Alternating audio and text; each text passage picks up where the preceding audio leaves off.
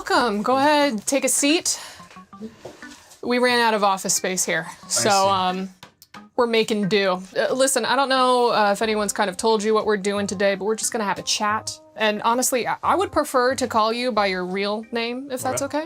Oscar? Yeah, Oscar Canellis Colocha. Actually, no, we're just gonna stick with Maxwell. Okay. Listen, I know that you auto-dub a lot of your content into English. Are you planning on doing that for this interview? No, this is my normal voice, and I will use it in English. Also, you're a highly respected journalist, Avali. Thank you. Now, during your time with Counter-Strike, you played for more than 15 teams in 8 years. Was that because you couldn't make friends? I actually have a lot of friends, but it's hard to make friends in gaming because people are like you, like rude. It's kind of personal. Did you ever think that maybe in those 8 years that you were the problem? Was it hard for you to leave Counter-Strike for Valorant? Or does being from Catalonia make the idea of separation come easily? No, it was really easy.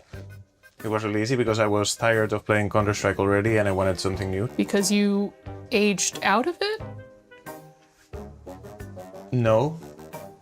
How old are you? That's a very weird question to ask a woman. No. Did your mother teach you your manners? I think women and men are the same. In what way? I can ask you anything that you can ask me because we're the same. When's your next monthly cycle?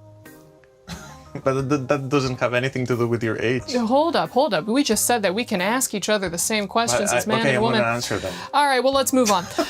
You recently became sponsored by Red Bull. I can see it on your shirt. Yes. Is that because being over 30, drinking it is the only way that you could stay awake? I'm not gonna get rage baited by that. It's fine. Why do you think that's a rage bait? Your attitude. My attitude? Yes. This is just the way my face looks. Now, Red Bull says that you were, quote, considered by the vast majority of fans to be one of the most charismatic professional players in the esports scene. By majority of fans, did they just mean your mom? It does mean what? Sorry, I didn't auto-dub it. Red Bull says that you were, quote, considered by the vast majority of fans to be one of the most charismatic professional players in the scene. But by majority of fans, did they just mean your mom? Oh. That's a lame one. Your mom is lame? No, my mom is That's not lame. incredibly rude. She gave life to you. Yes. But no. I mean, it's a lame question. It's a very lame question.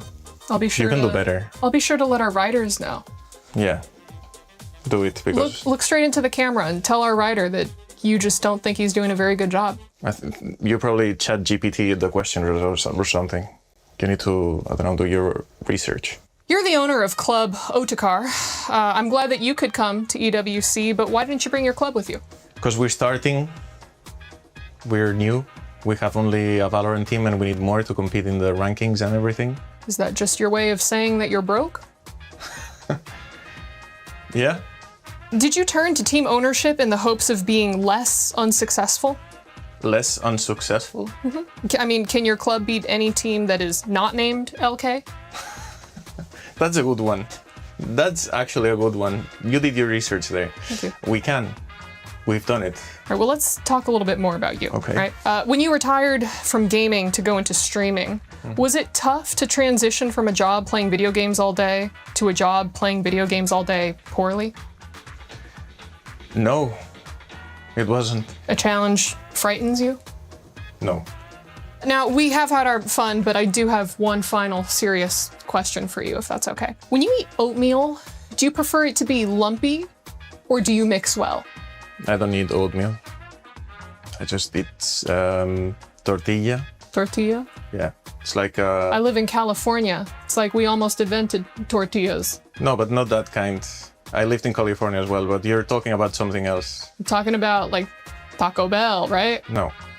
You mix Chalupa. the eggs. No, you get this from the supermarket. It's flat, it looks like a Frisbee, you could chuck it.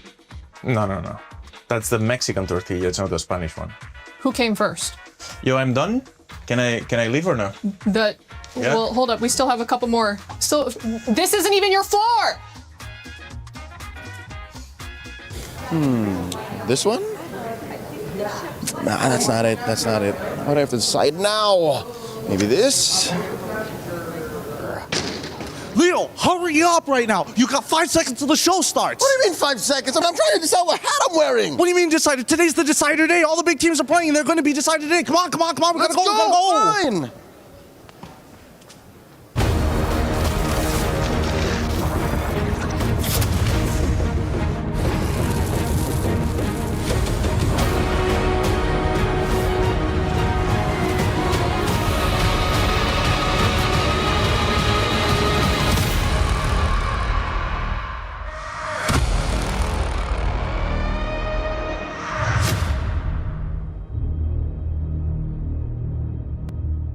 Welcome, ladies and gentlemen, to today's Sports World Cup. Today is day 2 of the MWI. Day 2 is something else. Who'd have thunk that the ladies had it in them to bring out these kinds of moments? Gen.G versus Vitality. One moment stuck out. Ashley came in for a kick. It was almost perfect. And then she, weirdly enough, dashed a different direction when it was supposed to be a finish this way. Another moment, I think, that's cool is Galaxy Phoenix versus Falcons Vega Mena. It was an almost perfect Fanny entrance, but I think what made that extra cool was the counterplay, where Ling caught a mid-air Fanny with the shifting skies. It's perfect, right? Shifting skies, and then the Sora came in and served up so many kills to. So we're finally up to day 3. 4 more slots in the knockout stage. I'm definitely excited for Na'Vi versus Gen.G. This is a dream match. Also, I'm looking forward to Virtus Pro versus Seita, because Seita opened strong. So something tells me there's something more to this team. Day 3 is a must watch because we're gonna be giving the final 4 slots in the knockout stage to those who earn it.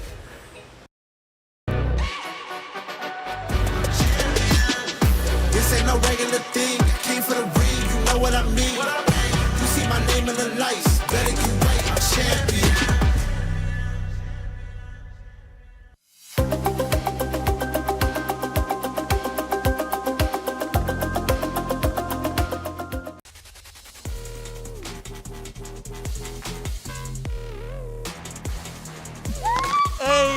Come on, brother. That's how we do. Let's go.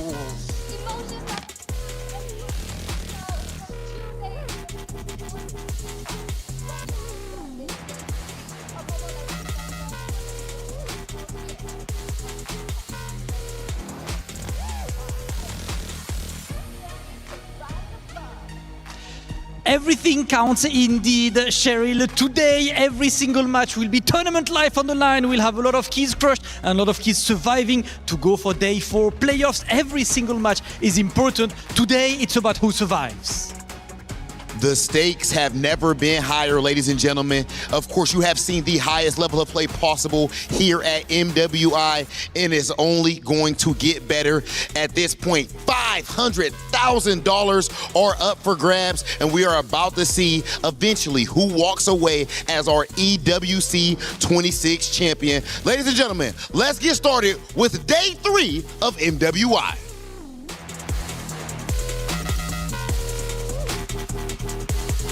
And welcome in, ladies and gentlemen, to the 2026 Esports World Cup. It's day 3 of the MWI. We have a couple more decider matches, and then we move into our knockout stage. Single elimination, 1 life to live, or your key is crushed. You want to be champion, you got to make it through the gauntlet. It's never easy, but being a champion never is. Welcome into the studio. I'm Taylor Reflections Noble, Brigitte, LaFell.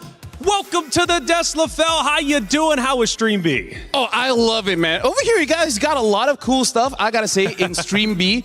Especially yesterday, it was amazing because the ladies played with a lot of heart as well as trust, because every single game went the distance. It went over 20 minutes. Yeah, absolutely. Especially as you consider Stream B to stand for B as the better stream. You started that day 1. I remember that. Day 1, what was up with that, man? Hey, either way, we're now on the same desk. We're bringing it together as a team, and we just watched them, I guess, playing a match over there with the stage host. You know Cheryl won that, okay? Bottom line period, smacked up Rob and Damascus. Today's going to be a great day, though, for sure, even for our first matchup that's going to be starting. But let's recap at least the past couple of days, because we've had some great matches, and I want to start with the biggest one that that we had with the biggest storyline. It was Vitality versus Gen G. This matchup was historic. Of course, grand finals from last year. LaFell, it was, of course, Vitality getting the win, and they did so in a convincing fashion. The question now remains, who are the contenders to challenge Vitality? Actually, I feel like that was a very good match for Gen G because I feel like that exposed a lot of the mistakes that Gen G really did. And I feel like they have to go through this for them to eventually become champions because in 2025, they start off very shaky. After a good loss against one of the Na'Vi teams, they started like, you know what? Now we know what's wrong. They fixed it and went all the way to the grand final. So I think that was necessary for them. Ooh, that's tough now that you mentioned that because we're assuming that this was a better spot for Gen G and they are going to go up against Na'Vi later on today. So that puts Na'Vi in a position which is equally as dangerous because they too, I think, have just very recently discovered what really works for them. And we're hoping that we see it continued and maybe not a bit too experimental in this very crucial match. And Bree, obviously, we'll be taking a look at our schedule in just a little bit. A lot of great matches to take place. However, we need to catch you up, especially if you're just joining us for the first time, because there's been a lot going down. Check out the recap. Says magnifique. Bonjour, welcome. This is the morning here in Paris. I'm having coffee alongside with Athena, which by the way, you look amazing. How are you feeling? It is an amazing day. I feel excited, especially it's a day 3 for MWI. Yeah, I'm not gonna lie, this feels like a date. Either ways, yesterday was amazing, at least for Stream B. The girls, they played with heart, with passion, with trust, because every single game of ours, Athena, 3-way elimination, it went over 20 minutes every game. When there's love, there is also heartbreak, right? But while we're over to Stream A, we had quite a few surprises. We were able to finally see the Ling and Fanny showdown from Fa and Nara. Quite an awesome surprise for a few of us who are waiting for that Assassin Jungler matchup. Well, we still have more games for today. We'll see who advances to the knockouts, but for now, we're gonna enjoy our coffee. Au revoir.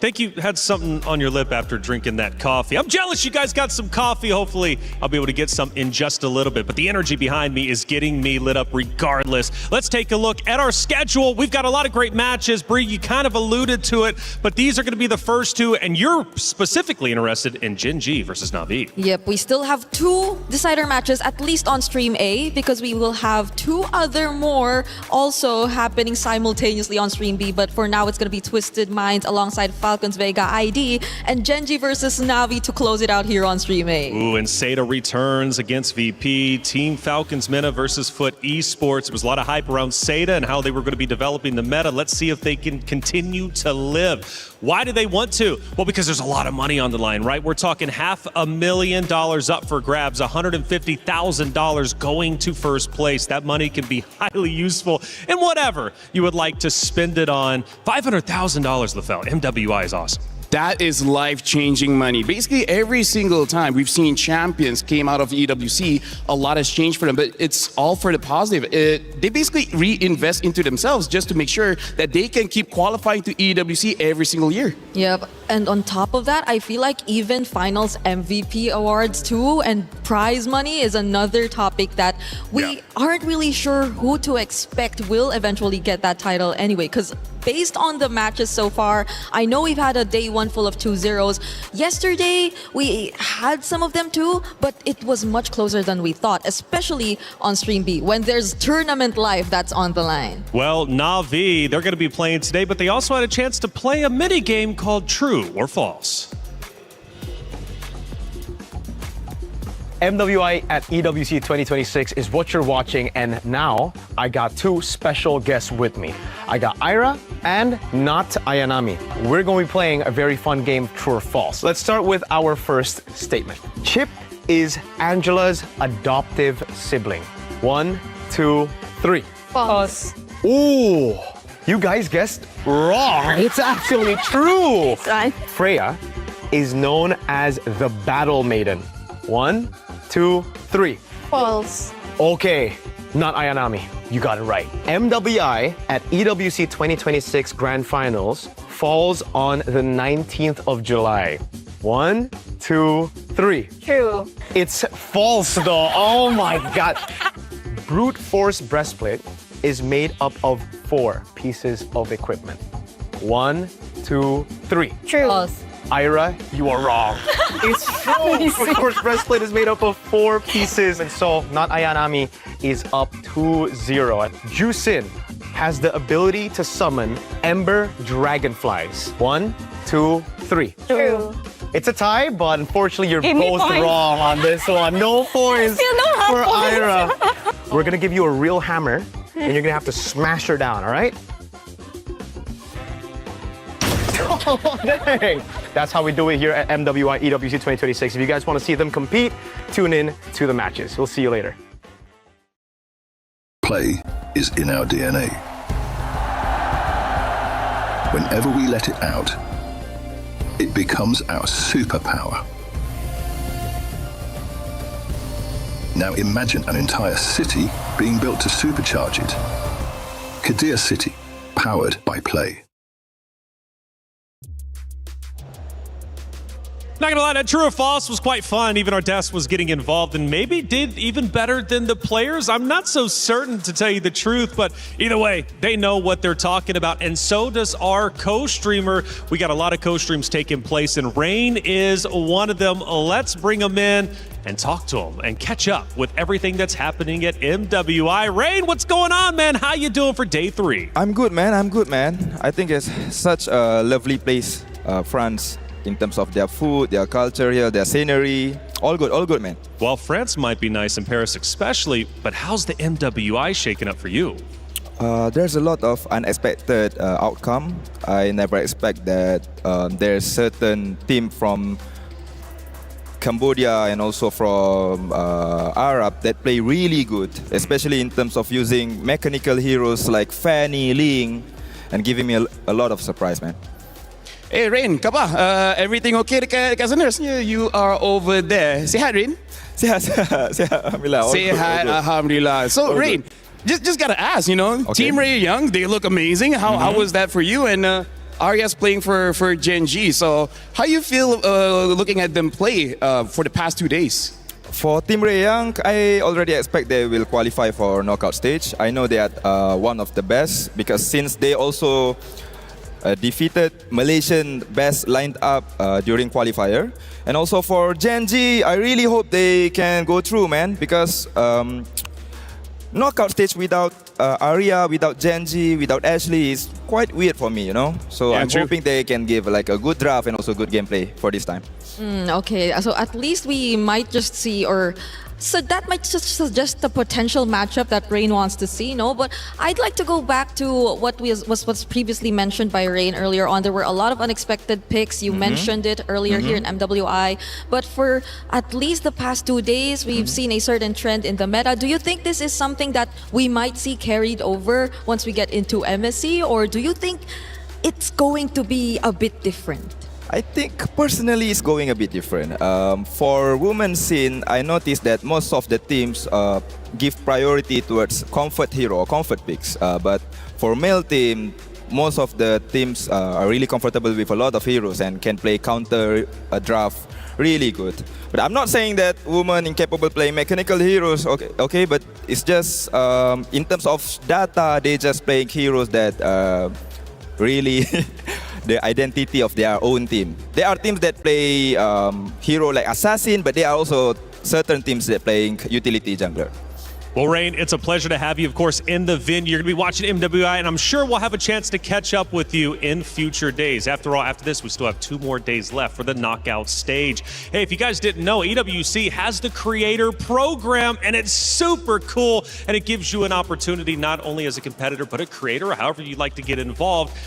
more in depth with EWC. This is a brand new thing. It just started this year, and it's quite special indeed. Your EWC journey starts here. Join the Esports Foundation, and hey, you get a lot of prizes as well and some merch. Who doesn't love that? They'll set you up, and that's the beautiful thing about it. You join the creator program, you get involved, scan that QR code, and they'll give you everything you need potentially in order to obviously be the best creator you can possibly be. And of course, being a part of the Esports World Cup is one of the biggest honors that you could possibly have as a competitor. Hey Rose, I hear you're catching up with some of the competitors. Who are you running into?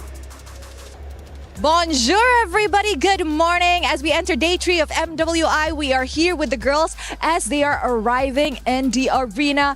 And oh, the first team I am seeing is Twisted Minds. Hello, good morning. Are you ready for today? Yeah, very ready. So, how excited are you on a scale of 1 to 10? 10. 10. Is there any words that you have to say to the viewers? Support us, guys. Period. Thank you very much. Bye. I'll see you later. And of course, we have more of the girls coming out of the buses. Let's see. Hello. Good morning. How are you? Good. You're excited for today's match? Yes, but it will be easy for us. Oh, easy? Why do you think it's going to be easy? Because we always match with the Falcon Mina and always we win. You always win. So you think it's going to be an easy 2-0? What? You think it's going to be easy 2-0? Yeah. Okay, good luck. I'll see you later.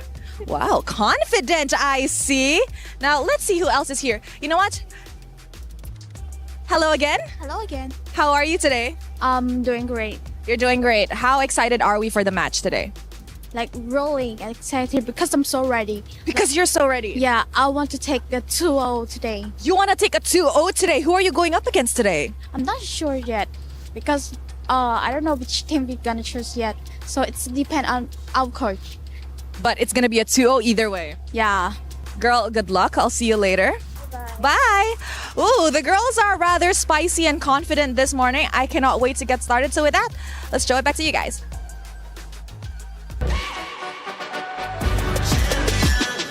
This ain't no regular thing. Came for the ring, you know what I mean. You see my name in the lights. Better get right, I'm champion.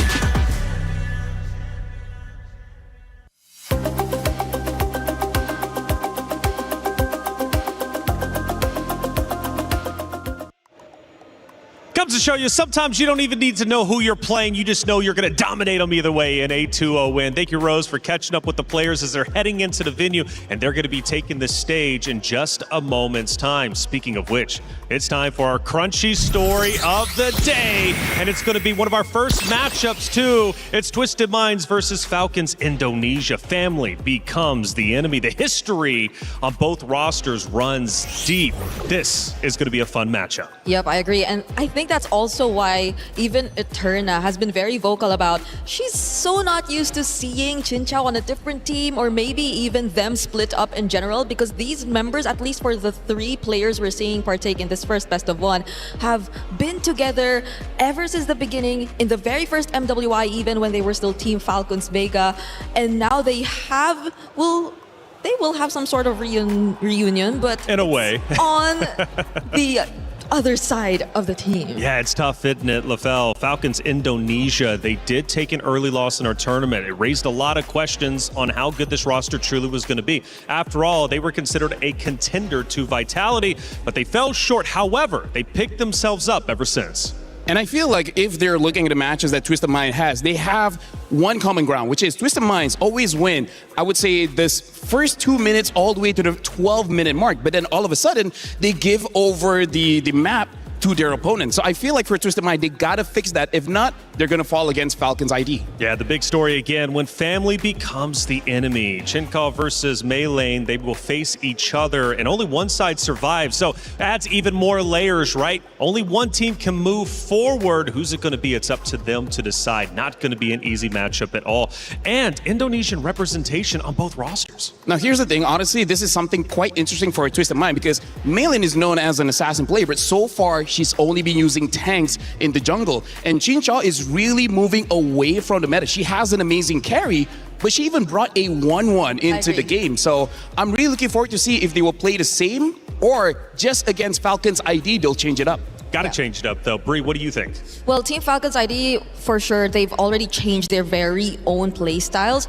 I think in the first day, we got to see them be, I think, a bit more confident with the more high skill ceiling or demanding lineups in terms of execution. But when we saw them come into their second series and simplify things a lot more, that's when execution seemed a lot better for them. That's when they were able to play the better early to mid game. And that's where maybe we see some of the contrast, because if Twisted Minds tend to be shakier towards the mid to late portions of the game, then Twisted Minds or Team Falcons ID, I think, are a team that you should watch out for when it comes to the late game when they get their snowball. And I'm going to add some more layers to that in just a second. But for all of you guys out there, hey, it's Rhino Day. Brand new interactive effect for Rhino Day is available now. Check it out and join the celebration. Get involved. Hey, we got some great stuff coming your way, especially for you MLBB players out there.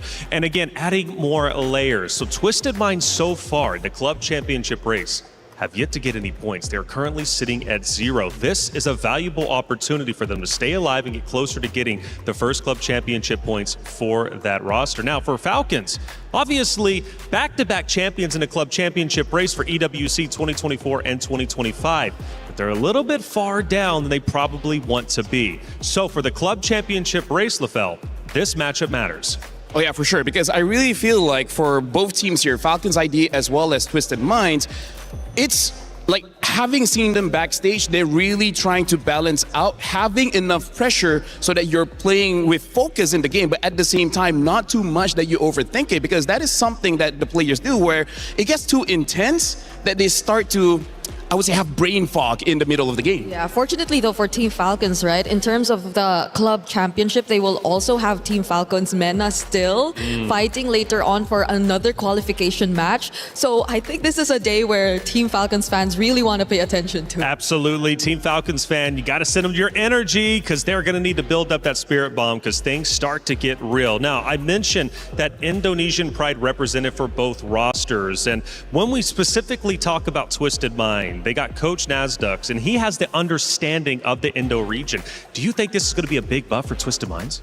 Not just that. Yes, they have a good idea of what Falcons ID want to bring up, but I got to bring up a name called Sa. She's the mid laner of Twisted Minds, and I feel like she helps the coach so much because her hero pool is so wide. I believe she has 7 to 8 heroes in the bank, so the moment the coach sees a weakness in the draft, Sa is going to be the one to exploit it. So I'm really looking forward to see what kind of hero Sa in the mid lane will be using. I agree, because it's not like she started with the more meta picks and then eventually revealed to us more of the unconventional mid lane picks. She started strong with the likes of a Kagura and the Lilia to introduce the hero pool that seemingly is a huge threat for Twisted Minds. So now that we are in that position where you really don't know what to expect from Sa and the rest of the members, I think there's a slight advantage as well on their side, aside from the Indonesian coach also being familiar with their playstyle. Because again, it's a reunion. So definitely Mei Lane, Chin Chao, they pretty much know how Violet is playing.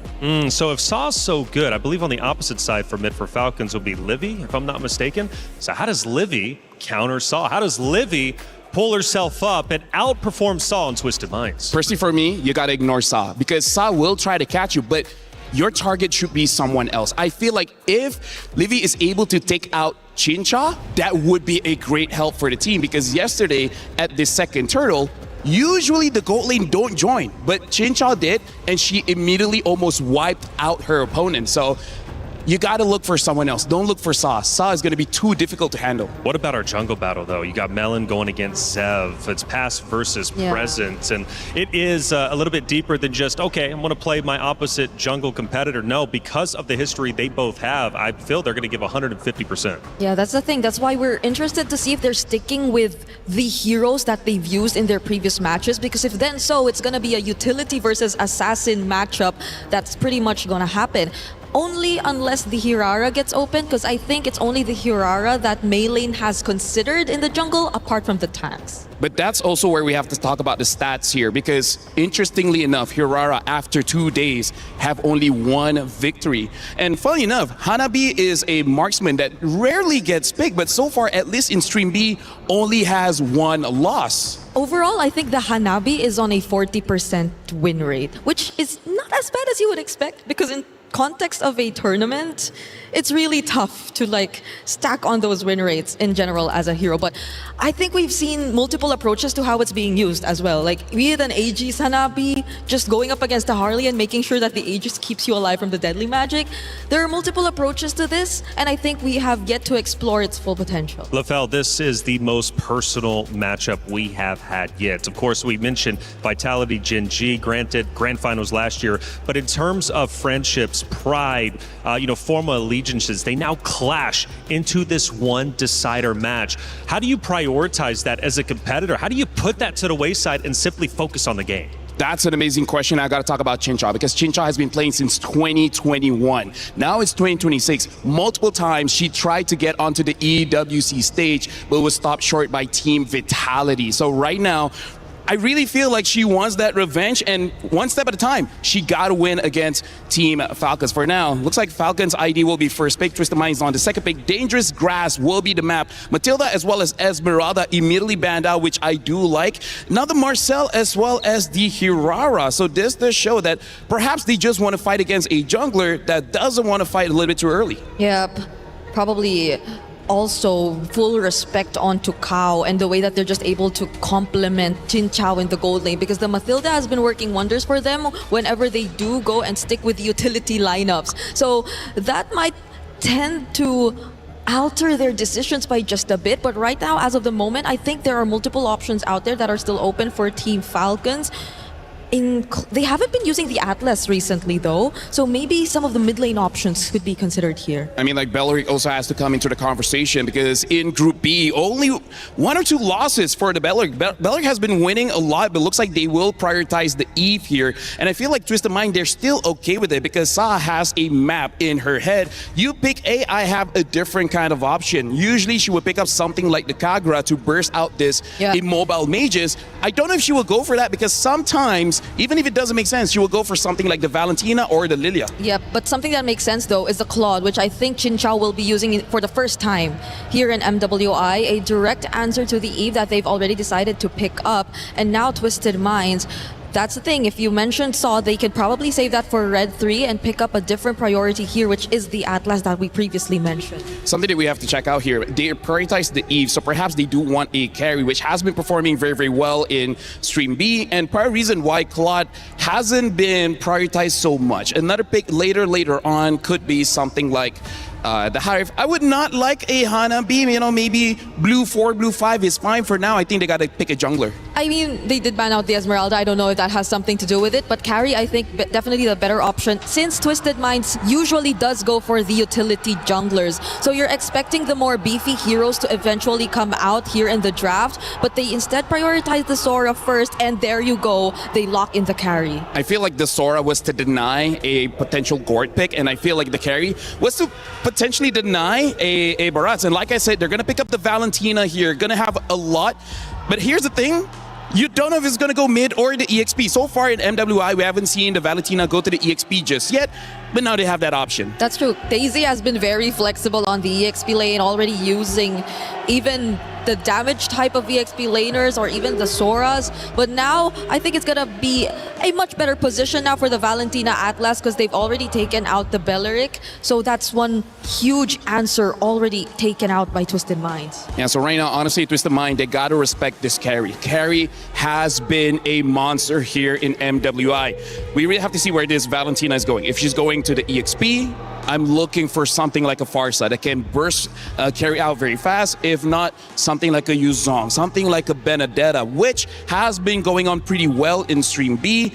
I die, sure, but as long as I take you with me, I'm good with that trade. Yeah, I'm wondering if Twisted Minds are feeling that this is gonna go mid or EXP, and if they want to force it on a specific role, because they're taking their time thinking of what they want to ban here in the second phase. But they're going to focus on the jungle instead. Understandable. Twisted Minds. Yeah. Weirdly enough, I don't think they've picked up a Fanny just yet, but I think it's just one of the options here if you're talking about Mei lane. Yeah, this is the advantage and disadvantage, right? When you have a very well-known player on your team, you kind of know what are their comforts, you know their specialties here. So I'm really looking forward to what kind of jungler they're going to be picking up. I'm thinking something like the Hayabusa would work well. Something like the Lancelot has been okay. I wouldn't say it's really the best. And honestly, for this lineup, I can see a potential Suyo coming out of Twisted Minds. Oh, so this is indeed going to be slightly different from the usual playstyle that you get to see from Twisted Minds. Although, with the Claude, I think Chin Chao being able to join in the team fights will be much easier too, so there won't be much difficulty in terms of just trying to ramp up the pace and getting the gold early on, regardless of the kind of jungler they use. But this is the question. Is it going to be the EXP lane revealed to us or the mid lane, or do they just lock in their jungler immediately on? I think the strategy should be just pick up your jungler here because it's a deny as well from Falcon's ID. And then later on, you see where this Valentina fits the best. If you're going to talk about tank jungles, I don't like it just because you're going up against a carry as well as an Eve.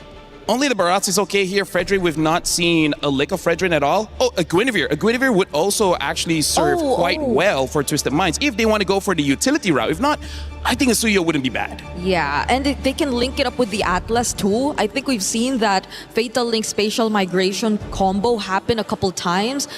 But they save it for last. At least they match the Sora with an damage EXP laner as well. And at least they have someone to hunt down these backline heroes from Team Falcons. Rick, this is something that we have to talk about, where the mid duo has been quite a big contention here in MWI.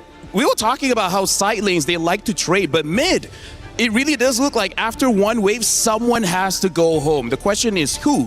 I wonder if with this Yuzong, there might be an early rotation into the mid just to make sure they have that priority. Yeah, because we don't know what kind of roamer Team Falcons actually are going to pick up just yet. Raymond, there have been instances where they do pick up the Hylos and the Belleric, which both been banned. But are both banned. The Hilda feels like it's not an option you could immediately go for just because you don't know what kind of jungler Twisted Minds is actually going to consider just yet. But if they really just want to take out the option of an assassin, which they don't because they go Gatot Kacha and Harley to finish up their draft. I feel like they pick up the Gato Kacha because you need a hero with Revitalize just to make sure that you don't lose out in those mid trades, which so far has been very, very important. If they want to go very aggressive in the mid, I really feel like something like a Suyo or a Guinevere would work out very, very well. Looking at the lineups here, it does seem that I would say it's a skill matchup for both side lanes, the EXP as well as the gold. So I feel like for the first 2 minutes, not much will happen. If something does happen, that means something really wrong just happened. Yeah. So what jungler are they going to consider here? Is it the Suyo or I would prefer really Gwyn. Sticking with a Guinevere? Because others are like only the Akai is left at this point if you're talking utility. Oh, yeah. So if okay, they're going Hayabusa. assassin. Yeah, I feel like the Hayabusa is also a very solid pick. Just be careful of the Gato Kacha because again, he has that Revitalize, so timing is going to be very important. I agree. This is going to wrap up our lineups. It's Harley and a Hayabusa going up against each other. A lot of iframes on the line. When family becomes the enemy, what do? Do you focus on the history and let it affect you in the game, or do you put it to the wayside and destroy your opponents?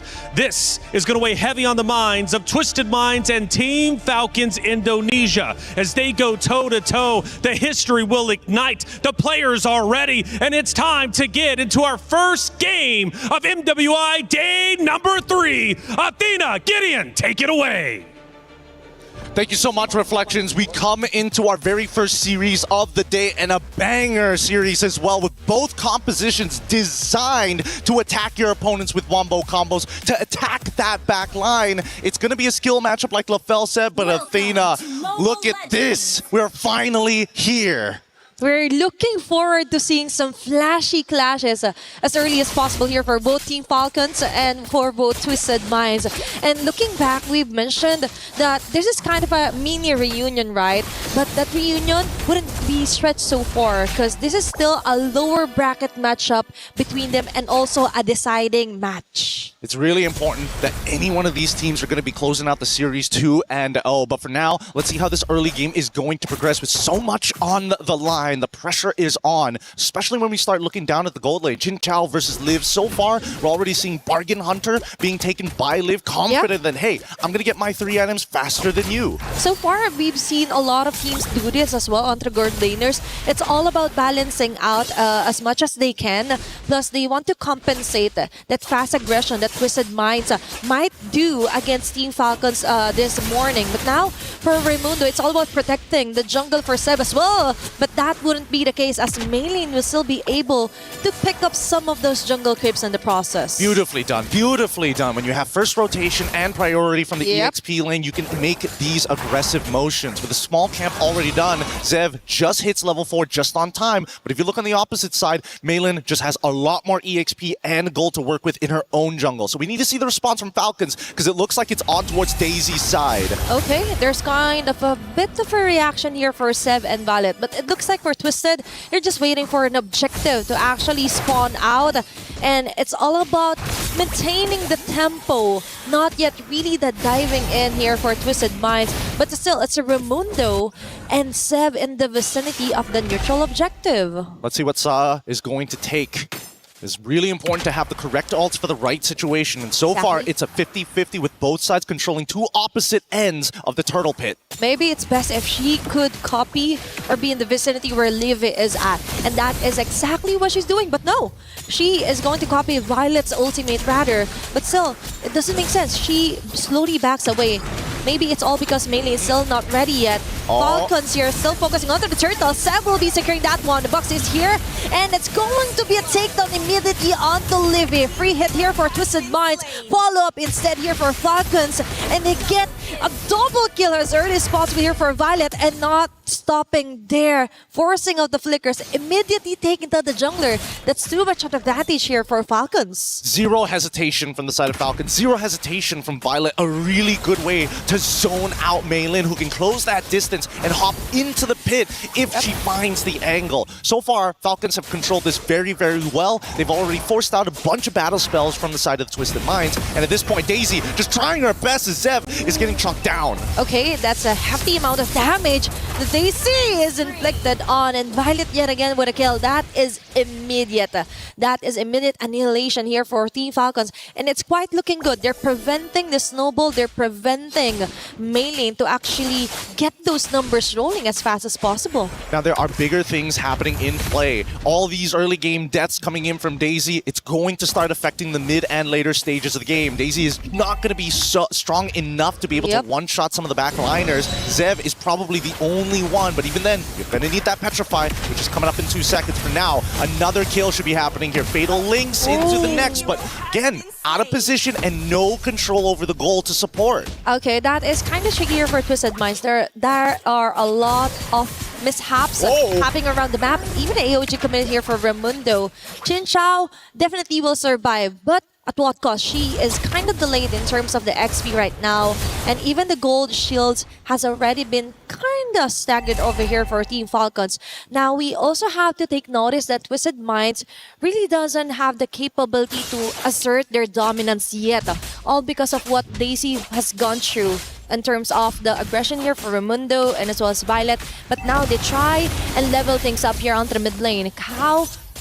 Okay, just on standby, reserving the frigid breath if ever, and Team Falcons yet again starts off with immediately getting a neutral objective yet again. Now, finally, Black Dragon form early as they're going to make the attempt on towards the turtle, and now RWM! Okay, neither can test this one. It's still Seb securing the neutral objective, jumping in onto the backlines is Violet and Raimundo. What a double initiation onto the members, and the jungler yet again caught in the crossfire. Even the shadow kill, I think that might be it. It is early double kill yet again for Violet. Daisy trying to run away. After the Guardian will miss out, Daisy trying to run as fast as she can, but the Void Crystal and Void Blast will be enough to ensure a kill for Falcon. Good flicker coming in from Livy, just a little bit off, just a little bit more damage to secure it, and Livy is willing to sacrifice her defensive tools for this upcoming fight. Keep in mind, in 84 seconds, the next neutral objective will spawn, and we have yet to see a single tower be destroyed 5 minutes into this game. I think Falcons at this point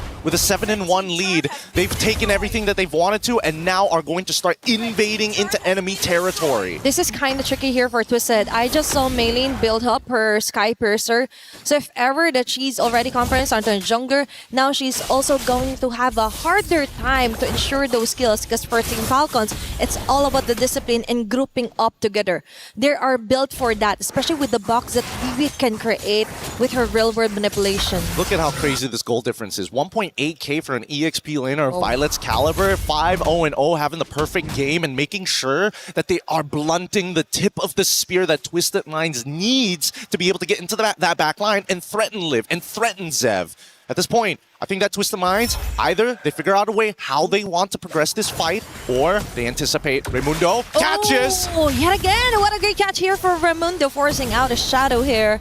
It's all about surviving the next few clashes that Falcons is attempting to do. Cow with a frigid breath. There's going to be a copy though, or the Amira. Oh, but instead it's Daisy falling down immediately. Front runners are being melted down here from Twisted Minds, and that's the thing. We were expecting Daisy to have fun. We were expecting her to get access to the back laners for Falcons, but instead, it's Falcons getting easy access to her. Oh! This guy's here for Violet. It's Sad trying to run away with a copied version, and instead, it's a turret being taken down. It's Falcons getting most of those advantages. They know, and Jin Chao gets caught by this. Unfortunately, not enough damage. Really good timing from Jin Chao. So far, out of all the members of Twisted Minds, it seems that Daisy is the most jumpy in these types of situations. Everybody else is just a little bit calmer. I think that's stuck in one more auto attack after that cloud shift. She can almost guarantee herself a double kill underneath that tier 2. But for now, Twisted Minds, they've made 2 back-to-back mistakes here, and so far the pressure is surmounting as Falcons now creating a mountain of gold. 5.9k hovering around that area as Jin Chao cannot deal with just the raw economy of Zev. If earlier it was just a mountain, now it's the Mount Everest they're up against here on the Falcons. You beat a takedown, and all of that fell onto the hands of Zev. That's a 107 onto Hardy. Meanwhile, onto the top lane, it's Liv and Raimundo versus 2 members. AOG here just to save her, ensuring a kill as well. Killing spree is early for Liv with the free hits. Main lane may not be safe anymore. It's Raimundo following up with the taunts. There's going to be the fatal links committed here by Cow, but no, it's Twisted Minds failing to do a trade against Falcons, plus a quick transition and conversion of a kill onto a turret as well. Outplayed by just 2 members, a 3v2 scenario, and somehow it is still in Liv's favor. Getting hit by the Petrify, getting hit by the full combo coming in from Daisy, but not enough to trigger the Shao residue to guarantee the kill. Either ways, Twisted Minds are in very dangerous territory. If we were talking about, well, I would say it's more of a K2 situation rather than a Mount Everest. Once we get to 10k, that's when it's Mount Everest. People are gonna die going on the way to the peak. And that's the thing. Daisy is dying out here, all because of that early double or back-to-back takedowns onto the early phasing of our game. Now, I do believe that even though they got this skills or skits that they could contest this Lord, it will be better if they just leave things be and prevent the next casualty from happening. But Zev won't relax at all. Cow on the other hand with a clutch frigid breath. BMI, Zev is attempting to isolate the members of our Twisted Minds. A chase down and a petrified play out to Zev. She will be able to escape. Okay, there's going to be a deadly magic here. She's out. Okay, she's trying to run away. Zev's out. Violet's gonna cover as well. Oh, wow! It's the escape of a lifetime. The magic trick works, and now the whole team is out of position as they're looking to crack open inhibitors. That worked wonders here for Zev. And that is how you caught their attention here. What a great move here. Very seamless transition for Violet as well. And all of that, they just wasted a lot of time here against Twisted Minds. So much because of that. And now we are here at the peak of Mount Everest. You better bring your oxygen tanks because not everybody can breathe this high up with that much gold in the bank. 11k lead so far, or a minimum of 10. We know what that means. The GG angle is here, and I think that Twisted Minds, I see Jin Zhao only getting the golden staff right now. We're currently at 23.9k. I'm going to assume that it's only 2 items complete as they engage with a cloud shift. Okay, that's a very nice combination here for Violet and the rest of the gang. Leafy with an RWM to ensure things will be inside the box. Live with a double kill as well. Members of Twisted falling hand by hand here. And that's going to be a 4 women down. Eventually a wipeout and a game 1 win for Team Falcons. Beautifully done by the Falcons. They knew exactly what they wanted to do. First turtle, if we punish this Yuzong, we get it, and we can go even further. We're going to double down on the Yuzong, and once Yuzong's completely out of relevancy, we move down and slow down the Claude. That is how you slowly choke out your opponents. Tilt the balance onto the side lanes where it matters the most, right? In terms of early farming up, compromising the whole rotation here for Twisted Minds. They were actually dependent on what Daisy could do, actually for Kao as well.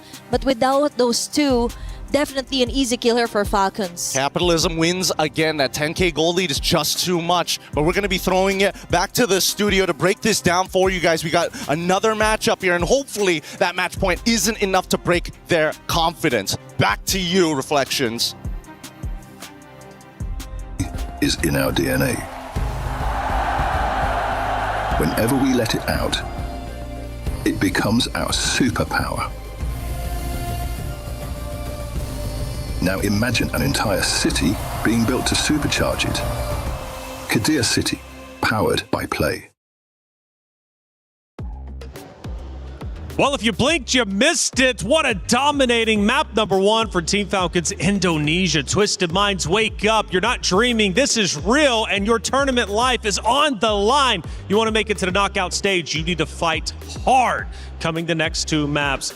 My goodness, let's talk about it and break it down, because Team Falcons Indonesia doing everything, it seems, and Maylane was getting punished. Yeah, I gotta say, looking at that game, they understood that, all right, Maylane this time is on a damage dealer. We got to get to her as fast as possible. And that was off of Violet, man. Violet on that Sora just keeps on, number 1, winning her lane, and then dominating like the jungle of Twisted Minds. Yeah, and the fact that we were, of course, expecting a bit more of the proactive gameplay since they were on mostly aggressive setter types as the fronts. It's an Atlas, it's a Yu Zhong, but the matchup in the XP lane didn't go their way, and the mid duo too. I think it all fell down for them when they really lost out hard on that EXP lane matchup. Well, we got a play to look at. Let's take a look at one of the great moments from match number 1, and it's most likely going to be the very end, and it is in fact LaFell, as obviously this is where Team Falcons Indonesia start to close the vice grip and eliminate map number 1 for Twisted Minds. Yeah, looking at that play itself already shows what happened the entire game.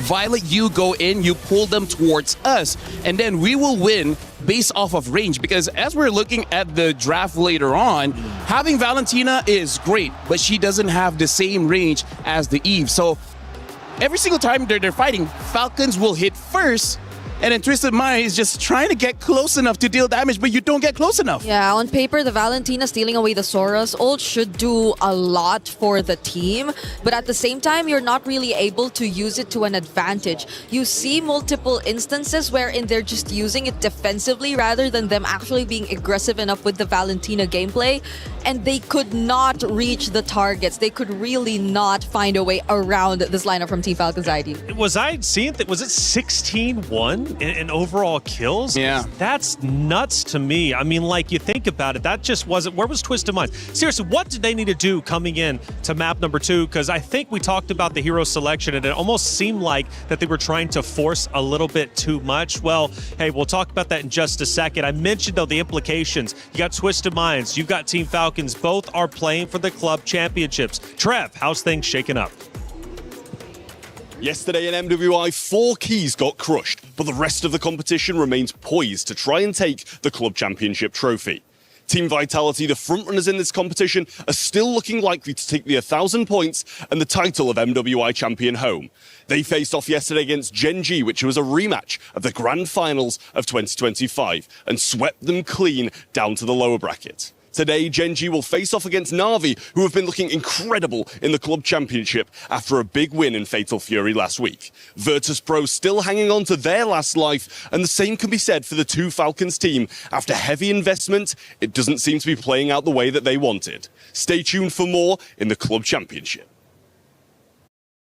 There. For every click, every clutch, every respawn. We were there for the years of grind. And we're here. Now. The proud founding partner of EWC. Powering the biggest event in gaming. Shoulder to shoulder with the world's best. Making history. Greatness deserves a stage.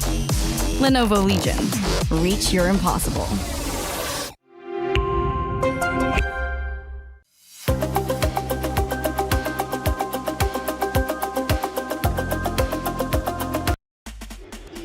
Well, Trev mentioned it. For some of these orgs, it's a heavy investment into the games that their competitors are playing. This is no different, right? Twisted Minds, Team Falcons, both tried to gain the club championship points. And for Twisted Minds, again, they currently sit at 0. Twisted Minds need to stay alive here for the hopes of a Twisted Minds club championship race moving forward. It's only week 2, it's early, but you fall too far behind, you'll just simply never catch up. Now, going back to the hero discussion, you mentioned something that I found quite interesting. For some of the hero picks, you mentioned it was an expression of skill.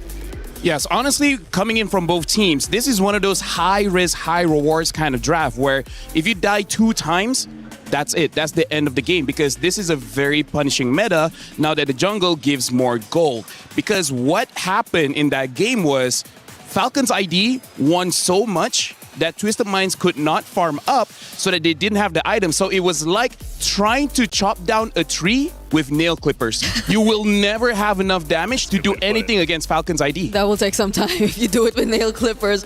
But that's, I think, also on top of the fact that we felt a bit more of an adjustment from Twisted Minds, because we're more used to seeing them play the utility type of approach. But I think Falcons ID just did their homework so well too. The Mathilda ban hurt them so much in a sense that it kind of made them hesitant to just prioritize their utility jungler overall. And at the same time, them picking it for last, resorting to an assassin, and having to also pay attention to Chin Chao, I think they had to do some certain significant adjustments from their end. And I got a key talking point I want to bring up to both of you out there. But for all of you at home and also in the venue as well, check it out. My Champion Pick. It's here. 2 champions, 1 game. My Champions Pick event is now live. From July 27th, submit your predictions for the MSC and MWI champions for a chance to win 50,000 in-game diamonds and MSC 2021 and 2025 tournament skins. Don't forget to leave your picks under at MLBB Esports for even more chances to win. Lock in your champions now and cheer for your favorite teams. My Champion Pick now live. Get involved. It's some good stuff coming your way. Now, again, going back to the hero selection, again, it was a bit drastic. I mentioned the coach, though, for Twisted Minds, knowing the Indonesian playstyle, coming from Indonesian himself, of course, players also represented on both sides. Do you think he tried to get a little bit too tricky, thinking like, okay, I know the mindset of the Indonesian team on the opposite side for Falcons Indonesia, but maybe he just did a little bit too much? Indonesia as a region, they're a very fight-heavy region where it really is very, very short games just because you win the first 3 minutes. After those 3 minutes, it's very hard for you to make a comeback. So I think that's why both coaches tried to draft a little bit more risky and kind of hope for the best. I want to see them pull that back just a little bit and try to help out Chin Chao just a little bit more. I feel like she can get more help. She could eventually get them the W. A bit more for Twisted Minds, I feel, because again, we mentioned how risky these lineups already were, and the fact that they are both very team fight heavy lineups. They do really like to brawl. The moment that they lost out big on that early game, on that EXP lane specifically, then it was very difficult for them to scale back into a position where they could just really constantly fight back. How do you deal with Violet? Because she was disgusting out there. Absolutely nasty. Violet, even within the first 4 or 5 minutes, up to 5 total kills. She's clearly a problem. I feel like they're going to change just a little bit on the strategy, because what happened in that game was that the mid duo tried to make sure that the mid duo of Falcons ID does not move. I think this time they're like, you know what? let's help out the EXP lane. How about 3 people go there? How about 4 people go there? If they can shut down Violet early, maybe the game would have looked different. Yeah, maybe give the more Sa type of heroes that would just really catch them off guard. Have more range and have more range, movement around the map, because with the Valentina, range given, it's not so good as the other mid lane picks out there, but I think also movement really restricted because she really wasn't able to get the advantage in the mid lane up against the counterpart, up against the Eve. My biggest concern though for Twisted Minds, they lost that so quickly. Now they're immediately going into map number 2. The regain is going to be so hard. This is something that I have to talk about because in Stream B, even after losses, Chincha was smiling, having fun, same as Maylin, and this shows their veterancy, right? They've been here since 2021. They've suffered losses before. They know how to recover. And looks like part of that recovery is banning out that Sora. So quite unorthodox. We haven't seen a Sora ban for quite a while. Speaking of, Twisted Mind is going to be the first pick, and then Falcon's ID on the second one. They're playing Flying Clouds for this one. Sora as well as Atlas banned out. But you know, Sora was also used by Daisy on Twisted Minds, and she had a phenomenal job with it. So wouldn't you think maybe, even though banning it out is a bit risky, why not try to risk the fact that you might be able to get Sora yourself? I doubt that they'd prioritize it for first pick though, so there will be a greater chance that Team Falcon's ID will get their hands on it all over again if they don't take it out here, because they prioritize it the same even knowing that the Valentina's open in game number 1. The other possible answer might be this time, maybe Daisy has to go for a tank, like a proper tank, so that you can actually have an assassin in the jungle. Because again, the EXP needed farm, right? The mid needed farm, jungle needed farm, gold needed farm. So losing 1,000 gold kind of feels like losing 10,000 gold. And because they went with an Atlas, which is a setter type, which is more like a bruiser rather than someone who could...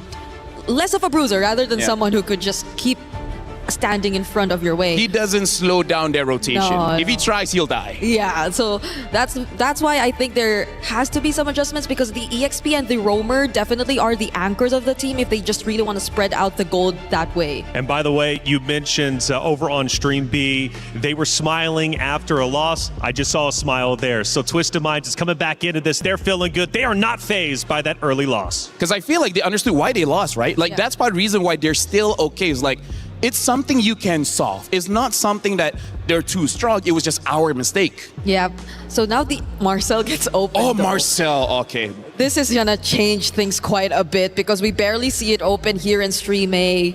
But the fact that Falcon's ID have already secured the carry yet again, I feel like this is gonna be a staple in their lineup up against Twisted Minds. And now you might want to think twice about what the option in the jungle is going to be again. Brigitte, I really feel like carry is going to be a big priority in MWI, maybe even MSC, because carry counters so many meta picks right now in the EXP as well in the jungle, where before this, we hoped for Gord to be that tank killer. Now the job goes back to carry, which, you know, is why she was designed the way she was designed. Yep. Oh, the Paquito gets picked up. So Twisted Minds are still going for a... This is going to be Esme. Okay, this is going to be Esmeralda fighting against the Paquito, wins the lane, as well as the counter is not there anymore. I don't see why not pick up an Esmeralda here. Yeah, at least for Twisted Minds though, they revert to something that's more common to them. It's the utility lineup and a damage EXP. So maybe just maybe Daisy gets a bit more comfortable here. But again, the presence and possibility of a direct counter to her lane. That's what we have to watch out for here in Red 3. Does Falcon's ID do finally pick it up? Or do they just really want to play confident and show us something else? Yeah, I feel like the correct answer is going to be Esmeralda, but hey, like you said, maybe they want to go for a very different direction because maybe they want to pick up the jungler now before it gets banned out. So yes, they do pick up the Esmeralda. So now let's talk about what Twisted Minds really need. They have burst, they have crowd control, now they need consistent amount of damage. Something that Chinchao used before was the 1-1, but I do not think that will be a very good pick here. Yeah, I think on paper you would want to go for the Claude since you already have to answer the Eve, not directly winning against the carry, but that's pretty much a given considering the way the meta works right now. And you need a bit more of shred and DPS, as you mentioned, because you have an Esmeralda on the other side. Yeah, and now look at this. They're batting out the shred. They're batting out the gourd. So this Esmeralda will eventually become a very big problem because even though the Claude builds Demon Hunter Sword, it's going to take some time for you to take out the shields of Esmeralda, especially because you have a Paquito, you have an Akai. They're going to give shields over to this. In fact, even a Marcel, right? Every member of Twisted Mind has a shield that Esmeralda can absorb. So the likes of a Claude might not have enough damage to even break the shield. How deep can Sa's hero pool go too? Because we've seen like attempts to even use a Lunox to answer against these kinds of tanky heroes, but does she have it in her pool? And will she be comfortable enough to play it? Arguably so though, I think she will have enough space. She's paired up with a Marcel. They also have the Akai on their side. She will have the Brilliance to temporarily keep herself safe. But range might be another issue for Twisted Minds if they do decide to go for the Lunox route. I've seen a Lunox in Group B, but that's from Foot Esports playing it in the gold lane. Sorry, not Foot. MIB are lost. Oh, yeah. Yeah, so now, are they going to fully commit on banning out catch heroes like the Cho as well? Oh. The Kimi gets banned. I was thinking of the Kimi as well. Not an amazing pick against the Eve, but if you commit to maybe second item Sky Piercer after 3 stacks, you should have enough damage to deal with the Esmeralda. But I wonder if the Kaja was banned out here because we're already assuming it's an Akai jungle. Part of the strength of Kaja. Remember how game number 1, Falcons completely control the jungle? Yeah. Kaja is amazing at that. You know, the passive as well as the basic attack can steal many camps away. Oh, yeah. And again, there's a carry. Cho is a good partner with carry, same as Kalia, same as Kaja. Anyone that can catch, carry's happy with them. That's true. That's why they probably took a bunch of the pick-off-centric roamers out. They don't reveal to us the roamer just yet, though. They go ahead with the Harley. That's a lot of magic damage we're starting to see from Falcon's ID.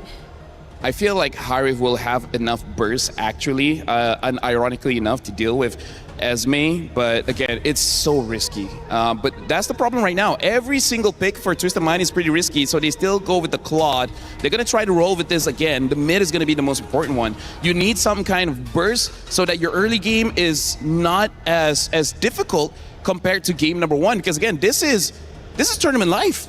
Yeah. Lose here, you're gonna go home. Someone who's not as easily caught, someone who can probably also kite because you're expected to run around a lot of times. It's a Harley, it's an Esmeralda in your face, apart from the fact that you have to deal with the range from the Eve.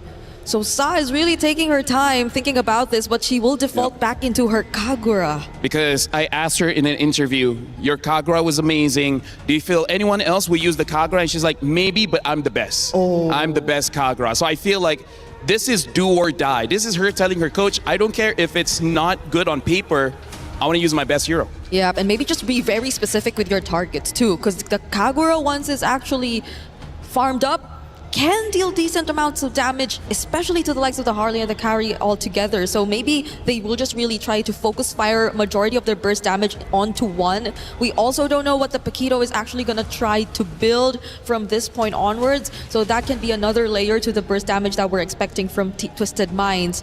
But Falcon's ID, the roamer, is it a Cho? I feel like a glue will be fine here. They don't have the damage profile to take down a glue. But it looks like they're going to go for the Hilda. So the Hilda is just to match the Marcel. We're going to have a woman-on-woman defense, making sure that the Marcel is always marked. I got to say, Brigitte, looking at Twisted Mind, they're drafting like their life depended on it. And now Falcon's ID, they're trying their best to counter every single pick of Twisted Minds. But will it pay off? That's the question. For Team Falcons Indonesia, they struck hard in map number 1, and Twisted Minds are forced to come back to protect their heart in the tournament. The key, will it get crushed after this map, or will we go the distance to a map number 3? It's up to them to decide. Athena, Gideon, let's get it started. Thanks so much, Reflections. Also, big ups to both Lafell as well, breaking it down perfectly. So far, this game is really going to boil down to how those first couple of minutes is going to go, because, man, Team Falcons with a draft like that, trying to cover every single position is kind of wild. It looked like a chess match, actually, answering each and every move that we've seen Twisted Mind try and take.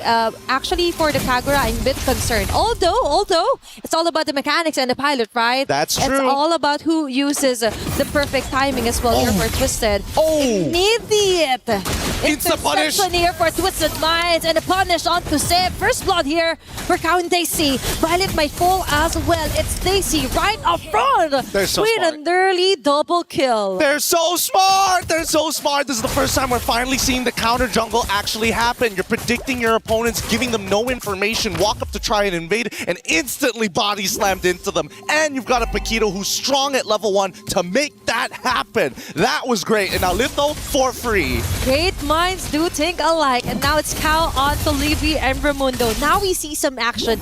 Now we see the countermeasure that Twisted Minds change from game 1, now reflecting heavily onto game 2. So good. So very, very good. This is the best start possible that we can see from Twisted Mind's side. However, it's not over just yet. Just because First Blood was given over doesn't necessarily mean that the entire game is over. It's just going to be a little tough for Zev to come back into it. And I think Violet, unfortunately, just does not have the base stats to contest with Paquito until first items are purchased. Yeah, and it's actually one of the analyses earlier onto giving Daisy a hero that could actually withstand and do some action. And now it's up to main lane to actually try and bear some of the responsibility to setting up bigger and better team fights here for Twisted Minds. And now onto the top lane is going to be Chinchao yet again being targeted. There's Sev onto the side lanes. Very nice BMI out here just to disengage. Yeah, they didn't see the BMI, unfortunately. They could have waited just a little bit longer just in case it times out and see whether the mistake was going to be made. But with the Deadly Magic already gone and information on where Zev is, this should be a pretty free turtle as Raimundo opens up the map to see Kao. Okay, Violet is there as well. They're still waiting for that big square, that big RWM that TV might do, but instead they just focus on trying to level things up here for Twisted, not giving them any more kills than necessary. Oh man, the turtle already slain and Zev in position to try to make another attack and another attempt on that top side. Mid gets attacked instead as Twisted Minds are sending the reinforcements. Okay, now they react. It's Chinchao yet again being left defenseless. Even the Deadly Magic committed. BMI just enough of a shield to get back and survive. And now it's Kao living some of those frame moments with a chucking shot, but all is still good.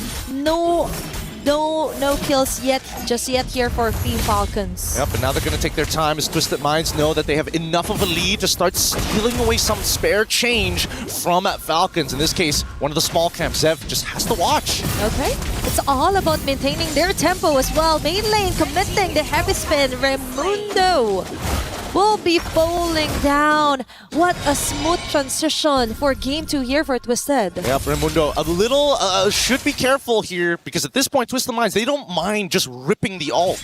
They don't mind just finding even more picks. They already have the lead. They're not going to play from behind. They're showing that they have enough dominance to play ahead. Can Zev steal this away in time? Zev does not have retribution just yet. Okay, she's just rushing through everything. And it looks like it's still main lane here. Possible punish? Cross me. Okay, onto the top lane. They go for the counter punish. Raimundo onto the back, targeting Kao. It's it again, going in with the golden orb, but no one is caught here onto the side of Team Falcons.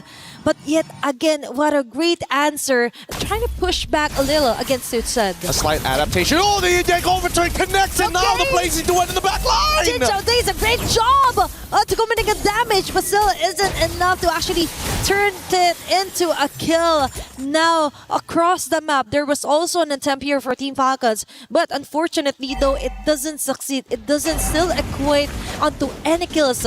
4 minutes into the game, and they still haven't found the right rhythm yet. Maybe here under the turtle, they will. It's all about adaptation. Now Violet trying to maintain as much pressure as possible to create that space. Sa needs to clear that midway before they get it, and now the fight starts to begin! Oh, now it's Raimundo forcing out Daisy. Missed position here for Twisted Minds. Still, it's Sa follow up closely with the Thrasho and Seimi umbrellas being thrown all over the bush. Neutral objective still up. They might not reset this one as Twisted continues their dominance here onto the top lane. Raimundo and the rest of Team Falcons will disengage and not contest the turtle anymore. Sa, and again with Yin yung overturn, Liv trying to run away. Golden Aura as well, looking for the side steps just to try and survive. And she will not, even with the flying clouds, still isn't enough time to actually help her. Very nicely played. So far, Twisted Minds are coming out of this with 0 deaths. The kill score is 4-0. Falcons have yet to find something against them. However, the lead isn't running away just yet.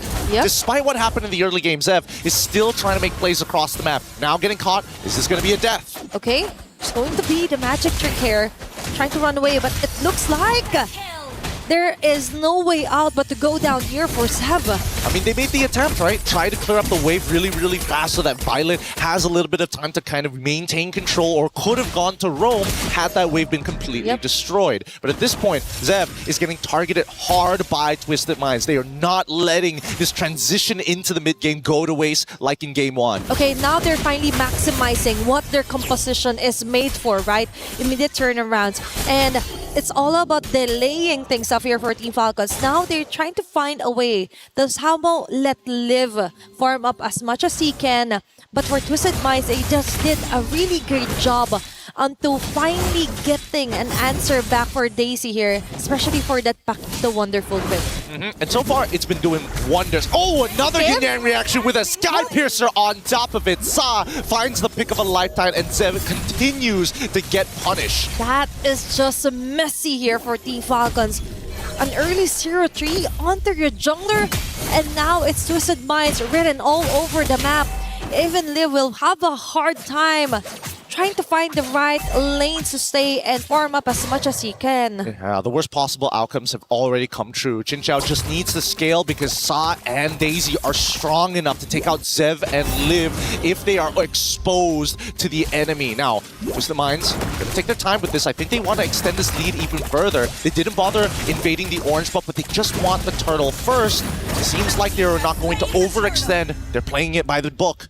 Very textbook plays. Okay, it's all about maintaining composure here also for Twisted Minds. And we do like that they don't do this flashy, unnecessary movements across the map unless it's really necessary. All about clearing up the lanes, not letting any lane turret being destroyed here for Team Falcons.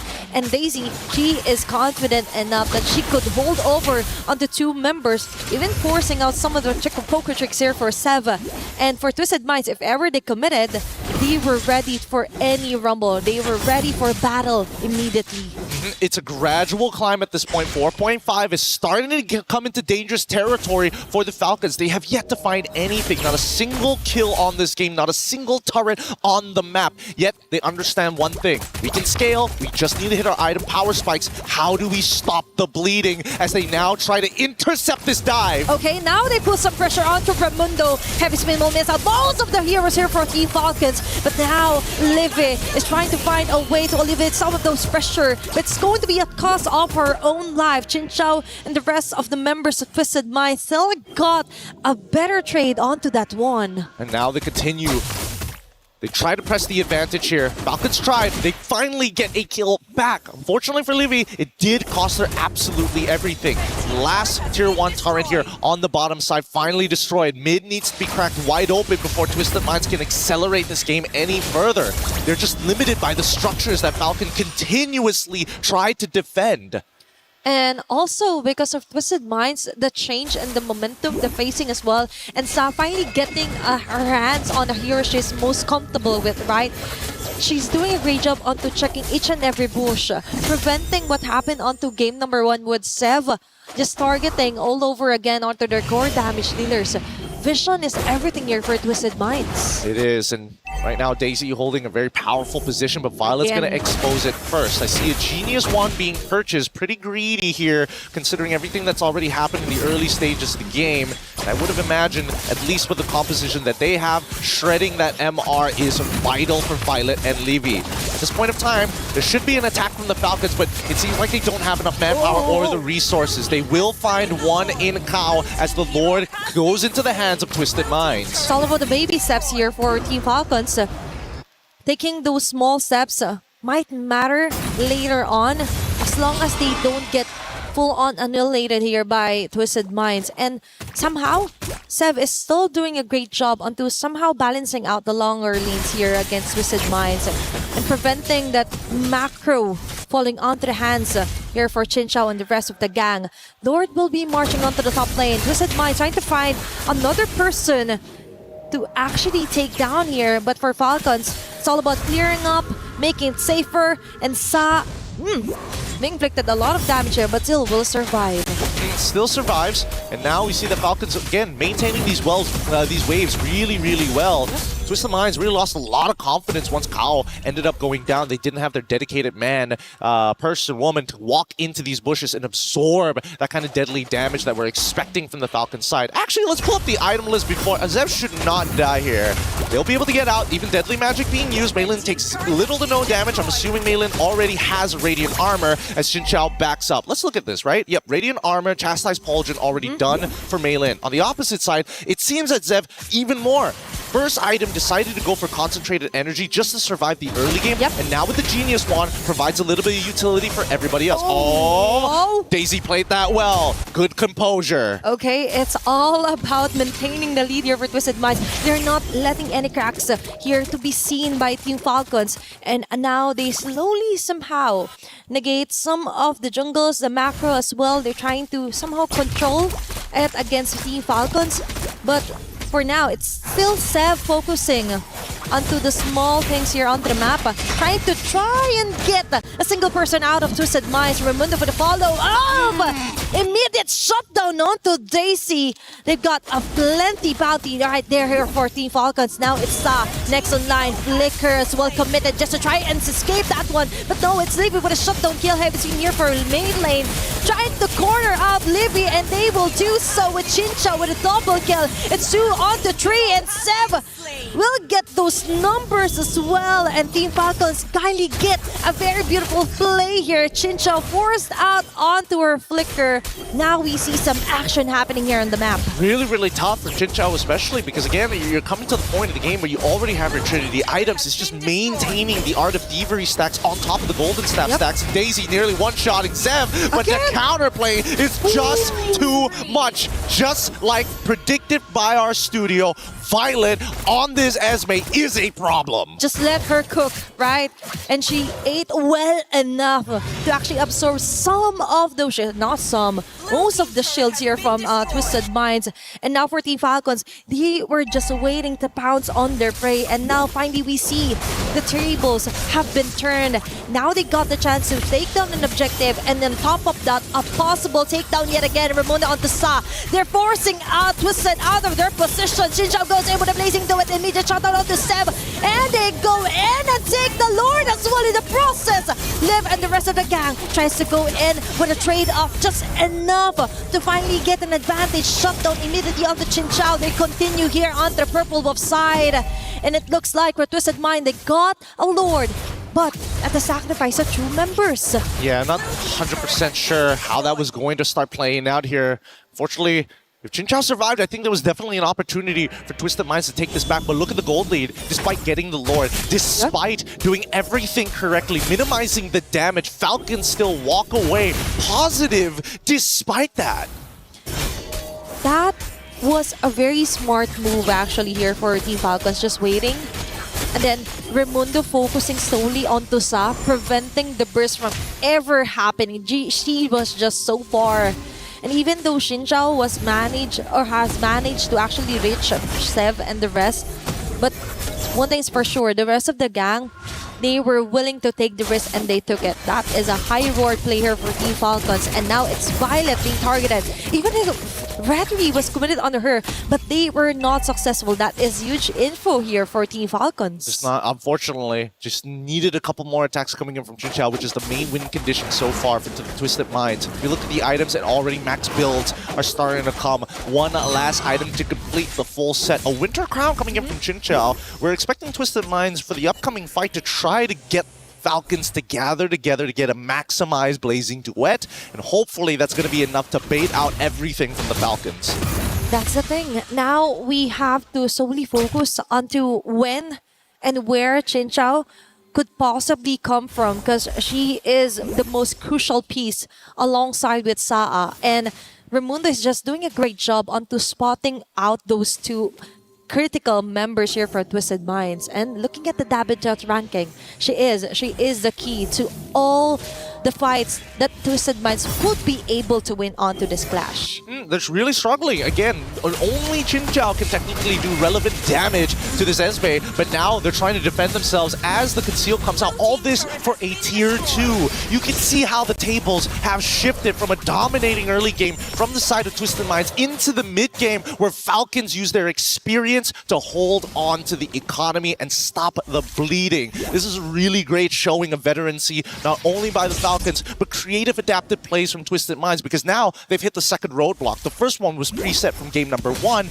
Coming into this one, we need to see them do it on the fly without the help of their coach. It's all about maintaining the pressure to stop the bleeding, right? And that is exactly what Falcons did. They didn't let it really roll over here onto Twisted Minds. Instead, they still continued onto their day jobs, which is to farm up Sev as much as they can. Let Liv take most of the farms as well when it comes to the minion waves, and now they focus onto getting Daisy out of position. That was a really close call here for Sev. Now they come back. There's a positive position here for Team Falcons, and they could attempt another gank if ever, but Twisted Minds, they're just not letting things go walk by. This is so good. Falcons know how to get the attention of Twisted. They show that Harley in the mid lane. Twisted continue to respond to it.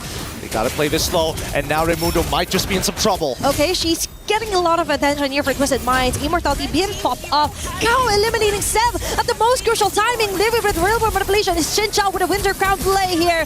Critical placing duet, but Liv is still alive and will be able to take down the burst damager here for Twisted Minds. Daisy, on the other hand, will get the trade off, but now it's main lane locking in closely here on the members of Team Falcons, and Violet is the only woman remaining, and Twisted Minds one onto that clash and will be able to secure a Lord. One simple mistake. Liv just needed to buffer the flicker as soon as that heavy spin connected the very first time before she gets pinned against that wall. You gotta be a little fast on that one, and Liv right now needs to do so much work, because for the rest of the team to peel for her, they have to put their bodies on the line. Liv tried to be the peeler with the RWM, and guess what? Chin Chao already one step ahead with the Winter Crown. And now they're looking to somehow compromise some of the jungles here for Team Falcons. What you've mentioned, that was beautifully played out here also for Twisted Minds. Very smart targeting for Mei lane,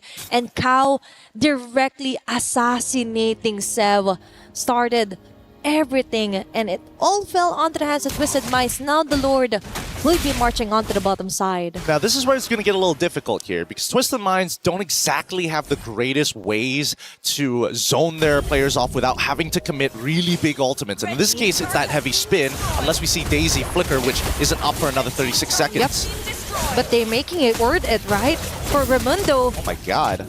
She is just suffering, bro. She's just suffering onto what Chin Chao and Kao is doing. It's Daisy yet again finding Sev across the map, across the jungle, and now they're left to defend. It's only going to be 4 members here onto the top lane, and main lane and the Ross will be slowly disengaging. That was an immediate answer for Team Falcons, but that was a close call, by the way, for Sev. Oh, can they save the turret? No! The inhibitor turret gets broken down. Even if it survives at 1 HP, at least it would have prevented the ever-constant flowing wave from Twisted Minds' side, and a long wave, the long lane of which Falcons must consistently deal with. Look, Lord is spawning 75 seconds away on the bottom side. It's so far away to deal with, and they really need Violet to open up that map, because nobody else can do it, not even Raimundo anymore. She isn't, right? She is not really enjoying her time right now, because for Team Falcons, that's halfway across the map, and you wouldn't want to waste a time for Violet to just clear off the waves. You want her to be present when it comes to crucial team fights. Now we see her purchasing the Winter Crown as well. Wait, we're seeing a movement from Twisted Minds. It looks like they want to invade on the top side to maybe try and go for an intercept onto Violet, but they've already spotted this out, right? Raimundo, great positioning here to give the information necessary. Falcons ready for the counterattack. Okay, Raimundo still is baiting herself here. Just debating whether they should go for a kill, but Violet onto Daisy. This is what we're talking about. She is strong on the 1v1 scenario. But if there were multiple members, that is a different case. So Team Falcons needs to be really careful onto sending Violet alone across the map. Falcons, again, that counterattack, had it happened at the 40-second mark of when the Lord was going to spawn, they probably would have their ults back up for when the Lord actually spawned to fight once more. But it's just too risky. It's 15-13 so far, and Twisted Minds, both sides are all at max build, with Twisted Minds with a little bit more economy to start item swapping in the middle of these fights. We'll see whether that's going to matter in just a little bit, because you can tell Falcons, they're the ones who have to press the charges. Twisted Minds, they can just wait. Look at that top wave. It's building up fast. Yep, they have the luxury to take things slow when it comes to this Lord take. And as we've mentioned, it's always going to be a -1 here for Team Falcons just because of that base art being destroyed here for Twisted Minds. And now they commit. They saw that there are not a lot of members here for Team Falcons to try and contest this one out. It's Liv trying to fall back here with a free hit. And Violet with the Falling Storm will be able to hit Sa. But the process is going to be taking too long here for Team Falcons, but immediately get in with the kill. What a way to get off the Lord and get another kill. Xin Chao with their multi-twerk rope. And a double kill here for the carry. Falcons have done it. They were able to get a Lord, a kill as well, and now they slowly make their way through the map. Genuinely beautifully played by Falcon's side. I thought maybe for sure that this was going to be a Lord for the side of Twisted Minds, but the target priority from Falcons in the middle of the scrum was just too much to deal with. And now, with the immortalities, they're looking for the end game as Daisy.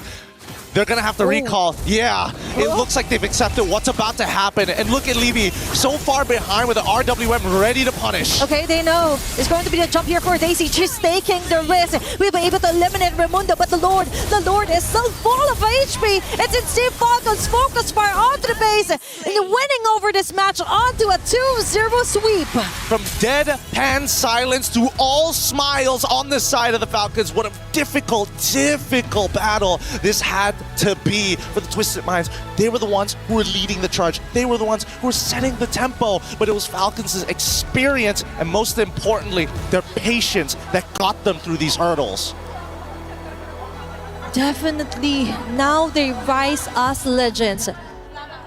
Many had doubted them from the first day of MWI. Now they put their mark yet again as Indonesia's finest to stay here at MWI at EWC. Ooh. What a game. If this is what we're expecting from our very first series, I don't know what's in store for later on today. The quality is already going up, and we are seeing some high-level ideas being implemented here in MWI. Let's look at this replay one more time here at the end of this match when we were looking for that closing moments. Both Daisy and Sa desperately trying to not only clear this wave, but they needed to pull the Lord's attention. And unfortunately for the Falcons, they said, no, we will not let you aggro the Lord. We will not let you distract our minions. And they made sure, hey, we're not baiting this out. We're playing this good and honest. They're playing it right to their strengths. And the redemption now continues for the side of Team Falcons Indonesia. What a start here for our deciding match of the day. Let's throw it over to our interview. Up on stage.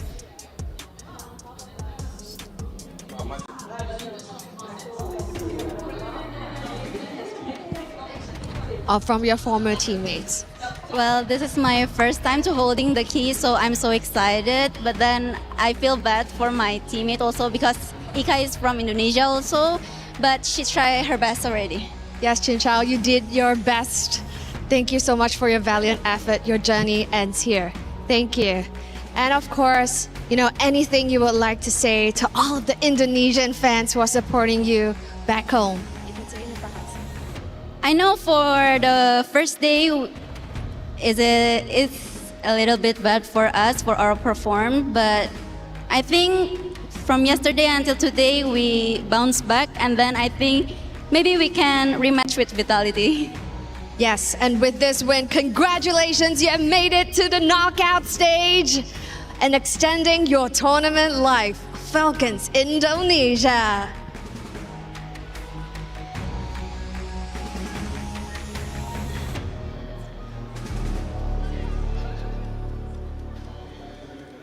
It is time for that very important moment. We have a tradition here at the Esports World Cup This is the key crushing. Congratulations again to Team Falcons, Indonesia, punching that ticket into the knockout phase. We gotta make sure we careful here. Stuff get real serious. Making sure that our key master lets you know exactly how it's done. Okay. We've seen the respect on stage, but at the end of the day, ladies and gentlemen, there can only be one when it comes to competition. Nothing is given, everything is earned. Oh my gosh. Yes, sir. Oh my. You see the reaction there. Congratulations again. Ladies and gentlemen, they are officially qualified for our knockout stages. Let's go ahead and take a look at the match highlights.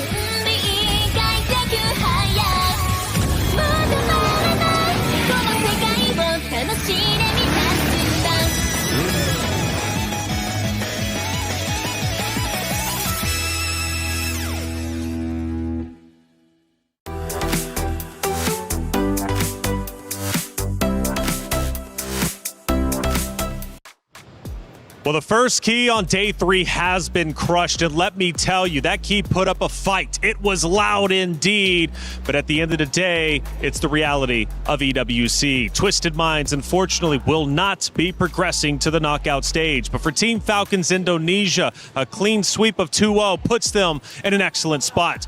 During the match, though, Rose had a chance to catch up with some interesting people out in our audience. We're having fun here in Paris, but I do have a few questions because it is an interesting match right now. We know that Falcons ID is going up against Twisted Mind. Now, I'm pretty sure Funi is split because if you guys remember, Funi used to play in Falcons ID, but her sister is in Twisted Mind. So how are we feeling about this matchup? Actually, right now, I'm very nervous. I'm trembling nonstop. Oh my God, I almost cried. Oh my God. Okay.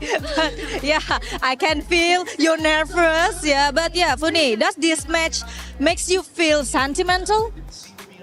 Yeah, I mean, on one side, it's my sister, and on the other side, it's my ex-teammate. So, of course, I feel a bit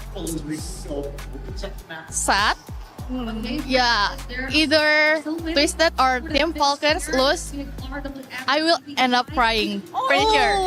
Oh no, please don't cry. Please don't cry, girl.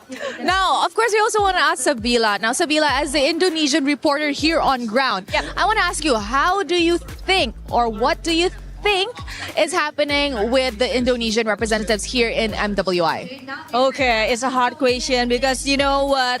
As we see from the Falcon ID, their play on their first match is not that good.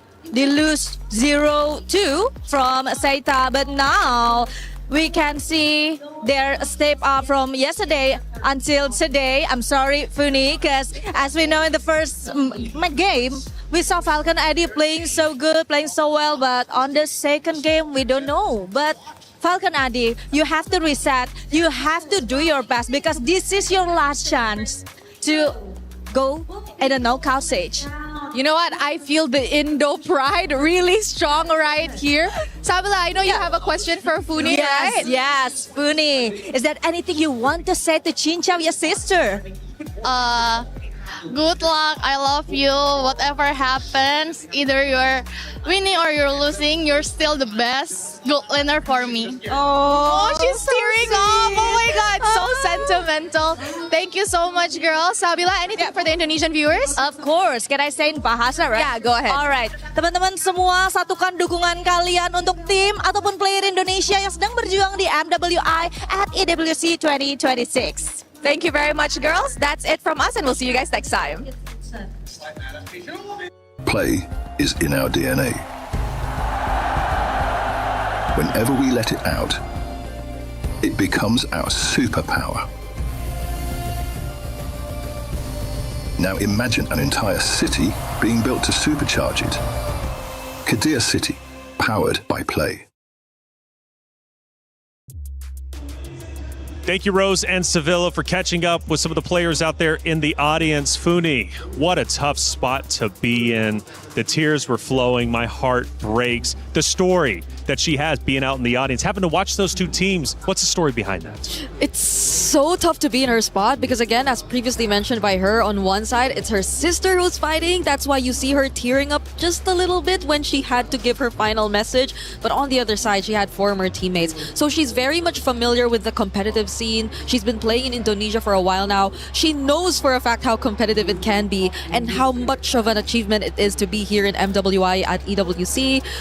So I can only imagine how she feels for her sister because she's already made it to this point where you only need to win one series to make it to knockouts, but you have to witness her lose it out in such an unfortunate manner after dominating the game for so long. That's why we framed it family versus the enemy. It's tough. It is for some of these matchups. I mean, it goes deep, especially with the history between certain rosters and teams and maybe even some people on our desk with some upcoming matchups. Let's talk about some actions throughout, though. Game number 2. Man, it was tough to watch. It really was because Twisted Minds, at least at the start, we're at the 4-minute mark, LaFell, and I felt like Twisted Minds were off to an excellent start. It was perfect. And honestly, Taylor, that's why it hurts. Imagine playing perfectly for 19 minutes. And then the moment that counts, the final action when Sa, as the Kagura, she missed her ult. She could not kill the opponent's carry. That's at the point of the game, you're like, I made a mistake.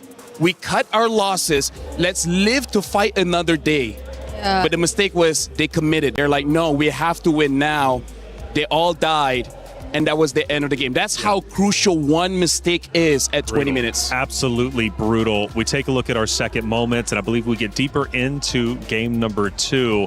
And this is where things might start shaping up for Falcons Indonesia at the 12-minute mark. Now, Bree, from this point in time, it's still relatively even. I believe Twisted Mind still has maybe a little bit of a lead, but you can tell Falcons Indonesia are creeping up. Yep, this is a moment where Chintrao was actually still able to find the way around the objectives, but it was where also Falcons ID were gradually being more confident in just trying to fight back against these objectives as well. And that's when I think they've also acknowledged themselves that we're a scaling lineup. And for the longest time, indeed, Twisted Minds have dominated it because they've done it through sheer burst damage. But it also can arrive to a point where they too can rely on their sustain. They also can rely on their raw damage in order to fight back. And that's where I think we got to see them on a much more equal footing, where decisions really made a huge difference in the latter portions of the game. And LaFell, we take a look at our third moment of the game. We get deeper in, and I think this is when you really start to notice and showcase Falcons Indonesia can pull this off. And this is where the mistakes really start to show. If there were 5 women there, they could have protected their base. They could have extended this and then maybe end in the next fight. But the fact that they committed earlier on, at that point, once they die, I think every player from Twisted Mind, they knew it was over. But even one mistake, right, which can catapult and snowball into ultimately a loss. During the hero selection, though, we did notice that Falcons quite literally picked just to counter the Twisted Mind setup. Do you think that late game setup with their picks ended up playing more of a role than we thought? Oh yes, 100%. And especially because Falcon slowed the game down. Because Twisted Mind, they had a good advantage to just end the game early, but Falcon denied that. Eventually, Falcons got the items needed to finally fight back against Twisted Mind. So yes, Twisted Mind made a mistake, but we gotta give credit where credit is due. Falcons slowed it down so much, they came back. They did not be as reactive to what Twisted Minds were already doing across the map, and that's despite the Paquito leading up or actually having such a great time, even despite the matchup against an Esmeralda. That's why it also feels so frustrating for Daisy, because I believe it was an unfavorable setup for her. She had a perfect game. It was a perfect game for her nonetheless. Yeah, well, I gotta say, it is heartbreaking for Twisted Minds, but that's how these tournaments go. Again, like I always love to say, making it to this stage is a massive accomplishment in its own right. Shout out to Twisted Minds for being one of the best teams out there when it comes to the MWI. Now, the question is, How do you be cool? I actually don't know. And Damascus, from what I'm hearing, you're going to teach me? What do you got? Au revoir, gentlemen. I heard that today you guys have been a banger, so I'm gonna teach you how to be cool in MLBB. So make sure you guys get this correct. Y'all ready? Y'all ready? How you feeling? I'm feeling phenomenal. I don't care how you're feeling. All right. This is the first question. Vengeance. What's a vengeance? A vengeance? Revenge? No, it's when you get killed at the beginning and then you just kill them back. No. Bro, what are you talking about? No, it's a skill. It's a skill. You know. Oh, like a flicker. Exactly. It's flicker. Stop. He pretends he knows words. He does not. You don't know what a flicker is. Bro, I know MLB. Bro, what are you talking about? I'm gonna forgive you. I'm gonna forgive you this. Okay, what's an inspire? It's easy. What's an inspire? An inspire? Yeah. Martin Luther King. You're not wrong. See what I'm saying? Yeah. It's a character's trait. Like there are tanks and there are inspire characters. They inspire the others. You know what? You're the They kind of keep people buffs. that make my mom cry. Oh All right? This is not being I'm sorry, cool. Mom. Okay, you know what? Last one.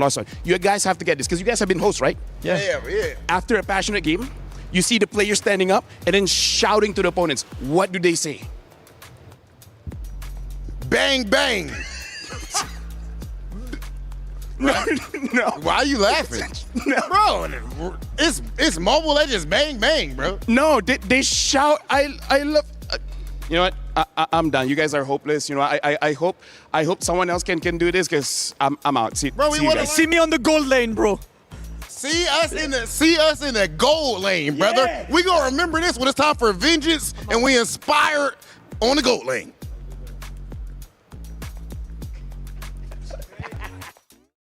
Play is in our DNA.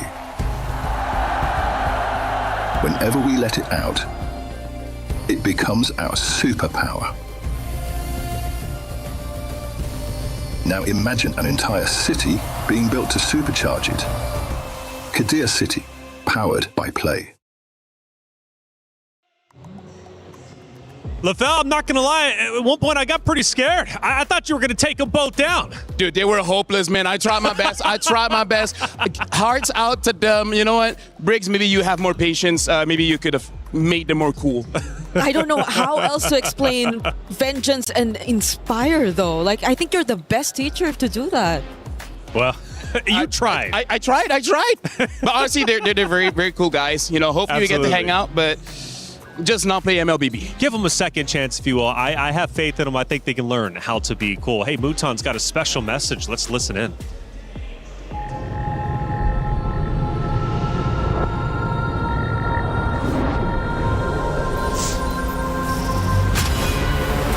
In the past, we were always in Asia. This year, we came to Paris. What stories are still left untold? Kami sudah membuktikannya, tapi ini baru permulaan. Tiada siapa akan ingat siapa nombor 2. We need the win. Bukan sekadar keinginan, tapi tekad. Hindi ang pag-abot sa tuktok ang pinakamahirap. Ang korona ang mahirap ipagtanggol. What happened last year became fuel for us this year. This time, we bring it to Paris and finish it. A new lineup, new chemistry, new fire. Once champions, not settling for podium finishes. World champions, defending MSC champions. As the final boss of MLBB, can anyone stop them? Names have been made, stars have risen, but now they need to show the world what it takes to rise above. This time, the world is bigger than ever. Like every year, new challengers step onto the world stage. Some carry the ambitions of 2 continents. Some fight for the pride of home turf. Some have never stopped chasing the throne. So who will finally rise to clinch the title? This is where unresolved stories find their ending. A new shot at glory. One more chance at redemption. We are back. Kali ini, sekali lagi. Bulan atau tidak, Pareho lang ang chance namin. no one is untouchable. Let's fight. Bukan aku kalau bisa. 2 champions, 1 game. Paris breaks through limitless possibilities.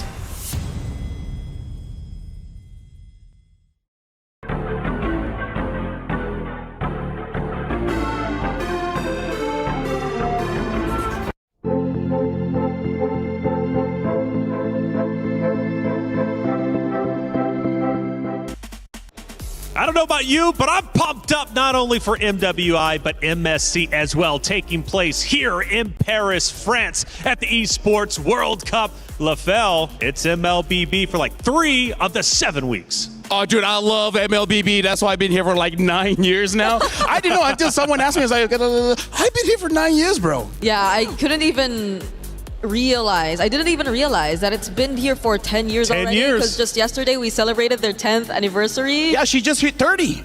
Hey. Oh, whoa. I am far from. By the way, she's like literally like 22. Okay, now me, I'm 34. I'm the old man on the I'll take desk. LaFell, I don't know how old you are. I'm 32. 32? Yeah. I'm the elder here. I'm the elder, baby. Hey, Seda Esports over on the B stream ended up taking a big win. They stay alive. They move forward. They win 2-0 over their opponents. Now, this is a big deal, right? Because Seda Esports, man, coming into it, we kind of questioned, would they be able to redevelop the meta? They're representing a region that has been underrepresented. In this case, though, they managed to take down VP in a dominant way. We'll keep you updated with all Stream B. One more matchup to go there, but we need to head to the stage with Cheryl and Rob.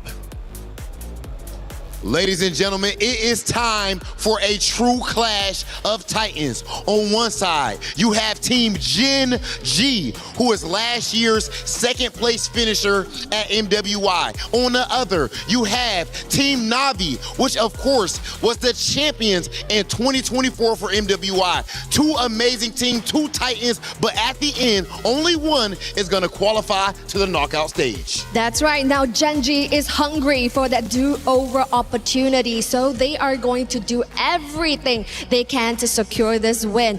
Whereas Navi PH is on their journey to redemption. But who stands in their way? Gen G, the very team that sent them home last year. Two powerhouses that is seen here on stage, but only one ticket to the knockouts. Let's do it. Thank you, Cheryl in Hollywood. Rob TV, let's get it going. It's Gen G versus Navi, our second elimination match to move into the knockout stage.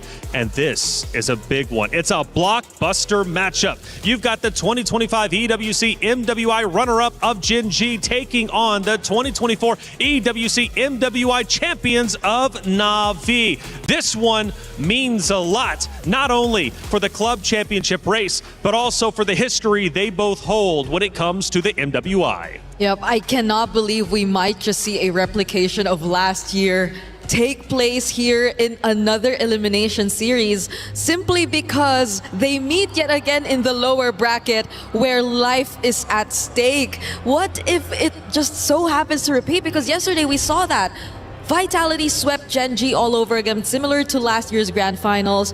And now could they be the ones to send back Vitality or Navi home again? That's right, and you're obviously alluding to last year in the knockout stages. Navi ends up losing to then Gaming Gladiators, but now Gen G. This is a matchup of epic proportions. And for Gen G, they might not want revenge on Navi. They don't need it. They've already beat them before. However, they want revenge on Vitality.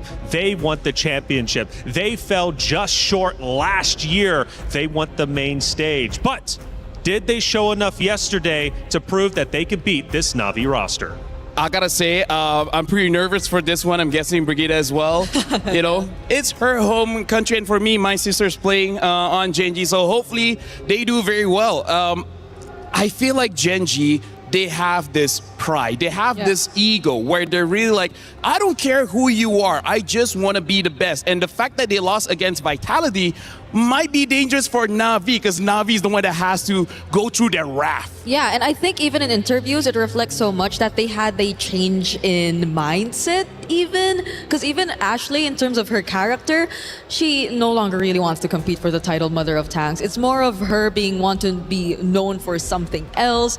And I think every single time they go up on stage, you tend to just realize how much they've matured because they're just after the wins. Now, as we get into our pick and bans, something to note, Navi has an extremely deep hero pick pool. 22 unique heroes in this tournament. We're talking debut picks of Chip, Masha, Bauman.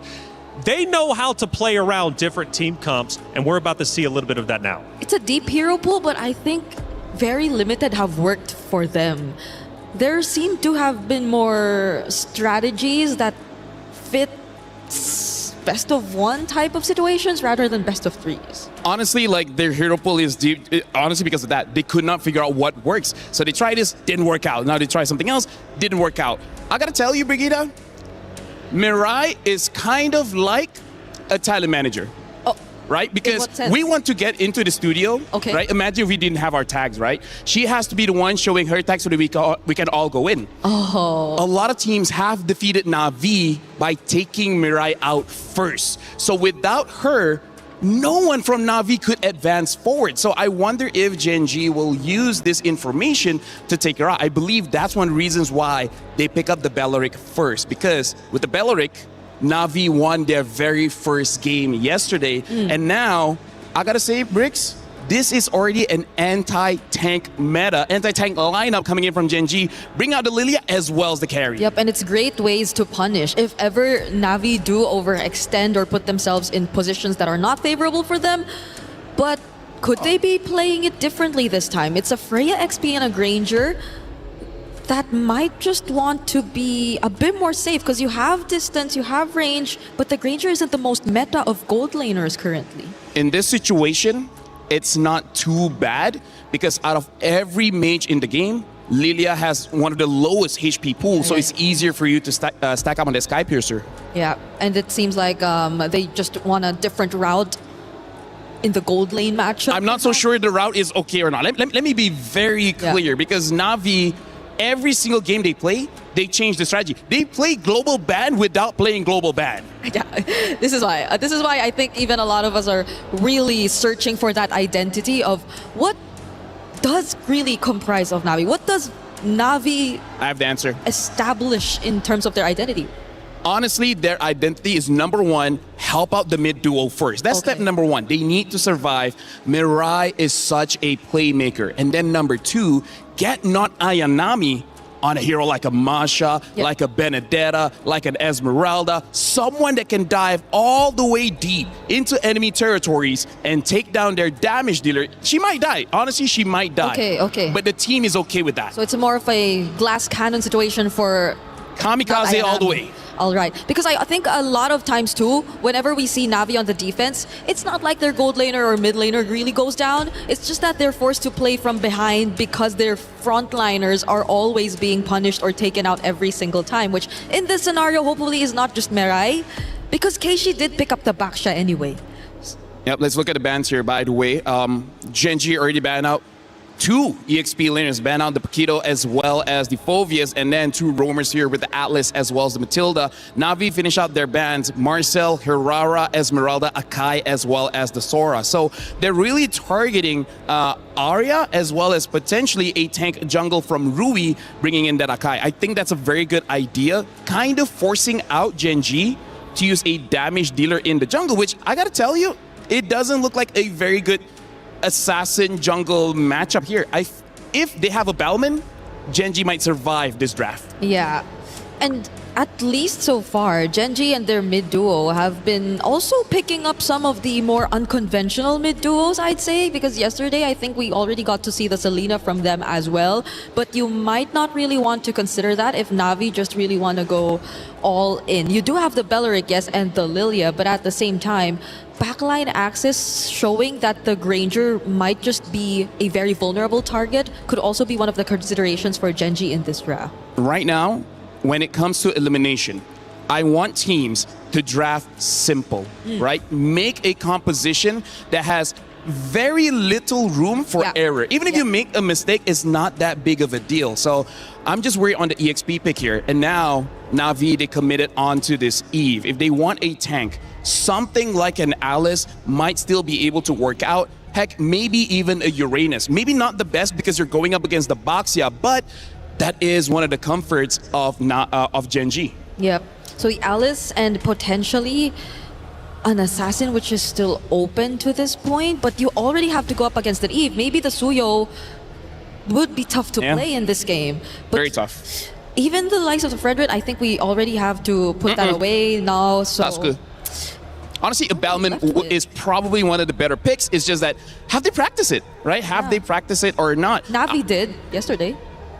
And they won. Yeah. They won. They won. They were able to shred all the tanks. Their Bowman looked amazing. Now 4 seconds in. This is going to be the final pick here. Guinevere as well as Ling. Now this is very unorthodox here. Ling, I think it's okay. We did say backline, yes, But if Navi picks up a catch-type roamer, it's gonna be tough. I'm looking at picks like the Cho here. I have not seen a lot of Chos here in MWI. No, there's still a Cho, there's still a Kaja even, if they really want to go hard on lockdown. But is this a Guinevere EXP? This should be the EXP, right? The Beleric is going to go in Rome, so... There's a chance the Beleric could go EXP, actually. You think so? I've heard rumors from, let's be real, credible sources, right? So I'm thinking the wise choice, Beleric Rome, Guinevere there, and then the chip. They're showing the chip again.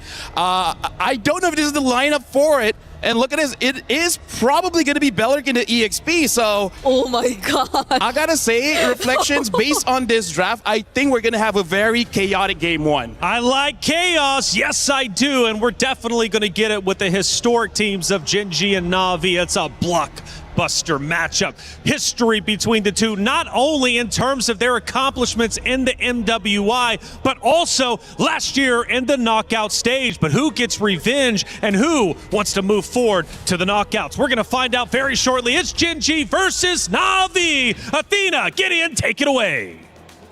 Thank you so much. Once again, we come into our second best of three here today. And this one's going to be a little spicy. We got Ling already showing back up here on day 3 of MWI. But this is going to be a make it or break it for either one of these teams. Momentum starts here. First team to get that match point so far, based on how the MWI schedule has been going. The sweeps are prominent. For Gen G so far, we've seen them kind of react onto the draft, but a very credible source out there for Lafel with Arya using the Beleric onto the XP. Something quite refreshing, although it's not really on the standard that we've seen here so far for MWI. But the thing is, they're up against a Freya onto the XP plus a chip tempo changer here for Na'Vi PH. Yeah, the tempo changer and the tempo breakers are going to be really, really important in this game. Arya, as much as, you know, the Wrath of the Dryads is used as an initiation tool, might just be used as a replacement to deal with the shortcut from Chip. And now, I think I'm most worried about, it's going to be that Granger, right? Because Granger, the only situation that they want to have is, yes, I am winning from the get-go in lane, and then once I get out of the lane, I can clean it up easy when Ayanami does a majority of that work. Not only does Ayanami need to win this lane, but as you can see, patrolling along enemy territory just to give that info back. It's all about Ayanami's move for this game to actually kind of compensate onto what others will be missing out on. You've mentioned the vision. Whoa. Looking closer.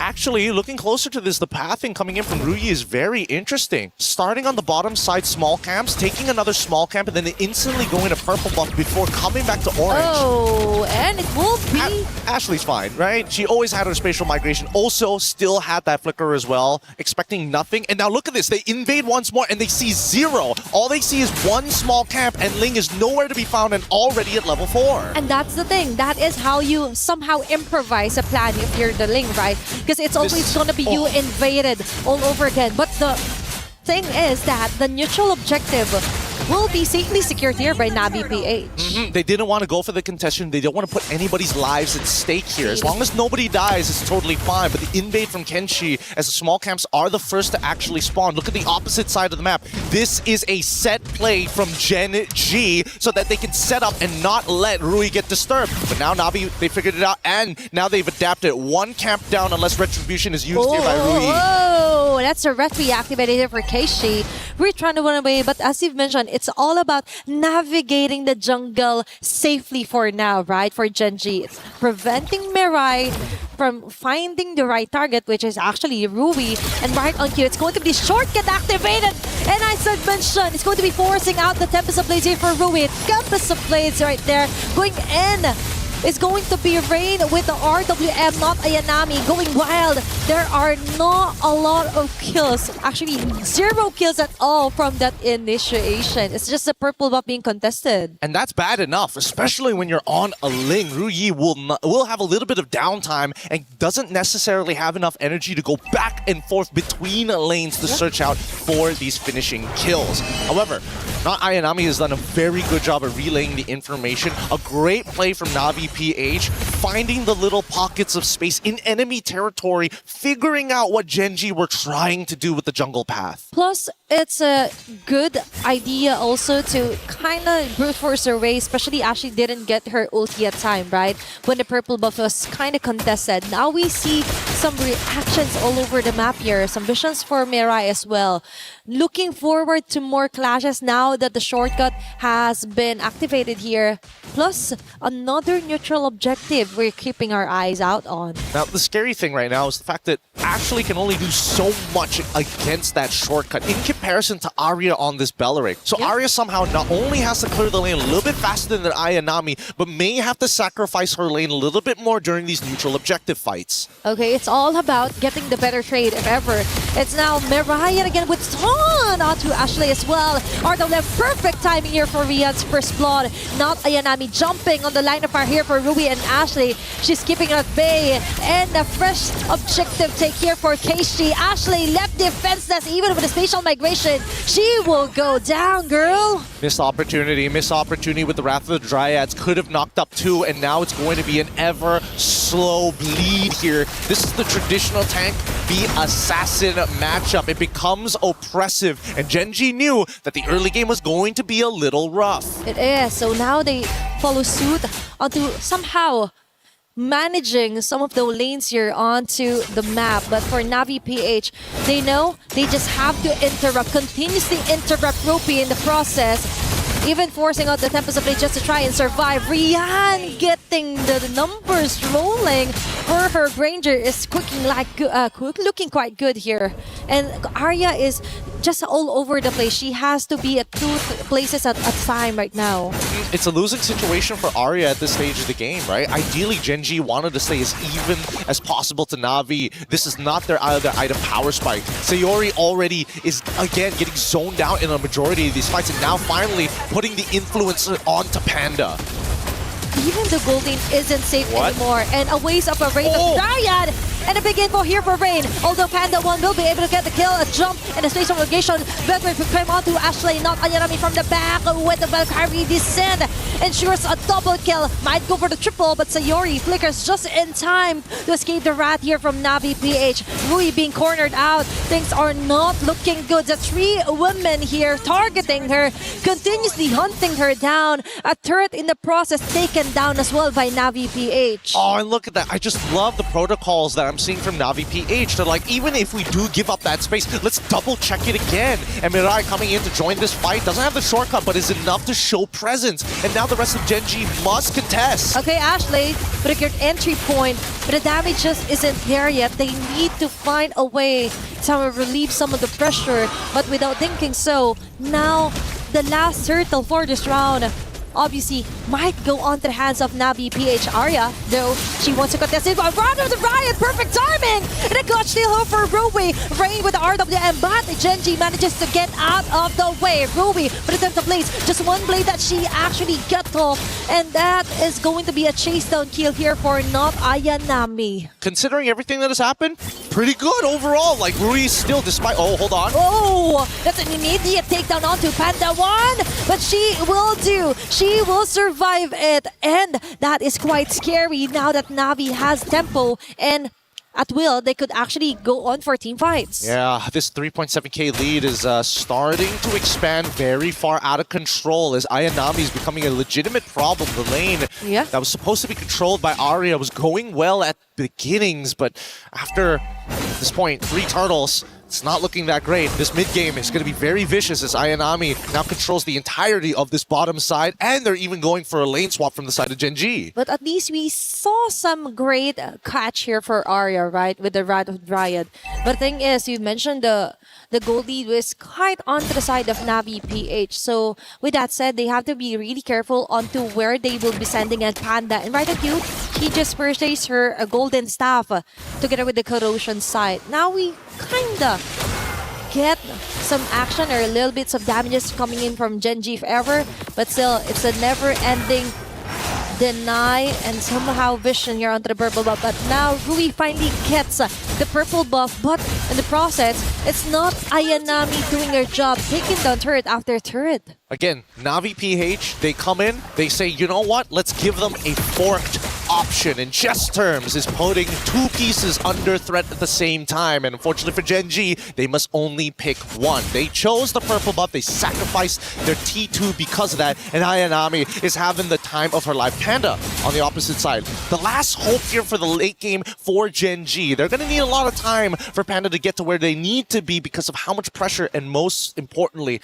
the shortening of the laning phase. It's all about stretching out the game here for Genji, just enough to try and give enough time here for Panda 1. A failed attempt there for Ashley. It's like a go here for Mirai, going in with a shortcut. It's only not Ayanami being called in. Very nice action though for Genji here. Just try and negate, cut their losses as early as possible, but no, it's Arya taking the risk again. A Rain with the early RWM, and Raptor Guide will be catching up 3 members, but not long enough for Arya to stay alive. Not Ayanami out to Ashley, focus fire. Panda 1 with the free hits, now they finally do it, but at what cost? It's too expensive of a mistake to overstay their welcome there as Navi PH slowly backs away. It's going to be a catch onto not Ayanami and Keishi. 2-4-2 trade-off there, right on cue onto the Lord jungle. Oh my goodness, Ryu honestly could have maybe cleaned up the rest of this. They got the Haas Claw in time. Unfortunately, just didn't want to give another Sky Piercer stack over to Riance. They need to find this shutdown onto Riance somehow. If they can, that extends the game for them and it doesn't allow them to actually snowball out of control, and they can focus all of their attention back onto Ayanami, who so far has been the big chunker. Even with Arya flickering in with the Wrath of the Dryads, bringing some members to a quarter depending on lifesteal or spell vamp, some of the squishier targets, man, even Rain taking a good chunk of damage. It's all about not Ayanami and Mirai doing a hell of a job here for game number 1. And as you mentioned, this is the kind of scenario that she really wanted, right? To give her a hero that could deal a lot of damage, plus sustain the hell out of Genji. Now, we're noticing that Panda 1 actually has some of the items that she needed. Now, it's all about positioning. And the position here on the Lord is actually more so onto the side of Navi PH, but for Genji, they're not letting go of this long push onto the mid lane. Nope, they don't have to do much. They're gonna try and threaten the T1, but Navi is still trying to set up this fork. Getting a good push on the long lane is gonna force Rui, the fastest rotator they have on that team, to go and respond. And that's going to be quite a sacrifice here, because Navi now knows that it will be possible to try and catch a member here for Genji. Nice touch onto Ashley, but not Ayanami again with a chase down. Ashley's down, KG with a follow-up. Panda 1 already taken down. With those bullets hitting on the right target. 3 women down immediately for Genji. And that was so worth it on the side of Navi PH and not yet finished. Sayori will fall down as well. It's only Rui left here to try and get the Lord, but no, it's too risky as Mirai will also call for backups. What a way to assert their dominance here for Navi. I don't know if the secondary motion was necessary, but I think that at the end of the day, they're trading ults for ults, and honestly, the fact that Genji is losing some of these fatter ults is way better for Navi, because they're not going to quote-unquote need the shortcut in enemy territory unless they are at all full fighting strength. And since all of them basically control the entire map, trying to go for that shortcut underneath towers at this stage by inhibitors is not going to be as worth it. I think Navi understand this. They're going to go into their siege tactics. They're going to use Rain. They're going to use the RWM to control everything. Yeah, it's all about reserving the right skill sets and combos here for Navi PH. Looking at the items are quite looking good, and a huge chunk of it is onto the hands of Rian and not Ayanami. Yeah, and the worst part, Ayanami, with these 3 items already looking to get some anti-heal on top of that, like the sustain is looking super good. It is. unfortunately, if they keep on chunking Ashley out, they're not going to have a secondary anti-heal user other than Sayori. And even then, Sayori can't deal with Ayanami alone. She can find the right angles as of the moment because Mirai and Keishi could actually pin her out of the crowd. Aurora WM red again for Rain. A perfect opportunity for them to annihilate members here for Genji. There's going to be an answer back here for Sayori. Double kill for Ria, making it a triple. Now they're chasing at Sayori and Ria with a maniac. What a way to open up the base here for Genji. Yep, now looking to close out this game. They've got a mid-wave to work with, and Panda, the only one alive. Unfortunately for Panda, she can't use any AoE other than the spinning light wheels. She will try, but the Lord-empowered minions are just too much, with Rian zoning her out single-handedly. With each Rhapsody, this game closes out 17-5 in favor of Na'Vi PH. A shot at Navi's redemption. That is exactly what they have in mind, what they have in store. And they finally did it here onto their first game on a very crucial deciding matchup. Really, really difficult to deal with overall, man. I mean, when you're playing Ling into these types of tanks, it's you're hoping to stay even, if not get a little bit ahead of this Baxia. But these set plays coming in from Na'Vi, the fact that they understood that the importance is not about how many camps that this Ling steals, it's about that purple buff from early to mid. It's all about limiting the lifeline here, right? For Genji. And they hella check out all the objectives here for Na'Vi PH. Yeah, but that being said, a lot to think about. But we're going to go on a short break, and when we come back, more Mobile Legends action.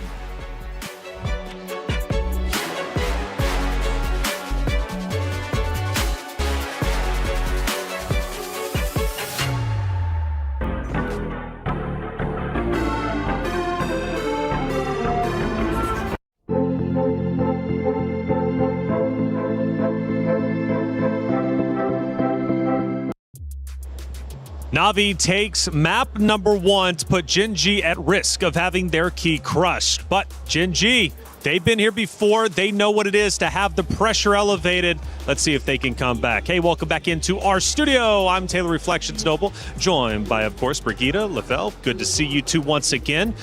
First off, to open up the section, Belleric and EXP for Genji. It was a risk, right? We knew it was. If it pays off, excellent play, but it didn't pay off. Yeah, but the question is, why didn't it work out, right? Because here's the thing, Belleric is a great hero, but he is slow, right? So that was a mismatch, because that is a situation where you're on a racetrack where not Ayanami was a sprinter and Arya was a strongman. It was not close when it comes to what they're supposed to do. Yeah, because even for the composition of Genji in terms of the engage, it's mostly on maybe landing a spatial migration or two onto specific targets of Na'Vi, but the ultimate that you expect from a Belleric seems like it's more of a means to just respond to what Na'Vi might do. It's more of catch to the dives, and we saw it happen multiple times, but in the first few moments that we did, during those crucial times, Arya wasn't really able to be present because, as you mentioned, it's a pretty slow EXP laner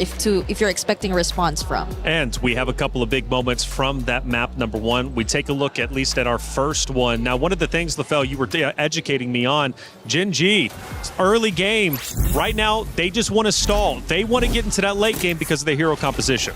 Yeah, here's the thing. If we're looking at the heroes, once Rui gets around 4 items, once Panda gets 3 items, they should be able to deal enough damage to take down Na'Vi. But that's part of the problem, right? You're playing a waiting game. You don't want to wait when you're going up against previous champions. You need to be a bit more proactive. So I feel like this is a very ambitious draft, trying to hope previous champions play the game a little bit slower. Yeah. Great synergy, by the way, in that clip. You could really tell that obviously Na'Vi was firing on all cylinders. We take a look at our second action of the game, and I think we get towards the end because that was about the 13-minute mark. We now start to push through. This is where Na'Vi says enough is enough. Yeah, it was a conceal from Ashley, a combination of a spatial migration and a flicker, but at that moment, I'm not even sure who the target looked like. It was Keishi who was trying to like roll around the area, but even then, I don't think catching Keishi would be the best priority. So maybe they could have attempted to go for the likes of Rian or even Rain, but these two seemed like targets that you just could not reach. And that's on top of the fact that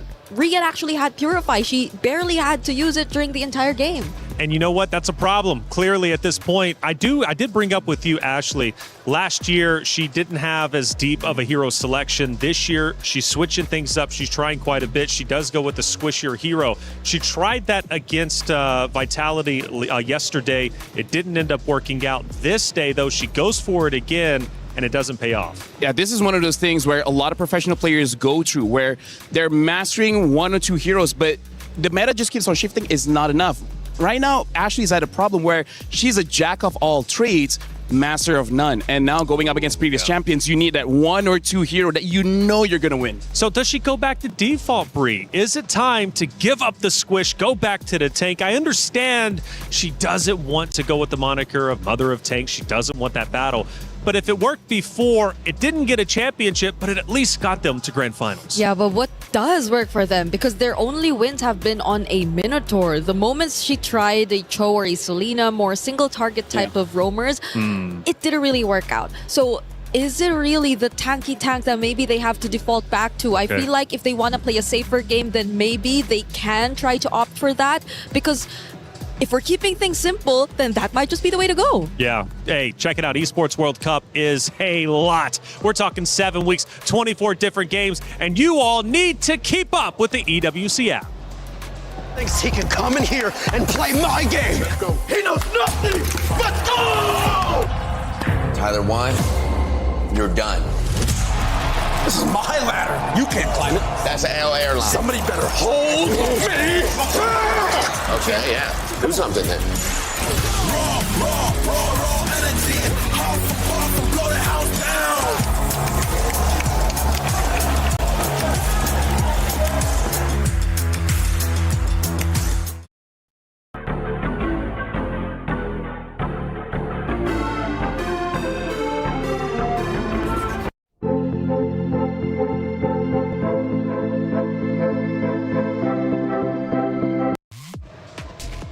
Leaving off into the EWC app, we were discussing Ashley on the tank, going with more of the squishier heroes. I question, of course, should she go back to default? Bree, you gave your answer. LaFell, you also want to give your own.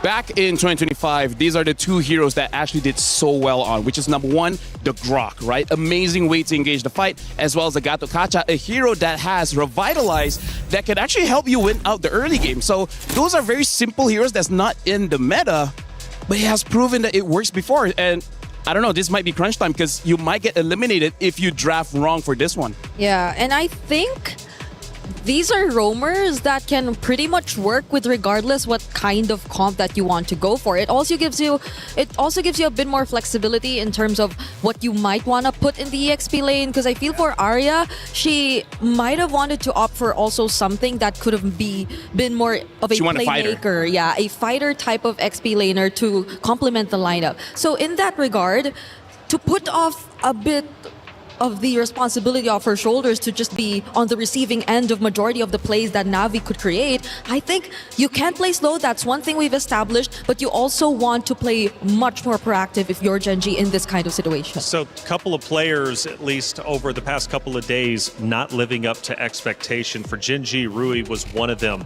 After map 1, how did Rui look? Here's the thing, Rui is an excellent assassin player, but the problem is, looking at how she's playing in MWI currently, sometimes she does too much. The thing about assassin players, you need this sixth sense to know when you can go in and when you don't. Sometimes you want to help your team out, but sometimes you gotta be selfish. I think she doesn't know where that line is right now, when you have to be selfish and when you can be selfless. Yeah, there seems to be more waiting involved in terms of like the calls, when are you going to go in, like who gets to start things first. But occasionally as an assassin, I feel like you can do a lot more on your own, a lot more plays that don't have to really go through some of your other members if you just really want to like consistently find the trades, if you just want to be fast in terms of the farm. But let's see if they actually try to address that issue heading into game number 2. They're going to have to. I mean, you got 5 players, and sometimes you need a dedicated IGL or a vocal figurehead to let you know when it's time to get aggressive or pull back. And in this case, Rui could clearly benefit from that. Who is the IGL for Gen G, and who should be the shot caller and truly be leading the charge here? Because Ashley gets a lot of attention, but who else could be vocal? Usually it's Arya, because Arya, she is honestly she did the job of Ashley before. She's a roamer, and even on the national team when playing SEA Games, she got the gold medal as a roamer, as a tank main. So part of the reason why she used Bellic on the EXP. So if Ashley is not having a good time, the weight goes over to Arya's shoulders as the one making the calls, making the decisions. Yep. We saw that in game number 1 too. I think there were a couple instances where Arya just decided to go in, try to find a setup with a flicker, Wrath of Dryad on the Belleric, but the question remains of whether or not Genji were already equipped enough to actually deal the damage or even have the right amount of ability to just follow up and be there in that moment as well. What does it mean for Na'Vi right now? They're up 1-0. They're about to potentially defeat the very team that knocked them out of MWI last year. Na'Vi hasn't been in the winner's circle since 2024. To now be at the precipice of righting their wrongs, defeating their boogeyman, they got to lock in. I think it means a lot for them because based on what they've been able to show us in the first 2 days, you could say have not been meeting as much expectations. They have been playing a relatively slower game to what you expect from former champions of the first ever MWI, and they had some changes, yes, but I don't think we're able to see the full potential of these roster changes just yet. I'm gonna dive just a bit more deeper, and I feel like this means so much more specifically to not Ayanami, right? She's been in this roster for the longest time. Back in 24, honestly, she was one of my MVP candidates for that tournament, MWI. And here, starting off this year, she had a very bad start, right? Yeah. She played the tank in the EXP. She could not do anything. The moment she changed back into the fighter, she found her groove. She found her identity. She found the win. So I feel like as much as there's a lot of emotional weight on Na'Vi, I gotta say, not Ayanami, I feel like she feels it the most. We felt it too, not Ayanami. We felt it in that Freya game. The way she just constantly went for the chase against members she just spotted out. Against Ashley, I think, to be exact. That she never let her off whenever she did find her. And I think it's also an upgrade in some way. The way you see that she's not just really dying, even though she just constantly commits to the chase. On the side station for Stream B, it's currently underway. Another elimination match. In fact, these are going to be the last two played out before we head out into our knockout stage. It's Team Falcons Mena going against Foot Esports. Team Falcons Mena take map number 1 in sensational fashion. They also look to move forward, which is a big deal for the Falcons roster, Falcons organization in general. They could have 2 Falcons teams for MLBB for the MWI representing for the club championship race and knockouts. And honestly, that's pretty big because we had an interview where we start off the day where Foot basically said, we always fight against Falcons and then we always win. And this time, Falcons, when it really needs to lock in, they finally defeated Foot. Well, at least for one game. Even in the player arrivals, right? I think that was something one of the members from Foot Esports actually mentioned that, yeah, she's feeling good about today. She's looking at a 2-0, but it seems like it's not as easy as they thought. They have to push it for a game number 3. And I want to go back to the Genji Na'Vi conversation because, Lefel, there was something you brought up yesterday to me when we were discussing NA teams in general. It seems like they've got to go through the gauntlet every single event just to make it to the next stage. Honestly, it's a mystery. If it happens for 1 year, fine. It's been like for 5 years now. That's insane. Doesn't matter if it's the open qualifiers, if it's the female qualifiers, every single group that they're in, there has to be champions. There has to be former champions. There's always the favorites. I have no idea what luck that they have for 5 years straight. They're always grouped up with champions. I don't know what's going on. For this year, though. I swear it's not planned. Yeah, for this year, though, shout-outs to Mirko. Shout-outs to Mirko. Genji. He was the one drew it, and then, you know what? C'est la vie. He's a script writer. He's a script writer. He's a script writer. He just needs to fill us in with the script, right? I think that would help us out a lot here on the desk. But it is tough, right, for Genji. Fortunate Fire, though. My goodness. And it only makes, I think, victory. Especially, think about it. Genji making it to grand finals. They hoist the trophy. They think about their journey to get there here for the 2026 MWI. It'll make victory all that sweeter. I gotta say, Genji, they sacrificed a lot. They spent quite a good time flying from North America to boot camp in Malaysia just to train so that you can face off against Indonesia, Philippines, quite strong regions in preparation for MWI. Right now, Gen G, what they need to do is actually simple, but will they do it or not? Which is play back to their identity. I really feel like, here's the thing about philosophy. You're condemned when you are alive, because when you are alive, you have freedom. When you have freedom, you will have to face your own consequences. It's not on other people. So with with a lot of options for Gen G, they got to strip some freedom away and just be like, this is what we're good at. We're going to stick to it. We're not going to go too crazy. Brother, I'm going back into VOD. I'm writing that down. I'm putting it on the wall, okay? We're talking bars from LaFell. We got our pick and band starting back up. It's a big moment for Gen G. This hero selection is going to mean quite a bit. And the big question I have is, Ashley, where is she going to decide to go? Squish she one more time? Does she go back to what we know works, which is the tank? Let's find out. I would also be on that same page of hopefully Ashley just goes tanky, frontline setup kind of roamer for the team. The Guinevere is, yes, a setup type, but it's not the tankiest of roamers available out there. And that particular lineup demanded them to have one because it's an assassin. They had a marksman in the gold lane, and they had the tank in the EXP lane.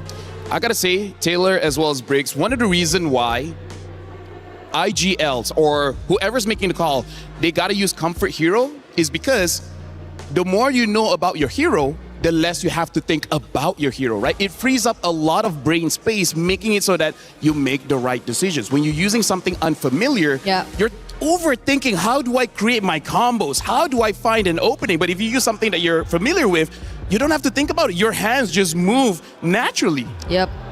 And that's very important in this scenario where you have to play for an additional game just to secure your tournament life. Esmeralda's with the world watching, this is a lot of pressure on the players. It is definitely a lot. A lot of XP laters already taken out, even the Freya from Not Ayanami alongside the Phobius. Look at how much Arya and Not Ayanami. Let's see, 1, 2, 3, 4 EXP laters already out of picture. I would say the strong one now is like Arlet, Yuzong, but Sora. Does Ashley consider the Atlas here? It's the first time I think we see it open. Atlas is good. Bellaric is good. One, honestly, squishy hero that is meta is Matilda. Oh, but right. We'll see whether they pick it up. They go for the Valentina. This is, in my opinion, Briggs, very risky. I think they're picking up this Valentina to potentially deny an early Sora pick coming in from Na'Vi. But this gives Na'Vi that Bellaric, and Mirai has been able to use the Bellaric very well. I agree. At least they get a Wrath of Dryad of their own if ever it does end up that way, but I guess it's a matter of comfort. Them also resorting back to that idea, if we want to ask it from Ashley, might as well do it for Sayori as well, because Sayori has been phenomenal on the Valentina either way, so maybe they're just sticking with that because it's indeed such a crucial match. But the Claude gets picked up, they secure it for the team. So the carry option is still going to be open for Gen G. They already also see the glue on the other side if they want to match that. Personally, for me, I would go Baxia carry. Yeah. I feel like that's a good steal from Na'Vi and already a good matchup against Claude as well as Blue. Yeah, Baksha carry. I think keep it simple. Maybe Rui on the Assassins is something we do want to see, but if they're still trying to figure out how the playstyle will be between an Assassin jungler and a utility type, then maybe it's best to just resort to the utility. Because honestly, if you have Valentina, you're kind of showing that you want to fight very, very early, right? Yep. Valentina has a lot of bursts. What she doesn't have is that range. So you need gap closers. But instead, they want to go with comfort. They're picking up the Minotaur. As you say, they only really went with that one, and now showing the Uranus as well. Keeping the jungle as well as the gold lane open, I think actually might be pretty scary, because we could potentially see a carry ban, but maybe Panda will go back to her signature on the qualifiers to get here into the MWI, which is that Harif. Yeah, even recently she's also been playing a bit more of the Granger. So we're not entirely sure if that's going to be the option, but I might want a bit more damage to come 100%. in from Gen G, because it's really just mostly the Valentina at this point. And again, the carry is likely to be taken out by Na'Vi from this point onwards. This is one of those games, because there's a glue, Yeah. it's not bad for a Lancelot. Because even if the glue was able to get on top of you, you have many dashes, you'll be fine either way. Because now that Arya is using a tank in the EXP, it means there's going to be a damage dealer. The real question is what? And I want an assassin that can fight at level 4, not at level 15. Yeah, and I don't know if they're considering it, but I've seen like MWI teams play a Hanabi into the glue too. It works because It works, just right? extra bounce. Yeah. And hey, you can't. Stream B, we only have one loss. Okay. I don't know about Stream A, but Stream B, we only have one loss. So it's a viable pick. Carry gets banned out here because Briggs, the only problem I have is they don't have the damage profile for the glue. That's it. This glue can make or break Gen G here. And now even the Bruno gets banned out. So they're really, what they're showing here, Claude wants to win the lane. They want to make sure that all the counters are out of the picture. You still have one, actually you have two, which is the Leslie as well as the Clint. Yeah. Which, because they have a Minotaur, maybe not be a bad idea. Yeah, maybe not, but it's just the spread of damage I feel that could be a problem. Nice ban. That was a perfect ban. Oof.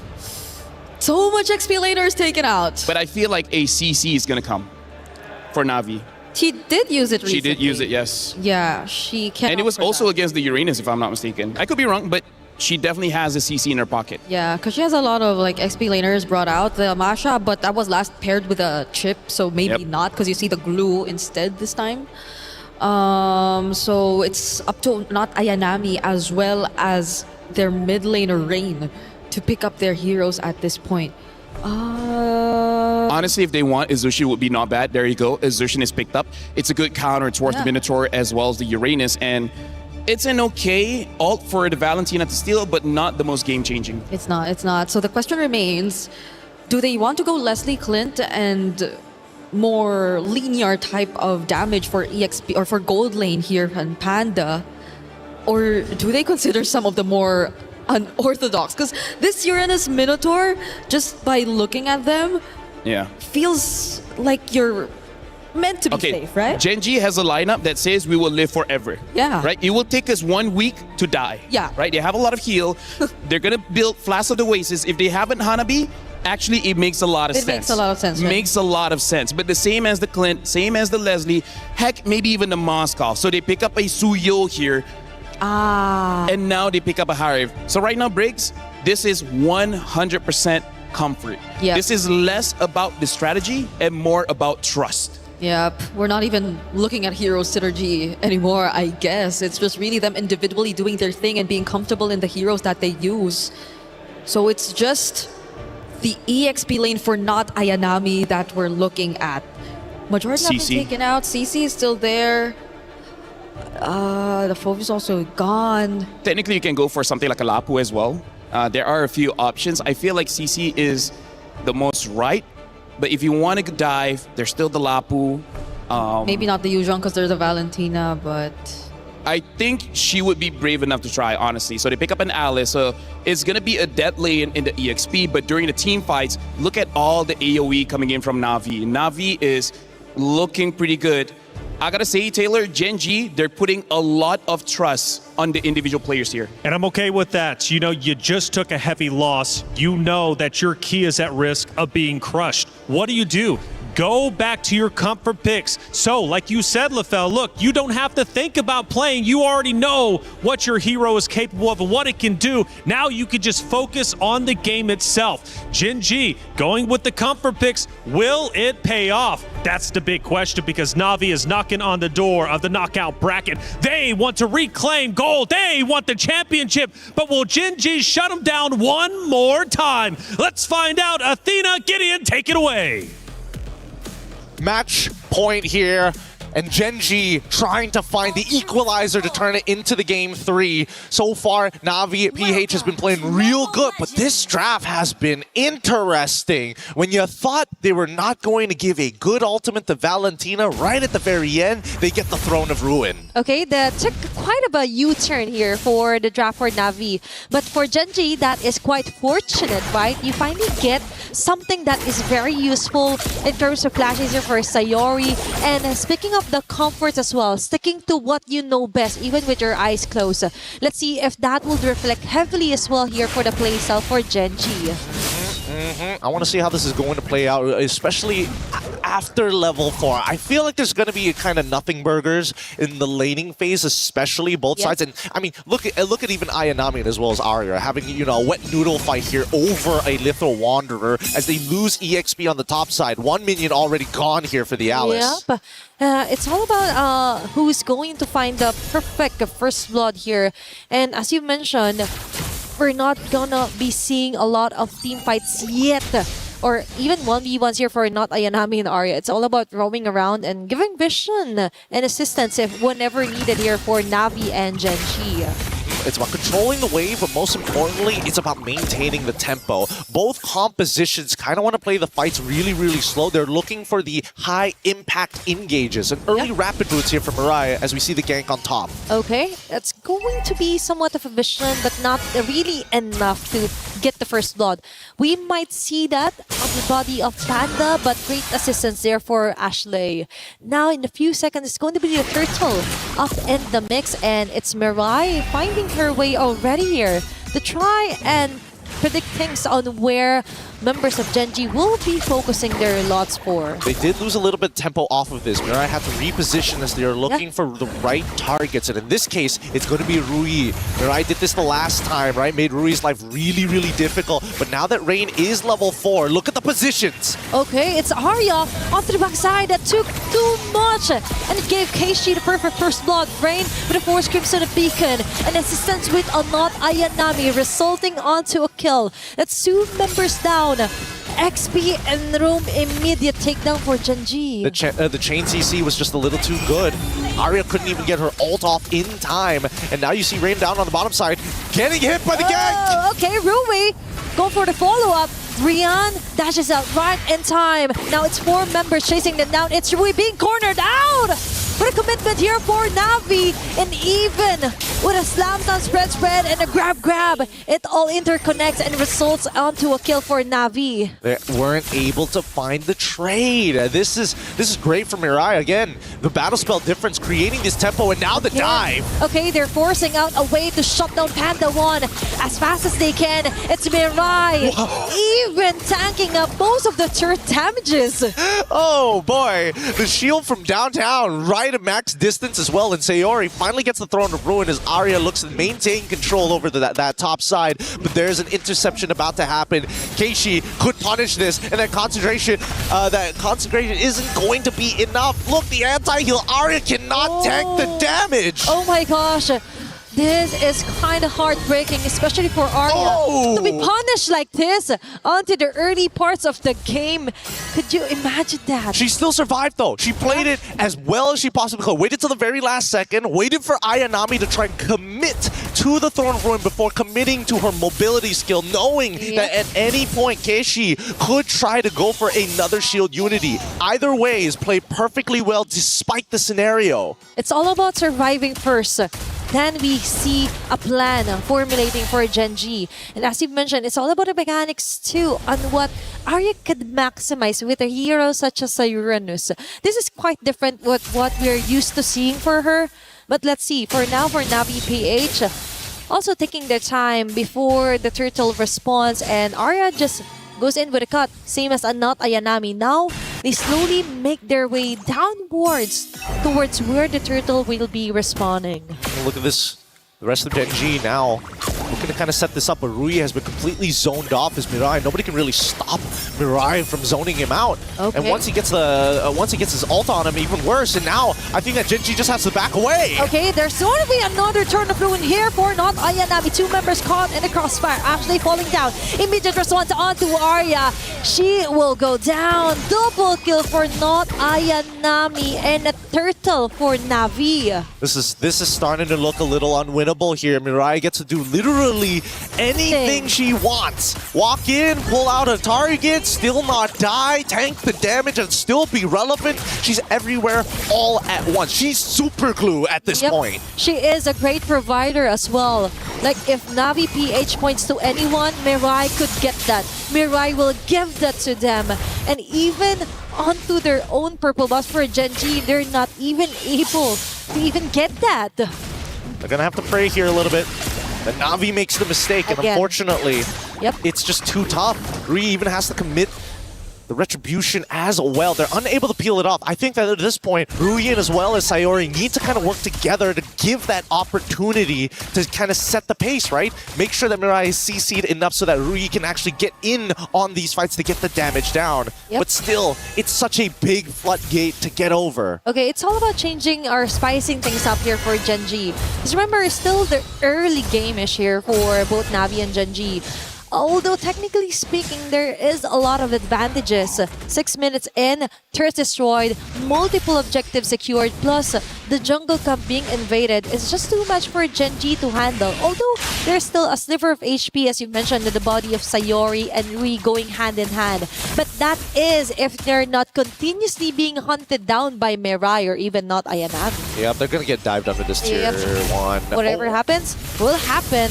And it's actually moving forward. Not Ayanami again! With a perfect flicker, Sword of Ruin, and Mirai from the back. Just soaking up loads of damage that Genji is trying to show over here onto Navi. Padawan was able to let her Zaman Force build in, but not enough to equate onto a kill. It's still Navi getting a great team fight center here against Genji. The mechanics are starting to deteriorate. Sayori, unfortunately, just didn't flicker forward. Used the Throne of Ruins. I guess they gave up on the fight before they made the call, and now the Salmon Force out onto not Ayanami. Okay, she will technically still survive, but no, it's going to be a chase down here for Sayori. A quick start here, and trying to group things up, freshen things up here for Genji. A start is still a start, but now that they finally get a purple bomb, it is the turtle that's going to be traded for here for Navi and Arya. Arya wants to buy some enough time, but no. It's Navi just securing the objective clean and square. Yeah, they just have to scale Panda up. Everybody else has lost their relevance in this game. They are giving their bodies up, and luckily, I think that unless they find a huge shutdown, and even then, it's on right now, the majority of the lead is actually onto Kenshi and Mirai. Yes, Mirai will give you just a little bit of oh wait, actually Mirai is overscaling here, making a little too much money, in a matter of fact. Now the lowest gold overall is going to be Rain, so no more passive gold for Mirai. No, because Mirai actually noticed, hey, I could be anywhere and everywhere. That's actually 100% KP for her, a 205. Like imagine that. She's doing the right marks on the right targets as well. Compromising so much of Rui's jungle. Like onto the level comparisons here, Rui is also being kind of locked down here against Keishi. And now we see a more proactive play with the Conceal even under the turret. They're going a bit too greedy here for Navi, but Rain as well, committing even a Crimson Beacon just to try and make things harder here for Rui with the Dash's Blade Surge. There's going to be another dash out, trying to survive. Not Ayanami and the rest of the gang will just focus their marks here onto Sayori and Ashley. They'll take whatever they can, and they will get it onto the hands of Sayori. Oh, they can't cleanly walk away. They can't really open up the map, especially with this glue. They've lost pretty much every potential out here. This is just a slow and painful death from this point onwards. Mirai can use the ult again if she wanted to, but really there's no need to. The discipline coming out from Navi PH right now is looking great. Earlier in the draft, we were kind of concerned that they didn't ban out the Harry. They kind of took a U-turn onto picking up the allies as well. Now we do understand, even though Sayori has a wonderful ulti that she could copy, but she has to technically go in the front lines, find not Ayanami on this sort of a mess, and then commit to go for a setup. But that's not happening at all, because the moment that they're being shown on the map, that's an immediate kill here for Navi and an immediate takedown of an objective as well. They're going to take their time with this now. The next fight is about to begin as Mirai has already initiated. Oh, now Ayanabi with a catch here on the 3 members. Panda one with the Salmon Force, but it's backwards all over again here for Gen G. And it's Ashley right now trying to find a way to escape, and she will. Mirai might be the sacrifice, and Ree finally gets a kill onto her hands. Now that was a quite bit of a messy impact here for Navi PH, and Gen G got 1 out of the 5. At least they were able to get 1, and honestly, that's a pretty big win for Gen G at the very least. At this stage of the game, 10 minutes and we still have some holy shieldings to work with. So at least for Gen G, if they can just minimize the damage and protect this long lane, they might have a chance. Okay, it's all about Arya right now, doing a lot of the heavy lifting here against Navi PH. The holy shield just might pop off. It's going to be a risk here for Gen G. And right on cue, they were able to melt down the Lord, but a costly advantage here for Navi PH. Oh, no, it's not over just yet. There's still the second wave of Lord and Power minions, and you can see Mirai on Patrick's skin showing off why she is not just glue, but super glue here as they conceal and force the play underneath their turrets. Okay, that is quite scary for Patrick going in with the conceal play as well. They just wanted to scare off some of the members, then finally get a base turret out of Gen G. Now Sayori is forced to somehow copy the Crimson Beacon for extra survivability if ever Navi decides to jump in onto the clash. And honestly, I think that Gen G could have taken advantage of the fact that they were going for the conceal, right? Because they should be aware that the battle spells of both Mirai as well as Ayanami were still on cooldown. So there was technically no way for them to catch them off guard. Yeah. Everything would have been telegraphed from the Throne of Ruins or just Clue being, concealed and walking up to you. Now, with the Radiant Armor already purchased on top of everything that they have, right? The Glowing Wand, Cursed Helm, Panda has got to be careful. Without that Salmon Force to maintain those shields, naturally, without the Chrono Dash, she will burn. And definitely that's the next target here for Navi PH. You mentioned about the timing of the battle spell, so someone has to keep track of that for Gen G. That is quite the opening, actually, the small opening, but still, that is somewhat of a win if ever they be able to time those timings or the battle spells out of Navi PH. Now, they're slowly making their way. They're still conserving and denying as much as they can against Gen G right before a Lord take onto the top lane. I think they know they kind of got this in the bag at this point, right? Ideally, they would have finished the game a little bit earlier. They have a 7.1k, which is a phenomenal lead. And this next Lord should be the final nail in the coffin once it's right at the base. The question is, how does Gen G, knowing that this might just be their last chance here, how are they going to win this fight? It's either they somehow steal the Lord or they annihilate Navi right now. It's Arya falling down low here for Gen G. Engaging from the back. It's going to be a nice setup here for Ashley, but not enough still. It's Navi PH chasing them all around the map. Panda 1 is not a position that you would want her to. And Mirai single-handedly zoning up 2 members in a row with a grab as well. Taking a hold of Sayori. It's 2 members immediately down, which is kind of good, would be helpful in some way for Gen G if they manage to survive. But for Navi PH, they just want to continue their dominance, targeting Arya in the process. And there's going to be a ladder blast on their stacks as well. Enough to totally tore her down. Rui and Ashley are left to defend for their base, but I think this might be it as Navi PH goes in for the kill, goes in for the wipeout, and eventually taking the win against Gen G. Spirit's broken here, but it's going to be Navi who moves on to that next stage. A beautiful game, so tactical, so slow, but most importantly, no way for the enemy team to breathe. Congratulations to Navi. We're going to be soon having a talk with one of these players up on this stage, and I gotta know what is going on through their minds, especially after a well, I wouldn't say the worst, but for some, a very dangerous day 1 and just the upward trajectory from day 2 onwards. Imagine starting off your day on the verge of elimination, right? But now, they could finally exhale some of the nervousness or pressure.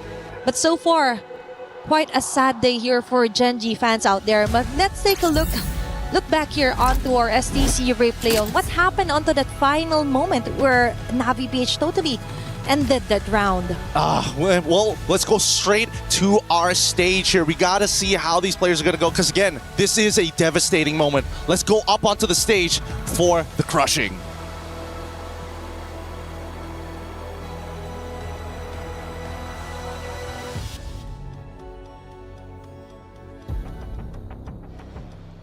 Now, Ashley, hand on over your tournament key over to Navi. Thank you so much. You fought valiantly, and your journey ends here at MWI. Thank you. Ladies and gentlemen, and that was the exit right here for Gen G. Now, heartiest congratulations to Navi Philippines. You guys have clocked that ticket to the knockout stage. Congratulations. Now, with that being said, you guys were sent home by Gen G last year. So this is essentially a grudge match. How did you guys feel going into this match? I think this time it's our revenge for them because we lost against them last MWI, and I think my teammates were so confident then we can beat Genji. Rightfully so. Not just one game, but 2 games. You guys were chasing them down. You were hungry and out for blood. Now, of course, the day is still young because we still have another elimination match coming up for the knockout stage. And you might potentially see Geltec or Team Ray Young. Who do you think you might be meeting there? For me, any of the teams. Yeah. Any of the teams? But which one would you be more ready for? Or excited about? I mean what? Which team would you be more excited? Any teams, pero maybe Malaysia, Team Ray. Oh, why?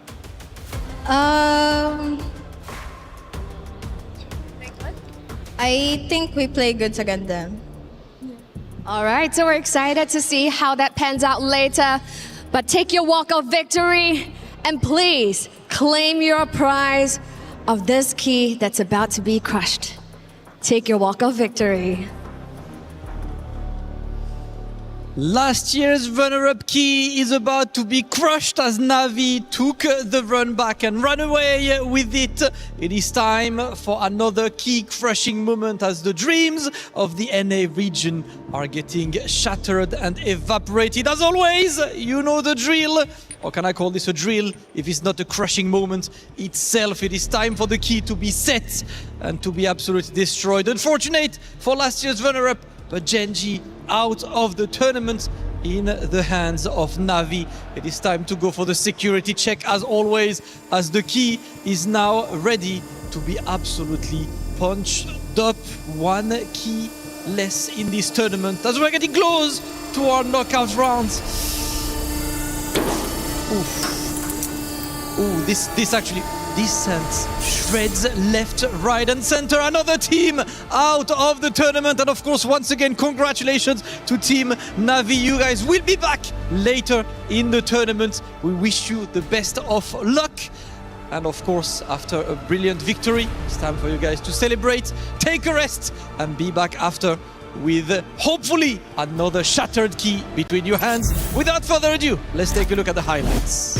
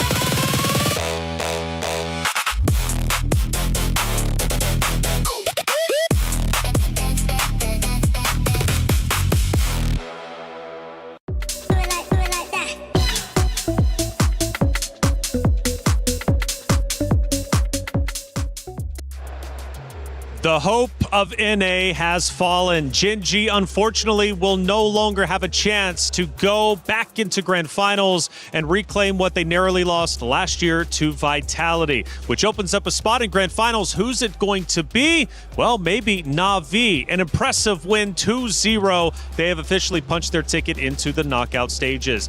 We talked about the hero selection. Gen G going with their comfort picks.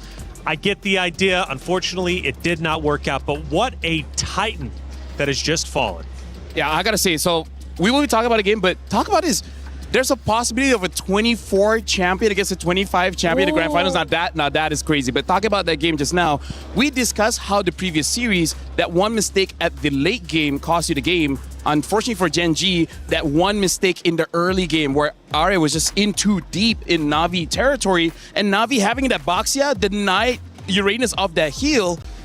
That was the mistake that gave everything to Na'Vi. Yeah, it's understandable. You expect the Uranus to just be very aggressive in the lane, potentially go for those early cuts, but it's different. Now you look at Na'Vi and their lineup, they're also very tanky dudes who are just prepared to fight you on in the early stages of the game. And it just snowballed into more and more kills to the most unfortunate targets. I think Rui followed next after that kill onto Arya. So these two anchors already falling down meant a lot for Gen G. It was Na'Vi taking the win. Let's take a look at their path to victory through our first moments. And we're deep into the game at this point now, 10 minutes in. You can already see a goal disparity between the two. Na'Vi at this point already has a severe lead. I would say this is actually very impressive by Gen G. I honestly thought they would have been wiped out, but somehow, some way, they were able to kite long enough that they're able to kill Mirai. And honestly, I think at that point, they're like, hey, maybe we can win this, but 7,000 gold is just too hard to keep up. Yeah, Gen G had multiple instances wherein they just really worked together to keep each other safe. It's surprising,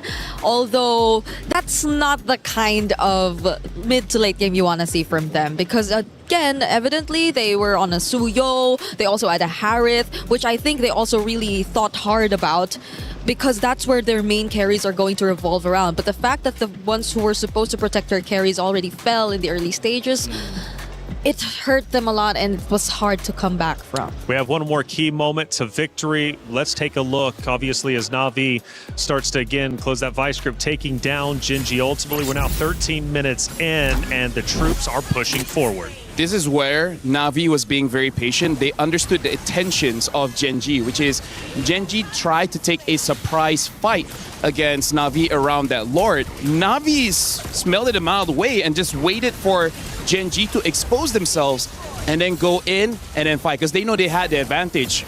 At that point, there was nothing Gen G could do. Yeah, it was a very honest lineup too for Gen G. You could see the kind of plays they would go from for a mile away. You know that it just should be typically starting from Ashley. Sayori, most of the time, did get the Throne of Ruin a couple times, but it was just mostly just keep her teammates safe. And we didn't really get to see her play the aggressive type of Valentina that she successfully did in game number 1. It was a blockbuster matchup for sure. Long-standing history between the two, not only in MWI, but also here, or excuse me, last year, whenever it comes to the knockout stages. And it is the revenge arc now for Na'Vi. They've already won 3/5 of the roster in 2024. They're looking to do it again. Did they show to you, LaFell, a lot of strengths during this matchup? Because, again, you mentioned their hero selection, their hero pool, right? They have a plethora of heroes that they can use with that deep amount of hero selection. I mean, for me, versatility, that mentions, for me, I think a champion. I think Na'Vi could very well make a deep run. They showed improvement, and that's very important because they started off looking very shaky. A lot of their fans showed doubts, like, are we sure this is the Na'Vi that we thought could be champions? This is nothing that we hoped for. But then, day 2 of MWI, they started slow, but they got there. And today against Gen G, they look like they're in 2024 prime position to win it again. Man, and also, too, for Gen G, losing out on this means they don't get club championship points for that organization. But Na'Vi potentially does, and they need them because last year they had a storied run. This year, they want to do the same, and this is one step forward in the right direction for this Na'Vi organization. If you had to give an MVP to one of the Na'Vi members from those two maps, easy. Who would you give it to? Easy, not Ayanami. Game 1 on that Freya, always give pressure towards the damage dealers. And then on that Alice, how many of those setups was like highlight-worthy, TikTok-worthy highlights? Those were amazing engages by Ayanami. Plus the game-deciding play also, which happened in the first few minutes of the game, was all because of not Ayanami. It happened in her lane. It happened towards her counterpart, which was Arya. So I think it's very well deserved of her to get the MVP of the series, if ever we did have any. Not Ayanami getting a lot of attention, not only in our content pieces, but also out there on the stage. And now things start to get real. Up until this point, it's been double elimination, but now we're moving into the knockout stages. What does that mean? In the knockout stage, the stakes escalate with every single step. Teams start in a best-of-3 quarterfinal before advancing to an unforgiving best-of-5 semifinal. Teams who fall short of the grand finals will be granted the opportunity for a podium finish in the third-place match. Finally, the top 2 teams battling for the title in the best-of-7 grand finals. In this single elimination format, every match is do or die. On the world stage where dreams are shattered and history is made, a monumental $500,000 prize pool and crucial club championship points are on the line. But only one team will rise above. In the first of 2 MLBB championships at EWC, who will be crowned the queens of MLBB? 2 champions, 1 game. This is MWI at EWC 2026.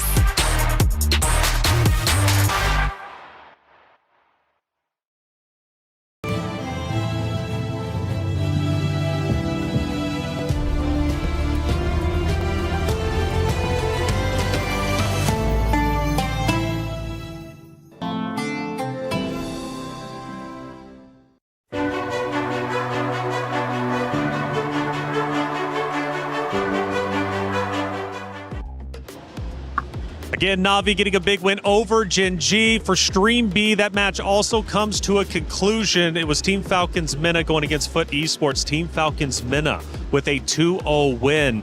Again, massive for the Falcons organization, who went back-to-back in the club championship. Now they've got 2 teams represented, and they're trying to catch up the first place, which is tied with 3 teams, one of those being 100 Thieves.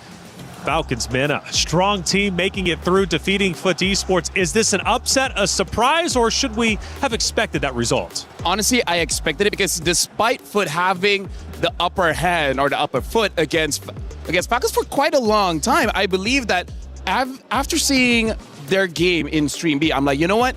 They're kind of like Na'Vi. They started off slow. They were trying to figure out their identity, but once they figure it out, it's game over. There's nothing you can do to stop them. I was supposed to say it's very similar, not because of just the slow starts, but also because of the veterancy, which I think took a bit of download time before they eventually were able to flesh it out and really guide the other members of the team. Because again, if you would remember, in Team Falcons Mena, they are really very experienced players when it comes to the international competitive scene. Absolutely. Well, Falcons Mena get that big win, which means our knockout bracket is about to be at least drawn up. But until then, we have Rose with an interview with one of the players from Na'Vi. Hey guys, Keshi here from Na'Vi. First of all, congratulations on qualifying to the knockout stages. We feeling good? Yeah, thank you. Now, let's talk a little bit about your journey in MWI this year, because as we can see from the first 2 days of MWI, Na'Vi's performance shocked everybody else because it looked rather shaky. So tell me, what did you guys fix in order to get a very clean win today? I think we just adjusted our communication because the first 2 days it was not clear, and I think it's because of pressure. Pressure as the only sole representative of the Philippines, right? Okay, now I gotta ask you, would you consider this a statement match? Because we know, first of all, there is history. Gen G ended your journey in the last year, MWI. And second, a lot of people started doubting you guys as the title contenders. So what do you think? I think it's a statement, yeah. Are you happy with the statement you put out today? Yeah. Proud of Very your happy, performance? yeah. How would you rate your performance today? I think 10 out of 10, but there's still a game later, so we'll see. All right, we'll see. And you know what, Keshi, since the Filipinos are in the knockout stages, is there perhaps anything you'd like to say to the Filipino supporters back at home? Thank you for supporting us, and continue supporting us for our game later. Thank you, Keshi.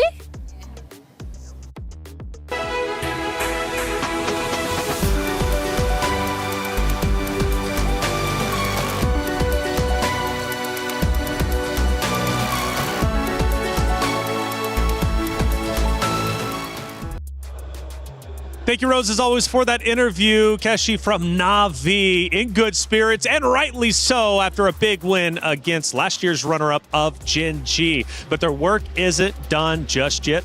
They've got more to do in the knockout stages, which is going to be coming up very shortly. But for our elimination matches, they are done at least for the group play. But as knockouts start to come in, there's a lot to talk about because there's some potential big matchups at play here. We take a look at our Group A bracket, how it ended up unfolding. And LaFell, obviously, yesterday we started with Team Falcons Indonesia, 2 days ago now, Team Falcons Indonesia versus Seda Esports. And Seda impressed us all with a big win. The Falcons Indonesia, they weren't done just yet, taking down not only Twisted Minds, but also moving forward to potentially having a chance in the knockout stage to make history. I gotta say, Group A is looking absolutely amazing. Team Ray Young as well as Galte looks so good. Seda, that was a surprise. I'm really looking forward to see how they will perform in a knockout stage. And Bree, this bracket, this Group B bracket is insane. We had 3 Titans come in. Unfortunately, one of them would be eliminated. Yep, it's been perfect records for at least Team Vitality and Galaxy Phoenix as they secured their tickets to the knockout stage. But things seem pretty closer for the lower bracket matches that we got to see here in Group B. A lot of unexpected results as well, because even MIBR Lost, who we did see push Team Vitality to the limit, eventually didn't make it after all. Unfortunately not, but fortunately for all of you, it's Rhino Day. Brand new interactive effect for Rhino Day is available now. Check it out and join the celebration. Get involved. Rhino Day, it's hype. We love it. MLBB doing things right out here.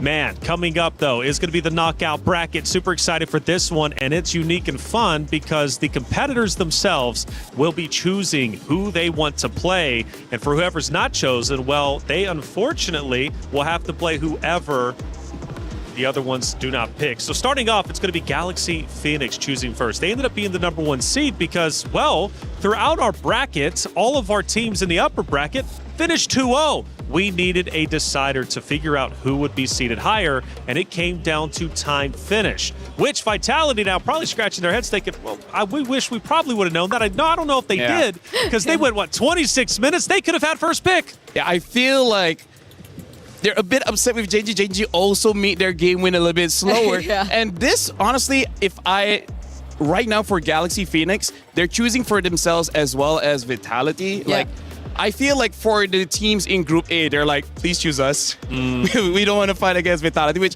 I don't know, personally for me, I think if they were to choose anyone, it's either Seta or Falcons ID. That's right.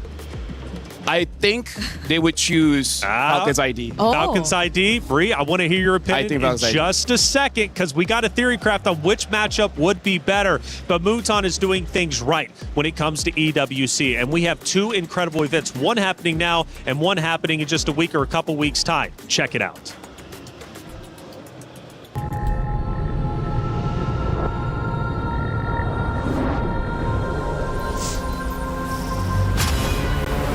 In the past, we were always in Asia. This year, we came to Paris. What stories are still left untold? Kami sudah membuktikannya, tapi ini baru permulaan. Tiada siapa akan ingat siapa nombor 2. We need the win. Bukan sekadar keinginan, tapi tekad. Hindi ang pag-abot sa top ang pinakamahirap. Ang koronang mahirap ipagtanggol. What happened last year became fuel for us this year. This time, we bring it to Paris and finish it. A new lineup, new chemistry, new fire. Once champions, not settling for podium finishes. World champions, defending MSC champions. As the final boss of MLBB, can anyone stop them? Names have been made, stars have risen, but now they need to show the world what it takes to rise above. This time, the world is bigger than ever. Like every year, new challengers step on to the world stage. Some carry the ambitions of 2 continents. Some fight for the pride of home turf. Some have never stopped chasing the throne. So who will finally rise to clinch the title? This is where unresolved stories find their ending. A new shot at glory. One more chance at redemption. We are back. Kali ini, sekali lagi, Mula na tidak. Pareho lang ang chance namin. No one is untouchable. Let's fight. Kan ako kalau bisa. Two champions, one game. Paris breaks through limitless possibilities.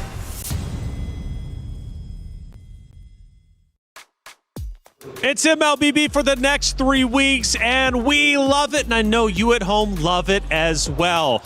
MWI, we're moving on. Groups are done, and now it's all about the knockout stage. Single elimination, and I'm ready to theory craft. You kind of highlighted it, brought it up a little bit. Let's revisit it. Now, for the seeding, based upon timing, because they all had the same 2-0 record, Galaxy Phoenix will be the #1 seed. Team Vitality will follow. Geltec Cyber Team just behind them, and then Team Ray Young will be #4, which means Galaxy Phoenix is going to have the first choice, and they have a choice either between Falcons Indonesia or Seda Esports. Now, the scary thing is, the one not chosen by Galaxy Phoenix has to play Vitality. Actually, now that I think about it, it's better for them to go up against Seda because Falcons ID, Vitality, they're from the same region. They have a lot of information with each other. So I feel like the smart move would just let them play because you would get so much information out of that. Oh, that's true. And I believe it could be somewhat of a double-edged sword if you have very limited information about Seda overall.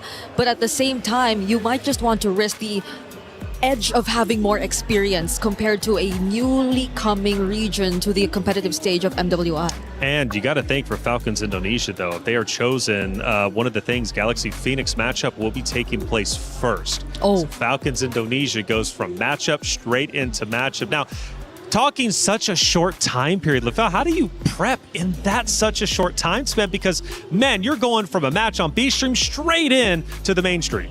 Honestly, it's quite weird, but some players actually prefer it just for one simple fact, which is you got your warm-up. Because some players, if they play and then 2 hours, 3 hours of doing nothing, they just start to slow down. So some players is like, yes, we are good now, let's just go now. And instead of thinking about what your opponent is doing, just focus on what you're doing. And then after game 1, hopefully your coach can figure out what to do game number 2. Yeah, at first it does not seem as favorable. It comes along with being in the lower bracket and having to survive through all those elimination matches. But at the same time, especially if it happens in the same day, might as well just keep the ball rolling because you've already started playing anyway. Hey, the comms are flowing, and Sadia had a chance to get our listeners from day number 2. Let's hear what the competitors were saying during their matches. Hey guys, Sayori here from Gen G, and she looks rather upset after the loss up against Navi. So let's talk a little bit about the game first of all. I know you guys came in rather confident, especially because you guys were the one that sent Navi home last year. What happened? What fell short in today's match? Honestly, we did come in confident. We knew that we could beat Navi, but I think just in game, I think how we usually play just didn't go into the game, and maybe communication was off and our play style, because this was not how we usually play, and we know that we're way better. So yeah, I understand. It was just very disappointing that we did lose. Yeah. I understand. Losing is never easy. So I want to ask you, throughout your journey in MWI this year, and you know what, throughout your journey, throughout all MWIs over the years, what is the biggest key lessons that you always take home with you? Honestly, I think the biggest key lesson is that, honestly, me and my team and everyone else can always push to be better. Since I saw during this MWI, there was a lot of upsets at the start. So there's not ever just one person on top. You know, anyone can take the crown. So yeah, there's a lot of contenders this year. Yeah, nothing is impossible. So what's next for Sayori? Honestly, I'm not really sure. We have to stay tuned. I'm very confident with my team. We are very close. We've been playing for a while, and with the addition of Rui as for this year, but it just really depends on the direction of everyone else. So yeah, I'm just gonna follow. And you know what? I think to wrap this up, since a lot of people were definitely rooting on you guys as a title contenders, is there anything at all you want to say to your fans out there? I just want to say thank you for supporting, and hopefully you'll see us next year playing other tournaments. But yeah, we'll come back way stronger. I hope to see you guys come back stronger next year. Yes. All right, guys. Thank you so much, Sayori. Thank you. Thank you, Rose, as always, for the great interviews, getting the coverage out there with the players where they matter most. Gen G on their exit interview, still in high spirits, it seems. They want to come back even stronger next year. Yeah, I always feel sad when I see teams have to exit without them playing their best game or without them being able to play the kind of play style that you know they're used to playing. And it's unfortunate it happened to Gen G, but I'm glad to hear that they're just looking to come back stronger the next time we see them. Yeah, we don't want to lose them, right? We definitely want to see them come back. NA needs a solid representation, and Gen G is that good representation. Hey, like I said, throughout day 2, there was a lot of great comms, and Sadia had a chance to listen in. Main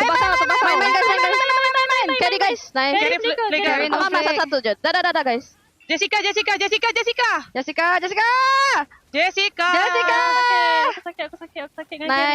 guys. Dadah, gak usah. Nih. Aku cari nyawa guys. Carry. Nice bro guys. Thank you do guys. Kita boleh menang. Main. Bodoh mas. Nice team. Thank you Rotan. Udah setengah Mon. Ayo gas aja Vets.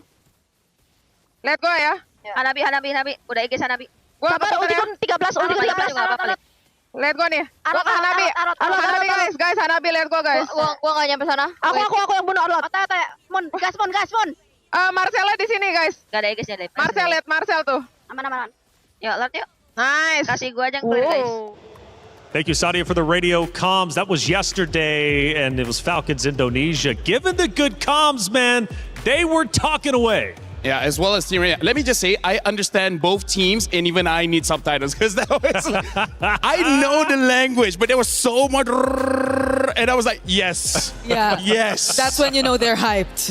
That's when you know they're hyped. And good communication is when you hear one thing, and that's just who you want to target. Jessica. That's it.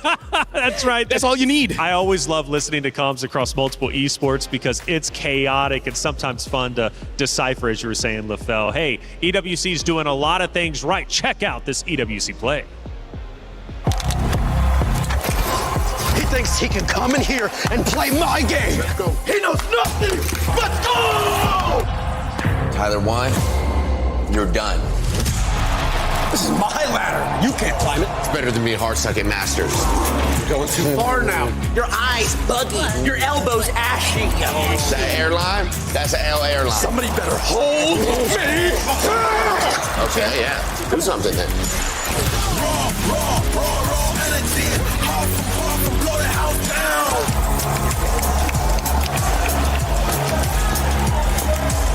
You look nervous.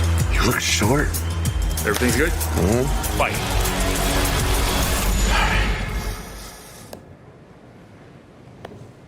Okay.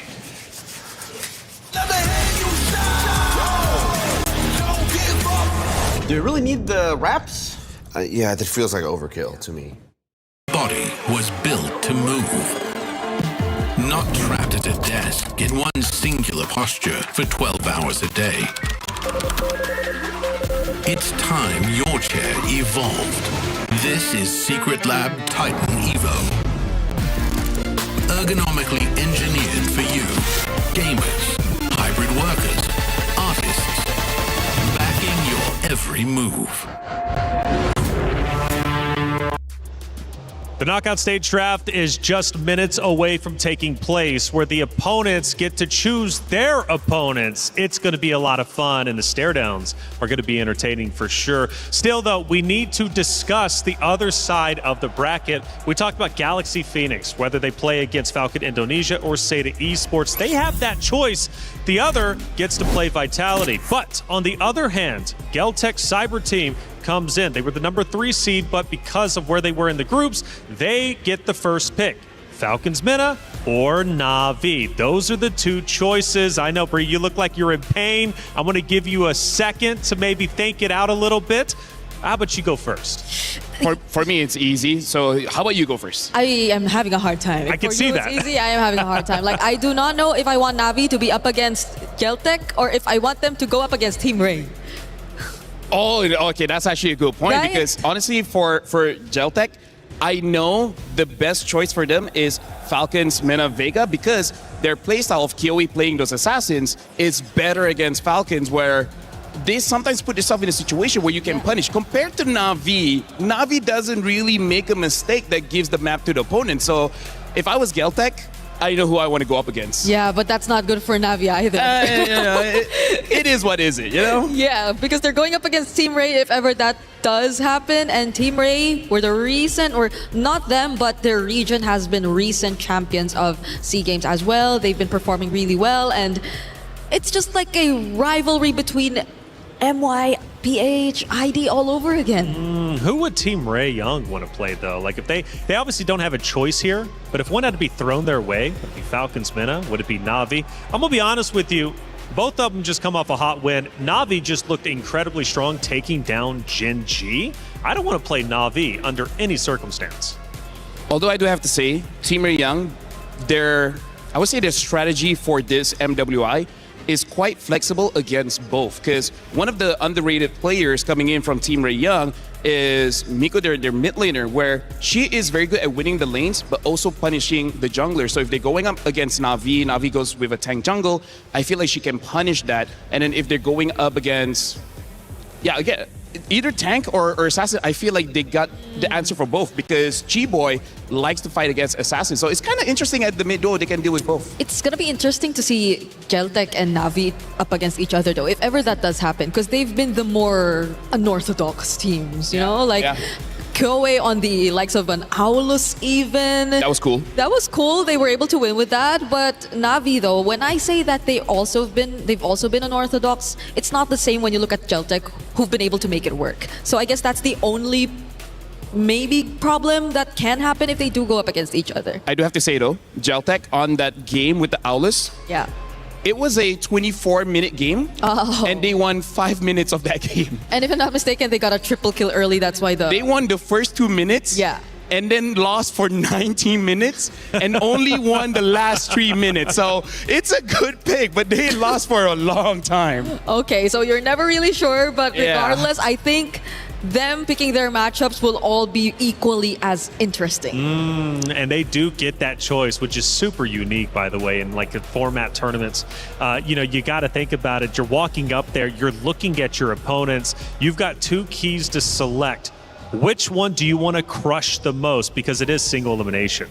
Oh, yeah. I feel like for all the teams, they want to crush Vitality and Na'Vi if possible. Of course. Of course. But honestly, like, we got to go back to Rose's interview with Sayuri. Even Sayuri said for this MWI, a lot of upsets happened in day number 1. So even if you think you made the right choice by choosing your opponents, that might not be true, right? Because everyone here is stepping up. Everyone has their own identity. So you might make a mistake and you would never know until the game ends. Yeah, honestly, if I was a player, I'm not even sure if I'd rather do this or just have... I would just let my coach decide. Randomly decided as well, Because, when we did do the draw, well, not us, Mirko did the draw, you were already put up in this certain setup. You had to see like a group of death emerge eventually, but at the same time, you just had to adapt and adjust to what was already presented to you. But this is something you can make your own choice with. So whatever happens, if it doesn't go your way, who else to blame? That's right. And see, I was about to bring that up, Bree, and that's such a good point because it's scary. When last week I was on this very stage watching a different title and a player from Na'Vi chose their opponent, he wanted the smoke, but he got it in the form of a loss, right? So you never know. You might be picking your opponent thinking you're picking the right choice because you can beat them only for you to lose. And like Bree said, you can only blame yourself. Well, enough deliberation. We now need to see action. The opponents are on stage ready to pick who they want to play in the knockout stage. Stage host, take it away. Ladies and gentlemen, it is time for the EWC knockout reveal. We have our teams ready for the knockout stages, and we need to see exactly who is going to be facing who. Damascus, how does this work? Very simple. Whoever made it out on the upper bracket will have a chance at picking their opponent, but that's only since everyone is tied. And as Taylor explained earlier, the ones who had the fastest game time. Which means that on one side, you have Galaxy Phoenix making it out on the upper side on Group B, who will be able to choose from the people who made it out of Group A lower, which is Falcons Indonesia or Seda. And then on the other side, it is Geltec Cyber Team that will be able to choose between Na'Vi and Falcons MENA. 2 Falcons still in there, but the question is, who are we picking? Okay, that got me hyped up. Explanations, everybody, ladies and gentlemen, we actually understand how it goes. We need to bring out our 2 representatives. Please bring forward our players.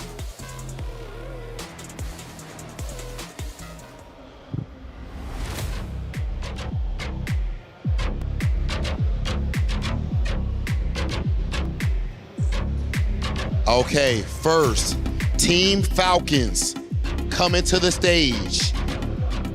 Of course, qualifying through the loser side, and now they wait to see their fate. Who are they going to end up facing in the knockout phases? And that is the question, and of course, they are coming next to another team, a team that they faced earlier, a team that made a surprise at the beginning, representing the regions of China, Team Seda pulling up. And of course, they will be there to witness who is going to get picked live on that stage. Yo, Seda already threw down a gauntlet earlier, as you said, showed us the big time upset, or so people felt like. People thought it was an upset. Seda is working at this point to show everyone, nah, it's no upset, you're just late to the party. We've been here. Absolutely godlike squad right there, standing next to Falcons. That said, I believe we do have our next team ready. Next team ready, of course, it is the other Falcons, the MENA representatives. Of course, we said it, there are 2 Team Falcons moving forward, and Falcons and MENA being represented. They are on the other group, so they won't be a Falcons versus Falcons match just yet. But the question is, are we getting picked, Rob, as always? Okay, in a situation like this, Damascus, do you think that all of the teams here have certain teams that they're hoping to get picked by? Or is it like, yeah, it doesn't matter who it is, I'm ready to cook? I mean, Vitality is not picking. I don't think anyone want to face. This is very true. I don't think anyone want to face the Queens right now. Speaking of Vitality, we do know, that, of course, that Vitality is our last year's champion, but back in 2024, this next team was the one to win it all. Na'Vi coming to the stage. Na'Vi, a tough out for anyone, but will one of these teams be bold enough to make them their choice? Of course, and without further ado, we are ready to welcome the team captain for Galaxy Phoenix, who will get to choose between Falcons Indonesia and Seda. This is the big choice, Rob. Remember, it is single elimination after this, so you only have one chance. Whoever you pick is potentially going to be your final opponent. Okay, yeah, I'm ready to see it. This where that drama at right here, Damascus, okay? Making that choice, technically, picking a certain team could be taken, that team could take it as disrespect, brother. It can make it a little bit personal. You had the chance to fight against someone else, but you chose me. And it looks like we will be making our choice right now, I believe. All right, it is time. Okay. Get a pick. Is it Seda? Is it Team Falcons? We take a moment to think. And actually, no thinking. It looks like the pick immediately is Seda, picked by Galaxy Phoenix, which means Vitality inherits Falcon Indonesia. Cheryl, what do the players have to say? What an unexpected matchup. This means that there will be an Indonesia versus Indonesia in the quarterfinals. So, please tell us, why did Galaxy Phoenix pick Seda, even though Seda actually won Team Falcons Indonesia? Maybe I like them. Oh, you got your eyes on them. Now, how is China feeling about this matchup? 现在你们感想如何？这次的比赛？我们现在的感想就是非常开心。然后，因为我觉得对我们来说，比比赛输赢更重要的是享受比赛本身。 They're very happy about this pick, but win or lose, they are very happy to be here for the competition, to experience as an experience. So yes, this is your first matchup for the quarterfinals of the knockout stage. We have Galaxy Phoenix going up with Seda. Oh, that's a banger. That's an absolute banger right there, Damascus. And I like the interview as well. Wholesome answer coming from the side of Seda. But we've seen a whole lot of confidence in that pick. I love to see that. Stingy with words, but the confidence definitely shows. And on the other side, as Cheryl said, it's a full Indonesian match with Vitality taking on Falcons Indonesia. But on that side, it is enough as we have to move to the other side. And it's now Team Geltech Cyber Team going to pull up to select between Na'Vi and Falcons. Mena and Rob, I've got to say, you and I love the drip. I absolutely love the Geltec drip. Oh yeah, I need one of those fits desperately after this. That is an elite fit. I've ever seen one. Yes, and we are immediately picking Team Falcons Mena. We do not want to face Navi just yet. Geltec picking Falcons Mena. Team Ray Young will be the one to face Navi, and Cheryl is with our players on the stage. Now this is going to be a very exciting matchup. Now I have to ask Team Falcons Mena, is there any comments about this matchup? Are you guys excited about heading into this match? Yeah, of course we are excited, and good luck for you guys. Anything you want to say to them? Nana. Nana, okay. Fist bump, and we will lay it all over at the Land of Dawn. Fist bump. And let's go. Our next team for the knockout stage of quarterfinals. We have a Geltec Cyber team going up against Team Falcons Mena. This is what we want to see, and with these picks being done, all 4 matches of our quarterfinals are now set with the big bracket on display. And to take a look at this bracket in detail, I would like to send it to the studio. Taylor with our experts in there. What are you guys thinking of that bracket? Ooh, it's looking spicy. Hollywood Rob TV, Damascus Cheryl, thank you so much for settling the score with the competitors. Now we know what our knockout stage looks like officially, and it's a spicy one for sure. Let's start with the first matchup, Galaxy Phoenix versus Seda. It's going to be coming up first. What do we think about the opponents? Well, first of all, called it. Yeah. Second of all, it's like, wow, we're so surprised this happened. But yeah, I really feel like this is good on both ends because Seda also showed quite a lot, and I believe Galaxy Phoenix have gotten enough information to know what kind of draft they want to use against Seda, but also because they force Vitality as well as Falcons ID to fight against each other, they need all that information to know potentially when they mid what they're gonna do. Yeah, but it's an early Indo matchup that we're gonna see, and again, only one of the few, if not only representatives, to send out at least 2 teams from a single region, and that's gonna be, I think, one of the closest we could possibly see ever because they know each other so well, and that is something that they could not really control. So talking Galaxy Phoenix, they are about to play an opponent that they know, but they haven't played just yet, at least on the stage for MWI. And this team is incredibly talented, have gone through the gauntlet. They did, in fact, have some early struggles as a roster, but they ended up as Queen's Legend Season 3 champions. They also have competed in other leagues for the first time as an all-female roster. So they've got a lot going for them, including, of course, winning out their group. I gotta say, Galaxy Phoenix, it's like they're masters of rock, paper, scissors because their jungler is able to play tanks, able to play assassins. So when they know who they're going up against, they're able to change either rock, paper, or scissors, and it's on to the opponents if they can fight back on their lineup. Yeah, they have so much heroes too that not necessarily are out of the meta. So I think that's one really good strength that you can look at when you talk about Galaxy Phoenix is the fact that they have such great mastery over the heroes that are actually relevant in our current time. But strength versus strength in this matchup, because let's not forget, Seda Esports was developed specifically for the MWI stage, which means they've done their research. So when you talk about a deep hero pool for the side of Galaxy Phoenix, Seda equally also has the same. Yeah, but I feel like watching how Seda has been playing, once Galaxy Phoenix is able to control the first 4 minutes of the game, that's where they start to use their advantage, which is their experience. They know how to play from a lead, and they will maintain that. Compared to Seda, Seda doesn't always look that well when they're losing by 1,500 gold, 2,000 gold. So if they can get onto that first win condition, they're already looking pretty good. You know who Galaxy Phoenix has, though, that Seda Esports doesn't have? Is Fa. And we were screaming her name. Fa was going off just a couple days ago. She's incredible, and Seda's got to deal with her. Yep, Seda, especially as mentioned here by Lavelle, may not seem the cleanest in terms of the executions when we get into the mid portions of the game. So I think it's crucial that in this matchup against a team like Galaxy Phoenix, they're always remind themselves of housekeeping. Like, they cannot let go of the most basic fundamentals when it comes to the game. Let me just say, Fa is a mercenary. She is precision as a person. Because going up against Na'Vi, she only targeted Mirai until there's nothing Na'Vi could do. So as long as they know who's the right target for Seira, I will feel bad for whoever that is, because no matter the pick, either Guinevere, either Ling, Hayabusa, Yisashi, I really don't care. I think she will get her target. Let's find out if she does. She's a serious competitor. I love that you call her a mercenary, and she absolutely is a mercenary. Look, Seda, though, again, not to be messed around with. They are truly phenomenal and absolutely insane.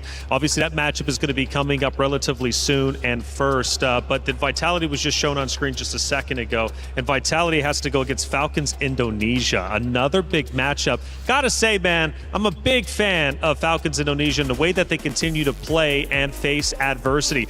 But Vitality, come on, they are the queens after all. I mean, like, not only are they great mechanically, but they can get into the heads of Falcons ID. Yeah, and if I'm not mistaken, I think the revenge storyline continues, because Falcons ID in the recent qualifiers that they had for MWI 2026, I think barely got to get a game against Team Vitality. They went up against each other in the upper bracket semifinals, only to get dropped down to the lower. But the moment they meet again in the grand finals, they got the exact same result. You know, I'm so encouraged, though, from Falcons Indonesia to improve from day one. When I was watching them as a contender, we set them up as the top dogs, and well, they finished 0-2 defeat. I was like, well, that's not what I was expecting, but they've come back stronger than ever. But there have been questions about Vitality and if they still look as strong as they did last year, and a lot of that comes from that MIBR loss matchup. I gotta say, even though I saw that matchup, but Team Vitality is like the final boss that when they die, they get resurrected, and then they have more layers of HP, and then after they die again, they go to the next phase, and then you're like, when is this going to be done? And then you're trying to get a health potion, and then they just take it away. They just evolve. And Bree, speaking of evolving, Geltech's Cyber Team, they chose their opponents, and it's Falcons Mena they've got to go against. Now, Falcons Mena just came off a big win, so they're feeling confident going into their matchup. Later on today, mind you, we've got 4 of them. We're starting off with quarterfinals. We will finish them all here on this very stream. Falcons Mena is going to have a long day. The Geltech Cyber Team has been a big surprise in our tournament, and they have looked stellar. I agree. The way that people have been awaiting this comeback, again, we have to remind everyone that Kyoei, I think one of the star players that we've constantly been highlighting, took a bit of a break from the competitive scene. I think that was exactly 3 seasons of Lady MVP before she eventually got back. And it took her exactly 3 seasons as well to get back here to the MWI stage. But that showed significant growth from these players. I gotta say, Kyoei's Hero Pool is amazing, but this is where I want to talk about their coach, Osprey, because Osprey has been in the MLBB scene for both the men's division as well as the women's division for a very long time. If there's a Mount Rushmore in ECA, he's gonna be there. His picks are unorthodox, but on paper, they always make sense, because he's like, this hero can counter this hero, even though it looks like it's a funny pick, but when you see it in action, you're like, wait, that makes sense.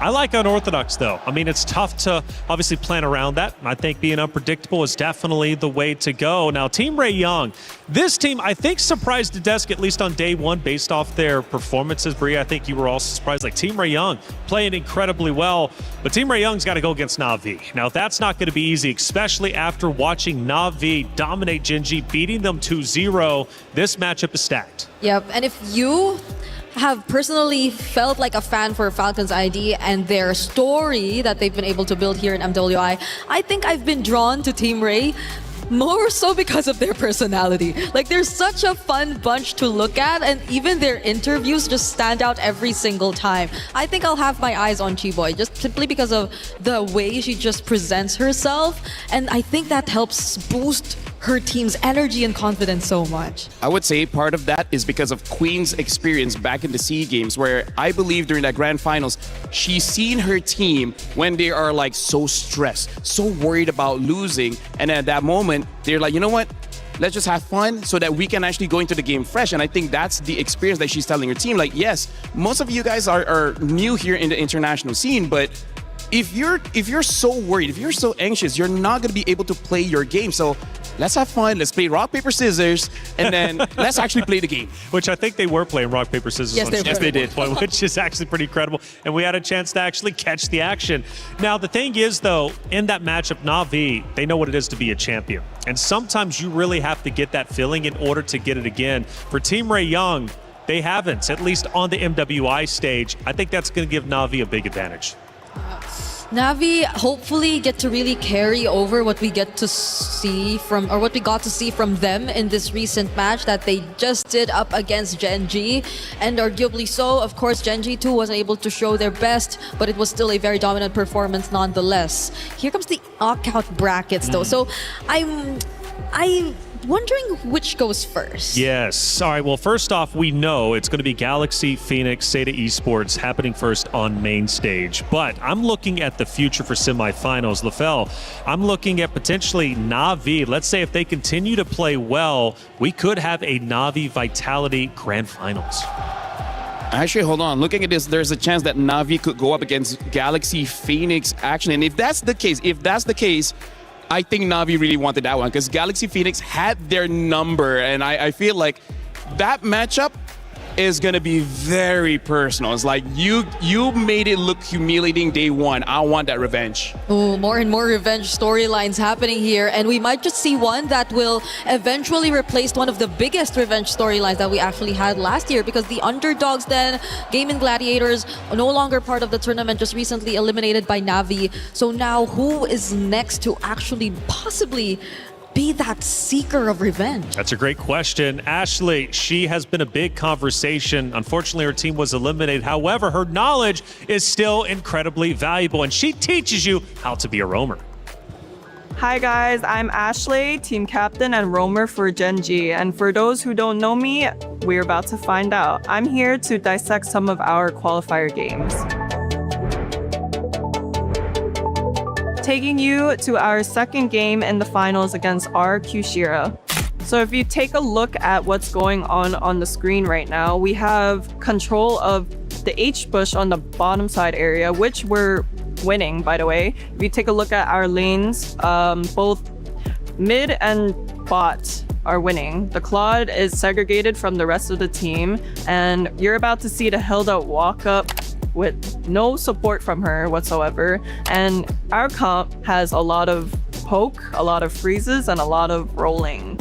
So here we were able to burn the Hilda's flicker, and that was going to be useful for us since the Lord is coming up in 4 seconds. And what we're doing is we're clearing the mid lane, we're clearing top lane, and we see the Claude still bottom lane. This is good for us. You know, if they decide to come in, we can also just punish the Hilda. Knowing this, we're just zoning them out. We got vision of the Fredrin.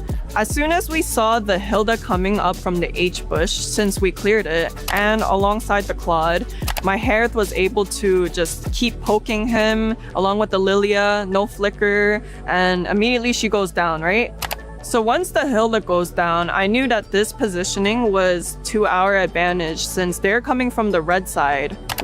Our comp specializes in just bunching everyone together. We have a spatial isolation from me that can just freeze everyone in and outside of the circle. So right here, Arya is getting into position to cloud ult everyone. She's literally screaming, let me ult, and I'm like, okay, this is perfect. I make a spatial isolation to predict the Eve's ult since we're already in a box. I knew Eve was gonna ult from the back line, and since I had my teammates frozen and them frozen, I went to just go be annoying to make a separation from the front line and the back line, which was favorable for us, and that is how we dominated this game. But you know, the funny thing about that game is like, it's more or less me saying that they messed up. It wasn't even that we were doing the right thing. That wraps up our dissection for my games, and if you guys would like to see some more gameplay, please tune in to our MWI matches. Play is in our DNA. Whenever we let it out, it becomes our superpower. Now imagine an entire city being built to supercharge it. Kadir City, powered by Play. It's still day 3 of MWI, but now we move into a new iteration, our knockout stages. The competitors chose their opponents. Did they choose an easy route to semifinals, or did they choose their undoing? We're about to find all that out and more as we head to the stage with Damascus, Hollywood Rob TV, and Cheryl. Ladies and gentlemen, it is showtime here at the Esports World Cup as we are about to get rolling with our knockout stages. Right now, we are about to find out who is going to step one step closer to lifting up that trophy and being the best MLBB women's team in the world. Yes, sir, Rob, it's time to be excited because it is the knockout stage right now. Every single match means tournament life on the line. So without further ado, let's welcome our first team onto the stage. They made their way through the upper bracket. Make some noise for Team Galaxy Phoenix! Galaxy Phoenix does not know the taste of defeat. This team has come here in their first international event, but yet they have not just looked like contenders, they have played like one of the favorites, of course, fighting out of Cambodia, and they are trying to make history here at MWI. Now, I do have a few questions for you guys before we head into the match. Now, this is an incredible showing right here, being the first time on the international stage. How are you guys feeling? Right now, I'm feeling so proud. So proud. Yeah. And anything you would like to say to your fans back home so that they can cheer for you, you can say it in your language.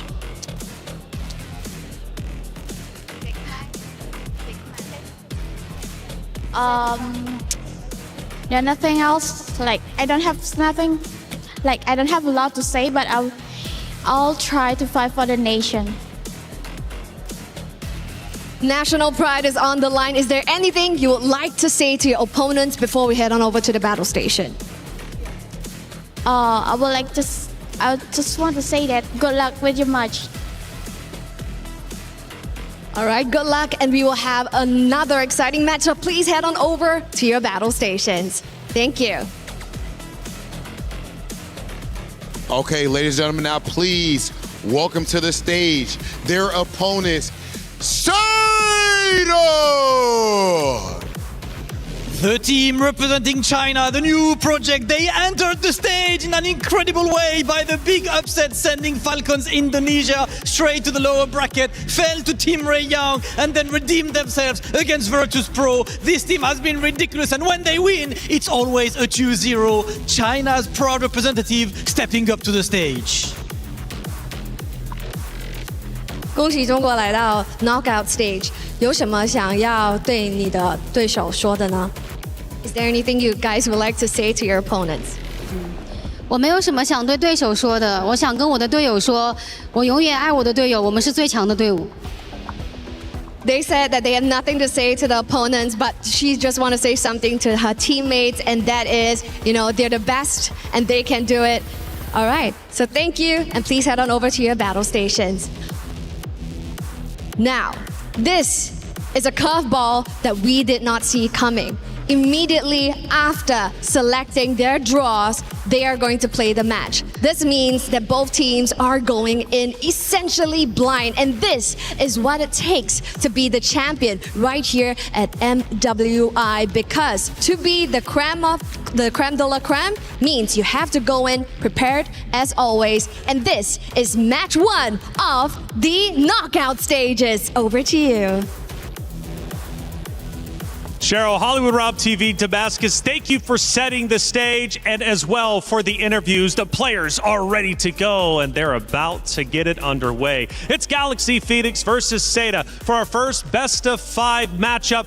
It is single elimination. You only have 1 life. You lose, your key is crushed. You move forward. The championship is that much closer. We've already talked about these two wonderful teams. Let's break them down just a little bit more. Now, overall for Seda, biggest surprise we had, looking at the roster, Miss was supposed to be there, but Miss hasn't been there to my knowledge. It's been Fanwa who's been the sub. However, a sub that has led Seda to where they currently are. What do you think about that, Bree? It's a very explosive sub at that. I think her being the roamer and being one of the main leads in the team has really helped a lot. The way that they've actually been confident enough to even debut the likes of a Tigreal in their first series and be able to do so in a very dominant fashion, that means they're very versatile in terms of their gameplay, because even when you think that they are actually more on the unorthodox end of their picks, they actually can show you some of the more meta ones as well. They also have a really decent usage and mastery of the Belleric, as seen in their recent qualification match, in order to make it here to the knockout stage. I do wonder though, now that you're in a knockout stage, is the wild card play to bring Miss back in? We don't know why, of course, Miss was benched. Maybe it was a strategy play, maybe something else was going on, but it has led to a pretty fun conversation.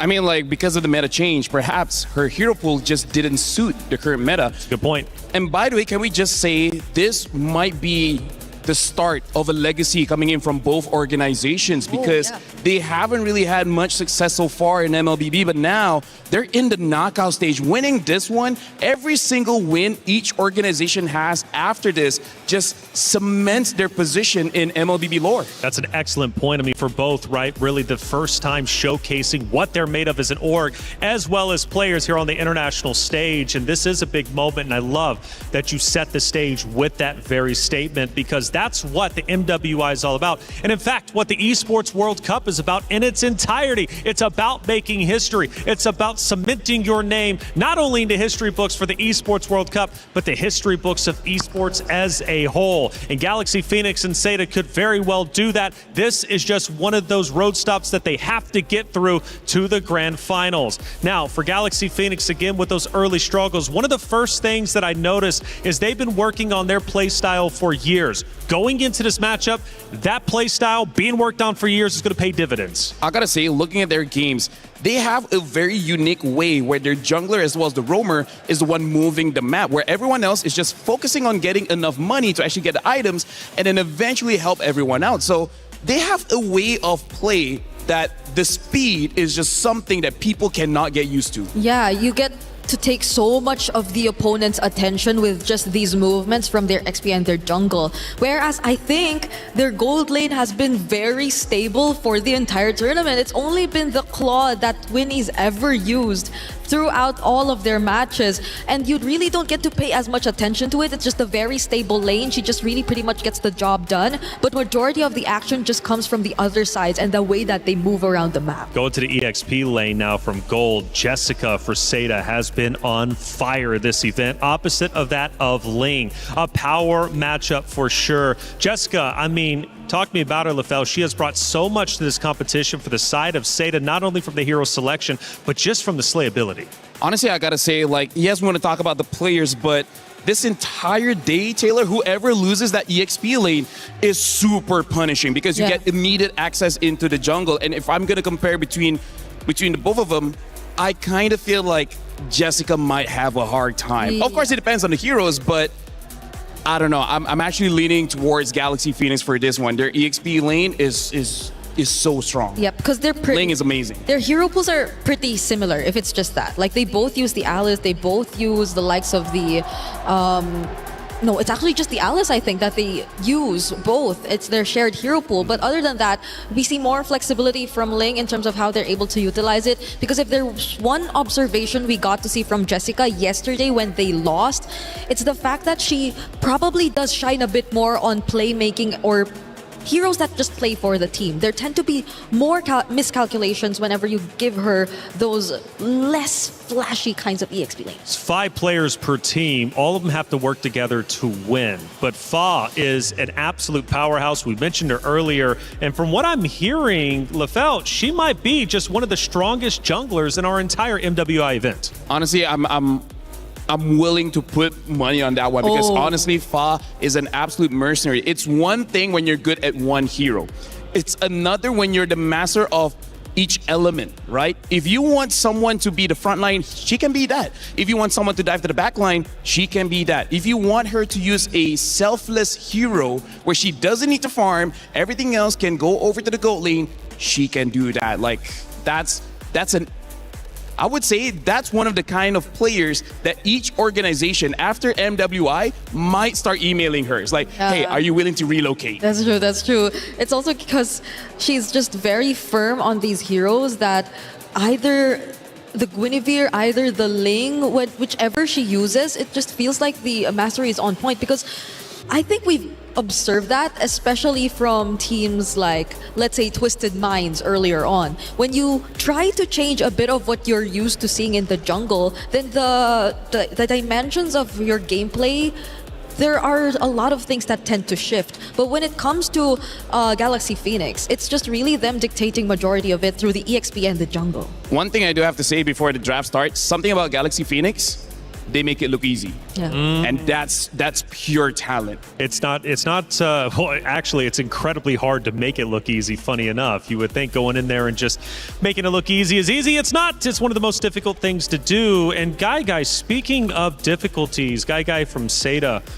even through defeat, she finds a way to still perform well. She's the anchor, if you will, for this Seda roster. Guy is going to be the one, I at least think, that Jessica, Zhao, Name, Miss, or Fanwa, whoever decides to come in for this matchup, is going to be looking towards when things get rough. I'm starting to worry for her, though. Like, if it does so happen that Galaxy Phoenix tried to go for the assassin route and we see another Ling gameplay, wait, is she taking a selfie? Yes, and I actually saw them checking the heroes out as well, but I think it's less about the draft and more like, which skin do I use for this one? Well, you have to really pick the best skin. Yes. You're already in the knockout stage. Yeah, I'm not going to lie. Some of the skins, though, are incredibly funny. Like Patrick, for example, running around. Oh, yeah. Imagine losing to a Patrick. Yes. Guy would be furious. I gotta say, Patrick running towards you at light speed is one of the most terrifying things you could ever imagine. And it's made a lot of Glue users happy, because Glue is actually one of the heroes with very few skins. Yes. And you get surprised because he suddenly receives a Patrick skin. Yeah, I can't remember if it was Vivian, I think, from Vitality uses Patrick's skin, which is like, she already talks her trash and she's beating you with the Patrick. Just so disrespectful on so many different Only levels. in MLBB can you see Sasuke being afraid of Patrick. That's only in MLBB. The logic is a bit different here. Even AOT characters like Eren Yeager, I'm pretty sure he doesn't want to face against Patrick. I know. It's not like we get to see the Yin also played as much in competitive gameplay, but it's weird here looking at Patrick just dominating over everyone. But that's just MLBB, isn't it? It gives flexibility and the opportunity for you at home to pick your favorite skins and play the game how you want to play. Regional pride was mentioned during the interview with Cheryl and the Galaxy Phoenix ladies. Regional pride so incredibly important here. And, one of the players from Galaxy Phoenix saying during that interview, like, I'm just so proud to represent my nation, to be on this stage. I know it's not enough for her. She wants to be a champion, obviously, but making it to the knockout stages, representing your nation, LaFell, that is such a big accomplishment. Because if you ask any player here, their motivation for playing, their motivation to become champions, there's many different layers. You have layers on, they want to change their family situation back at home. They want to make a name for themselves in their own country, in this game. They want to help out their friends. In fact, some people here, they're not here for themselves, they're here for other people. So no matter who you talk to, there's many different motivations and every single one of them is valid. And that's why when we see losses, all of those hopes get crushed. But that's the reality of becoming a champion. You don't win by necessarily making a lot of friends. You get to win by crushing someone else's dreams. And at the same time, they had to crush the dreams of, I think, also one of the longest running representatives, if it's regional pride that we're talking about, because we're seeing a different lineup fielded here as representatives of Cambodia, and they definitely want to be exceeding whatever they were previously able to achieve. It hasn't been a significant finish in any of their previous MWI records, but now they're so close to exceeding all of that. Building a home, helping your family out, $500,000 goes a long way, and $150,000 for first place. That's what is up for grabs. We start our first matchup, our first pick and ban between Galaxy Phoenix and Seda Esports. Yeah, right now, honestly, this is a very interesting start here, break, where Seda is first pick, and yet they're banning out the Marcel. Yeah. That's kind of not a great ban, because you would want your opponents, Galaxy Phoenix, to ban that out. And now, this is already a very big tell. They're banning out this carry. So expect a lot of front lines. I really feel like they're already building the draft just so that Link can have a good time in lane. Oh, but Seda too. This is a smart ban. Yeah, 100% smart ban. Respecting so much of what Galaxy Phoenix have already previously shown us too, I think the Guinevere is just a bit too flexible of a jungler to hand over to GXP at this point. I was watching that game where Galaxy Phoenix went up against Na'Vi. That kind of experience makes you uninstall the game. Let me just say that. It was so devastating. Yeah. Do not let Fa on that Gwyn anymore. Yeah, because it's like sort of in between the Ling or either the utility type. She first builds the concentrated energy so she can 1v1 and she can also play for her team. Right. That's why I say she can be selfish and she can be selfless. Yeah, there are only very few times we see the Gwyn really punished. I think it's mostly when it's also in Rome. Just earlier we got to see that also. But even the Valier being banned out, I know that Sophia has been very deep too in terms of her hero pool. I think she's the only one to play the Farsa in this tournament, if I'm not mistaken. I mean, here's the thing. They're clearly showing they're going to have a very heavy front line. They're banning out all the anti-tank. So I feel like they're going to charge for it. They're going to dive. And they're gonna say, Seda, you have nothing in your arsenal that can stop this charge. Yeah, so I wonder what this Valentina ban is also trying to say. Because it's not likely going to be a sort of priority either here for Seda. There are a bunch of options out there. The Juicing's still there too, but it hasn't been as prioritized for first pick as well. I feel like they need to take the Esmeralda because that's what Galaxy Phoenix is setting up. Oh, right. They don't want anyone stopping the Esmeralda from just getting close. But does Jessica want to play that kind of hero? Or is she willing to just pick up another comfort pick similar to the Alice that she already shown us previously? But definitely not in this spot. Here's the thing, if she does not take the Esmeralda, there is one other hero, well actually two heroes that can counter it still, which is the Lunox as well as the Balman.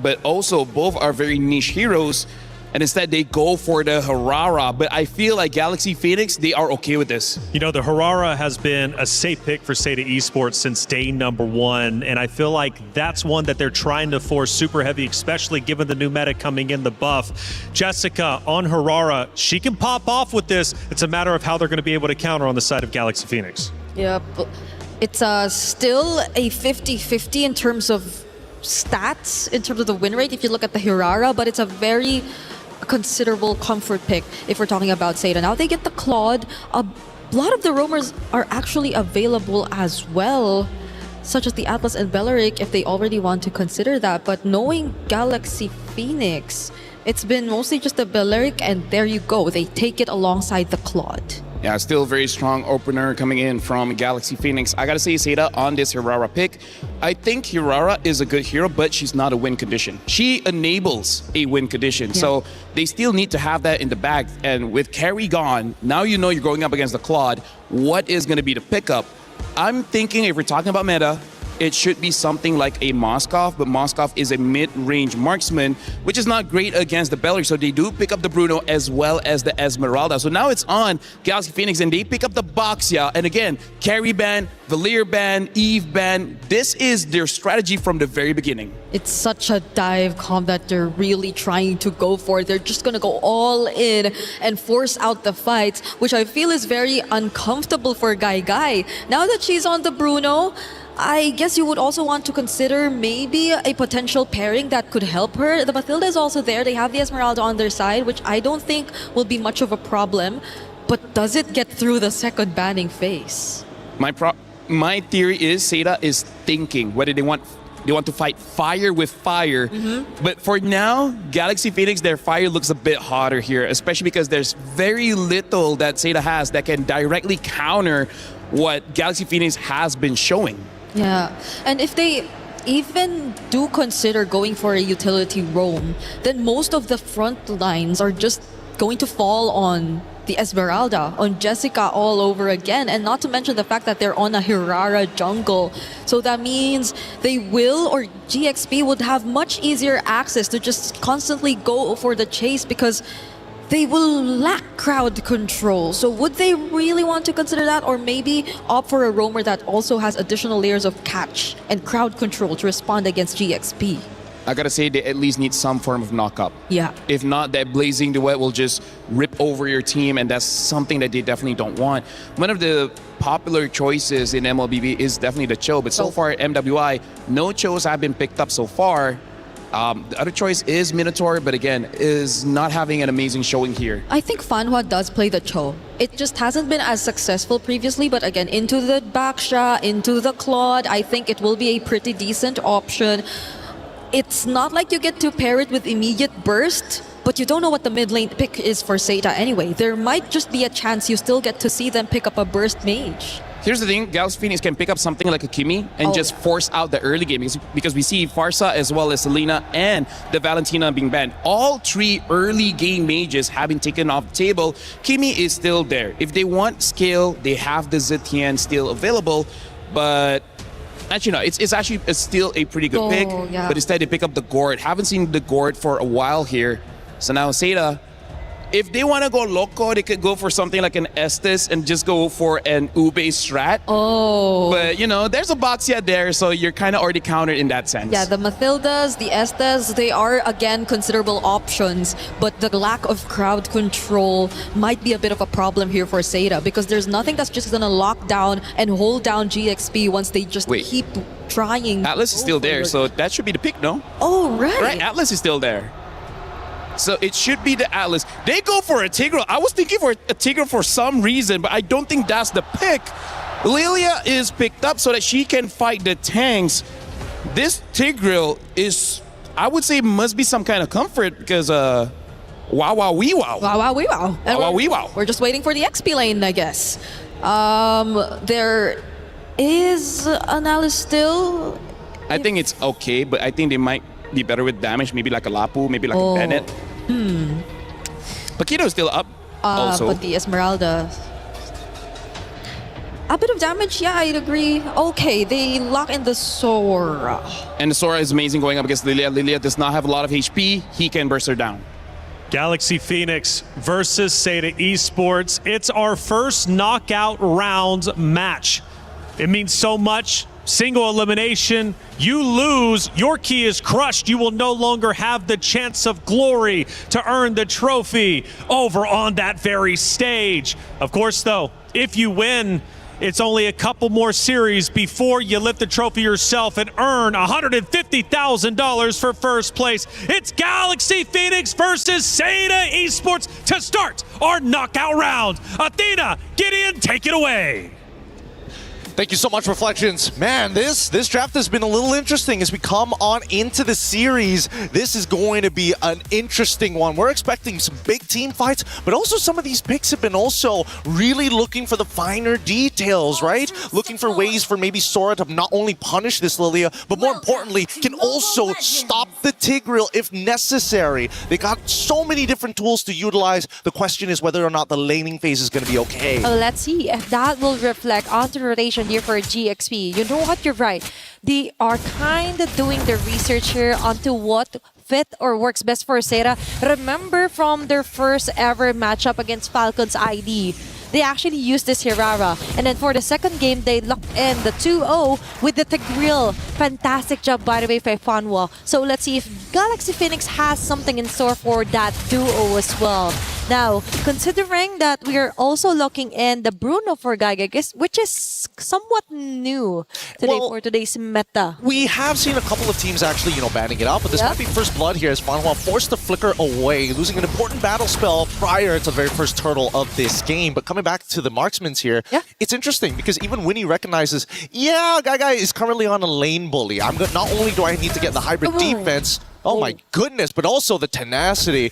Even so finding first blood is already great here. Okay, that's a great start. So Sarita is actually starting off things with another rolling around kill here for Joe, and meanwhile for GXP, it's all about the timings as well. Remember, for the Balearic, there are certain conditions that has to be met before you actually go in with the Wrath of Dryad, and all of that will be possible as well if Ling is able to back up right before a turtle take, and which in this case is going to be cornered or circled around by Zeta Division, and Joe is still keeps on farming and relaxes their stance.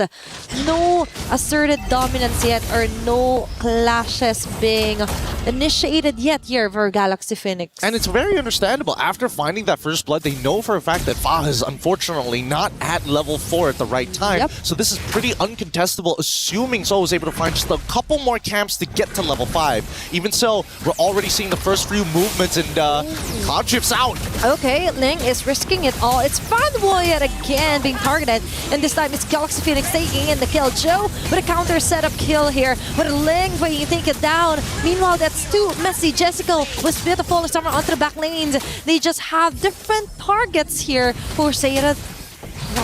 Sophia, beautiful three-point shot with a Mystic Projectile over the wall to not only make Fa's job easier, but now this is a winning position. They just need to deal with Jessica. Okay, now they're hovering over here onto the turtle. It's Famwa again with the position. She doesn't have her ultimate yet, so it's going to be GXP cornering most of the members here for Zeta, and Jessica with a jump will hit no one, but instead it's Ling hitting in the face here for Joe with a double kill, plus a perfect Mystic Gush to top things off here for GXP. They might as well just grab the turtle while they're at it. Yeah, you can tell that GXP is kind of nervous, and even Zeta, both of them are playing very anxious this game. The turtle contest was also a little weird. It was a little 50-50, and honestly, I think it's technically in Zo's favor in the earlier stages of the game, having so many abilities and high base damages, out base damaging, unfortunately, the Baxia. It's 600 to 800, and now we're going to see Name in trouble. Okay, that's a forced Black Shoes onto Name.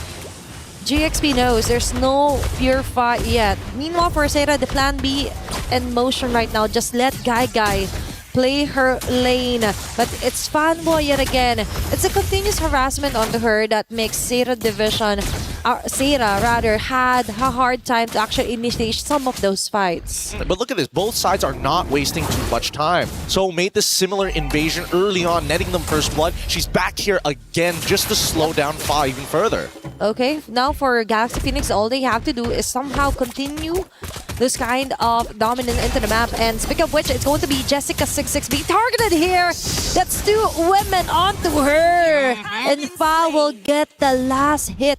Even one of the backbone here for Zeta is having a hardest time against GXP. Yep, this is the beautiful plays coming out from GXP. Very high level, showing presence down by the bottom side, already assuming after mentioning and also seeing Zo on that top side. It's still a bit of a mistake and an overextension from Jessica. Even so, Ling is coming up big time. 3-1 and 2, gonna get plenty of money off of this. In terms of the side lanes and who's doing really, really well, it's Guy with plenty of money. It's Winnie with the EXP lead, but it's Ling really leading the charge. She is the master here onto the XP. Meanwhile, that is not going to look good here for Jessica26, and now Sophia initiates with the Mystic Gush.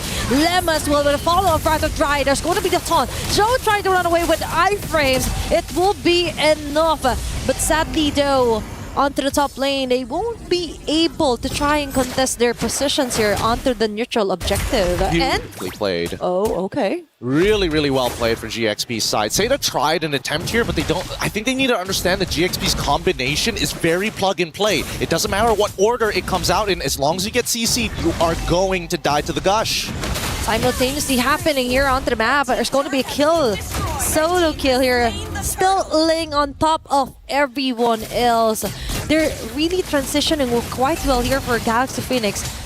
Getting a turret, getting a kill, you already have the turtle as well.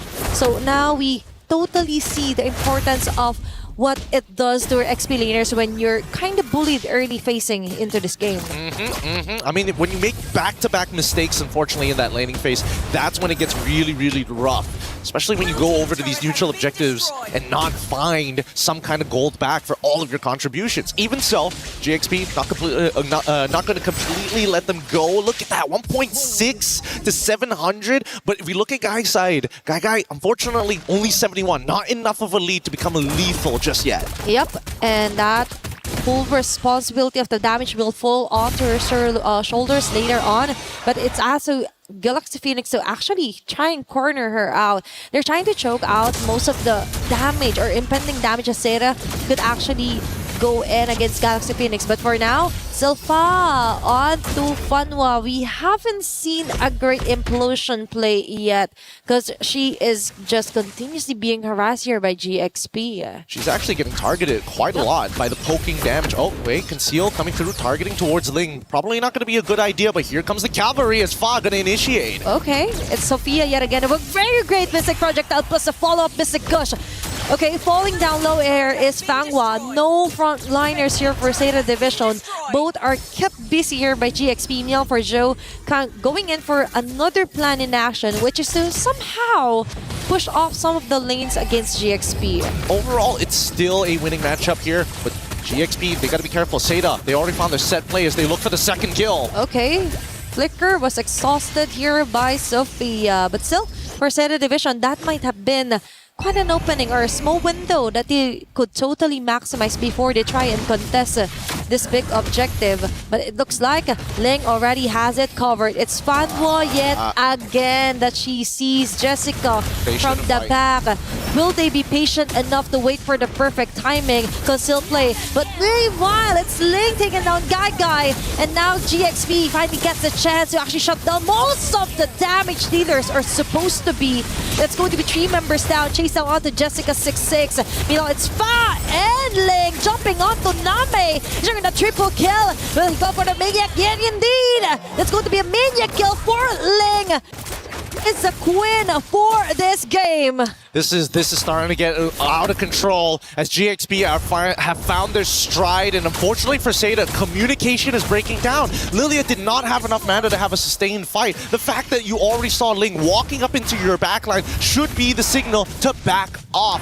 With that being said, the economy lead is going to be clear, 4.4k, and Zeta unfortunately can't make any invades happen to equal it out.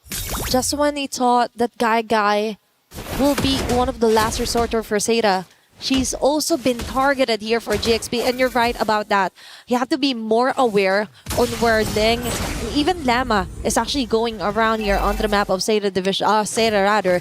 And it's kind of bit sad to see that 9 minutes in the game, jungle's already been compromised, and now Joe has to resort to somehow just clearing off the bits of the waves onto the sides just so she could slowly build up her stacks. Well, I mean, honestly, I think Nami should have just said, guys, we need to, it's either we delay this or I recall back and get my mana, because unfortunately, even if she does decide to use the Black Shoes, it's too late to get all of that health and mana back. But now, Traffic Dryads into combo. Okay, that is just too much of a burst here for Galaxy Phoenix. Now they go in, far onto Fanwa. Nami tried to run away. There's no Black Shoes at all to save her. And it transferred back onto the damage onto Guy. She will be backing away. But Galaxy Phoenix got most of those kills. The Shui women down. Plus, they might even get a T2 onto the mid lane. Oh man, they've set this up perfectly. They can guarantee an inhibitor here. They broke the Holy Shielding, and now they're going to go for a little bit more. With this next Holy Shielding about to fall, they have perfectly set up the next potential fight. And it's going to be, I guarantee you, they're going to get this Lord. If Zeta can steal this somehow, that would buy them a guaranteed 6 minutes into this game. They've waited for this moment. For Galaxy Phoenix, it took years for them to actually perfect, to actually try and get the super team that they wanted, to put their faces, their team, in the MWI map. And there they have it. Very dominating win against Zeta. One of the teams who fought a way to actually win a fight against Falcon's ID. And now it's GXP asserting their dominance. looking at this one, of course, we see some clean discipline as well when it comes to rotations, plus the easy conversion of kill, then turret, kill, and then objective. Very clear attitude here for GXP. I mean, it's reflected by the score, 2-15 so far. It's just closing this game out. It's going to be a little bit harder than it looks, especially since Name is starting to scale and dealing with these waves well. So, fortunately, not going to get caught here, but they find Fanhua instead. Okay, Flicker. Fortunately, hasn't been activated here for Zeta, but they have another task in here that they have to melt down as fast as possible. But it's going to be the Lord that GXP has and marching onto the bottom. So very nice of them to kind of delay things off onto the mid lane, even onto the top lane. Now the pressure is on. Macro control here for Galaxy Phoenix. Winnie onto the sidelines here. And Lemma with a Rat of Giant. Funnel immediately down. There's no more counterplay here for Zeta. All they can do is run away while Lane chases them down onto the back lanes, and Winnie goes in with a blazing duet. The cherry on top, Galaxy Phoenix is doing it. Complete members marching in towards the base. It's Zeta trying to fight for their life here. Jessica and Joe Guy will manage to do that, but still, they're on the brink of losing here for game number 1. So close, but still, they can definitely still survive for a few minutes or so against GXP. Yeah, unfortunately, they're not able to cut through absolutely everyone just yet, and the spawn timers is going to allow the rest to actually come back into this fight. GXP could have forced the end there, but decided to take the safe route. This could be a potential mistake if Zeta is able to find a turnover fight, a complete wipeout against GXP to close out the game. I would say closer towards the 14 to 16 minute where the death timers are long enough for them to crush through 2 to 3 towers in one go. And for that, for Galaxy Phoenix, they just kind of want more cleaner and clearer assertions of clashes here. I think that if they're going to look for the cleaner and an assertive way to play, they gotta ruin the position of Sophia. But just like mentioned in the beginning, right? Their plug-and-play combinations, now that all 5 of them can get involved, it makes Ling's job really easy. Instead of just, hey, I gotta go Cloud every single time. Not necessary if the combo actually lands. And now, let's see if something will finally land here for Zeta. But one thing's for sure, those bullets are gonna land onto the last bit of base hurt onto the top lane here for Zeta. This is making it harder for them to go outside and try to somehow form, even contest the Lord that will be spawning right on cue. All right, now they're going to have first position here. This should be a pretty free Lord for the side of GXP. Zeta, unfortunately, must play the defense. As soon as they start walking out, but more importantly, since their jungler is about to get revealed on the top side thanks to that top wave, GXP have nothing to fear. Now, Zeta, how do we play defensive in a composition that just has so much counter-engage? If Fanhua decides to flicker forward, unfortunately, a majority of the important members on the side of GXP have some form of counterplay. Sophia will never be anywhere close to the front lines. Winnie has a Purify, so that only leaves you with just a bunch of tanks, one of them who wants you to be in their face. Yep, and problems keeps piling up here for Zeta, especially Fanhua being the first to go down each and every clash. So for GXP, it just makes it easier for them, right? No more frontliners. All they have to do is do their thing. Ling goes in with punches, and the rest could just focus fire onto the base, which might happen into the next wave. Well, let's see, because now it's about time, and you can see that Fa is already trying to pull the attention apart. Okay, Lord has to be melted down here for Zeta. Now they're too focused on the setup here for Fanhua, risking it all, even with the dark play, is able to do it, but the damage just isn't there yet. GXP focus fires onto the base, gets the game number 1. That is the cleanest closing I've seen from many different teams here today, yesterday, and the day before, but GXP, they do it by the book. They do it honest, and it feels like a snake wrapping around your neck. You just choke out. You don't even feel the pain. It just goes black and the game's over. Definitely. And now for Galaxy Phoenix, they only need one more win to stay another day and fight for their way onto the semifinals. Meanwhile for Zeta, man, they're going to have to hit the drawing board again. I think that they had an opportunity in the draft to actually punish this composition, but unfortunately decided to go the safe route. And the order, if the order changed just a little, it could have definitely helped at least GXP slow down that early game in the middle of this game. With that being said, though, we're going to go on a short break, and when we come back, it's going to be more MLBB action here at MWI.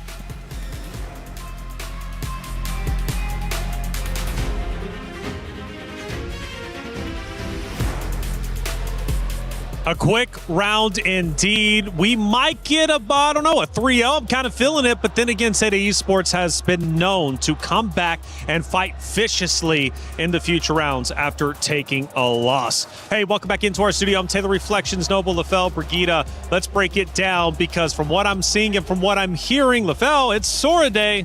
I don't know, man. Starting the very first game of today, the EXP lane has been, I would say, the make it and break it for a lot of these teams. I mean, like, let's talk about this. Ling on the story with only one damage item. Just one.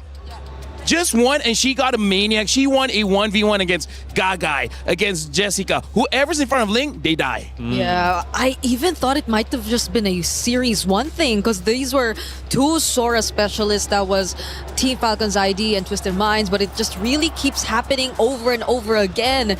And that's on top of the fact that there was barely anyone to stop her from just going in. I notice it's all smiles on the side of Galaxy Phoenix. For the side of Seda, as we look in, it almost looks like misery and disappointment from that game number one. Nothing seemed to have went well for them. Nothing went right. They did have a moment in time towards the very end before the final push onto the base where they managed to at least stop Galaxy Phoenix at the 1 yard line. However, it only extended the time just a little bit longer. Can I just say, like, I feel like going up against Galaxy Phoenix is like going through despair because I don't want to jinx it. I really feel like they can go all the way. I feel like GXP can go to the grand finals because as of right now, like I said, not only do they win, they make it look very easy. Especially, I like how Gideon put it. This is a very plug-and-play kind of draft where sometimes you have a draft where you're waiting for that one person to make a play. But every single hero that they got, Gort can have a long-range stun. Yeah. The Boxer can just jump in. And even the Sora, you can either assassinate or set up for your team. But let's talk about our first action of the game. One of the winning moments, at least, coming out from the side of Galaxy Esports.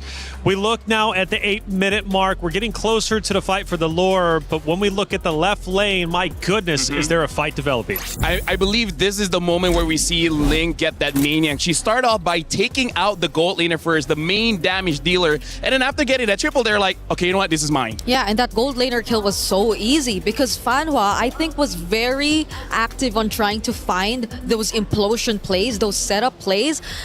And she does find them. She does get 2 or 3 members every single time, but then what's next? They don't get to actually provide the follow-up. Ling has been always attempting to isolate the backlines. And we take a look at our second one. Great breakdown. Let's break down another.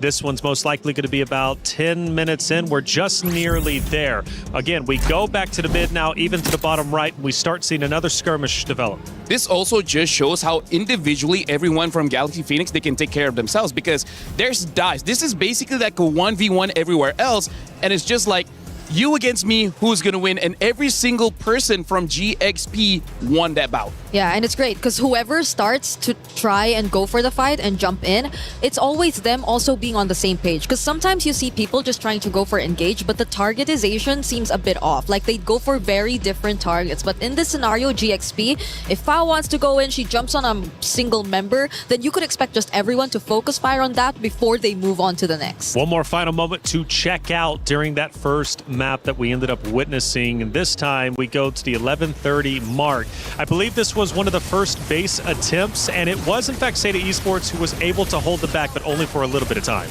This is kind of showing how GXP, they're able to win by taking out all the firepower, right? Just like how Brigida has been saying, like, you can have a good setup, but without the damage, it really doesn't matter. It's like getting a bowl of ramen and then having no spoon or fork or anything. You're just worse. You're just looking at it. Give me 2 twigs. I'm still finding a way to eat it. Imagine having ramen, just nothing. At most, you can just get the soup. That's it. I'll figure it out, though. LaFell, me and you will figure it out, okay? Bree, that final moment, though, casters were even saying it was one of the cleanest attacks onto a base they've seen. In a way, And I agree. But also, it's partly Seta putting themselves in that position because Fanhua again tried to go for something, and that's with the knowledge that the Belleric still had the Wrath of Dryad. You just always have to be aware that this is such a great catch. This is such a great way to just intercept whatever you want to do. And it's so low effort. They barely had to do anything. Lema just had to wait so she could cast the Wrath of Dryad, and that's it. Now, one of the things I brought up during the hero selection, breaking it down, is for Seda, they love that Harara. Now, you did point it out, LaFell, that's not a win condition, but more so a piece of the puzzle that Seda Esports is trying to put together. Felt like Seda tried to do this on day one. It actually ended up working out. Relatively similar hero composition. Are they too reliant on the Harara? Do they need to switch things up? This is also why GXP is so strong because, like I said, they're the masters of rock, paper, scissors. They know the Harara is going to get picked, right? Instead of batting it out, they allow Seda to just take it so that they can have a draft that makes it so that Harara could not do anything. They ban out the carry, they ban out the Valier, they ban out all the anti-tank heroes so that they can have all the tank heroes so that Harara come in and is like, okay, can you kill me? You cannot, then you will die. Yeah, because we've been saying that you need to set up for the Hirara to be successful. It's not like the Hirara is just the one making things happen. So there are certain conditions that have to be met, and in this case, they did not allow any single one of them to get through. It was tough, and speaking of not getting through, Bree, I mean, Zhao was the only one with kills onto the side of Seda Esports, having two total eliminations. For Galaxy Phoenix, they had close to 20.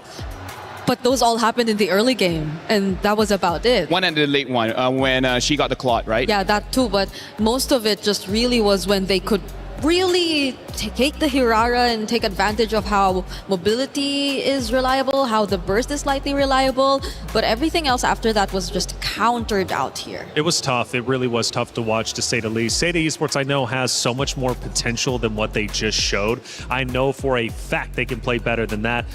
But speaking of playing better than that, what's the game plan? You lost that so quickly, it's even hard to get upset about it. Granted, we did see the player emotions, LaFell, and they were clearly feeling that loss. Because I really feel like they understood that there was not much that they can do in that game. That was the phases of saying that they knew what we were going to do before we did it. So how do we outplay that? Because let's talk about the bans. Guinevere, one of Fa's best hero, got banned, and she still had the Boxia. She will still have the Ling. If you have 5 bans for Fa, she still have a signature hero. That's why I say it feels like despair. Yeah, but I'm pretty sure they still have so much to pull out, and they're not even pushed to the limit. Like every single draft feels like they've just been expecting everything to come out, and they eventually get a hold of what they want. You know, coming into this again, and I keep bringing it up because I think it's such a cool story, Seda Esports was built for the MWI stage, but that means their hero pool as well.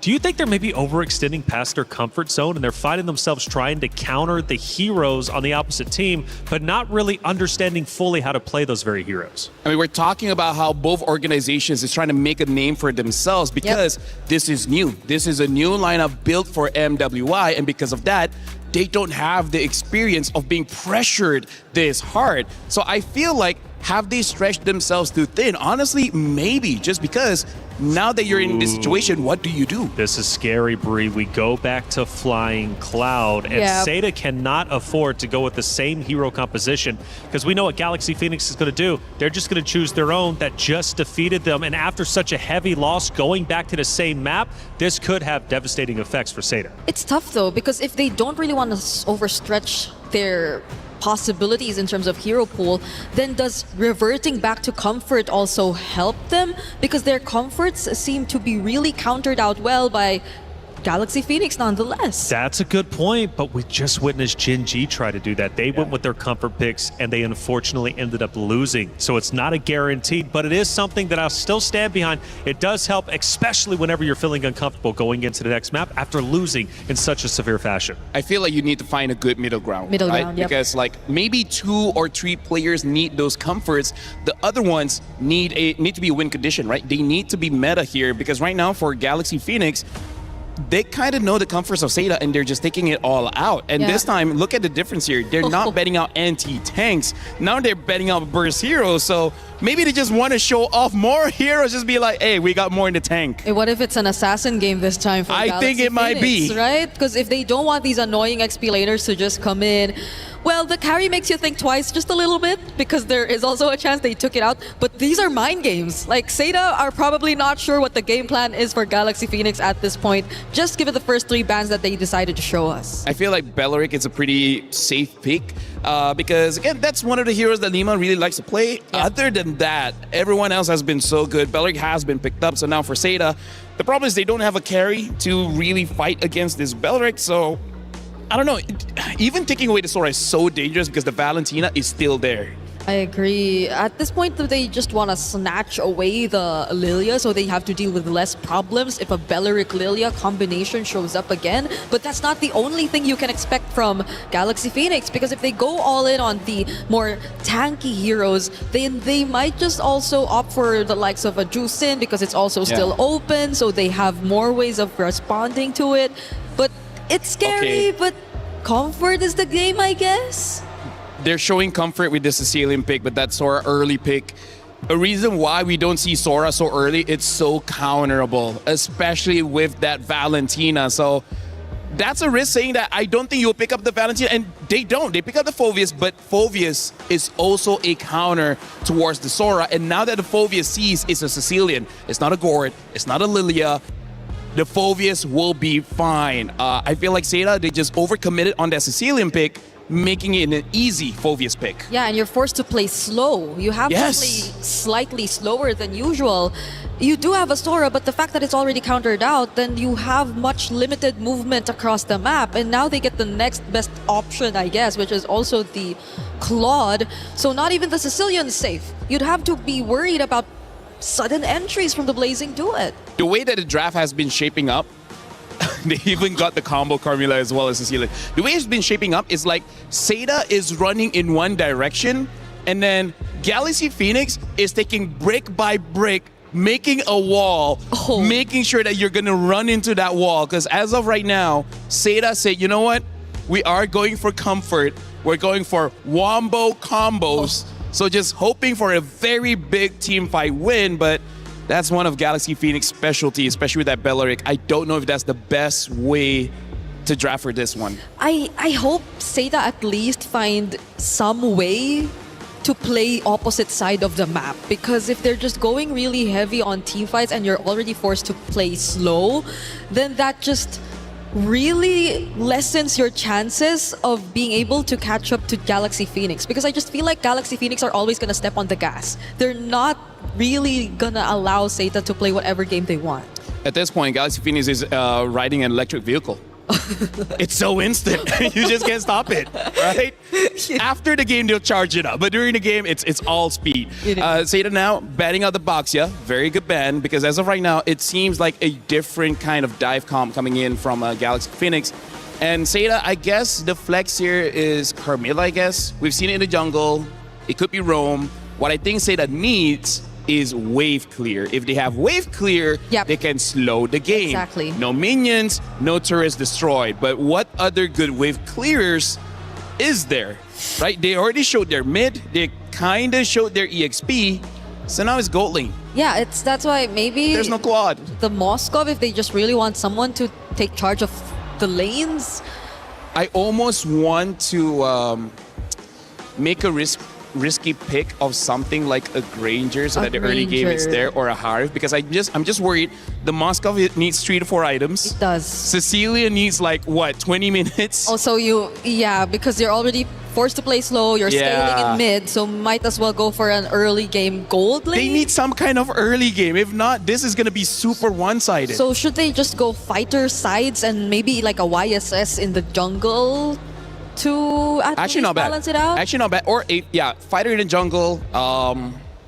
We haven't seen Lucas for a while, but Lucas used to be good during that time. And there's a Valentina option still, so you know what? You're right. Okay, they banned it out though. Maybe. What other picks in the gold lane here? If you want, I can see something like a CC. A CC. Wait, hold on. The Freya's actually still open. What the heck? I was looking, like, wait, something's missing here. Freya's still open. Okay. Which is not bad if Seda wants it. It's not bad. It's good. It's wombo combo everywhere. Phoveus kind of counters that Freya as well. Yeah. So like I said, Seda is walking straight, and Galaxy Phoenix is building a wall directly in front of them. Yes, that wall is looking a bit too sturdy now because Very Sega sturdy. is just limited in options. A Bruno will be the option. It's very scaling right now for Sega. And not a lot of wave clear. This is one of those games that either ends by 9 minutes or ends by 30. There's rarely any in between. Okay, shoutouts to our casters who are casting this game. Let's see if it does end less than 9 or maybe 30 if they get to successfully defend, because at this point, the Juicin option, it's just picked up by Galaxy Phoenix. They pretty much see what to expect. A Suyo maybe?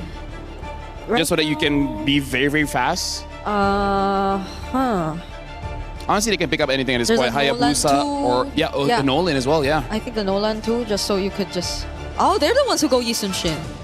So just in case if the game does extend long enough, they do have a double marksman. Honestly, this is a very good respect coming in from Galaxy Phoenix. They see that Seda is investing everything into the late game so that they just get 2 late game heroes. Honestly, that's a lot of respect coming in from Galaxy Phoenix. Yeah, they were able to sense it from a mile away, but Seda are still looking for their jungler. Well, we did float the idea of a Carmilla maybe being flexed, but maybe it's more of a roam pick if you're looking at the current setup for Seda, not unless they just really want to go full support and put all of their eggs in one basket and revolve around the Bruno Sicilian late game and go utility in the jungle.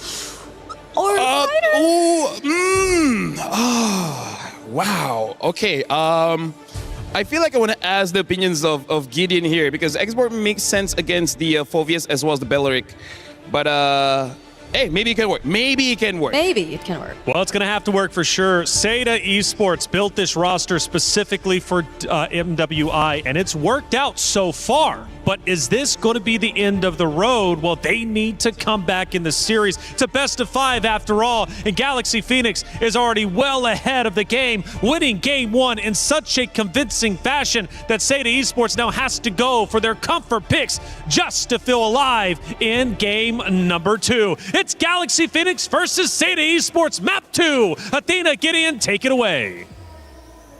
Thank you so much, Reflections. And yes, LaFell, I will explain it in just a bit here because this is going to be an intense game. Not only were both sides looking for comfort picks, but Seda really going above and beyond in the second half of the draft to shake things up for the mid-trios. And I think that's where this game is going to come down to because level 1 is not in their favor when it comes down to the wave clear. Now, they both lost a concussive blast really, really quick. But that first motion gives Name the advantage that they were looking for and avoid the worst part of the early game, which was level 1. That is just the thing. They just want it to be in their favor when or where they want to decide to engage, right? And for Seda, with the export being shown as well here, Gideon, we have to dive deeper. But before that, for Kwanwa as well, going in with the Revitalize, now they slowly disengage from that independent team fight. Now, here's the thing. When you have your mid-trios battling it out, it's really a 3v3. However, if you notice GXP's lineup, only Lima, unfortunately, is the tankiest person on their squad. Sophia's not going to walk up too far without Lima, and Fa doesn't want to get close at all. Now, here at level 2, this is where Sophia can get really, really aggressive, but Seda want to punish this. They are taxing the HP pool and also using the waltz so that Fanhua can get really aggressive and still walk out of safety. Plus, the additional shield is really helpful for them when it comes to clutch moments, right? And it's all about surviving, not only here on MWI, but surviving the game first. Okay, 1 game at a time here for Seda. And now we also have to somehow look at a closer look on how will Jessica fare well against the Phoveus of Ling later on. Now she got this huge advantage with the setups with the Cloud Form current term, plus now she actually has damage that she could inflict upon GXP whenever needed. And right on cue, it's not going to be, or it's might be going to be onto the objective here, which is a turtle that spawned right on cue. I think step 1 for either one of these teams, they may want to go for this neutral objective, but they don't necessarily have to take it. Wait, turtle ball hits! Okay, they're turning into the bait. Name almost falling low. It's going to be a Faraga armor being pop up here for the last Insanity. So with the first blood, it's Ling being the first blood against, of all people, now Seda. Semi-standard hard here, but surprisingly, they let go of the turtle. They just focus on to getting that huge first blood kill for Joe. That was actually a pretty insane fight there. Like, Jessica saved the day. Name was meant to die, and Jessica saved 2 lives with a single flicker and cloud shift. Now, we see Fanhua getting aggressive, but at the same time, they notice it. They don't mind if she dies, only because Kai is going to be their late game insurance policy next to Name. At this stage of the game, I would say that Seda, again, they're going to contest basically everything, but there's no real commitment to it. Maybe for now, because Seda just has to be really careful. It's all about digging in onto the lane and going for the free hits. Is going to be Name. Perfect bat speeds there, getting a kill onto Sophia. Now the numbers are quite rolling and going onto the side of Name and Fanhua. And this is exactly what you want to see. Some sacrifices from the side lanes that isn't in your late game scalers. The Phoveus knows that later in the game, he's going to be a lot less relevant. So at this point of time, you see that Jessica is going to take advantage of that. You know what? I'll miss out 1 wave, but if I can set up 2 beautiful kills for Name and speed her up, this game will be free. Who says that you have to play the long game, right, to activate a Sicilian? It's all about making it faster here for Seda. And now they also have this great vision when it comes to Name with the Sanguine Claws as well. When it comes to checking out each and every bush, if ever or whenever necessary. Now, right now, what's really uncomfortable is that both Jessica and Ling are really good at this Sora. They should understand the mechanics well. But unfortunately for Ling, they need to make sure that Jessica doesn't really get out of this lane. Ling needs to keep Jessica here for as long as possible and tax her life total every single time she walks up to that wave. Oh, but that's the thing. Sometimes Jessica just totally lets go and doesn't even put so much attention onto Ling. She just wants to be there when a fight actually occurs here for Seda. And that might actually happen in the next few seconds or so. It's Spa getting an advantage here for the Pixel Bush. But there's the Sanguine Claws that we're talking about. Great advantage here for Name. In this position here for GXP. They're trying to dance around this neutral objective, and Jessica26 is ready to rumble whenever ready. Foundry Chakra activated as well. It's going to be the blast here for Jessica26, targeting Fa of all people. And Joe freely gets the turtle in hand. The bat flaps will be able to land in on those targets. Bat piece activated as well for Name. And Guy will join in the fights, but a little bit too late because Seda already got objective and a kill, but GXP got a trade in return. Now, already with the Clock of Destiny finish here, I think it's really unlucky because Fanhua just could not find a really good angle to get that Cursed Blood onto multiple targets, and the counter engage from GXP was just a little too good. This comes down to execution, and I think that right now, both lineups to a certain degree is going to be very even towards the later half of the game. My biggest concern is whether or not Fa will be able to scale in time, because Fanhua is kind of unstoppable when Name is not too far away from her. They need to find a way to actually like zone out and let Fa do her job, which is to actually farm up as much as you can. So if ever that doesn't happen, what they wanted to do is somehow let Winnie do the talking, let Winnie do the damage if ever Fa doesn't get enough of the resources that she wants. And now Seda here onto the mid lane, they could actually force out some pickups here, but no, they're playing it safely for now. Personally, I think that Winnie, once she gets 3 items, she's going to look to Blazing Duet Name as soon as they can. And for the meantime, Seda, again, they're not looking to kind of accelerate this game, as you can tell. They're looking to just, hey, match them, match that energy. Don't let the EXP go to waste. Don't let the gold go to waste. It's all about conserving their energy as well, because whatever happens, all they needed is just to wait for enough stacks here for Nami to totally turn the slaps into 1 or 2 hits at most here against GXP. Plus, even though there's a threat of the Claude, Fanhua could actually bypass all frontliners here for GXP just to try and delay things up here. And Sophia might have enough stacks here for the Stone Snare. Lantern Flare activated there. Name! Okay, we see that coming. That is quite an advantage here for GXP. They could just try and reach her from the back, which is exactly what Ling is trying to do. No more flickers, but now they have to play it safe. They're slowly back away. Now they get a great vantage point, and they actually turn the tides into their favor and getting Ling in return. Beautiful, beautiful setup coming in from Seda. They got GXP again in a 4v5 scenario that they cannot win from. And until we see GXP fight as 5, these fights, even a man advantage, is all Seda needs. And that is exactly what Seda wants as well. That's going to be the last turtle falling onto the hands of Joe. Ningokwa goes in with a plan B, just split pushing onto the top lane. And as you've mentioned, they need to fight on 5-on-5 here for Seda, but that isn't happening. So Jessica26 takes advantage of the fact. Fast speeds yet again for Name, collecting all those stacks. Win it with a side blazing duet. She might actually fall, but no. Luckily, she will be able to get back just in time. But still, it's Ling taken down yet again by Seda. Good teamwork coming in from Seda. They had to make sure that the chain CC was going to be effective. I mean, yes, it broke a little bit, but it was enough to chunk down Ling enough and get Winnie out of there. Oh, that's a Crimson Mirror activated by Sophia.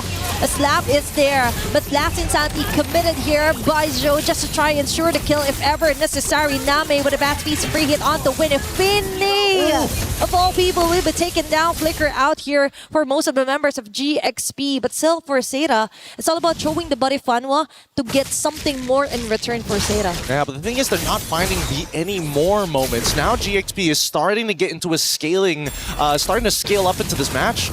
Endless Battle already purchased for Yi Shin. It will be able to start sustaining and getting in and out of these fights more effectively while still maintaining high bursts. When we look at everybody else, Guy so far already with 2 very valuable items is looking to get that Malefic Gun to extend her range, and then the composition is complete. Yep, it's all about making Guy more dependable as well. Like compared to game 1, she didn't have enough time to actually scale up. Now she has the advantage. She has the position. Now they destroyed her onto the top lane. Controlling the macro as well is one of Seda's weakest points from previous games, but now they're also focusing on balancing out waves. And with Winnie, on the other hand, she just wants to focus or force out reactions from Seda, but no, they have their own plan in mind, and that's to target Sophia. Still no flicker yet. They know that it's just a Crimson Beacon. Now they transition here onto the objective.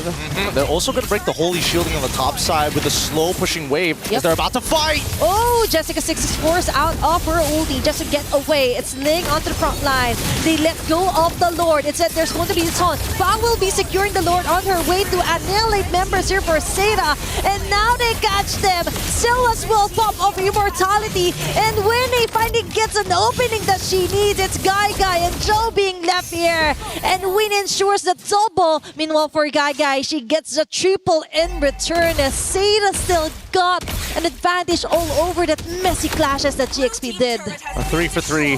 What?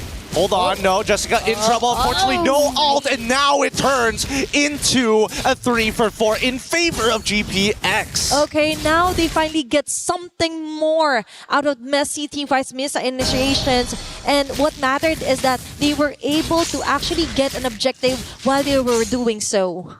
They're going to keep on doing this, right? I mean, just look at the way that they're playing it, right? I think that the mistake here is the fact that Ling didn't immediately flicker onto Guy and trigger that passive. They needed that mini stun to happen to allow a cleaner way for Winnie to get in and apply that damage. Not to mention, got to stack it up. So again, communication starting to break down here, but it's not over just yet as they're about to dive. Okay, they're approaching Fanwa with a Dark Right Inferno pursuit, but Jessica6 goes in with a counterplay, but not enough to do so damage. But still, that is a kill here for Seda. Guy onto the front. They were able to take down Link in the process. That's a 1-for-1, but Winnie just doesn't want that to be a tie. Ensures a turret destroy onto the top lane. They're really good at their macro tank side here for GXP. It's actually really insane how good they are at making these macro decisions, right? They're not wasting any time, and Winnie knows that Zoe's got nothing on her as long as she has BMI. The only problem is Guy, because every one of those auto attacks, while Claude needs to get like 14 in to get that big damage, and oh, hold on. Okay, it's still Jessica6 trying to somehow set up a play. Being forced out of their positions here is GXP, but still, Flicker activated for Sophia just to try and survive. I think at this point, Seda getting a little nervous here. Ice Queen's wand being purchased from Zoe. Now they can play the traditional front to back. The composition is already complete. They just have to fight 5v5, and it's the onus is on GXP to kind of break those boundaries. It might be a little bit hard, right? Because that that Curse of Blood, it's just too dangerous. If any of the squishier targets like Winnie or Fa get caught by it together, I think that's game over. That is super risky here for GXP, and that's why they're really being careful where and when the target. It's being caught in a crossbar here for the members of Jessica26 and Seda. Actually wants to get a kill. Even the flicker for Name, but that is going to be an easy kill here for Fa. He definitely knows there's no more escape here for Name. Beautiful, beautifully played by Fa. Looked for the flank angle, was really, really patient. Unfortunately, Ling might have died there, but they were still going to risk it, especially if they find that shutdown onto Name. The slower Name scales, the better it is for GXP. Yep,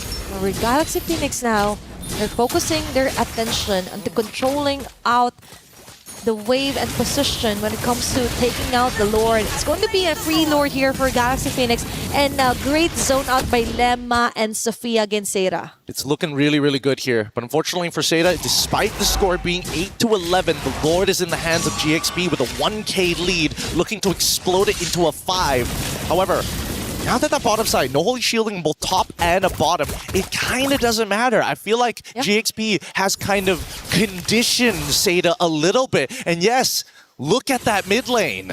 Oh, what the? Bonbon just lost her ult. Okay. Kind of a whoopsie here for Seda, but still, it's Jessica26 with a great initiation. But Santi, though, members here from GXP will be taking the 1-by-1. It's still Guy coming up on top. As you've mentioned, it's all about the free hits here from Guy. She is the woman that GXP has to hunt for. I mean, they could have gotten a lot more there, but then again, maybe it's a blessing in disguise. I'm pretty sure GXP saw the random Curse of Blood being thrown out and thought, we could force this, but they forgot about Jessica. That Cloud Shift works just as good as the main initiation tool. Okay, now for Seda, they just have to be really careful onto controlling the wave as well. They have very good initiations, to be honest. All throughout their games, they're really dominant when it comes to clashes. They really know how to play the micro really well. But the problem is that most of the time, even not so in super long games, 15 minutes is considered mid-game, right? And they're already gotten their base turrets already destroyed, but most of the opponents that they play against, and that is somehow frustrating if you're Seda, because you also have to double down onto watching out the long lanes here, but Lema instantly being bursted down. Okay, Fa was actually waiting for members here for Seda to actually exhaust all their ultimates. Last Insanity committed as well. It's Winnie being caught. Oh my gosh, they stayed a bit too long there against Seda. They just didn't make a decision. GXP needed to start moving to that direction. They cannot just let it go. They could have just sacrificed the waves just to make sure that the rest of GXP can get out. And now their cores are in trouble, and Lima might be the next to fall. Okay, even with the random die, I think that won't be enough to survive. And it's still Name collecting all those stacks. Oh my god. Now it's Joe onto Fa, trying to run away. Immortality removed entirely. Last Insanity just to try and get away, and she will successfully do so. But Seda, on the other hand, will be punishing most of the members here onto GXP. Focus Fire and actually destroying a base turret in the process. Okay, well, I thought maybe that flank was already looking so good, but the rest of the team, and especially for Lima, losing so much HP, just didn't have the right conditions. Now, both sides missing inhibitors. Seda needs to go back to clear up this wave and then look to contest the Lord. So right now, GXP gets first move to position for this Lord. Is nobody going to clear up that top wave? Thank God. Turnaround coming in from Lima. Okay, and that's the thing for Seda. They have to think of the bigger picture. And with them thinking that they have to go out or go home to defend, it took what? Like literally a few seconds for GXP to actually burst down and get the Lord. Again, I was saying that Seda was able to match up with the macro of GXP, but it seems that now it's starting to slip.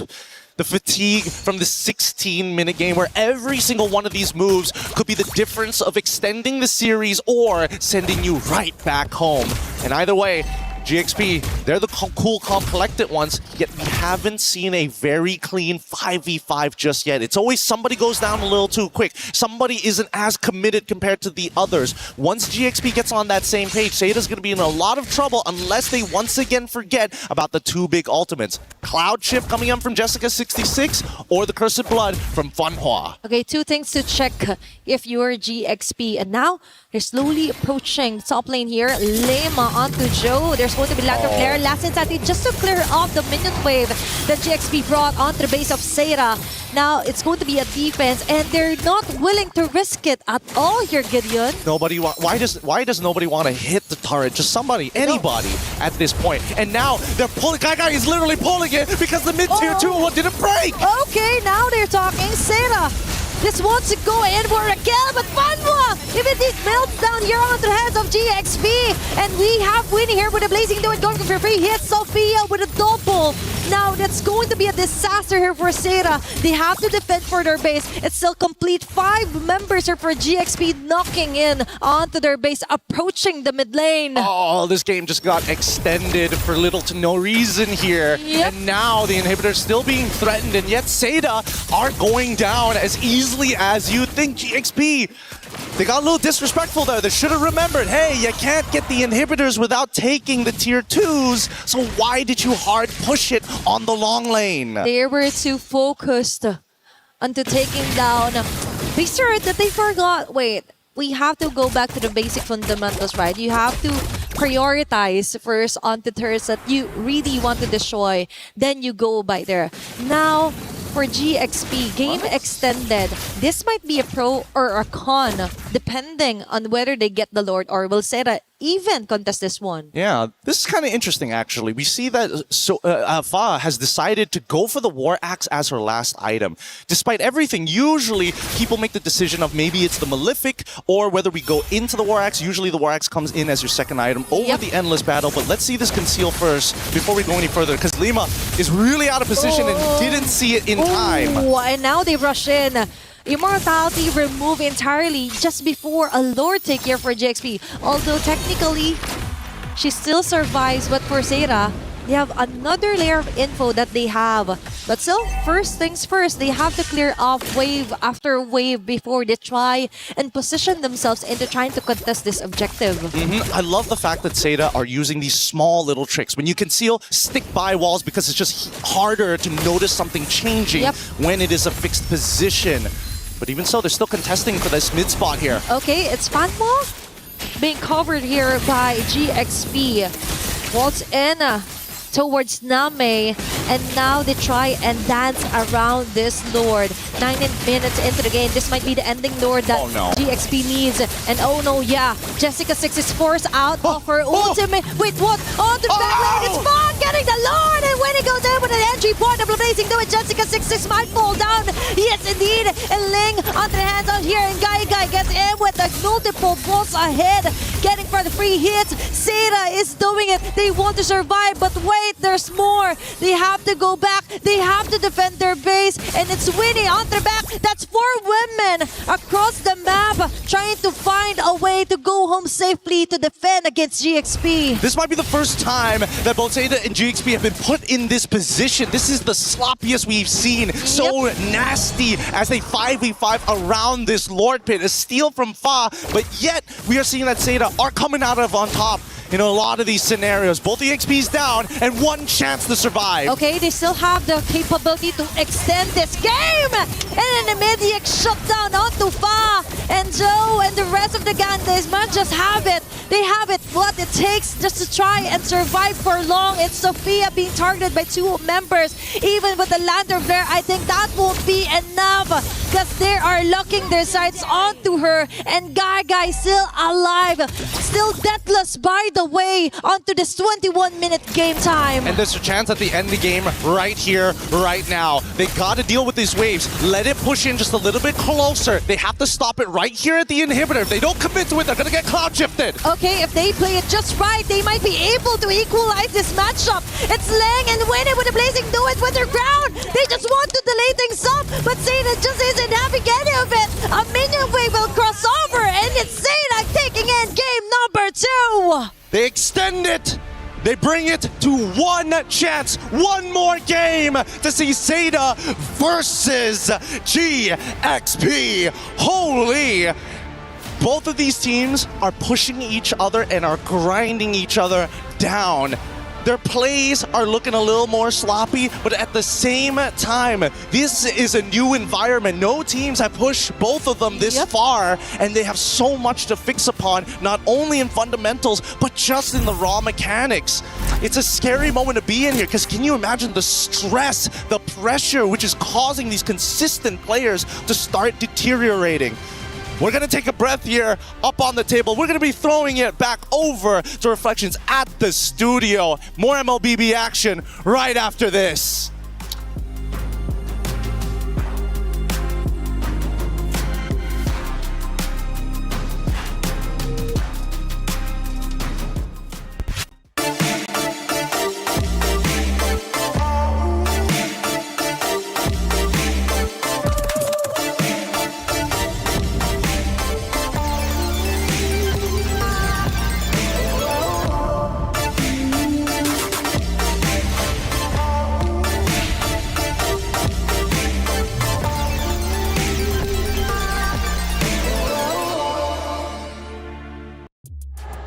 What an unbelievable game with incredible results. It went back and forth for a full 20-plus minutes. In the end, it's Seda tying up the series 1-1.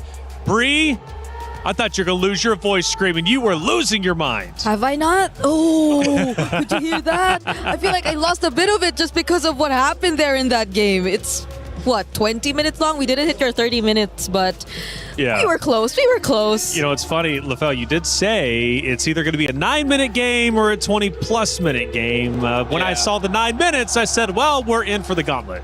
Oh, yeah. I mean, like, Cecilia needed 20 minutes to get there, and they got there, right?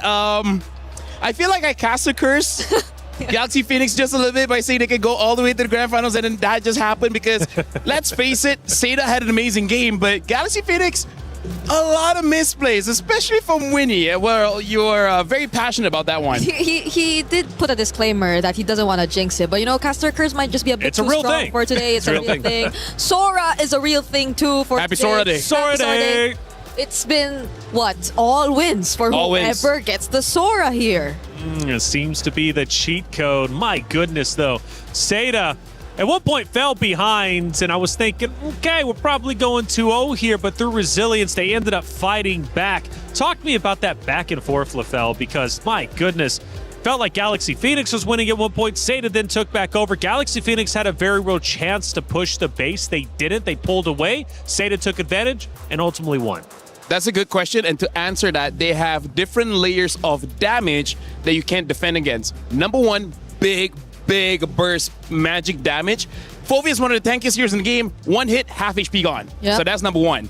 Gagai, big burst physical damage, right? So that also deals with the likes of the Claude. Yep. And then you have continuous true damage coming in from the X-Borg. So they have ways to deal with the tanks. They have ways to deal with the squishies. And look at Jessica. Even Jessica, after that win, I feel like some tears there because she's like, serious emotions, man. That was a very hard game. Serious emotions. I mean, to lose how they did in map 1, Bree, right? Yeah. I mean, just such a convincing fashion. Zhao was the only one with 2 kills. That was it to like the 17 or 20 on the opposite side. Unbelievable results. Let's take a look at a couple of actions. And usually I set them up and I kind of have a feeling where they're at. I'm not going to have any idea who's winning in this moment. We take a look at it, and it could very well be Galaxy Phoenix leading the way here. So it is a little bit later on. We're now down to the 12 minute marks, and it is in fact going to be Galaxy Phoenix leading, but just slightly. Yeah, and it's where I think you start to feel the scaling come in. I know it's just a 12-minute mark, but Lemma and Ling were starting to feel it. If it weren't for those individual plays, I feel like Seda could have just went all in. And looking at the second moment, LaFell, we get down towards the end, and I'm hoping they show the base push that ended up failing for the side of Galaxy Phoenix that then forced Seda Esports to come back. We take a look at it, and that was a huge turning point, obviously, throughout this series. Getting now down to the 13-minute mark, we do see a little bit of a middle battle, though, taking place. Yeah, honestly, this is where we start to see the damage coming in from Name, the Sicilian, and that is why when they were about to push for the end, which maybe we'll see later on, I was like, I told the Brigida, I was like, I don't think this game is gonna end, because the way that everyone was positioned, it was a very good defensive position coming in from Seda, and then it turned out to be true. I gotta say, sometimes I wish I'm not right. Yeah, because it all looked like it was towards the end, but then you gotta see the burst, you gotta see the damage, you gotta see the defense from this Expo, the Sicilian, and those were their timers. You gotta give it to them. That was a moment where they just could defend until the very end, and they did. They did indeed. Athena and Gideon were giving it their absolute all. We have a caster reaction. Let's listen in and hear how excited they were. The GXP brought onto the base of Seda. Now it's going to be a defense, and they're not willing to risk it at all here, Gideon. Why does nobody want to hit the turret? Just somebody, anybody at this point. And now they're pulling. Gaga is literally pulling it because the mid tier 2 didn't break. Okay, now they're talking. Seda just wants to go in for a kill, but Fanwa immediately melts down here onto the hands of GXP. And we have winning here with a Blazing Do It going for free hits. Sophia with a double.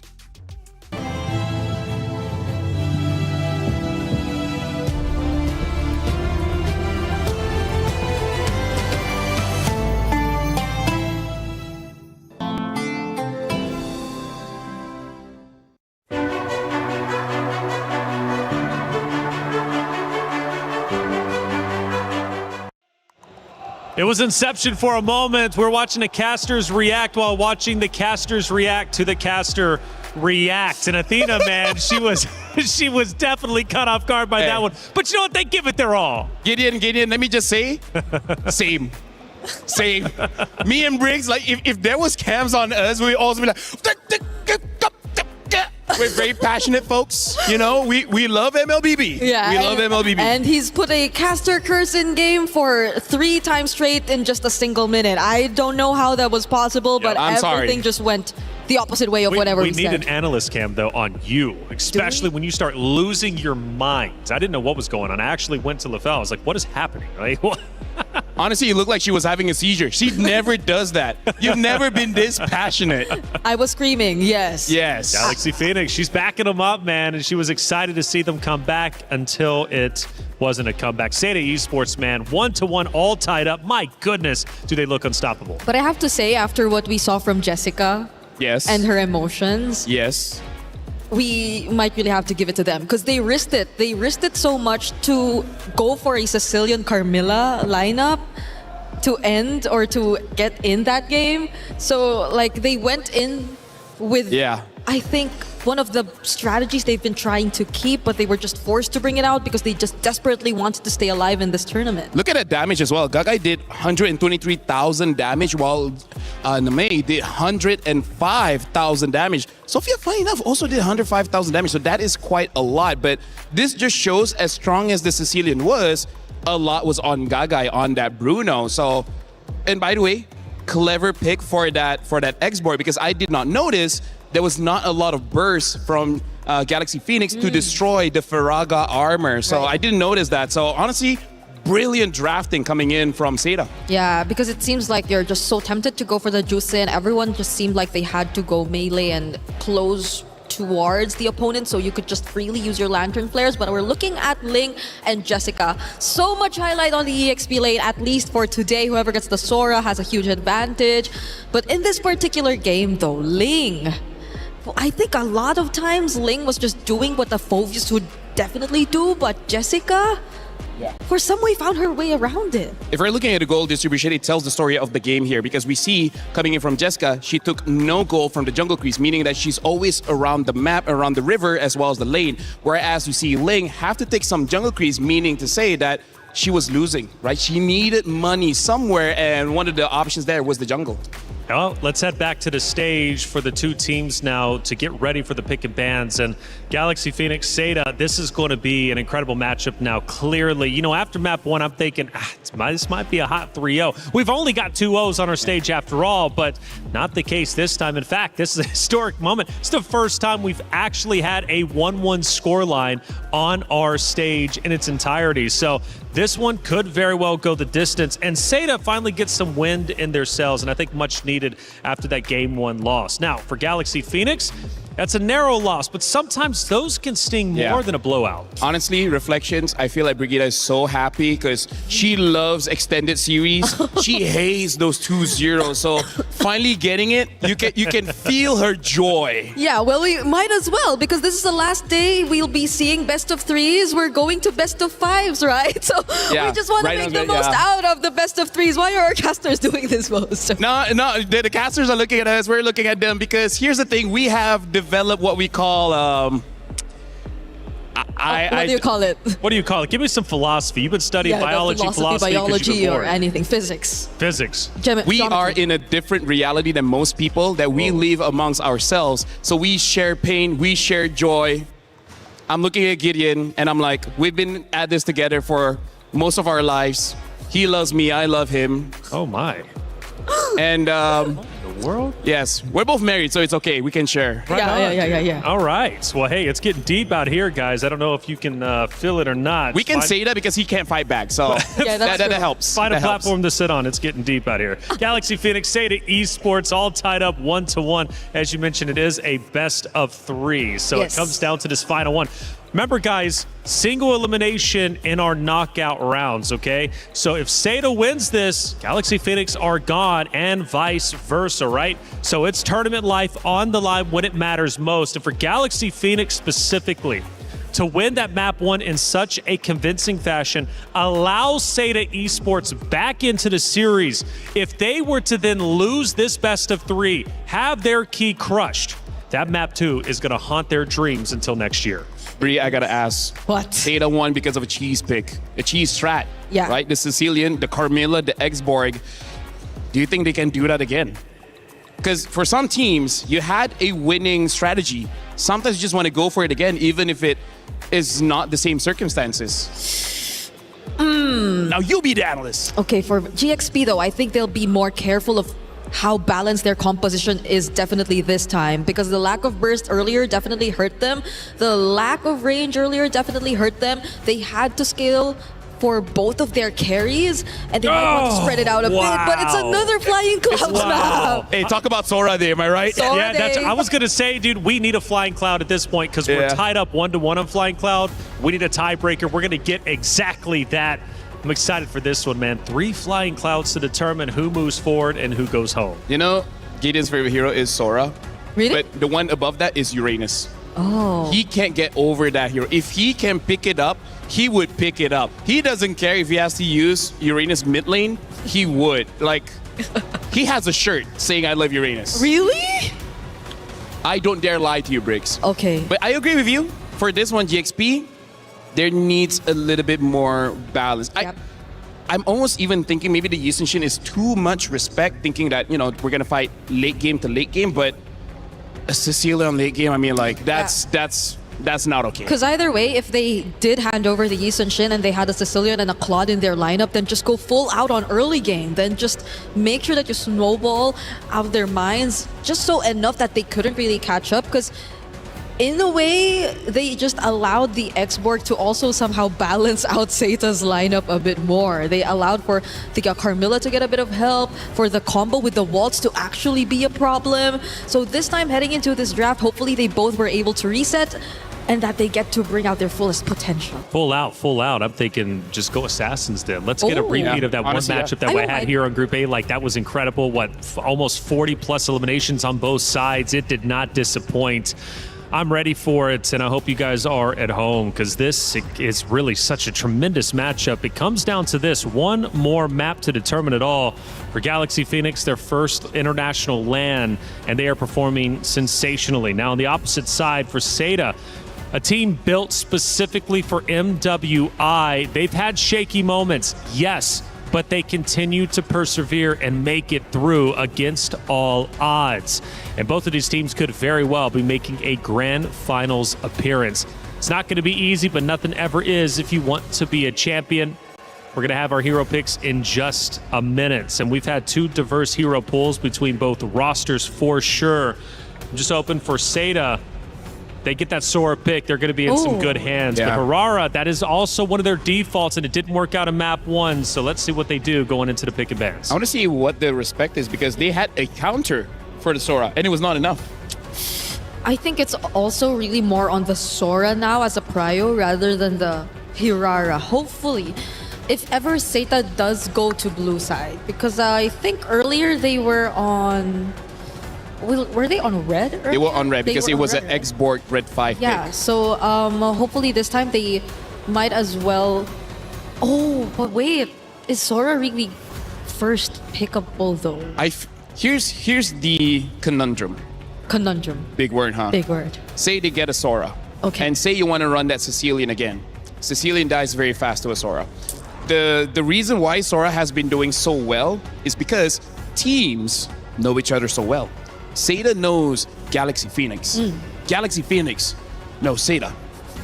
I know Gideon, right? So they know that these damage dealers need some kind of answer, and the answer is Sora. Sora. Deals a lot of damage and usually gets away with it. Okay, so maybe, just maybe if they do go blue side, we get to see that. A bit of change, and it's something that will definitely apply. You call it, I guess, the tournament meta, quote unquote, especially in this context. But there are also a lot of other things that we're yet to actually see prioritized. The Freya, I think, was disregarded this entire series. Yes, I was very disappointed, but okay. So I'm wondering what the plan is gonna be, because they definitely are thinking hard about this. The other word for tournament meta is pocket meta, which Oh, means yeah. it's just a meta for this current situation. So I feel like for Galaxy Phoenix, I think just go back to one of the strategies that they have used to win, because at this point, again, like I feel like they're playing Galaxy bad, not even global bad, right? It's like we've used this once. Galaxy bad. So never again. Except the Claude, though. They never changed the Claude. Do you feel like they should finally change the Claude? Maybe not. There were a few times Winnie was in a position that a Claude should not be in. Yeah.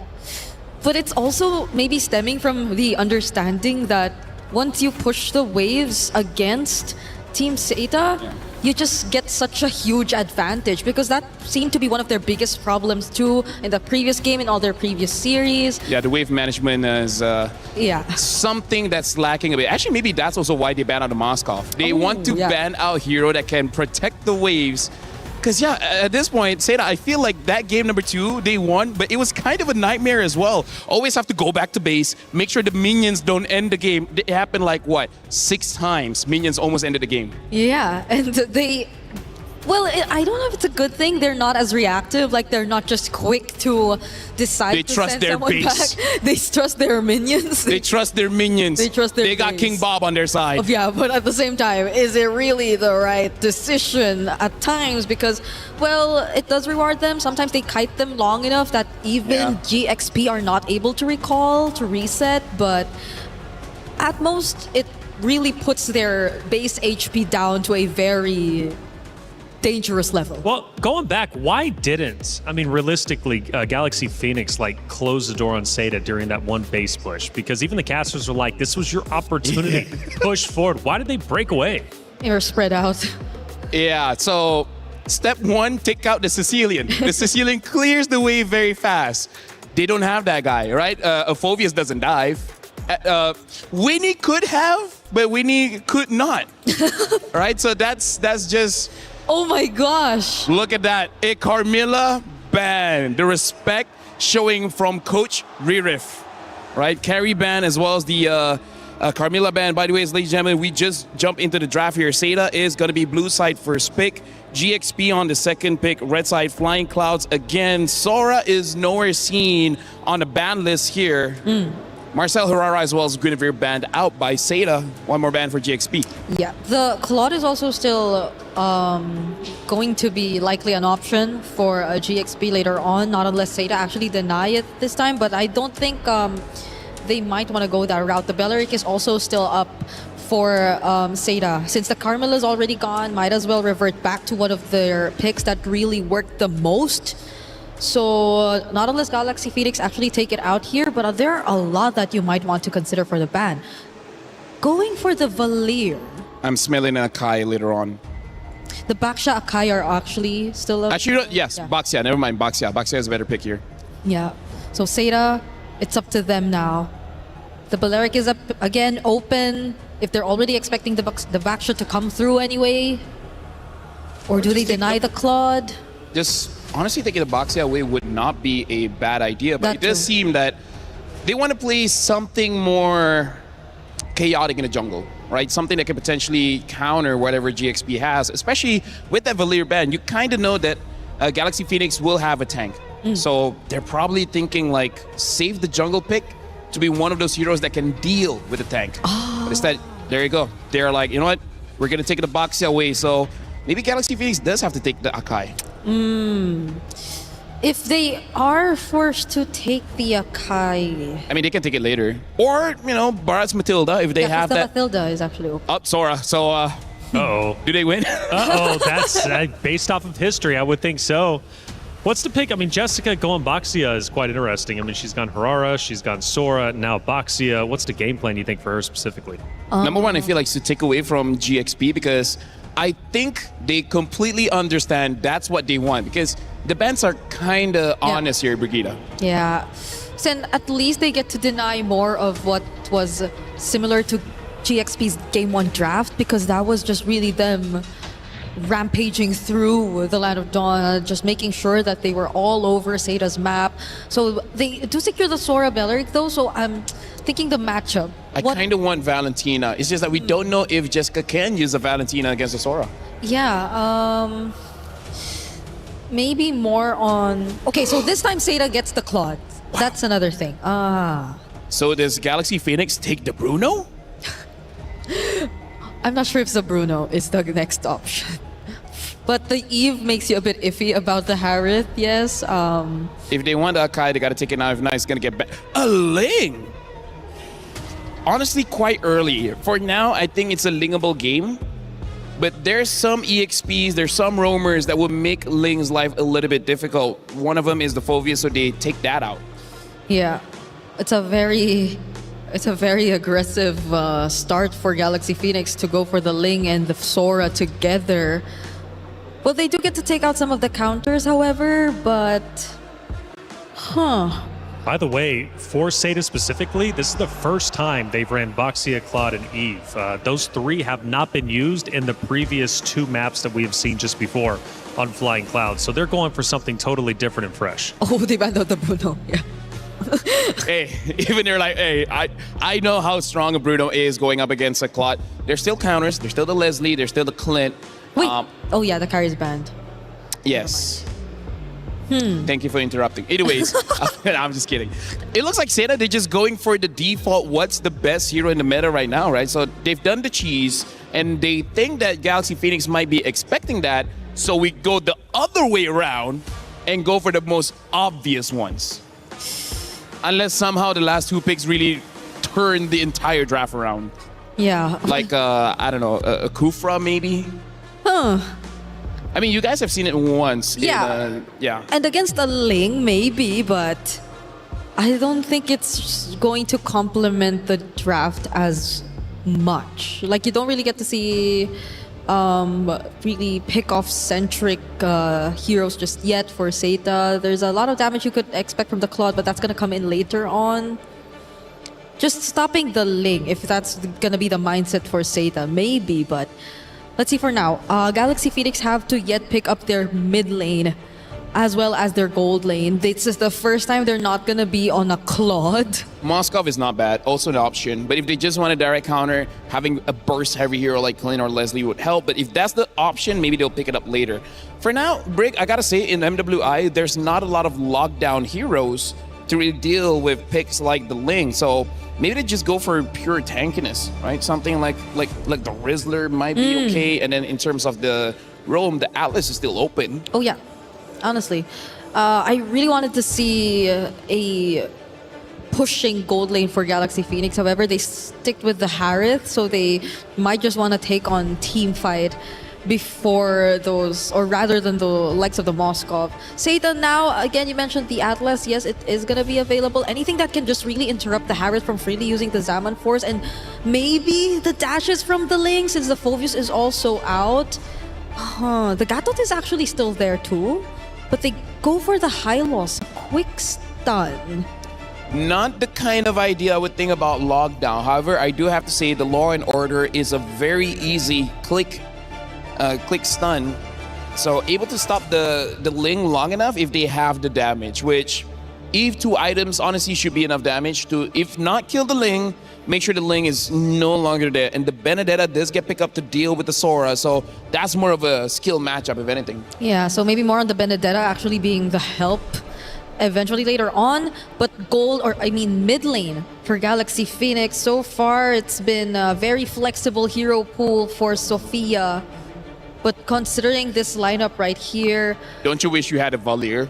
No, they took it out. Yeah, but, that's what I mean. I agree. Valier would have been perfect here. What is it there? There's a Lilia? Honestly, Lilia is probably the best pick. It's just that Eve counters Lilia quite hard because the burst is quite a lot, so they go for the Farsa here. I gotta say, maybe not the very best because Benedetta, Hylos, as well as Claude deals with you, but hey, if you kill people early, then it doesn't matter.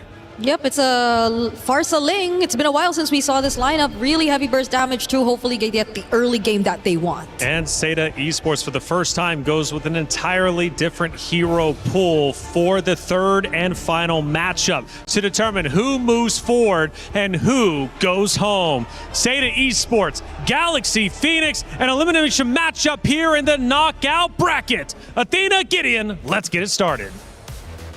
Thank you so much, Reflections. Here at MWI at EWC, things are spicing up as both of these teams are fighting for tournament lives. One singular game could push them even further for not only their own region, but for their organization. Let's jump right into the Land of Dawn here, because this is going to be another Ling game coming up from Galaxy Phoenix. And the last time we saw Ling on Galaxy Phoenix, we were looking at 30 points worth of kills coming up from Fa. And that's exactly what they want to somehow manifest yet again. To get the kills rolling, be dominant as ever if you're Galaxy Phoenix. And you're right about the Reflections that map 2 or game 2 might just be the nightmare if they don't get this last point against Sarah. And now they're taking advantage. Oh, Sophia stole away that one camp. Now Jessica has to give this camp over if they steal it away as well. And deny level 2, that's perfect. Can you get the small camp as well? I managed to share it just enough. And now Zoe is still level 1. Oh no, there's going to be a taunt here by GXP. They're trying to chase down Joe and Midget First Blood. They saw the chance, they took it, and they might go for a double, but nope.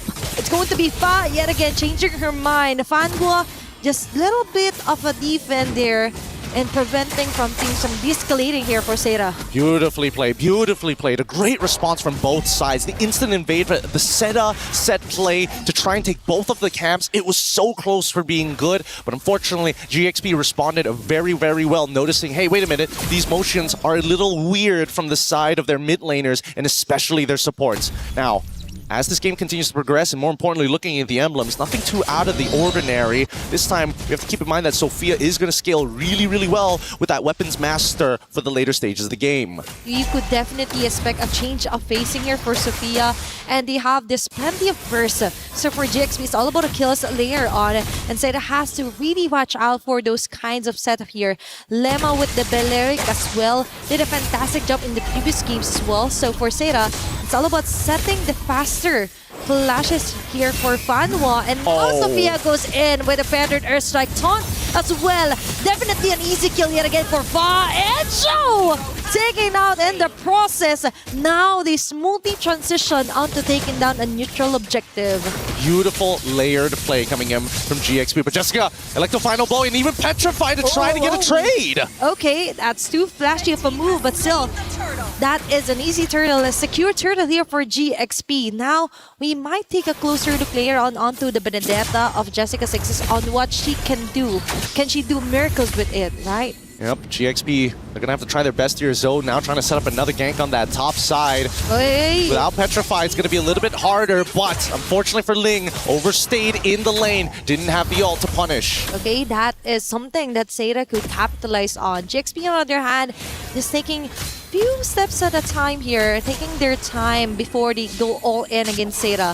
It's all about maintaining composure here for game number 3 because a lot of emotions were included for game number 2. Sophia carrying up the last bits of minions, just zoning up members here for Seda. And Pa yet again targeting Name. Tempest of Blades, going in for the first blade, second blade, third blade, and Lemma together with the rest of the gang will not be able to finish off and defend here for Pa. Bit of an overstay in my opinion here for GXP. Yeah, I can't understand. Why force it out? You already pushed them out of position, and at that point, you just need to get on out of there. And now looking at how this game is starting to progress, this is not going to be too great. Seda can actually bounce back because of that one mistake, and now the dive here on the bottom side. Okay, Winnie just enjoying her Salmon Force. Just enough of a tower hug to prevent things from escalating against Seda. I do want to come back to the point that this is such a high-stakes game and the emotions were so incredibly high as well. Like Jessica, after game number 2, was already shaking off of that and now needs to play a high mechanic hero. It's not like Sora where you press a couple of buttons and you feel good about yourself. Benedetta's timing needs to be precise and sharp. You can have the biggest impact or little to nothing if you whiff all of your abilities. Did she have enough of a break to actually calm down her nerves and go through with Miracle team fight setup play here for Seda? But for GXP on the other hand, I do understand there might be some kind of a frustration. There were so many missed moments. And for game number 2, it's now or never. There's no more turning back, no more lower bracket line up, but now for Seda, they focus fire onto the objective, laying onto the front line, targeting Zoe, forcing out the transformation here, while Name plans in the RWM. Most of the GXP members here just try and take their time before they go all in with a feathered Ursak. Ling with a follow-up with Lema as well. That's the Blades committed just right on track here, and Joe can do nothing but try to run away as the very passive here for Sophia will ensure that kill. All right. Pretty interesting. There was a couple of moments there that I was thinking whether Ling wants to weave in some auto attacks onto the Hylos to build up some charge. Maybe could have turned that around a little bit sooner, but even so, they can't win this per se. They don't have Retribution. Jessica on the chase against Fa might actually get him, but there's no Petrify. Okay, she's risking it all, but Electofindable, she has to run away, but Sati though! She runs into Winnie with the rest of the gang giving off their all. It's an immediate alternative and intervention here for GXP. I think GXP is starting to lose composure here, right? The strength of their bond is that they've got the mechanics, but they don't seem to be talking to each other as much as they need to be. We need to see that teamwork actually come through to get these clean styles of play that we expect from them. Seda, on the other hand, now, despite it being a 2.5k, Seda still has a great opportunity of actually turning this around. Jessica has done good work, and even though Zoe has died 3 times, it was at somebody else's expense. Sometimes even Fa made a mistake and even dying. On that top side, at least the waves are being cleared up, but GXP now want to take the initiative. They don't want to be passive. It's all about the skills right now for Seda. And definitely, it's evident that Jessica has that. But now, it's all about maintaining and trying to take control of the situation. Plus, also not letting GXP corner them out with the macro yet again. And now, it's all about balancing out the waves. And Winnie is winning on the Gold Day matchup. That's 4 members of GXP targeting Fanwa alone. Girls probably just to try and disengage. Now she comes back.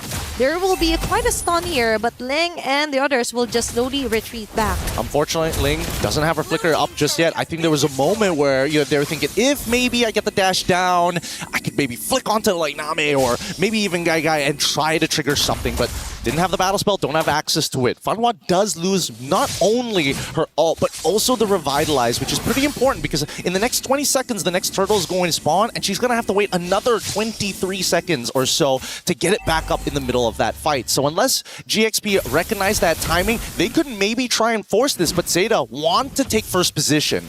Okay, it's all about them trying to capitalize on what Joe can do here with the backshot, right? They have this beautiful setup. They just can't seem to do it right for now. But for GXP, that is somehow... Let's see, if they were able to somehow compose themselves, there were a kind of a bit of a messy initiations from Lemma. And speak of which, she's going to spot on Fanwo here. It's going in.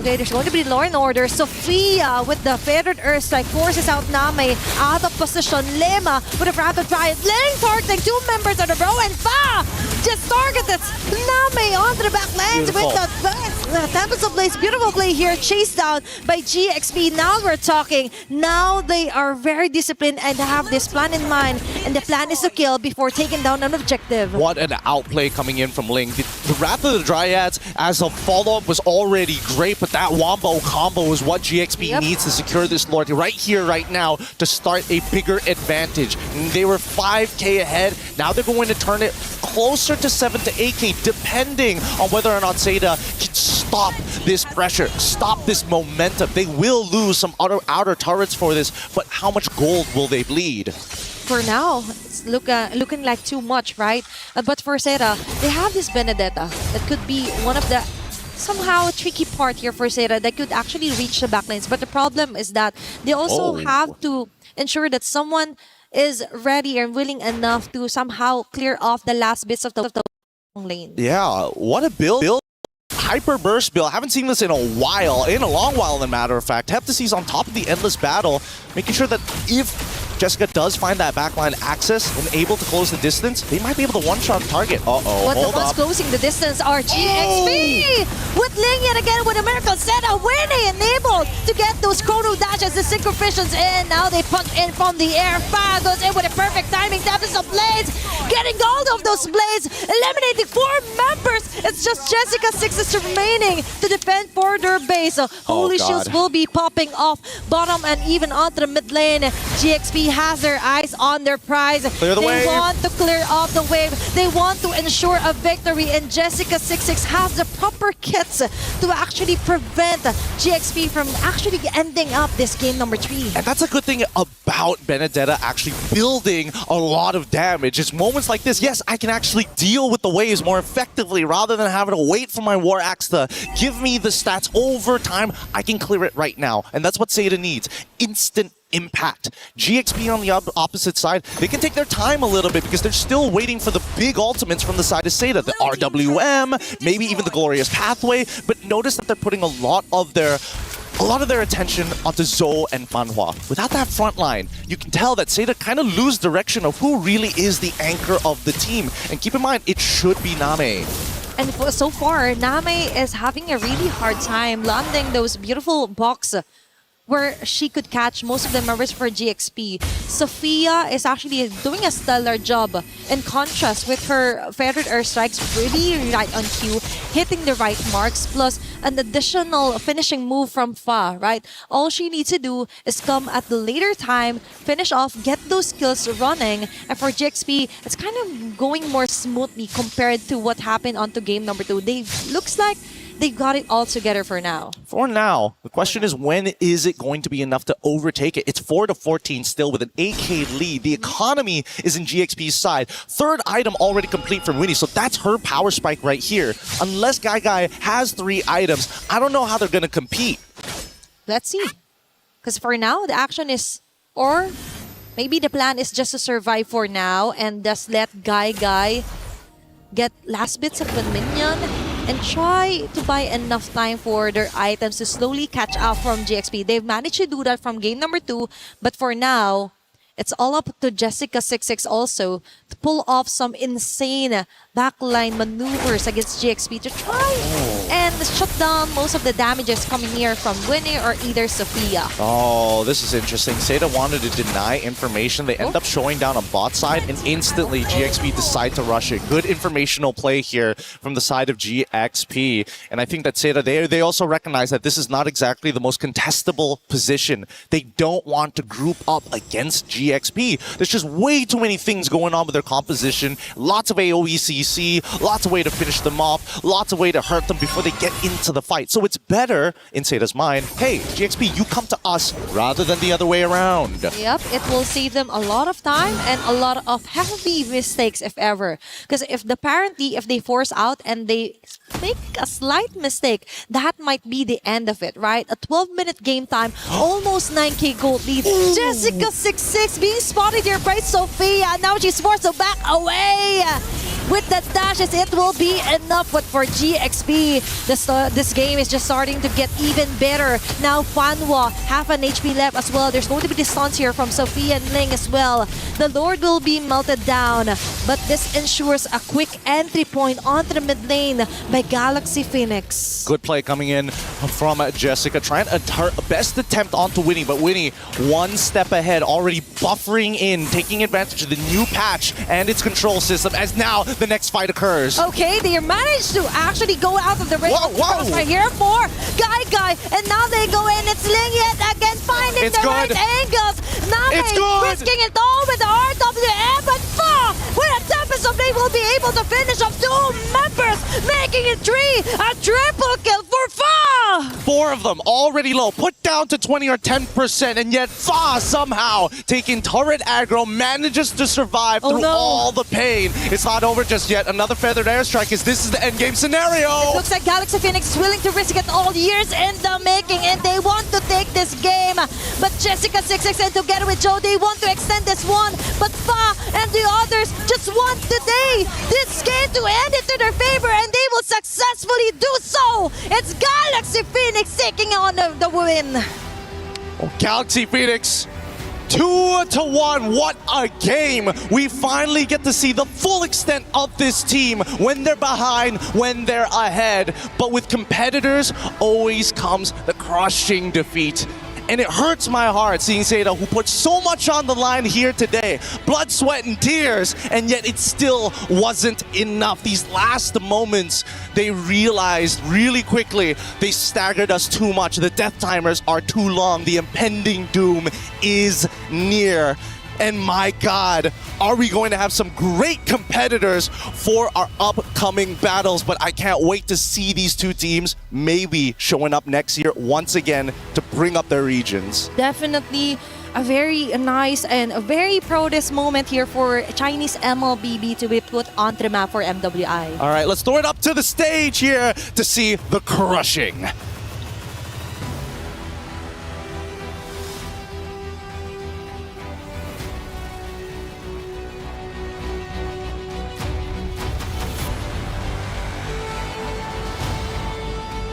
Have our winners of Galaxy Phoenix. Congratulations, and of course Seida. So we will do the key handovers, and thank you so much, Seida. That was an incredible showing. You guys fought valiantly, but your journey ends here.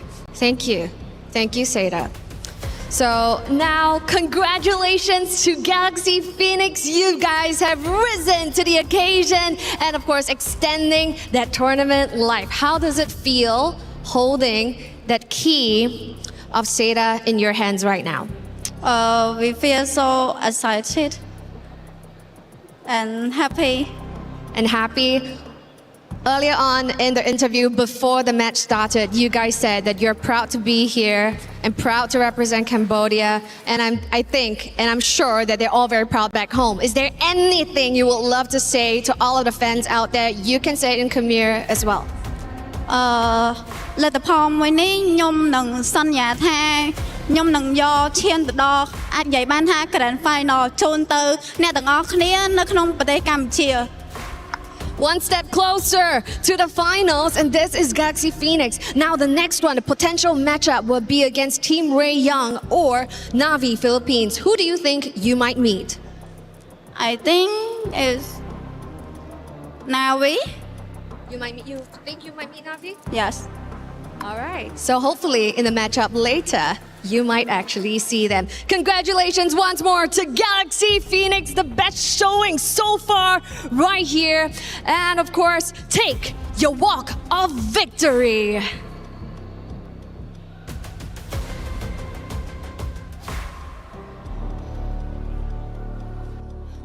Okay, Galaxy Phoenix, phenomenal performance. Yet again, their first time at an international event.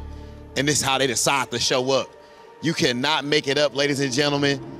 This type of performance representing Cambodia, a region that some people might not have known how godlike, how phenomenal they are in the world of MLBB. Oh, it's about that time, yeah. Gotta be heartless with it sometimes. It's about wins and losses. Be careful. Okay, she didn't push it all the way through. Okay, we're giving a little bit more or no? Oh, oh my goodness. Are you? It's okay. All right, ladies and gentlemen. The key crusher, it was so much right there. But ladies and gentlemen, that type of energy right there, that's what we saw in the gameplay as well. Congratulations again to Galaxy Phoenix. Let's go ahead and check out our highlights.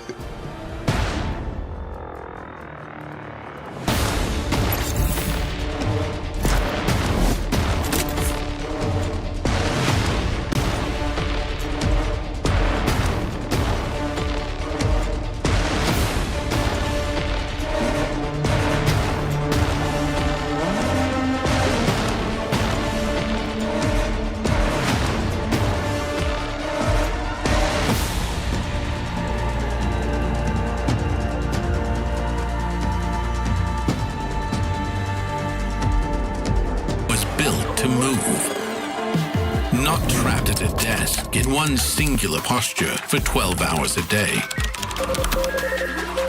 It's time your chair evolved. This is Secret Lab Titan Evo.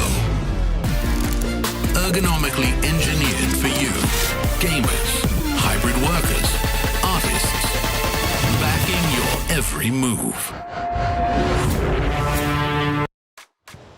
On their very first international stage, Galaxy Phoenix gets the job done. It wasn't easy, however, it was our first ever third match in a best of three here on this very stage, but it was entertaining nonetheless. And one name that was being screamed, Bree, was Fa, the mercenary, making it happen. My boy, Fa. So talented. So talented. This jungler, I am now agreeing with LaFell when we say that she just might be one of the best that you have to watch out for here in this tournament. The mercenary, man. Like, she gets the job done, but shout out to Seda as well. That was an amazing play. Like, we can feel the emotions, even though, like, we're quite a distance away. Right. True wins, true losses. I hope they come back next year. You know, they were built specifically for MWI. They joined the stage. They made it to the knockout stage. That is a huge accomplishment to finish 5th through 8th, and one of their first appearances here on the international stage. You've got to give credit where credit is due. And you, like you said, the emotions, you could feel that from Jessica, especially after that Game 2 win. She really wanted it, but at the end of the day, it wasn't Seda Esports moving forward. But making it to the stage was a massive accomplishment. Shout out to Seda, Galaxy Phoenix, and shout out to Sora. It's Sora Day, and Sora gets the win again. 100%. How crazy that is this? What, almost 5 hours? I know. Of our show, and every single time Sora sees the Land of Dawn, he wins. And how many flying clouds have we had? That's three here in the series. All three. More than the Esmeralda even, right? You were expecting, like, because of the adjustments, the Esmeralda to be the XP laner that's really gonna shine. I mean, she did a couple times, but today, why has it been always Sora? Sora has been making waves, the setups have been on point, and the matchups, they're always winning it out in the EXP lane. Seems to be the case. Sora, Grand Finals, you're a champion. That's really what it takes, right?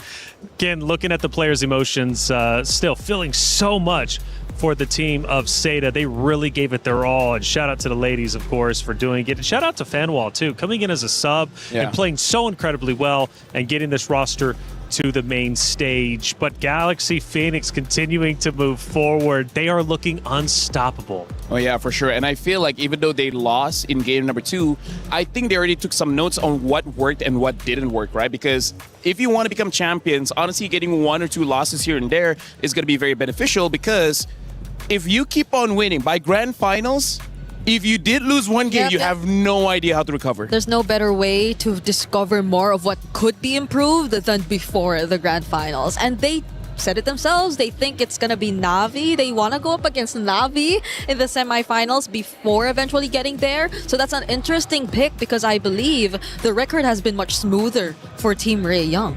Ray Young has definitely been looking great. The record has been a bit smoother. However, it doesn't matter if it's smooth, rocky, choppy, as long as you get there. That's all that matters at the end of the day.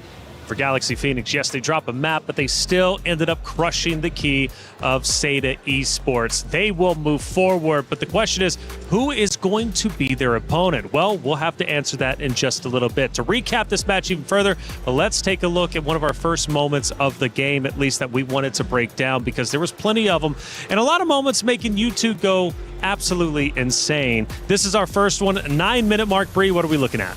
Okay, this was a moment where I feel like you get to see how willing they are to just go in for the dives and that setup you see from a Sora all over again. Just imagine that delayed Wrath of Dryad into the setup that was actually going to be the main center of attraction for this sequence.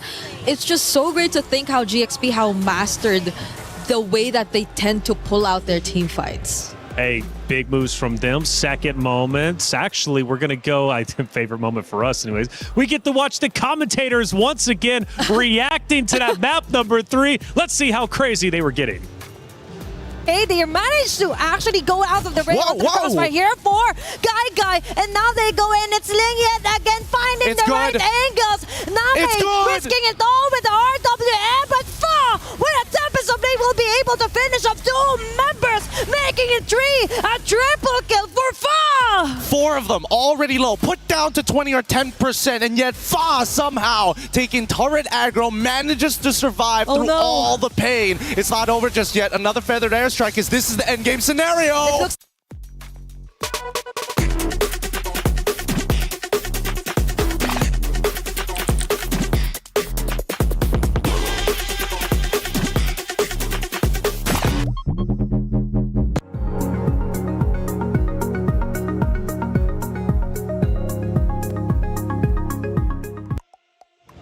Pure passion, and this time I felt they were ready for the caster count this time around, because notice Athena was standing up. She's like, I'm not getting caught off guard again. I gotta say, Gideon is very expressive. Yeah, that's right. Like, whenever you see him, it's like his thoughts move faster than his brain really can process. Shout out to Briggs. We don't always get to work together. Yeah, I know. For this MWI. But I miss working with you, man. Yeah, it's been fun. It's been fun. She's my boy. We've been screaming. You see us, you hear us. You guys have been going crazy. You guys have been I think it's not just Gideon who's very expressive. That's right. Yes. That's right. Off cam, we are as expressive as Gideon. Absolutely. And speaking of expressive, Rose ended up grabbing a couple of our players for the post-match interview. Let's listen in.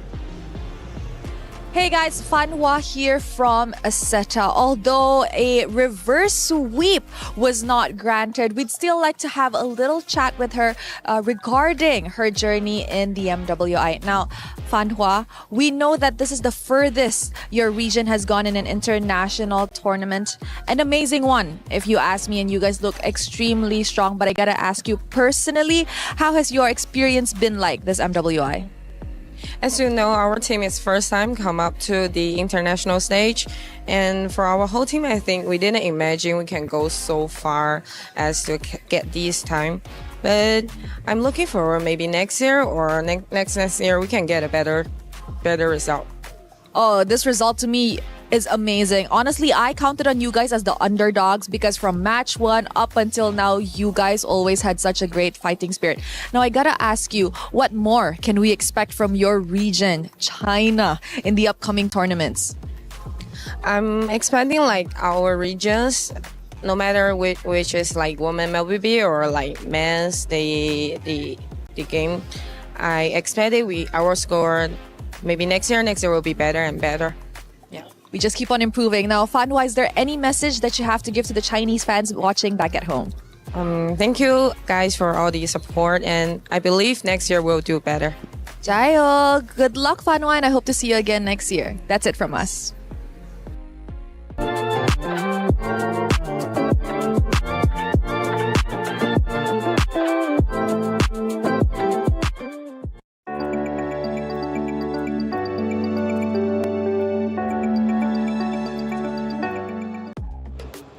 Thank you, Rhodes, as always, for the interview. Staying in high spirits is Seda Esports. They want to come back even stronger. This was just their first appearance. Imagine what they can do next time. I've got full faith in that roster to continue to be able to push forward and pull off incredible feats at the MWI. Hey, we've got a lot of watch parties taking place, a lot of coverage in general, and this next one is going to be special. It's Zay Casting. Let's bring him in, because Zay Casting is keeping all the coverage for the MWI out there for everybody involved. And I tell you what, it's been a great time speaking to some of these influencers. Zay, how you feeling? Hey, I'm good, man. I'm good. How are you, man? I'm phenomenal, man. How are you enjoying MWI?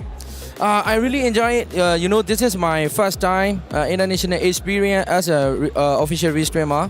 So I really enjoyed it. I'm really thank you so much for this opportunity. Thank you, Mundon. Thank you, EWC. Thank you, man. And thank you, Zay Casting. Let me ask you something. A lot has changed. What do you think about the current meta? Current meta is, they enough Fredring like Juriba Jungle, Basha. So I think it's nice. I like this meta. They can use Link. They play Link like Assassin are really good in this meta. I think So I really like it. And Sora also apparently has been tearing it up. Hey, Zay Casting, thank you so much for all your coverage and everything you do. The MWI will continue, but like I said, shout out to you, Zay, for being who you are as an incredible influencer, and thank you for the coverage and the watch party. Hey, check it out. My champion pick is now live. 2 champions, 1 game. My champions pick is now live from July 27th. You could submit your predictions for the MSC and MWI champions for a chance to win 50,000 in-game diamonds and MSC 2021 through 2025 tournament skins. Don't forget to leave your picks under @MLBB Esports post for even more chances to win. Lock in your champions now and cheer for your favorite teams. My champion pick live now. Get involved. I'm hearing Rose is also set up with yet another interview. Rose, who did you get? 2 Indonesians representatives going up against each other in this elimination match. This is Vival and Liv, and we're gonna have a little chat before we head into the game. Hi girls, how are we doing today? I'm good, very good. Yeah, I'm great too. How did you girls react when you found out it was gonna be an Indo-Indo match just now? I'm in shock, really in shock. Actually, it's as expected. Okay, now since an Indo-Indo match is happening very early on, is there anything that we should expect from the game? Is it going to be fun? Is it going to be long? What do you think is going to happen, Vival? I don't think there will be anything special. I think it's going to be pretty much the same showdown like previously, like in Battle of Gamehurst and like the previous meetings that we had. What about for the sides of Falcons ID? Aren't you guys scared? Because you guys played a game today. Are you scared that they will read your strats and everything? Maybe there will be a new draft, but then I'm hoping for a rematch. But I think it's going to be in grand final. But then we come out like now today. But then we'll see on the Land of Dawn. We'll see in the Land of Dawn. It is a very early matchup. So now the question lies on, what do you think the score will be? Let's start with Liv. I'm hoping for 2-1. 2-1. Okay. 2-1. I'm also hoping for that because since we are Indo and Indo are facing each other right now, we want to make this a very fun game for y'all. And yeah. Okay. I think it will be a fun game. Definitely one to watch. So any message to each other? Let's have a good match. Yep, good luck, have fun. Good luck, have fun. Very friendly fire over here. Nothing too extreme. Good luck, girls, on this match. And that's it from us. Throwing it back to you guys at the studio.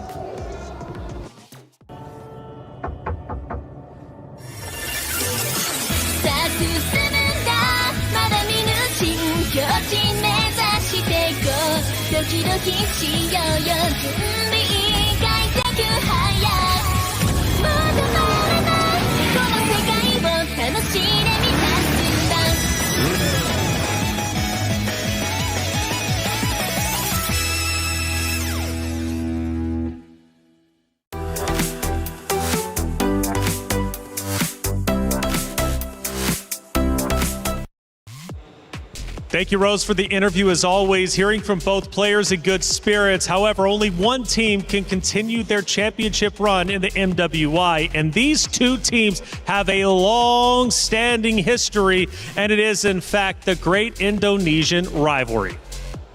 First of all, we saw that interview and they were, talking very nicely to each other. Why are we like that, Brig? And when I say we, I mean all of us talents. We are very aggressive against each other, but honestly, one of the things that we heard during the interview where Vival said, I hope it's a 2-1, because I feel like in her hearts of hearts, she's like, not going to be a 2-1, this is going to be a 2-0. Well, I understand why the record has been that way. Very one-sided. For the recent qualifiers. And even if you talk about the rivalry way back, even when they had different names and were under different banners, it seems like that has been the story for them. That's why it's a revenge match again and again for now Team Falcons ID, because they're always yet to get that win against Vitality. It's going to be tough either way you look at it. Falcons Indonesia is going to have to fight hard, but Vitality, they want the championship again. Let's send it to the stage to get the match started. Damascus, Hollywood Rob TV. Cheryl, take it away. And it is time to continue with our knockout stage of the event. We just saw Galaxy Phoenix put on an absolute masterclass, and now we have to see if the ball is going to keep on rolling in that same direction. Damascus, who are we bringing to the stage first? Hey, listen, Rob, technically they need no introduction, but we need to make some noise, of course, for the Queen. And I see the Vitality fans. Les fans de Vita, je vous vois. Est-ce que vous êtes prêts, s'il vous plaît? Un max de bruit pour Vitality! Team Vitality, simply put, the best in the world. They barely lose games, let alone matches. Last year, they won MWI without losing a single game. That is the definition of excellence. That is the definition of professionalism and, of course, of perfection. These are the reigning queens of MLBB, and now we have to see if anyone can overthrow their reign. Now, City, anything you would like to say to the most familiar of foes, your opponent, team? Let's both do our best and keep the streaks like before. Exciting. Head on over to your battle station. Keep the streaks like before, évidemment. Du côté de Vita, elles veulent continuer la win streak. Elles ont gagné l'an dernier. Elles cherchent à gagner. But big opponents after that. We've talked about the rivalry. Who are they facing, Rob? Ladies and gentlemen, coming next to the stage, put your hands together for Team Falcon! The Indonesian division of Team Falcons. We got two Falcons still there, and Falcons ID are back, led by Violet. They opened in a difficult match, losing to Seda, but then the redemption was absolutely perfect, destroying both Aurora and then Twisted Minds, and they inherited Vitality because they were not picked by Galaxy earlier. It is time for them to showcase if they can take down the Queens. And now, anything you would like to say to our defending champion? I hope we can have a good match and we can 2-1 you guys. Oh, okay, let's see. Please head on over to your battle stations. Now, friends, this is a one and done.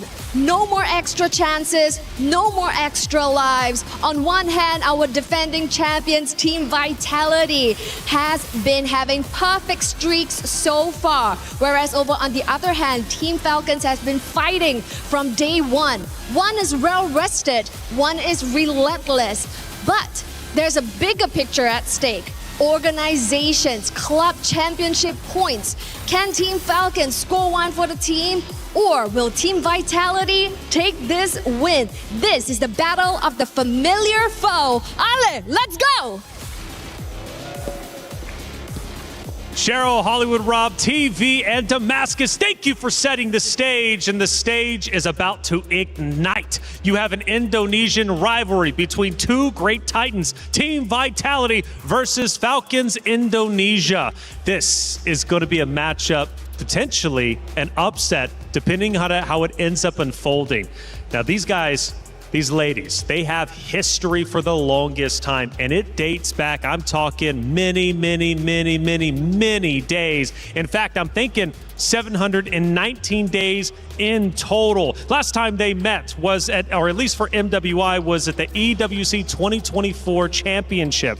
Now, we all know Na'Vi got the victory there, right? It was not Vitality. But either way, for Vitality, they beat Falcons Indonesia. So, LaFell, they meet once again. I don't know. The rematch. Let's see how it goes. I mean, here's the thing. If we're talking about history, Vitality made a name for themselves because they don't just win. They dominate. They make sure when they enter that tournament, they don't drop a single game. So, honestly, for this one, I feel like for the players, for the organization, it's not enough to win. Yeah. It has to be quick. It has to be decisive. It has to send a message to every single team thinking they can get Vitality later on in the grand finals. Yeah, especially as they finally made their return to the MWI stage. Because if you would recall last year, they also weren't here. That's why we saw their last matchup way, way back. Because it was Onyx for TV, if I'm not mistaken, taking the stage last MWI 2025. And now that they finally made it here, they did rebuild their roster.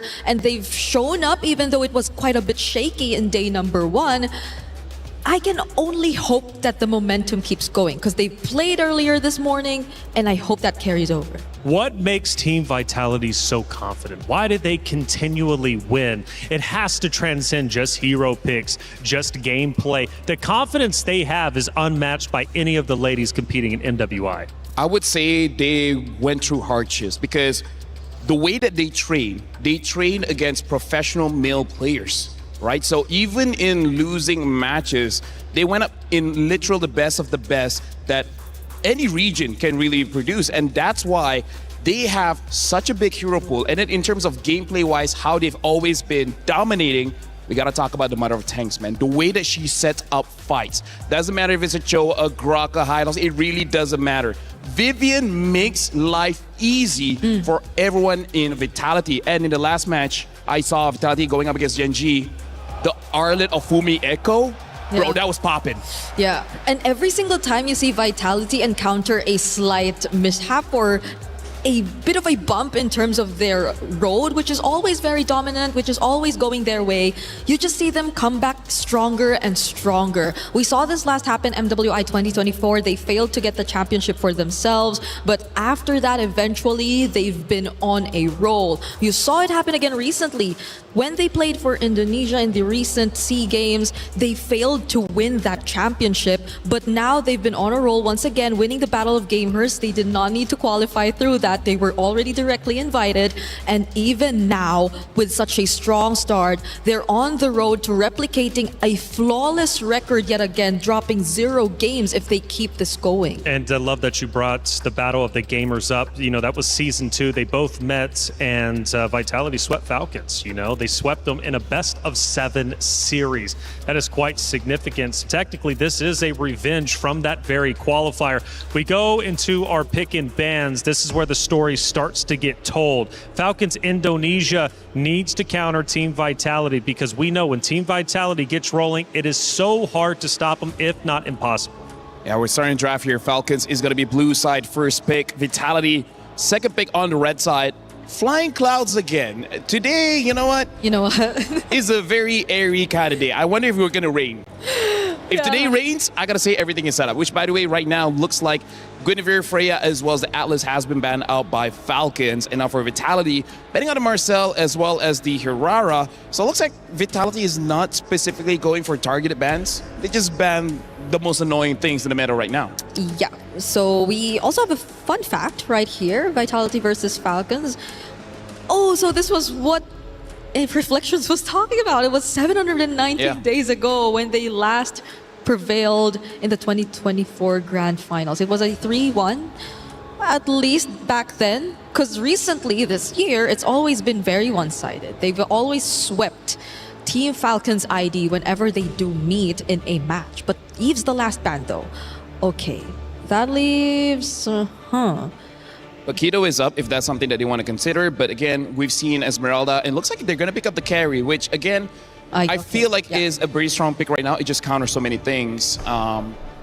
I think Vitality should not rush for the Sora for now because they're the kind of team that kind of wants to challenge that. Because I feel like if they stop a dominating hero, it sends a message to the other teams and be like, what's next? Yeah, you know what? After seeing even the Selena in Sydney's hands yesterday, I might as well just would rather see them flex it a bit more because now they prioritize the Akai and Paquito. So there is a chance that Falcons, Violet with the Sora, phenomenal. I wouldn't mind if they do actually consider it here. But then do they also pick up the Valentina? Because then that also might limit their chances or their lineup in a way. You'll have to always be up close in order to fully utilize it. But I think it's okay, despite the Akai being present, they actually don't consider the Valentina at all. I think that is pretty okay right now because I feel like going up against Vitality, a team that is amazing when they rush forward for a fight, having something like a Zushin to kind of like slow things down is going to be pretty good. The Sora as well. If Sora from Falcons ID gets a win over Vitality, Brig, I think we can just lock it in. It's Sora day. It's Sora day. I think it's going to be very hard. It's going to be an uphill battle. But if they do it, hey, c'est la vie. If that does happen to be the case, then I maybe don't want to see it anymore. Like, let's just take it out and let them revert back to the other EXP. You know, let's just put it this way. If Sora wins, right? You and me, we can take a break. Let someone else come in and hang out with Taylor, right? That's true. Please don't leave me. Anyways, Kimmy has been picked up here, which, by the way, is a pretty good counter against the Zushin, especially after Zushin's current nerf of the range of her lantern, making it so that it's much easier for Kimmy to punish. I just honestly like how they're just so not reactive to the Sora and how they're just keeping it simple in terms of their approach in the draft. They're making it like, oh no. Yeah. Anyways. Yeah, that's true. And honestly, in terms of just repositioning overall, I think the Kimmy would have a much easier time doing that compared to the other mages that could have been the option here. I mean, the Valentina definitely has dashes yet, but they might want a bit more of the DPS to come through because we actually don't know what the gold lane is going to be just yet. You don't know what the pick for Chell could be. I think Harvey would be a pretty safe ban. Yeah. Because I feel like the carry can deal with most gold laners. Maybe even consider a Granger. Because right now, Brick, my worry is, what about his Paquito? Yeah. Right? If Esmeralda gets banned out, then the natural counter has been, let through. Yeah, because the Freya could not be considered anymore since they've already revealed the carry and the Sora. Oh, wait, yeah, you're right. So, well, it's also banned. So, No, honestly, right now, I'm just worried about that, right? Because the Paquito can deal with the Zushin as well as the carry. And we've seen Falcons... No, we've seen... Who did I get? Either way... Violet. Paquito is one of those heroes. Once he gets like 3 kills, right around 3 kills, it becomes very difficult to deal with. Yeah, I agree.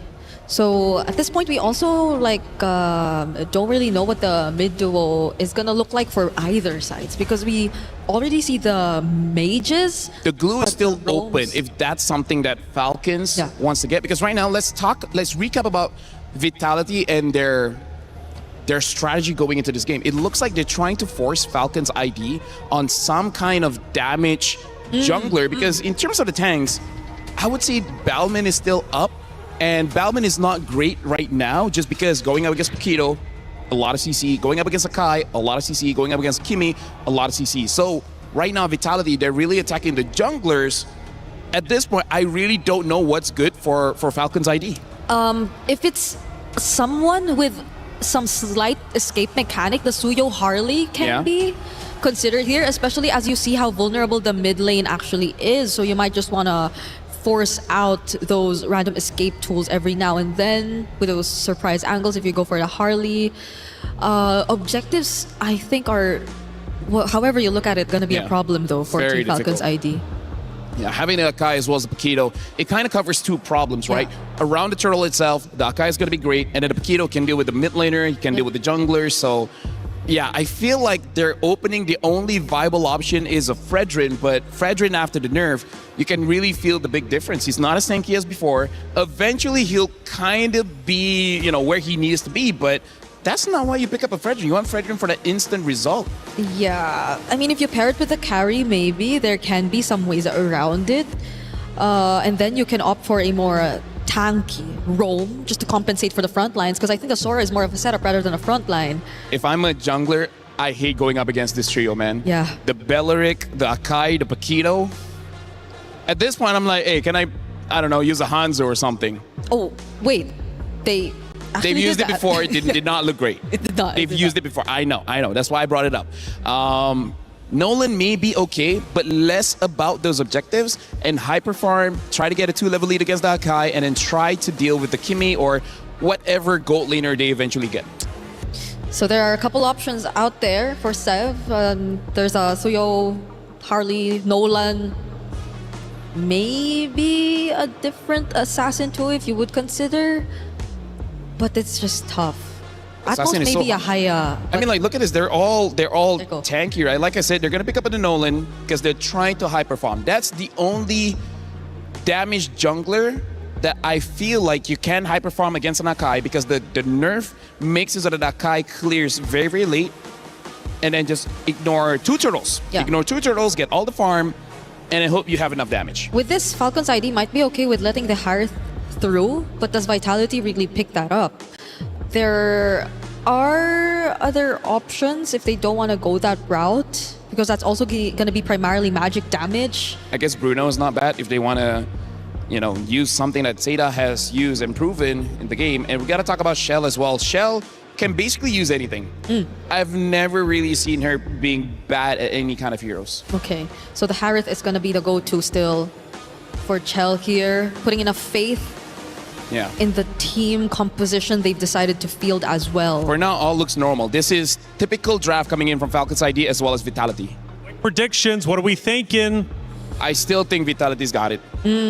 I have to go with Vitality as well. Okay, Vitality seems to be the favorite. Hey, these two met up 719 days ago. It was at the MWI at EWC26. But now in 2026, the great Indonesian rivalry will once again continue. It's Team Vitality versus Falcons Indonesia. Miracle Eterna, let's get it started. And here we go, ladies and gentlemen. Game number 1 in this ID versus ID matchup.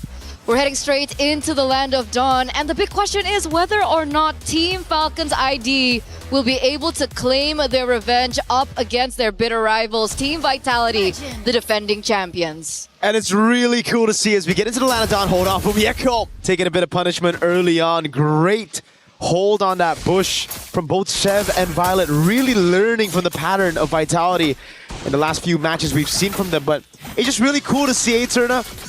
The last 2 years, it's been home court advantage for Falcons ID in Saudi Arabia. And now we see home court advantage for Vitality.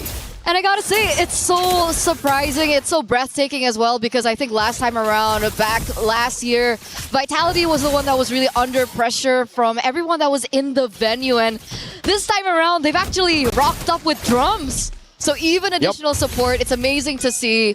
But let's get straight into the game right now. We are seeing an array of different picks. And it's interesting to see that the Nolan actually shows up here. And I feel like it will be quite difficult for the Nolan here come the early game and the earlier or the later stages of the game, especially with how much CC there is on Team Vitality. Yeah, we've been seeing a lot more of these Nolan just farming out the storm, clearing it out, trying to get the prio bottom lane though. Liv doing a good job in this matchup you'd expect for a win for the carry. Sev down below with a fracture, the Purify, not enough to get Chell out. First blood to Sev. Caster Curse. Caster Curse. Caster Curse. Yep. But I love it. I love it. I love that Falcons are going to be able to get that a little bit ahead. And it looks like they're going to be able to chunk some gold out of that turret as well. So it will help Liv in that particular matchup. The carry will be a monster come the later stages of the game, especially when she gets her items up. You know, this is something very, very interesting as well. Just looking at the matchup, Falcons ID, it's been so weird their run, yeah? They start off losing to Seda in a crazy underdog win. An early upset to the tournament, but then they climbed up and now they're just gonna go straight into playing strong side for the carry. They know they have no shot at the neutral objective. In the back, it's going to be the all-in from Violet over to Cine. Flicker around the safety. Violet chases her down below. Chelsea will survive. Vival on the turtle, picks up the red tree on it, securing it. Violet gets away with the flicker, and it will just be a 2-0 start, but a neutral objective to Vitality. And I think that's something that we can expect, right? I mean, Falcons came in here, guns blazing, utilizing a Nolan in the jungle. Meanwhile, Vitality took a slower route. They picked up the Akai once again. I think it's one of the comfort heroes that Vival has utilized over the course of the years, especially last year. And that's something quite notable. And they're just utilizing it to get a little bit more pressure around the neutral objectives, and they've done exactly that. However, it looks like Falcons now are the ones holding on to the gold lead. It's a 1K now for them so far. And it looks like Team Vitality, though, are looking to find something else of their own. They're going in for the invade onto the enemy jungle. Yeah, one thing that they can do, but unfortunately for them, the Nolan can clear really quickly. Seb trying to cut them down. Vivian holding this position. Raimundo with a taunt unbreakable, forces the heavy spin out. The traction post locks Violet down. And it will just be to disengage as Fumi Echo on this Paquito. Lethal Ignition will continue to utilize the waves up top. Maybe trying to get a few more hits on it. Liv takes the gold crab away from Chell. Forces her back as well. Fumi, though, making quick work out of that turret up top. I haven't seen Shell in this position in quite some time. Wait a second. Vival will be actually able to pick it up. But I mean, Zev, so far, she's been playing the Nolan quite well. Fantastic. She's been clearing it out very, very well. Yes, the turtle went to Vitality, but this is why we expected the Nolans, the Assassins, to come back. It's just that farming speed that you cannot underestimate. And then obviously the fact that you can play for your winning side in the gold lane. Something we haven't seen in a while. It's been Claude, Moskov, Harrod. You just play weak side gold. Nowadays, especially with Zev, back on the Assassins, it's all right. We don't get neutral objectives, no problem. I'll just farm, invade, and take your gold lane down. But it is quite typical of Shell. I think last year there were moments where she was also forced in a losing lane. But eventually, she usually is able to pick things up a little quicker later on when the items start rolling in. And I think that's something that we can expect. But it looks like both teams are now corralling over the neutral objective. All in AOG to try to help Violet escape. She actually gets over the shifting skies, forcing the flicker out of Cine. She gets to a safe spot now with the Crimson Beacon utilized. Cine gets knocked back with a Lantern Flare. It's still going to be Violet. Shot down from the sky. Sheb taken low. Taunted up from the Echo. Is right there to capitalize.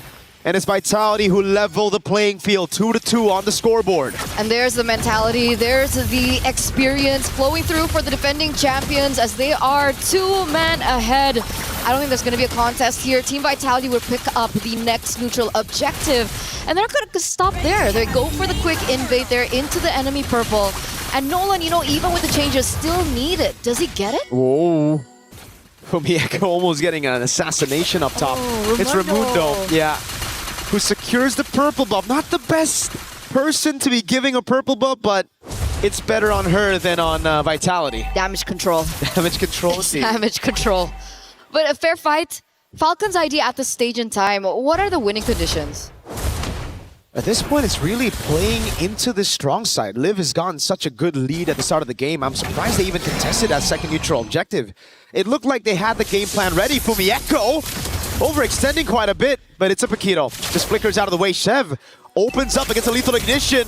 It's a Lethal Ignition battle. Fumi Echo in that 1v1. It was ticking down, but fortunately for Shev, she's able to escape. Vivian catches Raimundo with the Wrath of the Dryad, and now it's Liv picking up a turret down below, traded by Fumi Echo up top. Okay, Vival gives information there, but they don't have anyone to kind of back that up. But in return, Team Vitality still pick up the turret on the top side of the map. And that gold lead that Falcons had earlier on, 1K, almost 2K, has now shifted quite slowly in favor of Team Vitality. There is some damage being placed onto Raimundo, and it looks like Team Vitality are looking for the cut. Yep, traction post lands as well on Raimundo. Liv's able to pop in ultimate quickly, clears out the wave, and that's just it. Shev, though, has been struggling at matching the pace of Fumi Echo on the Paquito. Not even given space to go for the purple buff. Livy is in position, but Fumi Echo forces her to use the Crimson Beacon, and now Vivian's actually come in, backing Fumi Echo up. Vivian with the flicker after the Dryad. Good reaction from Shev. Raimundo falling back. Fumi Echo gonna go for the assassination again on Liv. Violet walks up onto Cine, no flicker. Vival with a heavy spin. forces the flicker around. Raimundo's caught all alone. The purple buff stolen away by Vivo. And now it's Fumieko diving under turret. Traction force lands, but the immobilization doesn't. Vivo was ready with the body slam. This turret, can they even defend it? No, they have to concede it. And guess what's up? The turtle, final turtle of the game, up and available right as the tier 1 falls in the mid lane. Is this perfect turtle? Is this a perfect turtle? Is this a perfect game now for Team Vitality as they quickly find their own pacing here? 7 minutes being as aggressive as ever. The side lanes are definitely in danger for Team Falcons to whoever, right? At the stage of time, look at that Fumieko! Oh, with the lethal ignition, it's ticking down, Livy! Crimson Beacon and the Regen both baited before a big fight. And guess what? The Paquito can make her way up top. Tini gets away from Sev in the mid lane. It's a free turret for Chell down below. And this is what makes Vitality special. At MWI, they're just so clean. At damage control, that's one when they start losing in the early game, but then at converting on objectives after every small victory they get. Once again, it reflects their experience, right? They've been in this position over and over. And the one thing that I really paid attention to during these particular team fights is the Sky Piercer procs that unfortunately Cini will have her hands on. I think she should be at 20 stacks at this stage. She already has the glowing one as well. So it won't be as easy now for Falcons. And they need to be aware of the stacks coming in. Oh, wait a second, Violet! Yeah, caught in the midst of it all. Already pinned down by the heavy spin. AOG and the Breakable coming down, but now he's gonna be living with the Crimson Beacon, knocking Cini up. Straight into Raimundo. Sev trying to flank, but look at Vivo. She's taking all that shred damage from me with the flicker in. And a killing spree at that. Chell knows him on for. Still a bit of damage. That's going to be the conceal to bring Fumieko back into the fight. Fumieko on the turret. A triple kill for Fumieko on the Paquito. What has she been on lately? MWI has just been a highlight reel for her from day number 1. At some point, she was the weakest link of Team Vitality. This year, she steps it up and sets a statement. And it looks like Team Violet is looking for something of her own. Yeah, can't do much though. It's a heavy spin, rooted in place by Vivian. And yeah, I agree with you. You know, earlier we've had a talk about jungle or XP. You know what? I might have to go back to XP now that Fumieko's pulling this off. 5-0-2 on the Paquito. Vivo's just doing her job on the Akai, right? 007. Just enabling the rest of the team, enabling the damage dealers. Fumieko's, oh god. Sev! 2 jabs, a knockout, sending Sev straight back home. Oh god. Usually it's the person walking into the bush that gets cooked. I don't know. That was rough. Opposite Kumar. Ramuk? Rumak. Oh wait, no, you're no, right. It's Ramuk. It's Ramuk. It's Ramuk. Well, there you go. 7,000 gold lead still for Team Vitality. And I'm just still so speechless and breathless of the development of Fumieko. Yesterday when she picked up the Lapu Lapu, it was crazy. Arlot was also insane, and now she brings out the Alice and the Paquito. And now Team Vitality are knocking on the base of Team Falcons. They have a Lord on the way. It's only been 10 minutes. And I feel like Team Falcons don't have the best clear. They really don't, no. The carry is good at dealing with the Lord, but that's about it. And if she utilizes that cycle on the ultimate straight up, not going to be great for the rest of the team when it comes to the skirmishes. Vivian already flicker the Raptor Dryad lands, but it's just onto Raimundo who's still there. Shifting Skies on 2, but the rest of the team is able to disengage in time as Sev walks up in the back, but it's just the frontliners tanking up a storm as the Revitalize coming down, and the Shifting Skies again, this time up top for Mieko. So trying to deal damage. Lantern Flare picking up the Panda, but Tini gets the immobilization down on Liv. Lord still up. Up top is going to be the Cannon Minion. Liv taking a ton of damage over. And they've cracked open the base already. Base turret number 1 taken down in the mid lane. They're going to try to push in these waves to get another top lane. Highest priority to get the far lane control. You always got to look at Fumieko whenever she's in a 1v1. Purify can't save her. Shifting Skies on 3, but it's only Vivian that gets brought back as Chell is kiting them in the back. Tini's kiting away right now as Liv walks up and gets the double. Fumieko waiting for the moment. Falcons have defended well. 1-for-2 trade, and they lose Cini in the process. So the stacks on the Sky Piercer are going to reduce quite a bit. They lose Vivian in the process, and they fail to take the side lane inhibitor turrets. Falcons I would say they walk away, and they walk away clean here, right? All they need to do now is try to find a moment where Liv can execute these team fights a lot better. I think spacing is going to be ever as important. Viva and Vivian, though, aren't going to be easy to push through. Wait a second, Shell! She gets taken out! Absolutely, Falcons know when to pounce. It's almost like they got that bird eye view of what's happening on the map. Chell took the purple buff, stayed a bit too long. Fumi Echo wants to go for the punish. Order with a knockout strike on Zev. Good peel though. Fumi Echo thrown back again. That's gonna be a big shutdown for Raimundo. Violet jumping to the back, now jumping all over. It's the rest of the team trying to peel for her, but it's Violet over there with Livy to take City down. Vitality's crumpling the Lantern Flare to bring her back into Liv. All of a sudden, the game's back to level. That 8,000 gold lead now down to 2,000 as Zev will try to take the purple buff. Vivian, the mother of tanks, is able to save the purple, but that's about it. I don't know, Zev, because she made that move onto the purple buff, she needs to recall, and that delays this take for just a bit. That's true, but it does still surmount a comeback angle here for Team Falcons. The fact that they were able to get that move onto Shell, the fact that they were able to look for that opening, that was brilliant. Team Vitality, after that, they looked scrambled in that particular team fight. They lost Sini in the process, they lost a lot of members in the process, and now Team Falcons are the ones to pick up the Lord here in the 13th minute of the game. Wow. Wow, wow, wee, wow. Wow, wee, wow. Is that the new one? Is that the updated one? Could be. Okay, Falcons ID. Now let's see how they capitalize on the Lord. So far, they've been great at setting up ambushes. Just like this, just a bit of poke onto Vivo. Straight to half HP. Chell's gotta be really careful, man. Gank down below for first blood. And the second time around, it's just overextension ship these guys.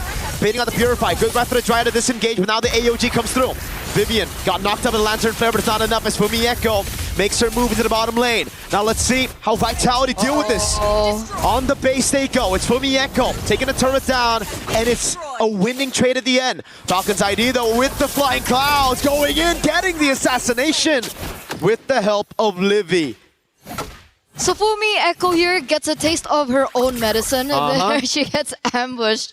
But she didn't realize, you know, I thought it was going to be a 1v1. It turns out they brought Livy with her. So a little unfair, but obviously they still got the job done. Fumi Echo, however, despite losing her life, was able to get that inhibitor turret in the bottom side, and that is going to work in favor of Team Vitality come the next Lord. That should spawn in under 90 seconds now.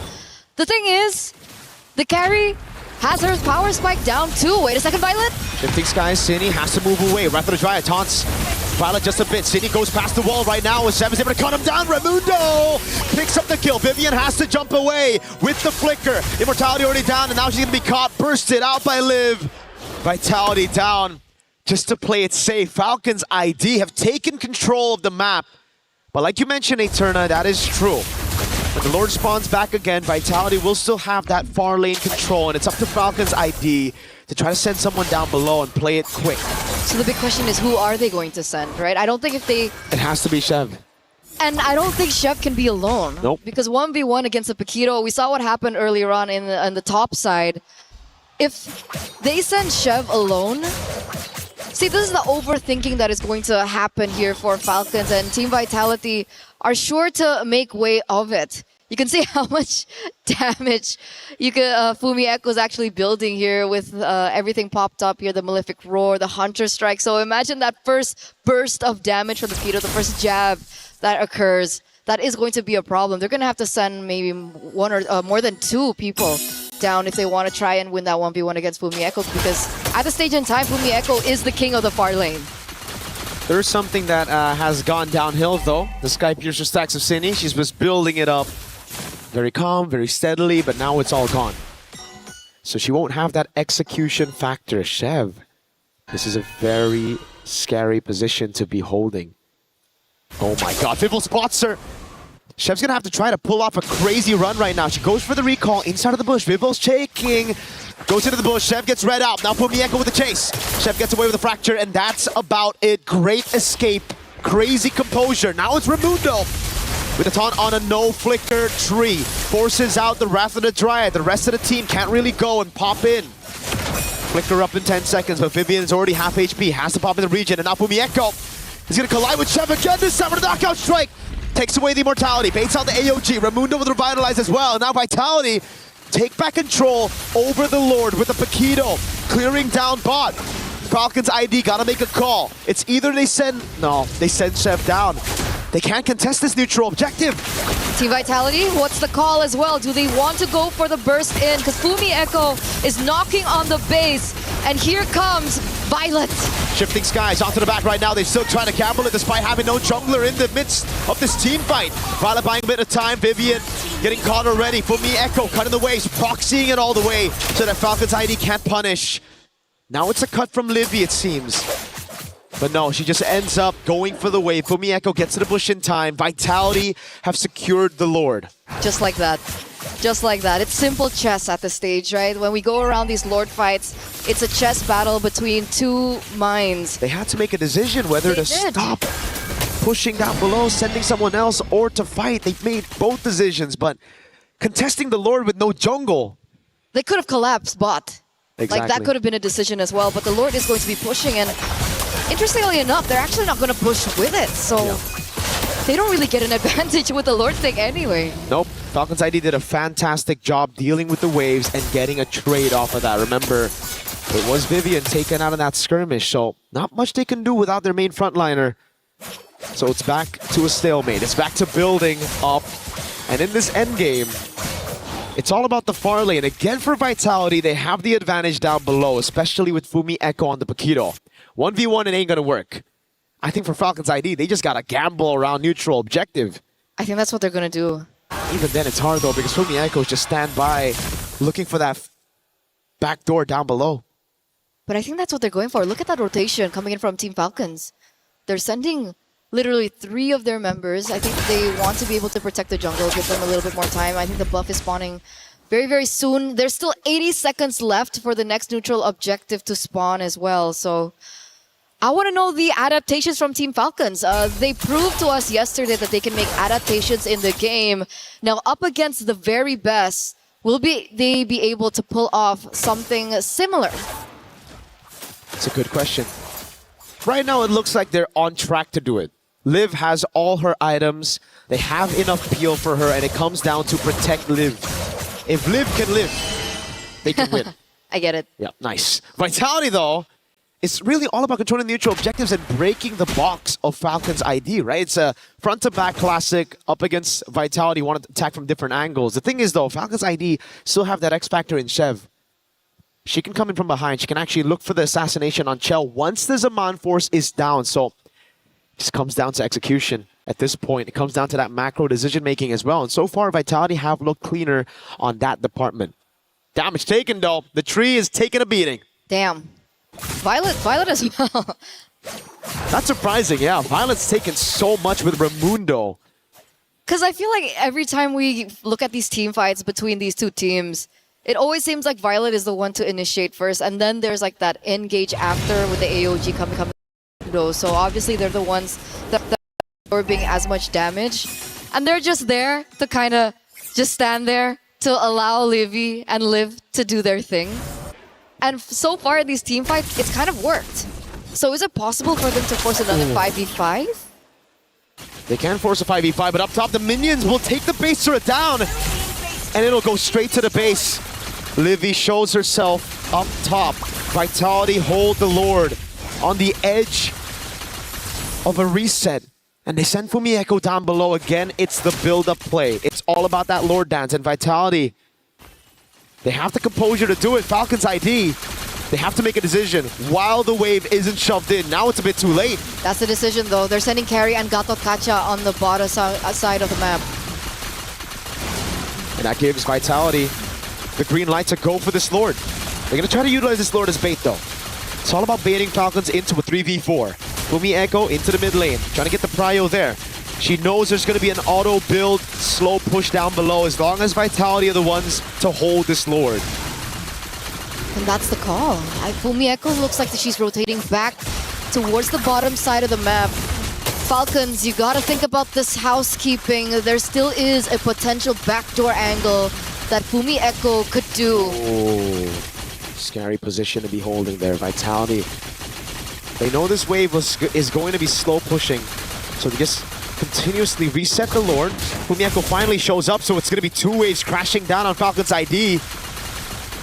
They send Chev down below. This should be it for Vitality. They should just go straight for it. Chev shows up without the reset. Vitality, they see the jungle down below. They're going to go straight for the Lord. No retribution in sight for Falcons ID. I don't think they can get there in time. What? That's a massive pick in the bottom lane. Now they have to go for the burst, but it's an evolved Lord. Vivo's right there, shifting skies, delaying it already. It's Vivo with a heavy spin. Chev's gonna walk up as well. The knockup comes through! Wow! Chev with the steal, City with there. Knocked up, and now it's Liv tearing up the frontliners. Liv goes godlike. Wave down below is good, but it's an evolved Lord in the 23rd minute of the game for the Falcons. They've done it. They've done the unthinkable. They've outsmarted the defending champions. Ladies and gentlemen, Evolved Lord on the way there in the top side of the map. And that was a decisive, quick thinking by Team Falcons, I would say. They bursted down Fumieko. Liv's damage is already up there. And now 12 seconds left, 27 seconds left for Vivian and City to come back into the game. This is a bit greedy from Falcons ID. Instead of using the wave up top with the Lord, they're trying to utilize the waves in the bottom lane. They can just jump it in.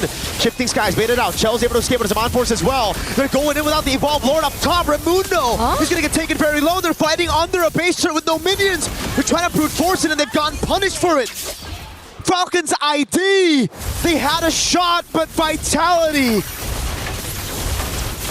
survived. They don't even lose a single base turret. That was absolutely botched by Falcons ID.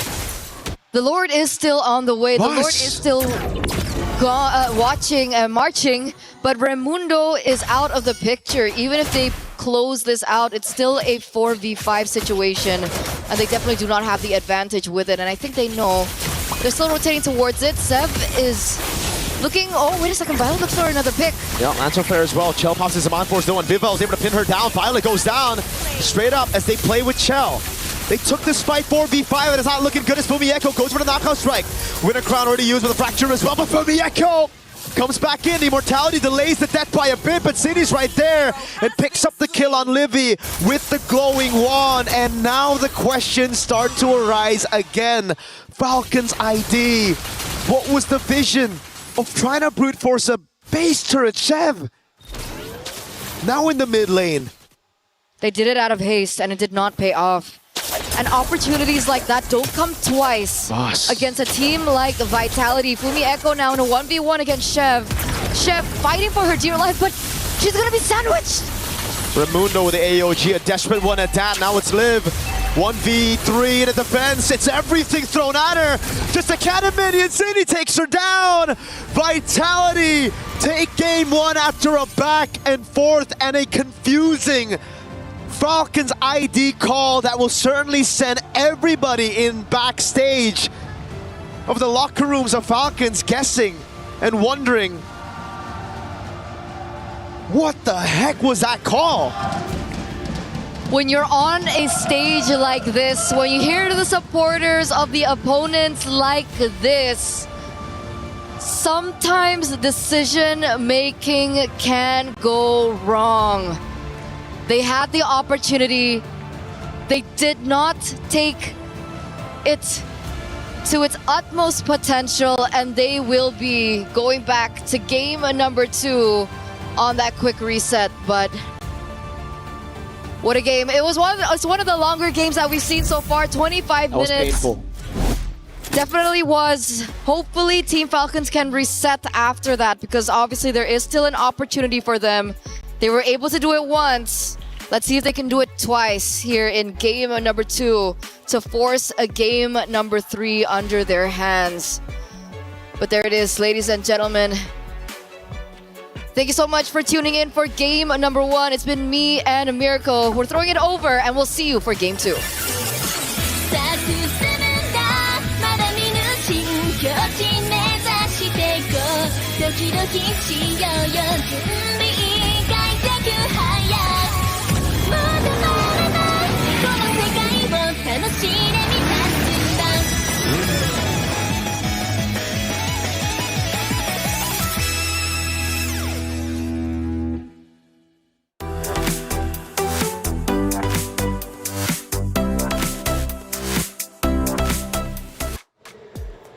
The great Indonesian rivalry is well underway. What an incredible matchup, but a matchup full of mistakes and overcommitments. But in the end, it is Vitality standing strong.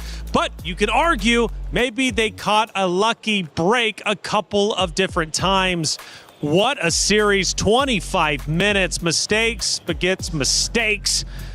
Bree, I know we were screaming. We were going for it. The fans were also going nuts too. Let's walk me through from start to finish. Let's start at the beginning. Looks like Falcons Indonesia are off to a great start, and I'm thinking to myself, my goodness, we could have an upset. I agree. They had the start which reflected so much of the experience and learnings that they've had throughout the years going up against this team again and again. And it seemed at the beginning that they were already able to adjust enough for it. But it did not stay that way up until the very end. That's right. The decisions that came along with those small wins, or maybe I wouldn't even consider them small, they were wins that could have led to actual victory. So going back to when, of course, Falcons Indonesia, they're leading, they're looking great. All of a sudden, Team Vitality start looking like the champions they are. They start dominating the fights, taking them down. The fans are going nuts. And Team Vitality push towards Falcon Indonesia's base. They get there. They have one turret left on the left-hand side. They leave it. They back away. I'm thinking it's over with. But then all of a sudden, Falcons Indonesia had something else in mind. They flip the script. They take the lead right back. So, Taylor, that's basically them riding a bicycle. They took a stick and they put it inside that tire. Like, that was honestly self-sabotage. I can see the vision where you're trying to force and engage, get the kill, and then that will be good. You know what make that look bad? That was over 20 minutes. If you did that at 12, you know what? Sure, right? It's not that punishing. But after 20 minutes, you're telling your opponents, hey, my base is going to be undefended, you know? Have fun with it. It always has to be Vitality, you know, with the longer games. It's weird to think that it's actually the case because, again, they're the team to beat, so you would expect the cleanest of games to come from them. But eventually teams have found ways to extend the matches against them. And in this scenario, though, it's just frustrating. It's just frustrating to think about the way that things ended because it was already such a good one for Team Falcons. Such a good one indeed. LaFell, let's take a look at our first action of the game. And who knows who was leading in this moment. We take a look at it. Looks dead even, actually. Quite literally dead even. But I think this was the point where it was Vitality starting to really heat up and apply that pressure onto Falcons Indonesia. This is where Fumieko really starts showing off just a little bit because that Paquito from Fumieko, just like we discussed during the draft, if a Paquito gets about 3 kills, he can already start conquering the map, and that's exactly what we saw coming in from Fumieko. But then when she gets a little bit confident, which we might see later on, she got caught and then she died. She did. And Bree, let's take a look at our second moment, maybe when Falcons Indonesia are starting to lead once again. Oh, that's the moment. That's exactly, yeah. So go ahead and walk me through it, Bree. Okay, so clearly there could have been a chance that they did take out Sev at that moment, but it's not just actually Fumieko who went down in this scenario. It's everyone else following through, and I think it marked the beginning of Team Falcons ID really turning things around.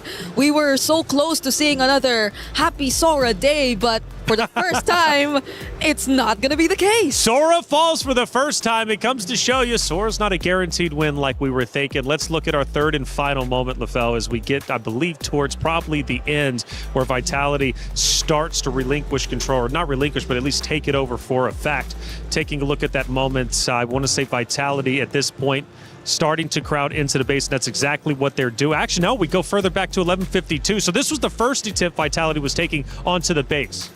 Exactly what Falcons did, but the timer is different, right? This is why I say if you do it at a 12-minute mark, you might lose, but it's not that devastating. But if you do it on 22-minute mark, that it's such a different thing. That's why Vitality was not punished that hard. Falcons was.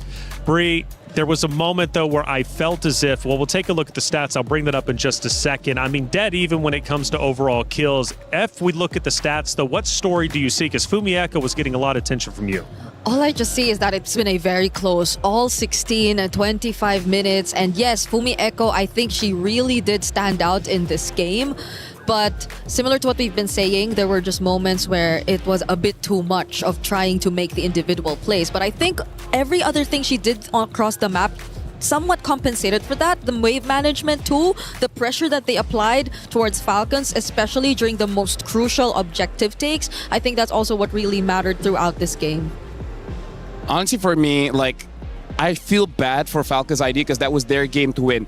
How do I describe my disappointment? It's like I'm going to a friend's house bringing pizza and they eat it with a fork. You can do that. What? Eat pizza with a fork and knife? Would that really disappoint you that greatly where you're like, you're no longer my friends? Yeah. Are you going to end your friendship with it? I'm not Italian, but I'm pretty sure there's going to be a lot of angry Italians seeing you eat with that. But by the way, look at this. The rich guy, Zev, clearly able to get quite a lot of gold. The carry shell on that Harv, still dealing quite a lot of damage, around 39,000 per minute. And then Vivian, the sandbag. But Livy, the best wingman. Honestly, it's quite weird we don't see any of the EXP laners here because they played a big role in this game as well. Yeah, it's maybe we don't count them anymore after what we've seen today. You know, like they've always been stealing the show, and they've been taking these. We don't have MVPs, but if we had a choice, like majority of the game MVPs would have been handed over to EXP lanes anyway. Yeah, I want to take a blast to the past, a step into the moment where Falcons Indonesia look as if they are going to win. But walk me through the moment where they get a bit too greedy, because I felt like they shouldn't have overcommitted. They also had the Lord who was behind them. Why not wait for the Lord, pump the brakes a little bit, fill it out, and then push up into the base? They knew that was the right play, but for some reason they didn't make it. Taylor, you're talking like an analyst. You talk like I'm finally made it 3 days in. Like you've casted this game for 2 years, because that's exactly right. Like they had all the opportunities to end the game, just sync up everything, and then just use everything together to end the game. They chose to go in with the disadvantage. Now that's weird, right? It's what kind of analogy do I want to go to? It's like you go into your car knowing that you have no gas, and then still you want to go for 300 kilometers right. That doesn't make sense. You know what? That was actually much better than the fork and knife. I'll give you that one.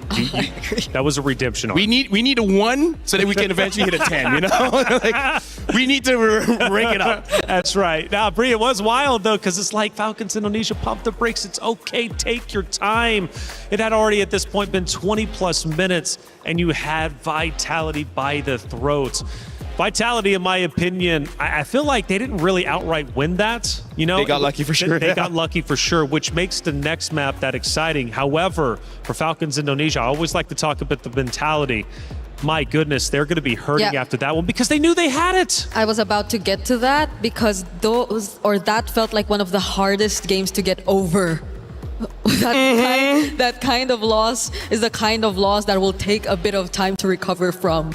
But again, they've been doing this for so long. Hopefully it doesn't get to them, because losing to Vitality, I guess, is something they've constantly tried to get through. And that's the key point there. And it's kind of akin to what I always say about being a champion. To be a champion, it's better to feel what it means to be a champion in the past.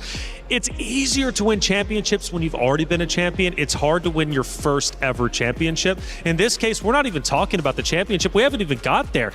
But we're talking Vitality here. And for Falcons Indonesia to lose as many times as they had, and we're talking, honestly, I think it's hundreds of times in comparison over the time span of them playing each other.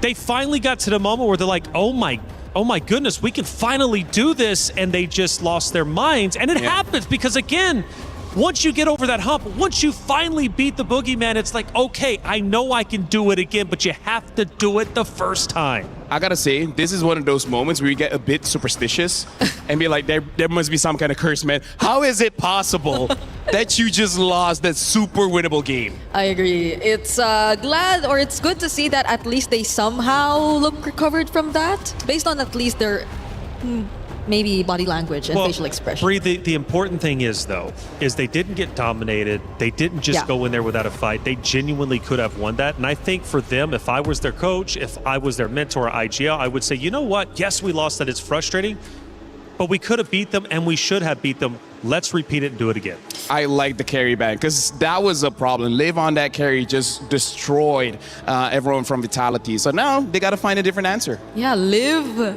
had a really good highlight play in that game. And I feel like you don't want to really hand over that pick to her. I would also like to see Reflection's life coach. I think that'll be cool. I got you. Based on the way he's been trying to give some advice. Well, I think LaFell too. Me and him should go into business. He's more of a teacher, no? Yeah, but see, he could teach, and then I'll just be like the life coach, and then we'll figure out the prices. We'll let you know if you want to hire us. Yeah, I mean, like, speaking of philosophy, there was a philosopher in the West that said competition is a healthy way of self-development because you might think they're your opponents, but they're your friends. Because without them, you will never get better. You will always be stuck in limbo. It sounded good, but dude just read that like 5 minutes ago on the back of a cereal box or something. Shout outs to cereal boxes. Either ways, yeah, right now, Vitality taking out the Eve as well, and even the Sora, even they're like, okay, you know what? Hey. Yes, we won, but let's not take the chance. I thought we weren't expecting to see this, but it comes from the most unexpected team. Look at Coach Casey's face. Even he's like, not taking a chance, not taking a chance. So that was so close. So do we see the Marcel open? Oh yeah, that has to be banned. 100% has to be banned. 100%. 100%, but unless you want like a trade of Freya or something, so just, I don't know, ban a Paquito, let go to Marcel. Well, yeah, they go for the Paquito, the Freya ban. All right. Marcel. So the Paquito Marcel, yes. Marcel. It's gonna be open. Vivian, does she get her hands on this hero? You know you want it, Vivian. You know you do. Everyone wants Marcel. A good photographer. Who would want that? Yeah. Shout out to all the photographers out there. Y'all doing a great job. We have a lot around us here. Some of you aren't great, but the rest of y'all, pretty good. So I guess if they do get the Marcel, the Bellark will also be still there either way. So I'm thinking if they really want to prio Paquito instead? Yeah. Esmeralda is still there as well. Echo was... Oh, well, okay. Esmeralda. Just get the answer. Yeah, because even going up against Marcel gives shields. Esmeralda are like shields. She's like, yes, give me all shields. Especially now that the carry is not there. The viable answer now is something like a Balman, something like a Lunox, which I'm pretty sure Falcon's ID have in their back pocket. But I know, girls, your pockets are fake, so I'm not so sure if they can bring that one out. Oh, yeah. What is up with that? It depends. It depends on the style, okay? Sometimes we have functional pockets. I do have one right now. Oh, yeah, you do. Yeah, right? See, it depends on the style. So maybe also one of it would be the Claude if they just really want to... Well, I mean, the Claude Harris trade is still available anyway. So Atlas is the priority alongside the Baksha. I like the Baksha pick, a direct counter towards the Esmeralda, but also picking up the Atlas. I don't know, it's like they're letting go of the Marcel. Are they too worried that the Marcel shield is going to help the Esmeralda too much? Because now there's an opportunity for Vitality to take it. And Marcel, that's... The thing is, they already picked up the Atlas, so it's not like they're going to counter with an eventual Hilda or something, right? Yeah, so that's a lot of really good picks that could go over to Vitality if that were to be the case, but they just settle with a Claude for now. At least it's not going to go over to Team Falcon's ID. Liv will not get her hands on that, but is it the Roamer that they pick up here, or are they also just going to be okay? Since they already pretty much see that it's an Atlas, they don't have to worry about the matchup. They'll just lock in another Akai for Vival. It's crazy, Brick, but I wouldn't be too upset if they pick up something like a Valir. The Valir to be able to deal with the Esmeralda as well as the Akai, because, well, now they pick up the Moskov. So before the gold laners get targeted, they banned is out. So Vitality and Falcon's ID at this moment, we've seen their game. We know that they both have what it takes, right? So going into game number 2, I feel like the draft right now doesn't scream a clear winner, right? Not from Vitality, not from Falcon's ID. If this trend continues, we might go for another extended game, something like 22 minutes and above. Ooh. Because both have shown Falcon's ID are very close to the level of Vitality. They just got to make sure when you have that lead, you need that discipline, right? You have to be... I know you're excited, adrenaline is pumping, but bring it down a bit. Yeah, and you also don't know what the mid lane option and pairing is going to be just yet. I believe there are still some very go to mages that are available, the Gord even might just be one of the options if we're talking about Shred, because you see how tanky these lineups actually are so far. You have Esmeralda, Akai on the other side, you have an Akai and a Baksha, so you might want to deal with it through additional damage, additional burst and Shred, and Gord could be one of them, but does it get through? It's Vitality picking first after this banning phase, and so far they've just tried to take out more of Vivian's options through the Matilda. Yeah, the Student Master, either the Valir or the Gord, both would work pretty well here. They're banning at the Arlet. I would say that's a pretty good ban considering they have quite good amount of crowd control, especially because there's a chance they can pick up the Zushin later. So the Arlet could potentially be dangerous. Now that the Matilda has been banned out, in terms of the other roamers, I think Glue could be respected because looking at their lineup right now, they don't have the kind of damage profile to deal with the Glue. But at the same time, this is Vivian. Vivian has a lot, maybe even ban out the Marcel just to not deal with that. Or still the Balearic, since it's open. Balearic as well, yeah. They could all just go in and just pop the Wrath of Dryad, so you already have direct answers, plus you could layer it pretty well. Again, we still don't know what the mage is gonna be. They're not paying attention to that. Oh, but yeah, Team Falcon's ID would not want that to happen. They take out the Balearic and the Mathilda too. So the Glue maybe next option, unless they want something along the lines of a Gatot Gacha. I'm thinking of Falcons now because they have to pick up the mid here. Yeah. I don't think there's much that really answers the Akai right now because I feel like if they go for a Zushin, I think it will work, right? Win it out with both the Atlas as well as the Baxia. There's a very good mid trio. Yep. The only problem is the Zushin doesn't really help that much against the Claude, doesn't really, maybe eventually help out against the Esmeralda.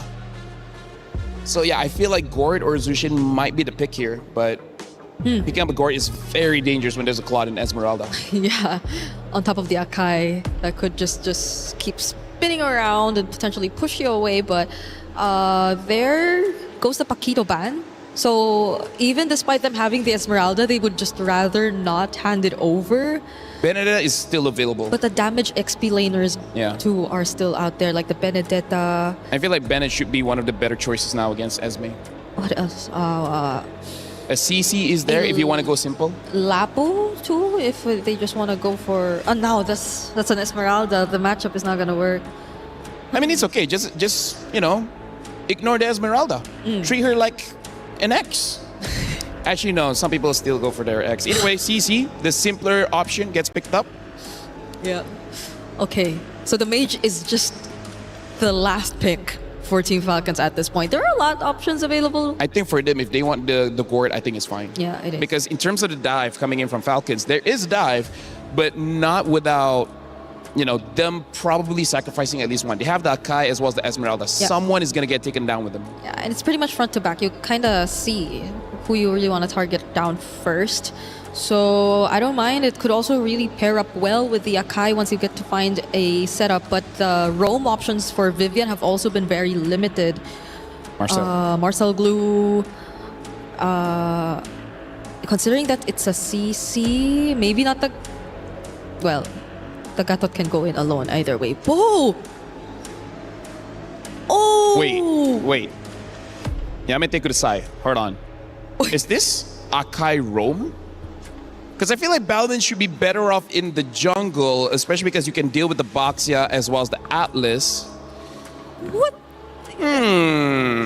Or I don't want to hear an or. No. Balmon jungle. Okay, Balmon jungle. Let's keep it that way.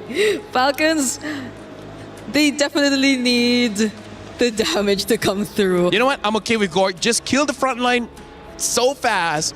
The cloud will be a problem, but that's a problem for 12-minute Gord later on. 0 to 11-minute Gord would be somewhat okay. But if not, what, huh? There's a... Okay. Yeah, Gord. I mean, like, eventually the cloud will be a problem, but hey, c'est la vie. That's someone else's problem when the time comes. See, I told you. No way. It's not Jungle Balmon. Wait, can't be Shell, Goat Lane, Balmon, no? Okay, no. No, wait, no, yeah. You know what? How about we throw that? Well, not only did game one bring surprises, so did our hero pick for game number 2. Once again, we go toe-to-toe with Team Vitality and Falcons Indonesia. But this time around, Falcons Indonesia, their key is at risk. It might get crushed, and Vitality is looking to do so. Can Falcons Indonesia fight back, or will Team Vitality end it here? Let's find out in map number 2. Mirako Turner, take it away. Everything is on the line here, Reflections. Thank you so much to the panel as we head over to game number 2 between Team Falcons Indonesia and Team Vitality from the exact same region. Indonesia. The stakes are high. Tensions are at the utmost peak as well. And obviously a very interesting draft coming through as we do see finally the Bauman jungle here on Stream A. And I just gotta say, did they think it was gonna be Bauman Gold? Did Brigadier think it was Bauman Gold? No way, man. That's kind of crazy. Anyways, yeah. Bauman in the jungle. I think we expected this as well, man. We got the crowd going crazy here in Paris for Vitality. And, man, I honestly think this is the composition to do it. It looks like they've covered all grounds. The Valentina to steal the Fatal Links away, and it's a massive threat to everybody up top. Violet, Chev, and Raimundo. Even Livy with a flicker.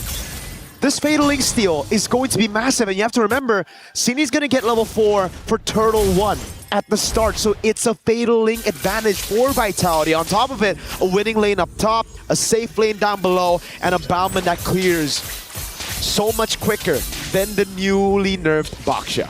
Which is why I'm thinking about the winning conditions for Team Falcons Indonesia here, considering they are the ones that would like to force this game number 3. We do see some active rotations here in the mid lane here by Chev. Look. But at this stage in time, there's nothing that they can do. Raimundo. Oh, shove it. Almost taking Raimundo down. Flicker out though. And look.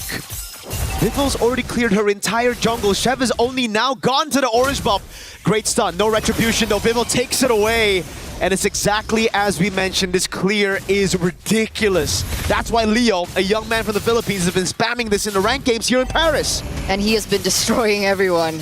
So with that being said, I guess the thing that they can fall for is the fact that they have 2 really strong backliners, right? They have Liv, they have Moskov, they have Levy as well on the board. But wait a second, we do see Cini. Mystic Gush coming down right now. Vival's gonna get taken out. Vivian's right there, gets away, but Cini splashes her with damage. Now Fumieko in the midst of it all, trying to deal some more damage. Vivian with the flicker in. Sev gets ult just right in time. The Mystic Gush comes through as well. And they throw their lead early. Vitality going for a fight, completely disrespecting the strength of Falcon's ID. And here lies the loophole. Herein lies the moment that Team Falcons look for a moment of their own.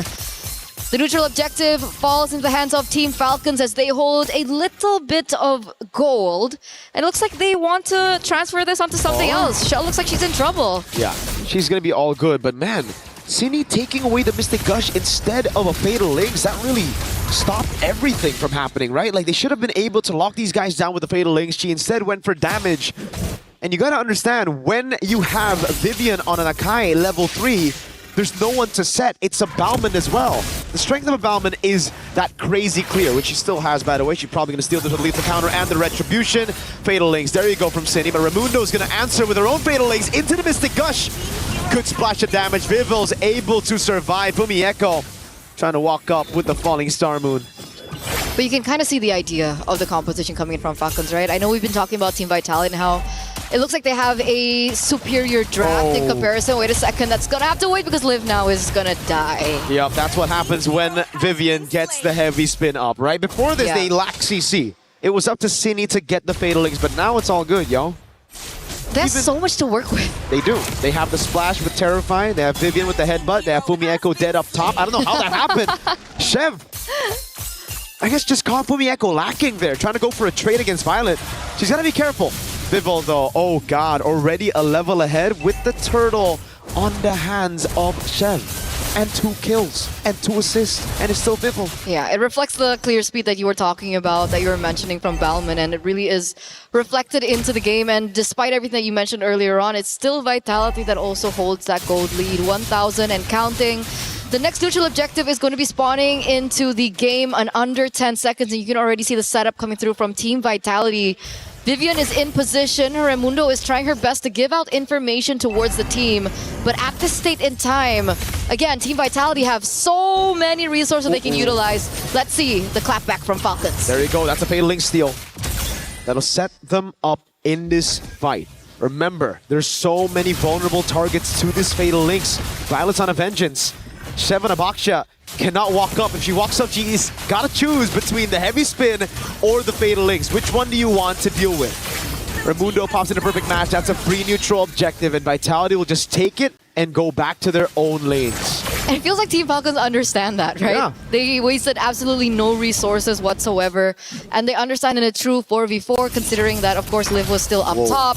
But a second shell, still going to be able to get out of there, so no problem just yet. But yeah, back to that point. It looks like they're looking for a rotation of their own, looking for something that they can take over the map. I think Shev wants to rotate to the bottom side, but it looks like there's a pit coming from Vivian as well as Vival.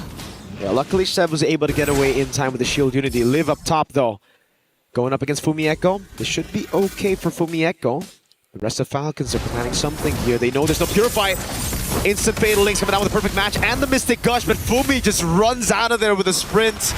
No Fatal Links to play for anymore for quite a few seconds, and it does seem like Liv is going to have to respect this. Falling Star Moon, Fumi Echo. Vival's also coming in to invade the jungle, and Vivian's already helping out down below. Vival, now that's a lot of damage. No Spirit Mystery, lethal counter, forces the flicker. Down below, it's Violet, who has to respect this damage. Purify coming out with a blazing duet as well to Violet. So low, SOD lands. Liv takes it. City comes around as well. That's going to be the pincer maneuver by Raimundo to get a pick on Shell. Not bad. Not bad by Team Falcons, right? They looked for a pick in the top side, it didn't work out. They instead rotated towards the bottom side, being unable to pick out Fumi Echo, and they get Shell in the process. One of the winning conditions coming in from Team Vitality, and they have successfully shut her down. And look at them looking for more. Purify out already. The Fatal Links knocks her up. No respect from Cine in the bottom lane, but Vivian's coming over as well. Vivian with a lethal counter. Not enough to take Shev down, but Vivian was on the case. Now it's the jungler down right as the turtle is going to spawn. Vival has the river movement to rotate over, and it should just be a free neutral objective. Good timings right now from Team Falcons, as they are going to be able, from Team Vitality rather, as they are going to be able to control this next neutral objective a lot better. Shev should be able to rotate. I don't know if they want to go for the contest, but at this state in time, it doesn't look like it's a good idea. Maybe look for a rotation elsewhere. Maybe take a pick down bot. Get that turret away from Vitality. Slowly but surely. Free neutral objective. It looks like there's not much that Falcons can do to contest. There's just too much CC. They can go for the trade in the bottom lane, and they do that exactly. And now it comes down to Liv to carry this game. Yeah, Livy and Liv, both the Livs. Both the Livs have a ton of damage to play with. It's just, can the front line sustain enough for them to deal that damage, right? Because for Vitality, they have crazy shred. One thing you have to remember with the Bauman after the revamp is the fact that Vival can now use the skill 2 to shred the armor. Mystic Gush coming out, but it's only onto the main frontliner. Again, it's Vival taken out, but now it's Fumi Echo holding the back line. Everybody rotating as well. Fumi Echo is just dealing with them 1v3. Liv's doing a good job though, utilizing this chaos to get a turret up top. So it's a structural win for Falcons. They're slowly taking this gold lead away from Vitality. And this is what we want. We want Team Falcons to utilize the macro to their advantage, and they're doing exactly that. SOD taken? Yeah, Purify as well. Shev gets away with the shield unity, and now Vitality are going to have to back away, not getting a single turret in that trade. Very smart, very smart. They utilize that opportunity to clear in the top side, and then SOD back into the mid to make sure that Team Vitality don't get a counter pick into the mid turret. So here and now, despite Team Vitality still going for that 1,500 gold lead, it looks like Falcons have an idea of their own. The Gourd picks up the Sky Piercer here. It's either you start snowballing once you get the Sky Piercer, or it's a curse and you don't get any stacks. Looking at the way she's played the game, it should be a good thing, right? She's 004 right now, not a single death, and she's positioned herself really, really well. So, I've seen these Gourds, man, with Sky Piercer. carrying a game, turning things around. If she gets just 2 kills in the next fight, that sets her up for greatness right there. And Fumi Echo is going to be the one sent up top to deal with the Moskov. Liv shows up, shoves the wave, has an SOD to play with it. That's why now it's going to be all in. Chell with the Purify, Balman locked down. That's a Mystic Gush. Vivo's able to escape right now with Vivian doing a lot in the back by heavy spinning and bringing her into the Fatal Links of Cine. Livy unable to deal enough damage on Vivo. And now with Vitality with a 2-man advantage, straight into the Lord. Vival at level 12. Zev not even in the arena right now. No chance. No chance. It's c'est la vie for Team Falcons at this point, right? They are going to lose that neutral objective to Team Vitality. A 3,000 gold lead once again. Going to be marching down in the bottom side of the map. Team Falcons, though, they do still have that hope, right? Liv is still catching up to her items. Would you see the damage dealt rankings here right now? And it looks like Violet is also on the charts. Yep. But it's the sisters who are topping the chart right now. Violet's doing a lot of damage at Liv again, waiting for that item power spike that should have hit now, right? That should have been that 3rd item power spike for Liv already. So we'll take a look at the item builds later on to confirm whether or not that's the case. It should be, yeah. Been farming up a Storm the entire game. That is the 3rd item. So now we'll start seeing Liv deal damage. Good clear onto the Lord right now. They also have a Gourd. So now it's up to Vitality to start getting creative. Try to siege this base. Vivian trying to be creative, gets pincered. And the Holy Shield has already been procced. Up top, Tier 2 gonna fall as well. Tier 2 in the mid lane, the final one. Vitality have their sights set on it. And it's Chell sent over. Winter Crown for Fumi Echo to deal with that Mystic Gush if ever she gets caught in the pincer, and is a good take by Sev with the red tree. It looks like the defending champions here are covering all their bases right now. And Team Falcons, do they really want to experience this again? I mean, the qualifiers, right? They lost all their games completely to Team Vitality. And it looks like here and there, we do see moments of brilliance coming in from Team Falcons. We saw it in game number 1, and we do see it here in game number 2. And hopefully they find their moment. Hopefully they work around what's been thrown at them so far by Team Vitality, and they look for a moment of their own. Shell, is this it? Is this the moment that they're looking for? Purify's all up still. Vivian still has the heavy spin as well. That's why Raimundo's hesitant to use the Fatal Links. Now it's Cine with the Fatal Links over on Violet with the Vengeance as well. Fumi Echo, Conan's pincer. Now lethal counter. Vivo takes her down. A big shove it. Raimundo, perfect match. Trying to escape now, but the rest of the team comes over. And it's a big headbutt. But a good disengage by Falcons ID. Again, not the greatest of results for Team Falcons, losing Violet here. And again, more control over for Team Vitality as they are going to continue to look for more structures. You can see Fumi Echo already looking for a push and a control over the far side of the map as they are going to be once again corralling over the Lord, the 2nd Lord of the game. As we take a look into the equipment, it looks like Liv is still working with that, right? They're staying with the Sky Piercer, going for a little bit more slow there with the Ice Queen wand. Hopefully it can be enough. Hopefully that can be something that they fall onto, but if and only if Liv can get a pick here, because we saw that additional item coming out from Cine. That's a Divine Glaive. So on top of everything that she's been able to do so far, she's going to deal even more magic damage into the Team Falcons. Not just from Cine, but also from Chell. She has a Wind of Nature now, which is going to be such a big problem to deal with if you're Falcons. You think right now you'd be in a comfortable spot to try to look for these 5v5s, but Liv, one of the main damage dealers, the main damage dealer when it comes to consistent DPS, she's going to have to deal with Wind of Nature. She's building towards a Melfic gun, so she's chosen to go a bit more glass cannon, Liv. We'll see how that works out. Violet also with the Sea Halberd. Not much survivability, but a heck of a lot of damage to try to bait out these resources before the skirmish, but it's responded over with Chastised Pauldrons at the same time for Fumi Echo and Vivian. These girls know what the win cons are for Falcons, and they want to shut it down with these items. And she knows that in the grand scheme of things, she's going to be controlling the far lane a lot, especially as we get into the Lord dances. And in that 1v1 against the Moskov, that Chassis Pauldron is going to come in clutch. And here is the decision from Team Vitality. They're getting a bit desperate though, Falcons ID. Walking up aggressively. Perfect match already down. Cine stole the Fatal Links. Now Chell with the Blazing Duet trying to go for the shred already. Vivian with the flicker in and the heavy spin. Vivian is able to pick it up. Now the Fatal Links knocks Vivian down. The Fatal Links from Vivian. The SOD lands. The Mystic Gush comes around as well. And it goes through the Wind of Nature. Sheb frontlining now for Liv with a Melfic gun doing a lot of damage. Vivo has to run away. Vitality got the lore, but Falcons ID strike back with a fight. Livy looking for the Mystic Projectile. Can she find it for Mieko? Yes, she can. Now she's tied up. Good sprint. Vivo gets a lethal counter to take Raimundo down, but it's Liv sieging these turrets out. And that's what we were afraid of, right? The Sky Piercer and the Divine Glaive now on top of that. Livy gets a stack finally, and she's going to be able to work with that. Two, rather, in that particular scheme of things. The Lord does fall into the hands of the defending champions, but Team Falcons are able to strike back by winning out the skirmish, the team fight. And that's all they need at this moment, right? They need to buy a little bit more time, and it has worked.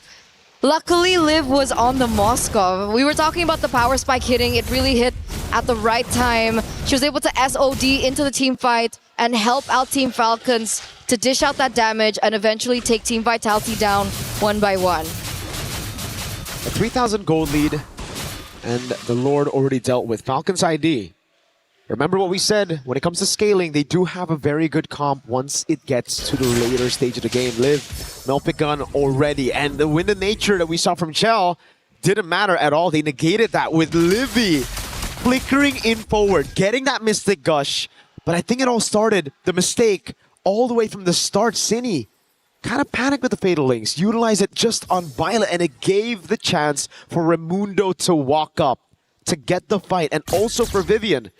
After she's utilized the heavy spin, they can no longer take the fights against Raimundo on the Fatal Links. That's one of the best ways to deal with it, and without it, already used on the Lord earlier, they need to start respecting Falcons ID's teamfight threat. So I wonder what the adaptations that Team Vitality are going to go for. Are they going to try and work out that execution in these particular team fights? Or are they going to create a situation where Shell is not as vulnerable? Do you think this warrants a magic defense item? Uh-oh. Right now, I think Vivian needs a lot more magic defense. That's going to be the heavy spin already. Mieko with the falling star move. What? Huh? Dives in onto 4. Sprints ready. City with the Fatal Links. Lands on nothing in the bush. He's going to get shredded down now. The rest of the team comes around with Chell. Is able to get the Blazing Duet. Now Conrad the Mystic Gush has the BMI to get away. So Mieko runs him down, but that's the backup from Liv on the Moskov. Some really uncoordinated fights by Vitality. It's been really weird. And this is so good. Falcons have been able to capitalize over and over here in game number 2, like they failed to do in game number 1. And that gold lead that Team Vitality were holding on to is slowly shrinking further and further away. Team Falcons have complete control over this neutral objective, and this time around, there's no gap in EXP lane between both jungles. This is a 4v5. Cine's not back up yet. Mieko, they reset the Lord. Falcons are afraid of that CC threat from Vivian. The decision is still to go.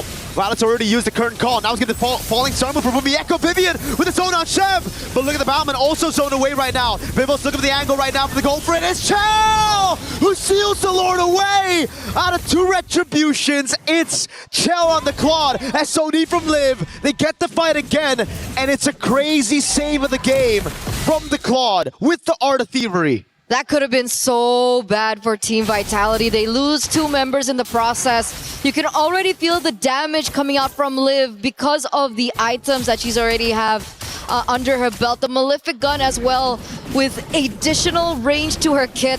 You could even see Mieko really struggling against the damage of Violet, right? I think the additional item of the anti-regen, the Sea Halberd there, really helped her out in that 1v1 against Fumi. And Mieko's initial power, her strength that she had like in the earlier stage of the game has really been negated. She's so squishy now.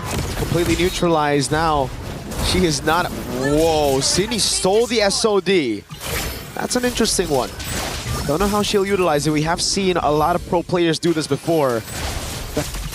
But I don't know how it will work out against Falcons ID's front to back. I don't think as a made you want to dive into the backline of Falcons ID? Not right now.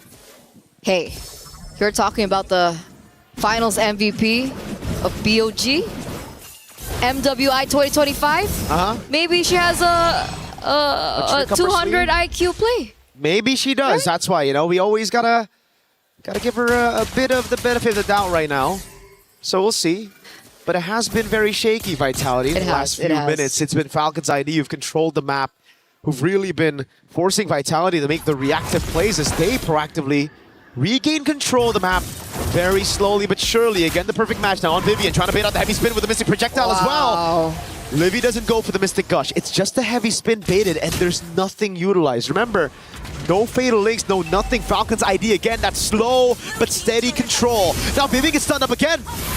Not even necessary to go for the Mystic Gush. Vival caught him of it all. Now Fatal Links coming out as well. Fumi Echo dives to the back line with the Falling Star Moon. It's Vival losing immortality. She gets away in time. Chell with the Blazing Duet into the back line. Goes through it all. A shutdown from Chell. Caught again though by Violet. Pops him in the crowd. Fumi Echo against Liv. Pops in the Falling Star Moon. And now is caught against 4 members. That's the winning crowd for Fumi Echo. Can she escape? No, she cannot. Violet gets the double. And now it's up to Vitality to defend against Falcons ID 4-man siege. This is an N angle, ladies and gentlemen. 3 members on the side of the defending champions are down.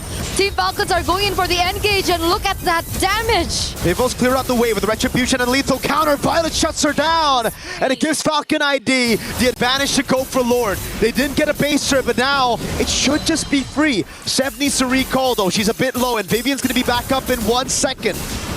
It's so hard. These team fights are so hard now that we're entering the 21st minute of the game. Ladies and gentlemen, the power spikes have hit for both cores of Team Falcons, and you can see the damage being so difficult to control. Earlier on in that team fight, we saw that Team Vitality were looking for a way to shut Livy down. They were able to do that, but they did not recognize that Liv was also doing the damage. Meanwhile, Shell, she took one down. She couldn't take the other one down. Sydney was gone. And she's like, I'm gonna die here. What else do I do? What do Team Vitality do when they have to take care of 2 cores of Team Falcons? They gotta break that formation, but they tried it in such a weird way. The heavy spin was already baited, and again they went for a fight 4v5. Vivian was already dealt with. One of those big resources is already gone. Chell's trying to look for the angle, and Falcons ID have learned from their mistake in Game 1. That Game 1 could have very well been a Falcons ID win if they played with the Evolved Lord, and now they know what to do. They have crazy frontliners, and it's all about Livy and Liv to try to deal enough damage. Sev walking up with the Shield Unity. Raimundo as well, the perfect match. Vivian finds an angle to shove them all in. The Mystic Gush already stolen away right now. That's going to be the winner crown from Livy, but in the back line is going to be Blazing Duet. Livy caught, Fireball able to get the lethal counter, but Liv's just cutting them down with the spears. City caught by the Mystic Gush. Livy still alive. Fumi Echo's right there, and it seems like Falcons ID will take us to a Game 3. And we wouldn't have it any other way, ladies and gentlemen. This matchup has been nothing short of fantastic. This means that this is the first game that Team Vitality, the defending champions, have dropped this time around here at MWI after such a clean run so far over the past 3 days. Back in their qualifiers, Team Falcons were unable to get a single game. And here we are. And it's getting hotter and hotter here in the venue with both the Falcons fans and Vitality fans in the building, screaming out, chanting their team names as we get into Game 3. So without further ado, we've tuned into Game 1, we've tuned into Game number 2, and we're gonna throw it over before we get into the 3rd game. It's been me, Mirko. We'll see you after.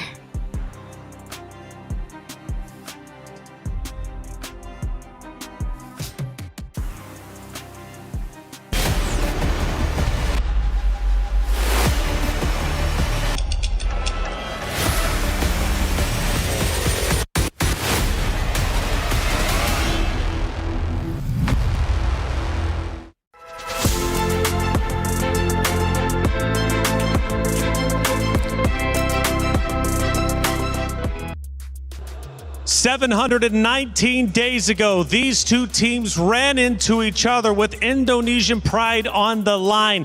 Now, 719 days later, it is Falcons Indonesia who finally get a map win over the Titans of Team Vitality. Finally, something might be happening, and Vitality is now at risk of having their key crushed and their championship repeat absolutely eliminated. Welcome to the desk. I'm Taylor Reflections Noble. Nice to leave for the first time today. Leo, first off, how you doing, brother? You all right? I'm doing well. Oh, yeah. Merci for asking. And I don't remember where I was 17 and 19 days back, but I do remember being in Saudi Arabia about a year back, watching Vitality run through MWI 2025 with a perfect record. Yep. So I know how historic today is that they finally concede a game, not a match, a game over to their rivals in Falcons Vega ID. But still historic. Naisu, we take a look at the match stats, and they tell the story. You go back even to game number one, though, it was like, man, Falcons were so close to getting the win. This time, though, they did not waste the opportunity. They didn't at all. And I know for everybody out there, the gourd from Livy was great to see, but I think they had to come together as a team here because there was a moment, right, where they were struggling in the team fight. They really had to rely on Raimundo, Liv to come through, but the Sky Piercers from Livy is what I'm talking about, man, with that gourd. The big damn, Leo. Joseph, that's easy for you to say, given the gourd won. My sweet baby precious Balmond lost, all right? Despite the numerous shamalamalas that was dropped by Vival. Just something about their communications and rotations and synergies. Falcons ran through, man. I think Falcons locked in when they knew that they fumbled it in game one. You got to imagine this too, man. This is a 22-minute, 34-second game. The first game was what, 25? 25, yeah. Think about the distance and endurance now that has tested out Team Vitality. I mean, that's the big thing here that I would consider because, yeah, like you mentioned, what is it, 719 days? That's right. And for a team as familiar with Vitality as Team Falcons ID, right. This is the team to do it.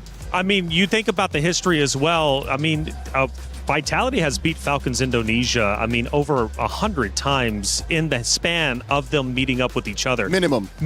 So the fact is, getting this map win is truly historic just for that namesake alone, but also for the fact that Vitality, in their MWI run last year, went flawless. They did not drop a single map.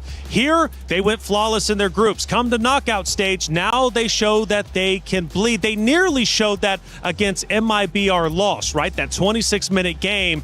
But here we are. Falcons Indonesia now sending it to a game three. But Leo, the thing is that still might haunt them depending on how this game three goes. Falcon Indonesia could have already won 2-0. Taylor, if there's something I know about Vitality is that they have the heart of champions. Nay, I think they are goddesses walking among us on the earth, tasked to take over the MLBB women's division. So with that said, I think in front of their biggest fans, again, they are home court heroes right now. That's right. Yep. Team Vitality is a French org.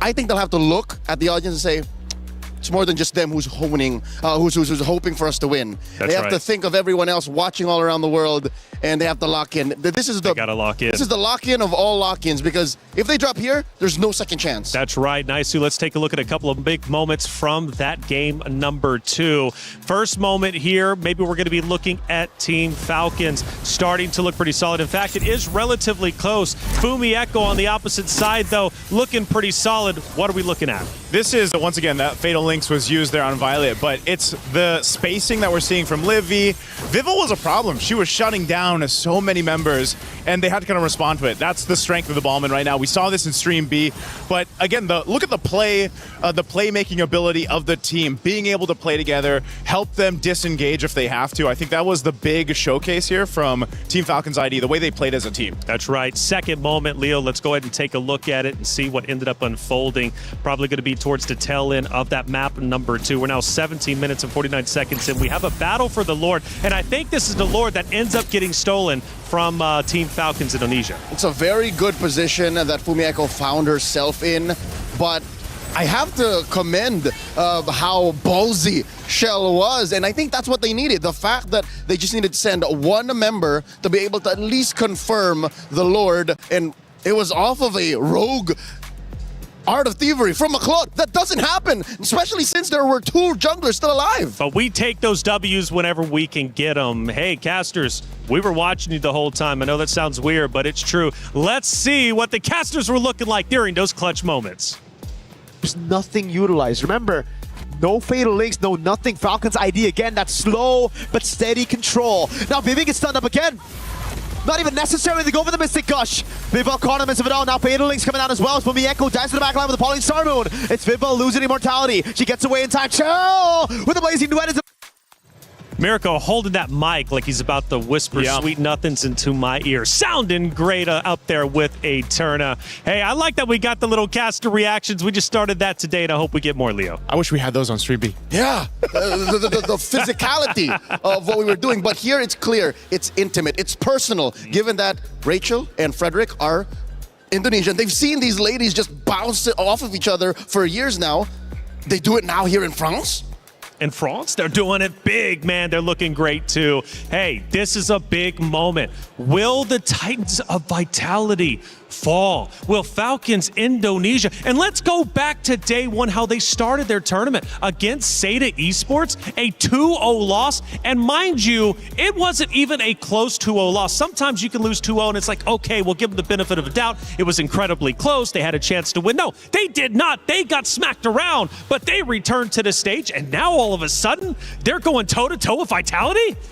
I'll say this, something that has been very apparent throughout MWI this year, 2026, the other teams around the world are catching up to Team Vitality. Sure. They've been dominating for so long, and something that you always have to pinpoint is, you know, when you're sitting at the top, eventually everybody wants to take you off that, that you know, target that hill. on your back. Yeah, and that's what's been happening here. And I think this is also a very apparent of the challenge that's happening for Team Vitality. But they have been very dominant for so long that eventually someone's going to catch up. And right now, it just happens to be on stage in this best-of-3 match with a familiar foe. Well, let's head to the stage. The competitors are getting ready once again to go toe-to-toe with each other. This is the battle for Indonesia. And who will end up ahead? Well, Falcons Indonesia, they want the glory. They want the championship. And if they do beat Vitality, there is a very real conversation that they, in fact, will be the favorites to win the championship.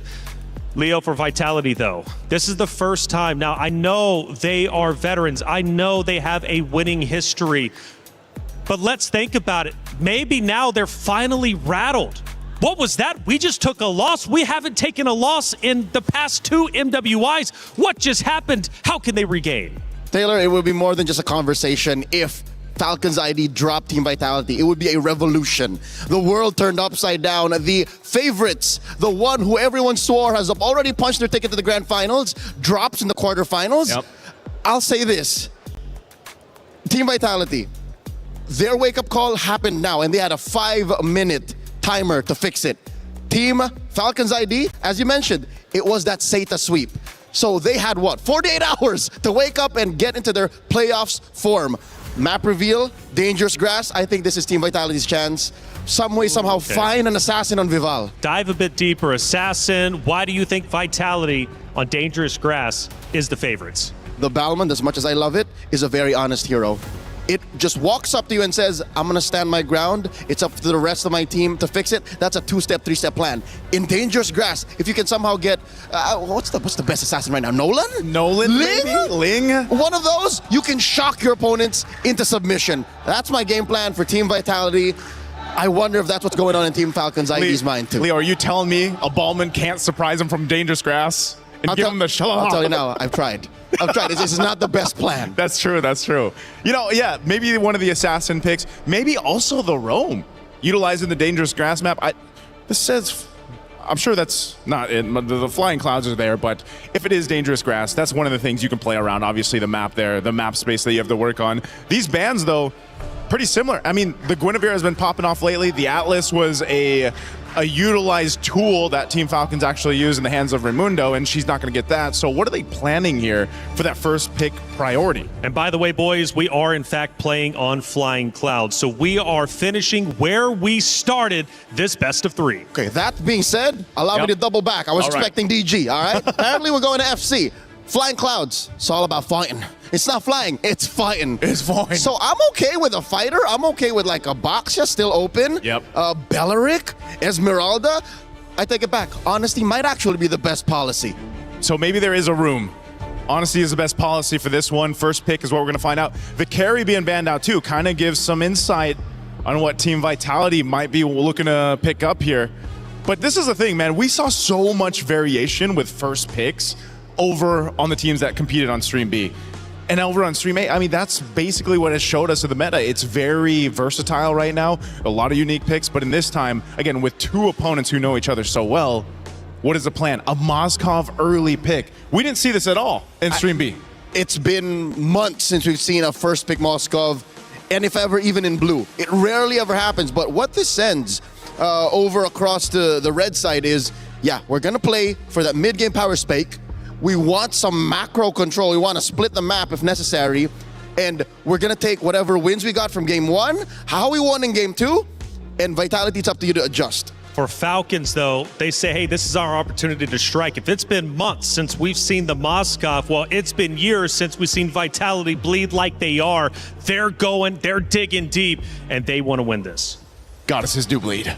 I think there's room for a Belleric Claude or Esmeralda Claude. Ooh. No, Vitality are still sticking to their guns. Literally, this is the game 2 draft happening right before our eyes over again. I'm surprised they didn't want to go ahead and take the Belleric, at least for now. Best roamer in the game right now. Best roamer in the game. Esmeralda, best XP laner in the game. Yeah, and they're kind of sitting on those, holding it, because essentially maybe they just want to wait to see what these next 2 picks are from Team Falcons, because again, they could pick up one of the Bellerics if they want to, pick up the XP lane early on. There's so many choices right now. But here's what we don't know: where that Akai is going. Yeah, flexible. It might have been an overcooked or shot over the moon type of situation wherein they forced the Balmond over into the Akai lineup, but now they can repair that. Team Falcons Vega ID pick up the Zushin and the Sora. A lot of good ways to start fights, to disengage, to again, one of the main strengths of Team Falcons Vega from game 2. You gotta admit, Joseph, they were able to pop that Purify. They popped that Purify. A lot of crowd control, yeah. And I think that's what bothered Vitality so much. They did. And in this case, even with the Jushin and the Sora alone, you know you're going to have to be making that decision. Do I bring that Purify? When am I going to go ahead and get that timing correctly? You have to. You have to. The first 3 picks alone are crowd control juggernauts. Yeah, even with a bit of a nerf on Jushin, like, it's still valuable. Yes, she's fallen in terms of pick stocks, but she's still there, right? And she's still utilized with the beacon, the lantern, and everything else. The response right now is some crowd control of their own, an Arlott pick. I think Vitality just want to disrupt whatever momentum Team Falcons Vega ID has. So in their attempt to regain footing, to rebuild the path that they're walking to towards the back-to-back, they're saying, hey, let me just... they're kicking Falcons ID on the way there. Kicking the door. And they're going to kick the door with this long spear from Fumieko. Is it a spear that Arlott has? It's one of those weapons. Yeah, it's a spear. But this is a hero that Fumieko also has just made how many highlights on?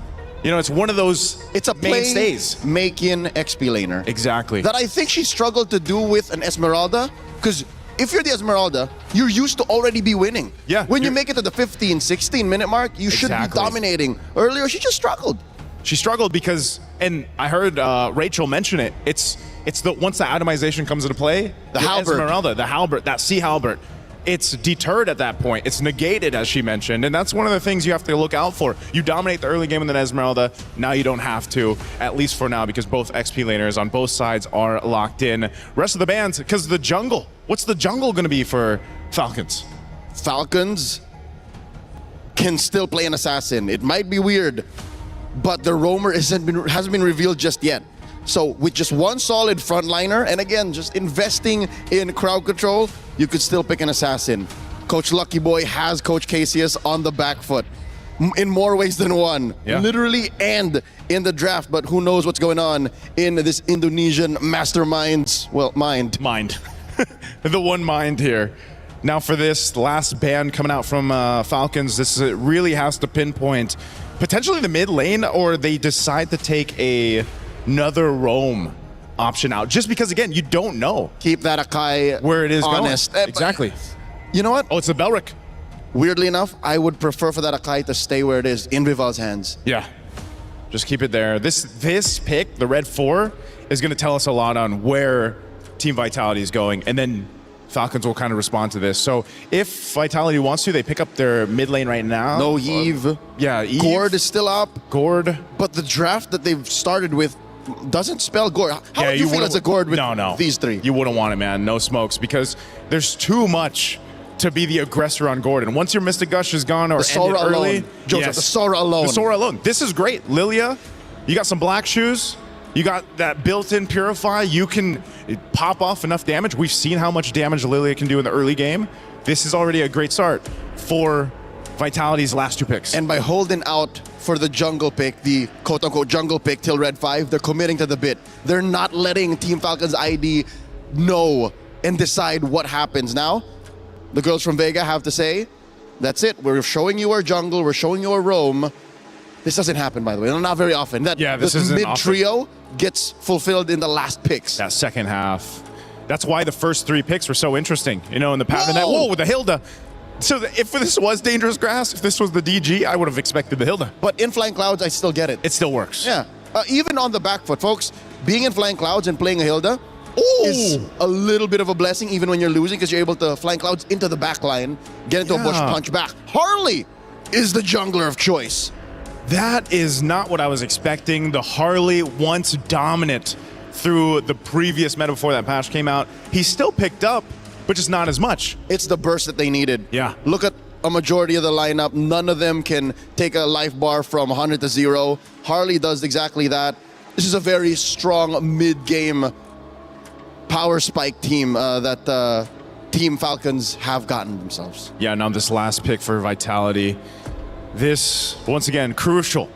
Down to 1 game. This pick will round out this composition. This is the prestige. This shows us exactly what Coach KCS has been cooking. Where does this Akai go? Ooh. It's a Cho. So it is confirmed a Jungle Akai. It's a Jungle Akai. You get the Cho. Imagine, it's only been picked 3 times so far for MWI. It's Vitality versus Falcons Indonesia. The great Indonesian rivalry, but it's been one-sided up until this point. Falcons Indonesia have finally shown that they can beat Team Vitality, but that was just one map. Can they win the series? Can they crush their rivals' key, move forward in the tournament, and potentially claim a championship? Let's find out. It's Team Vitality versus Falcons Indonesia. Mirko, Eterna, take it away. We are living in a world where the defending champions don't even get a chance to defend their throne. Ladies and gentlemen, 1 game away from elimination for both Team Falcons Indonesia and Team Vitality Indonesia. And I feel like for Team Falcons, after being absent last year, this is the statement that they are building. The statement that they're saying, hey, 2nd place, it's enough. Yeah. I really like the responses, by the way, from both these teams coming into it in the drafts. Falcons ID those last 2 picks. Fantastic. The Harley pick and then the insta-deny from the counter of the Harley, the Hilda, takes it away. Leaving Vitality with either the Khalid or the Cho to try to deal with this Harley. And you can already see Vivian here start to screen out where this Harley is. And that's all Vivian can do later on as well. It's all about Vivian trying to delay Chef. So far, doing a good job with the Jikundo and the Concussive Blast. Vivian takes the orange buff away early on against Sev. Oh no, Raimundo couldn't see where Vivian was. And it's such a big win early against a Harley. That's huge. That's huge with the changes of the battlefield adjustment. God. How much gold you get from the buffs alone, that increase of 20%. The loss of that at that is also going to put Team Falcons in a position to think, you know, hey, where are we going to get that gold elsewhere? City as well is also doing a fine job as opening the map. That's a beautiful thing when you pick up something like the Lilia. You can utilize your glooms to open up the map, give vision and information over the team. So it's not just solely on Vivian. That pressure slightly alleviated. You can see the pressure constantly here being placed down by Vivian. It's always about that. You know what? I like the Akai pick from last game, but this screams Vivian, the Cho, right? She can make so many plays. She can be everywhere all at once to cover up any of the missing links that Vitality need to, step up over. The mid prio already gotten Vival onto the neutral objective. No orange, but for Sev, so she's still level 3. This is free for Vitality. Turtle number 1, uncontested, just conceded by Falcons, and not a single way to look for a trade. Without level 4, Sev can't even go into bottom lane to take Chell down. Which is why she's resorting to invading the enemy jungle. She's trying to get Vivian, though, that lizard away, but she's gonna be unable to. Okay, she gets it in the end, but of course Vivian would be able to, stall that timing by just a bit, stall that rotation by just a bit. But look at them go once again. Big skirmish. Vival just pops in a heavy spin. Zeb has already utilized deadly magic, so Vival can actually just constantly go and put in the pressure, try to invade the jungle. She's got to respect Falcons with their damage though. So it will just be the disengage for Vitality. They'll be happy with the first turtle and they'll play their game again. It's so uncanny, right? Because we think that because of how fast the rotations of the Harley is and how fast the wave clear, as well as, the creep clearing is, seeing Zev at level 4 compared to the Akai, who was nerfed quite a bit, by the way, at level 5, it's just something that you don't see every day. But Team Vitality, they know the scopes, they know the limits and how to execute it properly. And this is the situation that we are in right now. As they go for another invade onto Team Falcons, they're not allowing Zev a moment of breath and respite. It's the patience as well from Vivian, not to just use that way the dragon straight up onto the first girl she sees. Removing a spin down. The Shifting Skies takes her away from the kick. Way the dragon to onto Livy. The SOD is accurate. Forces Cini with the black shoes now. Vival, no heavy spin. It's an all-in as Fumi Echo is able to dive in the final slash, and now it's going to be Livy with the Crimson Beacon. Cini's already gotten rid of Sev. That's both the junglers down, but look at Vivian and Fumi Echo working in tandem together to get those resets for Fumi Echo. Now again, it's a vengeance over on Livy. Vivian with a dive as well. Fumi Echo wants to dive. The Purify there. The Lantern Flare to bring Fumi Echo inside again. But it's the dive straight up to Cini picking up a kill. And then the wave shoved in as the turtle will spawn. Perfectly timed for Vival to respawn back in the game. Essentially, it's a 2-for-3 trade, a 1-for-1 trade earlier on as Fumi Echo gets that kill, but she has to give over her life for it.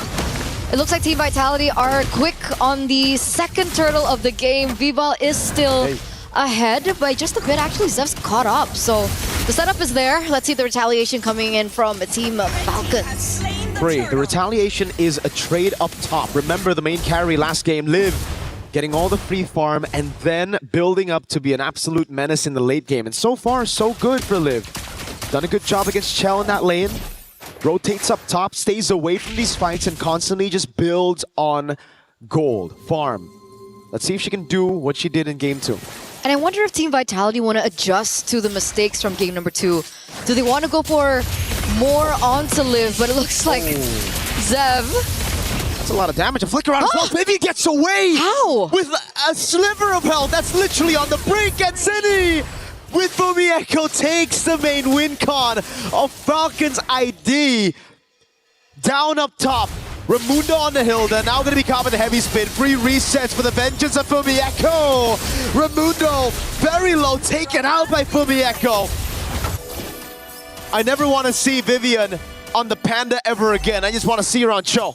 And we haven't seen her on the Cho so far here at MWI, so it's a breath of fresh air for sure, giving her a hero that's a lot more active around the map, allowing her to make a lot more plays, and that's how she was able to secure the title in the first place. Mother of Tanks, being one of the backbones of Team Vitality in these team fights and these skirmishes, and there she goes again! Almost a solo kill against a tank. It's a solo kill for Vivian on the Cho against the Harley. Now she'll die, but she already did what she needed to. How is she doing this on a Cho? So worth. What a worth trade. A roamer for Zev. And I bet you Zev is going to be caught quite behind of the Akai again. Wow. What? Aggressive Team Vitality here. A different change of pace for them. Absolutely not the safe Team Vitality that we saw from game number 1 and game number 2. Here, active from the get-go.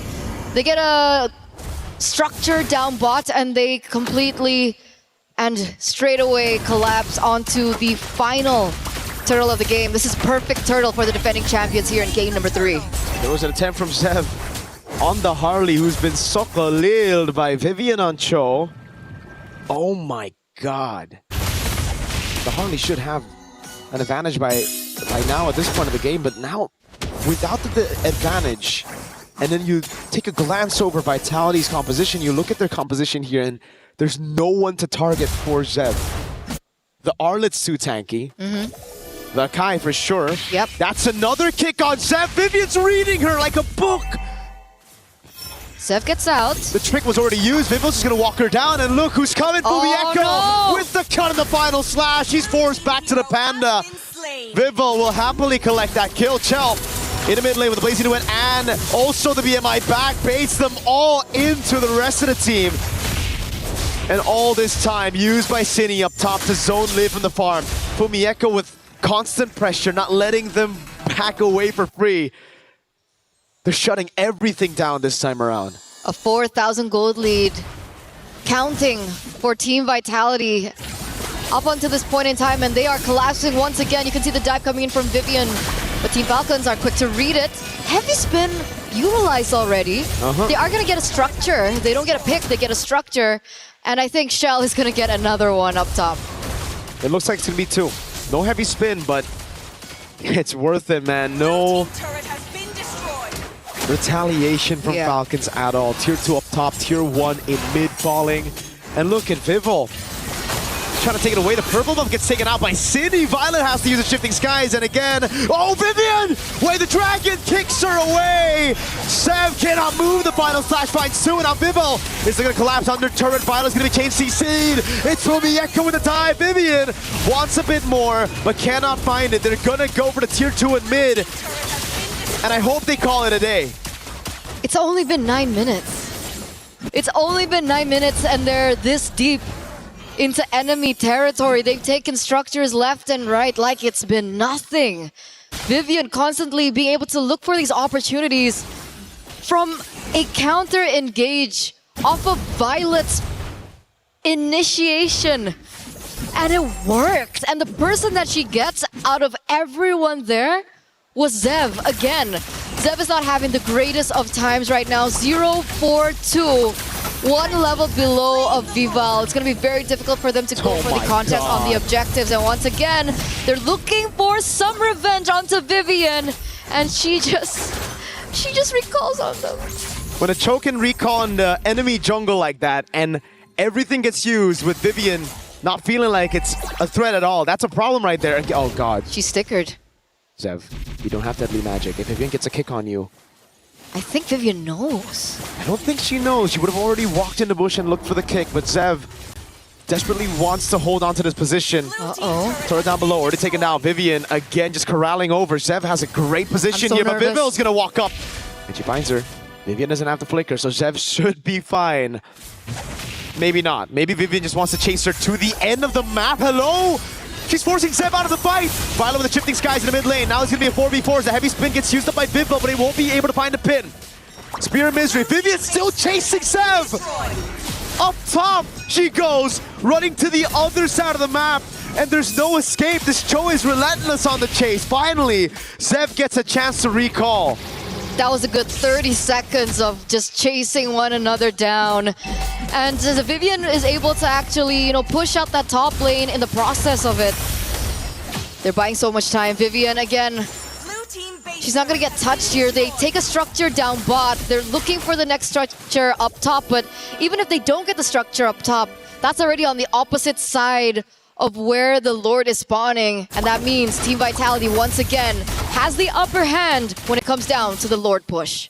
We've seen Falcons ID come back from this kind of situation. Actually, very much the same situation. Zev with the reaction already. As Vivian walks up, Violet though. Caught on the Shifting Skies, the heavy spin as well. The final slash comes around, and Violet's going to be taken very low by the Blues. Taken out by Cine, who claims the unstoppable. Now it's Cho, the BMI forward. One thing's for sure. When Zev sleeps tonight, she's going to see Vivian on Cho in her nightmares. Again, it's Fumi with the stun. Vivian with the kick in the final slash. Just a cherry on top. Vivian gets another kill. The Lantern Flare doesn't deal anything on Vivian. And they're going to strip Falcons ID down to just the crystal. They took everything. They came in and they took everything. A 10,000 gold lead by the defending champions. It's looking bleak here for Team Falcons. And, you know, going back to what you were talking about earlier on, they were in a similar position as they were there in game number 2. But the difference is, Levy was on the gourd. This time around, Levy's on the Jushin. She doesn't have as much burst damage that she can utilize to the later stage of the game. Perhaps maybe if Levy had the Sky Piercer and she had stacks on it, I do see a world where Team Falcons can go for a comeback. But in this particular scenario, they're only relying on Liv. Vitality only needs to take Liv down. And for Falcons, they have to get everybody. They have a crazy read here. Oh no, Vivian hunting Sept away. The dragon lands and it connects. Vivian trying to get the kill. It's gonna be Cine with the glooms. Oh, Vivian wants it for herself. A flicker and a Jeet Kundo to take Sev down for the 5th time this game. And that's the beauty of the Lilia pick. That's why it was so brilliant. Unable to be targeted, but Harley walked in on that herself. And now Zev once again caught out for the 5th time this game. Imagine that, leaving absolutely no trace of respite here for Team Falcons. And the Lord, it's gonna be marching here in the mid lane. Ladies and gentlemen, is this the end of Team Falcons Indonesia?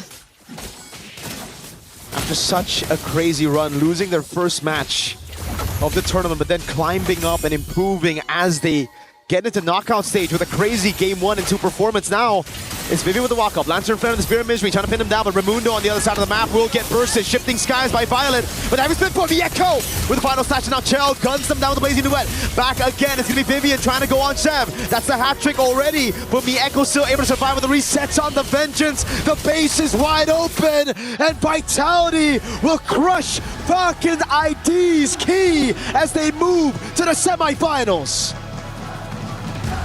After a moment of vulnerability, after a moment of doubt, Team Vitality move forward once again, a step closer to defending what was rightfully theirs to begin with. It looks like we will have an interview with the victors up on stage. We're gonna throw it to that, and we'll see you later.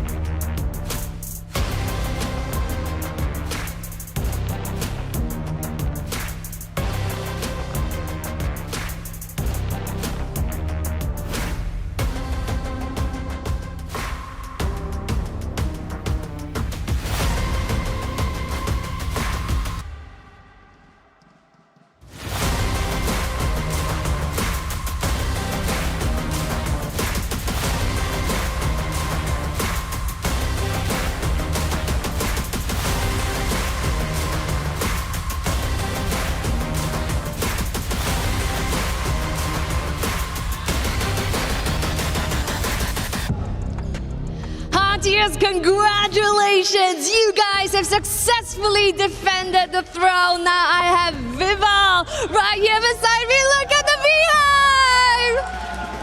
They're all cheering you guys on. Now you guys have faced Falcons Indonesia so many times. So what makes this match different? I think it's just us that we didn't play like our best, where everything was in order and all. We had a lot of blunders, so that's one thing for us to reevaluate. But what makes this match different, given that, you know, you met Falcons Indonesia so many times? What makes this particular match, you know, mean more? Maybe it's because we are finally battling out in EWC. This is like the biggest tournament there is for us, so that's what makes it special. Like, both sides just now wanted to give it their all. Right, and of course on home turf as well. So yes, Of course, a familiar foe indeed. But of course, they didn't go down without a fight. But still, Falcons Indonesia, you guys play valiantly well. Please hand over your tournament key. You fought valiantly, not without a fight. You did spectacular, but your journey ends here, Falcons Indonesia. Thank you. So now, finally, I do have a question. After today, we will see the culmination of 4 of the best teams here at MWI. We will also be seeing 4 of the best junglers at the Land of Dawn. Now, with that being said, what makes you think sets you apart that makes you potentially the Queen of the Jungle? How do you like that title? Maybe what makes me different, I guess, is maybe experience, and I can say my hero pool. That's right. You know, what I know is you play assassins as well, but right now, someone has been picking meta picks and utility jungles, and then you whipped out a pocket pick, the Ballman earlier. Really, really sexy. Now, congratulations once more, Vival. Potentially, if you secure the throne, Queen of the Jungle. Excited for that? And with that, congratulations! Team Vitality, take your walk of victory!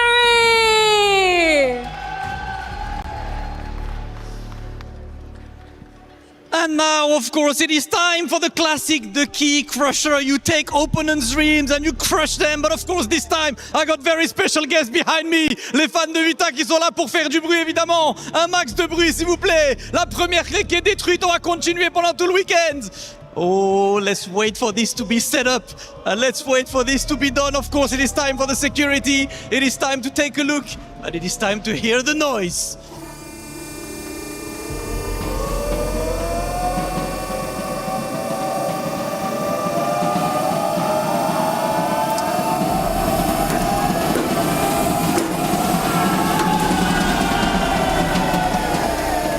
Vitality will move forward in the playoffs. They will be back tomorrow, of course, and I cannot even hear what I'm saying. I do hope you guys can hear anything, because the vibes are immaculate. But without further ado, let these guys party, and let's take a look at the highlights.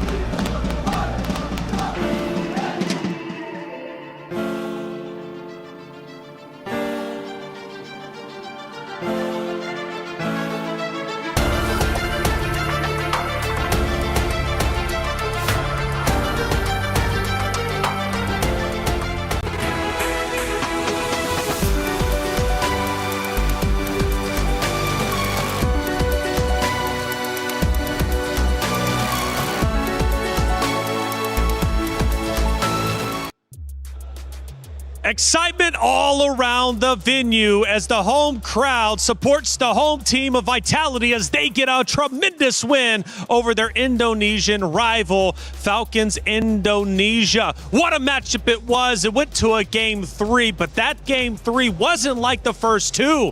It was a blowout as Vitality was done playing around and they cement themselves into the semifinals. Boys, a great series overall. But man, oh man, do we got to go back to that game number 1. If Falcons Indonesia, if they just slow things down, work with the Lord, they win map 1, they win map 2, they are your victors. But that wasn't how it ended up playing out. That didn't happen that way. Unfortunate, for Falcons Indonesia. We usually say, these mistakes lead to objectives. Objectives lead to game losses or game wins, But that tends to be the case, and that's the nature of our game. I wish it was that simple, honestly, because the world we live in now seems to be the world that everyone expects to have been on. But for the past, hour and a half, it seems like we were in the Twilight Zone, or at least on the way through via a black hole. The stats, though, do confirm that we are still here in Paris, France in 2026. In reality. Watching Falcons versus Vitality, the head-to-head between Fumieko and Violet. Okay, just a quick recap of what the draft was all about. It seems like they both relied on a metagame and a draft that they would have just gone to if it was a championship match, right? Yeah. That's what it feels like. Even Cheryl went, oh, you guys have successfully defended the throne.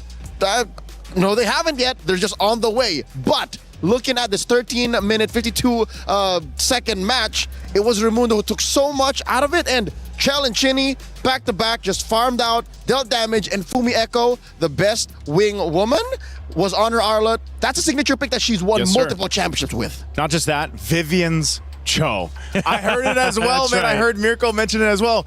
Just give her the Cho. Did you see the kind of gameplay that Vivian was showcasing on this masterclass of a Cho pick? I mean, I feel the same. Just play the Cho. Map 3 was pretty much a domination from the side of Vitality. Let's look at one of those moments that led up to their ultimate victory over Falcons Indonesia. Leo, what are we looking at? This is, I believe, the first Lord push. And actually, no, it's a second Lord. Because all the base turrets are gone. Yeah, it's a second Lord push, and it's miserable. The fact that the Hilda on Raimundo can't go nowhere.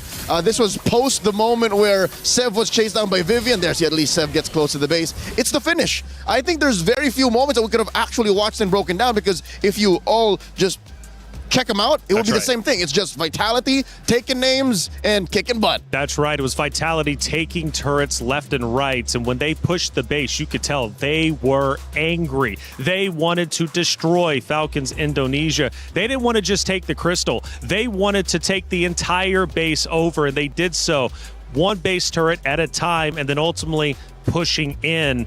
And my lord, you could definitely tell that Vivian was angry too with the way she was playing. She is one of the more vocal players on Team Vitality. Of course, with Cindy as well, given our interviews earlier today. But Vivian said, enough is enough. I'm the queen of tanks. I am the queen of MWI, and I'm going to prove it here. I think she's more than just the queen. She's the mother of tanks. The mother of tanks, man. And all of these other tanks wouldn't be on the earth without her. That's true. That's true. She's so good with the hero pool that she showcases in all the matches. And I like, too, that we mentioned in with Cheryl's interview, we might be potentially looking at some new queens or a queen of the jungle. Oh, yeah. Queens everywhere, queens on stage. But who will be the queen by the end of MWI? Well, Vitality takes a step in the right direction, defeating Falcons Indonesia, who, let's face it, had an incredible run. Making it to the knockoff stage is such a tremendous feat. They do fall short, but they did something that nobody from MWI 2025 EWC could do, and that was take a map off Vitality. Yeah, I love that. Again, for Team Falcons Indonesia, they are a team, like I said, that knows Vitality so well. They've played multiple times against each other, and they are the team to bring them the distance. I mean, think about it. Yes, it could have been one of those cases where maybe they had swept Team Vitality. Think about the headlines that would have ended up being. Well, unfortunately, that doesn't happen for Team Falcons. You know, and Leo, you made up a great point before we headed into that match, and it was the fact is that the teams have truly caught up. Other regions are catching up to what Vitality is up to. They dominated an era, and let's face it, they're still dominating now, right? But teams are getting better and better, and Vitality needs to keep on their toes. And I think this close call, the almost sweeping loss, was enough of a wake-up call, a reality check to think that, hey, we are a shoo-in for the grand finals, but we have to still earn it. Again, looking at the stats here, this game shows just how dominant they can be for Team Vitality. You know, if you poke them too much, the whole team gets mad. And this is the type of result that you're going to have, man, because, again, we talked about Vivian, her highlights there. Chell really didn't even get the opportunity on the Claude to just hit that power spike that we usually see on the Claudes. Game ended too quick. Game ended too quick in that case, but it was everything they had in the early game that just kind of took things all the way to the win there at this point in the game. I mean, under 14 minutes is insane. It definitely is insane. And man, I mean, honestly, by even just minute 10, I mean, we could definitely tell that the map was about to end. There would be no comeback attempts from Falcons Indonesia like there was in map number 1, sadly. But hey, again, a great effort. Taking a map off Vitality is something to truly be proud of. We've got Rose on site with an interview with Vitality's Chell. Let's listen in. Hey guys, Shell here from Team Vitality, and oh my, that was an intense 2-1 full series. First of all, congratulations, because you are one step away from defending your throne. But let's talk a little bit about Team Vitality as a whole this MWI. People online have been saying that you guys don't look as dominant as last year's. You know, every now and then you guys are dropping games here and there, and you know, hard games also come and go. So what are the preparations for tomorrow's semifinals match? I know that just now it wasn't the best game that we did. So I guess it gives us a lot of material to review, and we'll make sure that we come back stronger in the next game tomorrow. Okay, now Shell, let's talk about game 2. What happened there? There was a lot of mistakes from my part, like my bad. But I knew what I did wrong, and I'll make sure not to do it again tomorrow. I think it's nice that you guys are already self-aware on the problems at hand. Easier for you guys to revise it overnight. Now, I know it's a tough ID match, the first one, you know, as you enter the knockout. So perhaps a message for your fellow Indonesians in the room to Team Falcons ID? I think Falcons ID, they were solid as a team. Their teamwork is great, and they are the best opponent so far. Aw, thank you very much, Shell. Congratulations. We'll see you tomorrow. That's it from us. Thank you, Rose, as always, for that great interview. Again, not only from the interview on stage with Cheryl, but also, of course, with Rose. Vitality realizes we made some mistakes, individual mistakes, team mistakes.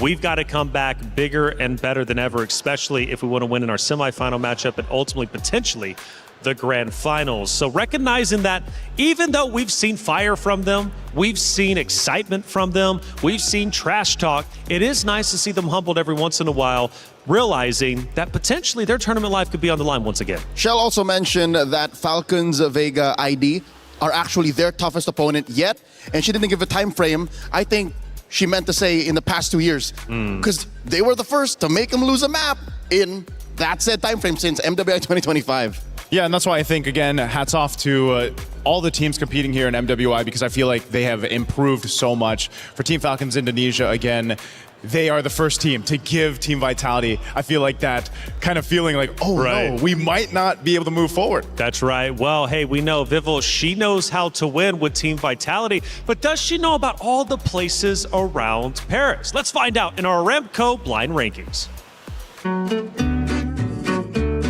Yo, what's up, everybody? We're back at MWI EWC26. It's Mirko, joined here by the defending MWI champion, Vival. How you doing, Vival? I'm great. We are going to be playing a bit of a game, blind rankings of locations here in Paris. There'll be 5 locations. You're going to have to rank it from 1 to 5, and there are no changes, no swaps. Got it. So you have to lock in for this one, all right? Our first location is Disneyland Paris. I gotta rank that at first place because I really like theme parks. Yeah, have you been there?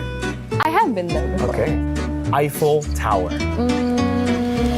Second place. Ooh. Yeah, because the Eiffel Tower is the iconic place to go in Paris, right? The Louvre Museum is our third location. I think gotta rank that at 4. Oh, not an art person?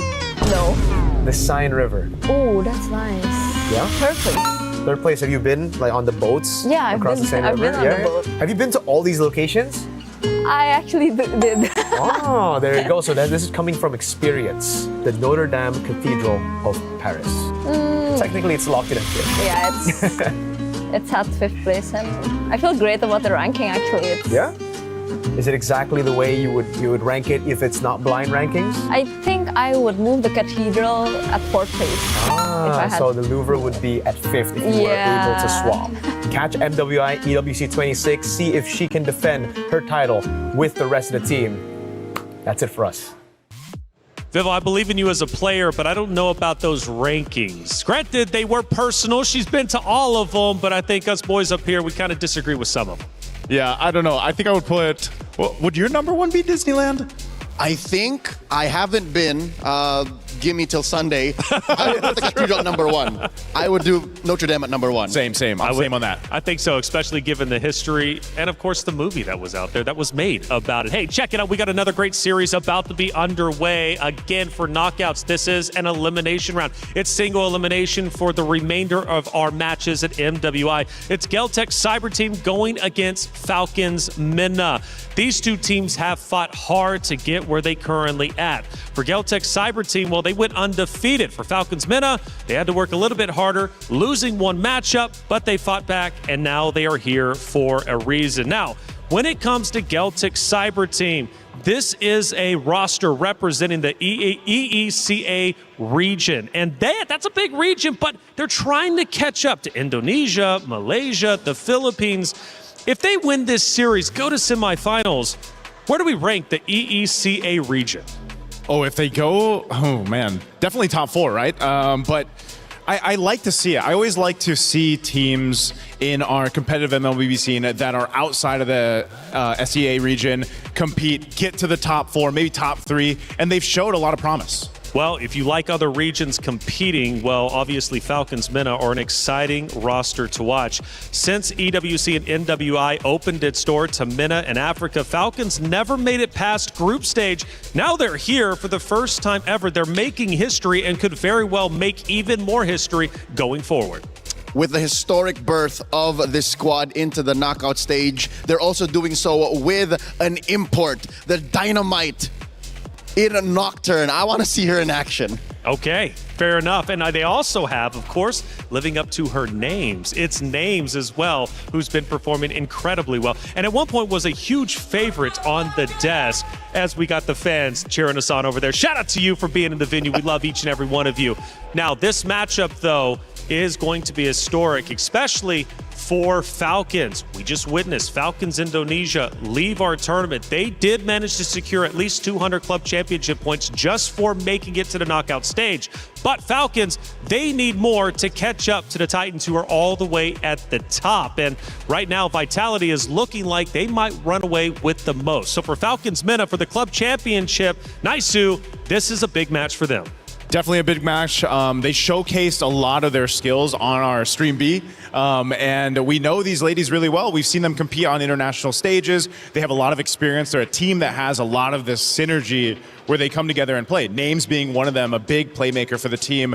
Overall, though, I think it's a great matchup equally against Geltic, because that's the same thing that you see from them. Geltic has beat Twisted Minds, GK Esports. They have done a phenomenal job, but it's time to get this match started and bring out the competitors. Damascus, Cheryl, Hollywood, Rob, TV, let's get it started. Ladies and gentlemen, it is showtime. Let's go ahead and keep things rolling in our knockout stages. First, let's welcome our first team to the stage. Put your hands together for Geltic Cyber Team. The representative of the EECA region, led by Kaiowei, the Ice Queen last year. Early exit for the region. Today we're trying to do better. 2 over GK, 2 over Twisted Minds. They have not dropped the game yet, and they hope they will continue this way. Geltic on the stage. All right. Now, anything you would like to say to your opponents, Falcons MENA? I want to say we will win. No translations needed. That's right. You will win. That's a great mentality to have. And of course, you may take your seats at your battle stations. Thank you. We will win. I love the confidence. And you know what? They did pick that opponent, so they better be confident about this. Because coming up next to the stage to face Geltic Cyber Team, make some noise for Falcons MENA! Team Falcons, at this point, this is their last chance to get points for the club championship, and I believe those chances are in very well capable hands. Built around their gold laner, Names, who is on her 3rd straight MWI appearance. Can she take her squad all the way to the promised land? They did sweep the entire Africa qualifiers, and now we will see if they can take it all the way right here with MWI. There's a whole lot of pressure on this one. Now that's absolutely right. Now, with Falcons MENA, they have already made history by qualifying right here for the knockout stage. While Geltic Cyber Team, on the other hand, is looking to surpass their 3rd place finish with an even better podium finish this time round. Now, earlier on at MWI 2024 was the very first time Kiowa and Names met each other as an international debutante. This time, 2 years later, how will they fare? We will find that out over at the Land of Dawn as they duke it out. So over to you guys back at the studio. Cheryl Damascus, Hollywood Rob TV, thank you so much for setting the stage, bringing the competitors on, and they are getting kitted up and ready to fight to the death. Who will win and move forward to semifinals? Who will have their key crushed? Well, let's find out. It's Geltec Cyber Team versus Falcons Minna, and also, again, Falcons' last hope in the MWI for the club championship points race. A lot on the line for this one. Let's start talking about it. Geltec Cyber Team, Cheryl interviewed them, and you know what the answer was? We will win. I like it. We will win. Simple, confident. I got a chance to go ahead and interview Leo Bun from their lineup, and she did mention, you know, their jungler Kiowa. She loves to pick these unique heroes. We saw an all-list, man, just yesterday. And they'll be facing off against Team Falcons at Mena. There's a saying that goes, death sustains life. And with the fall of Falcons ID, I'm pretty sure that will motivate Mena all the more. Absolutely. Now, in terms of these two Titans facing off, they all obviously had a pretty tough run to get to this point. For Geltec, they had to beat Twisted Minds and GK Esports. They did so in 2-0 fashion. The series weren't easy, but they managed to make it happen. Now for Falcons Minna, they had a bit more of a difficult run. They had to go against Falcon Daisy's Foot Esports, but they did take a 2-0 loss to Galaxy Phoenix, who has been absolutely stellar. Where do we rank these two rosters, especially in comparison to each other? Naisu. Oh, man, that's why I think they're pretty much even for me. I know they had different journeys up to this point through the MWI, but I think so far they both have showed that they can make quick adjustments because they haven't had the cleanest gameplay on both sides, but they're strong in their own right and different paths, like the jungler, for example, for Geltec with Kiowa, and Team Falcons Mena playing as a team based off their experience is the highlight. So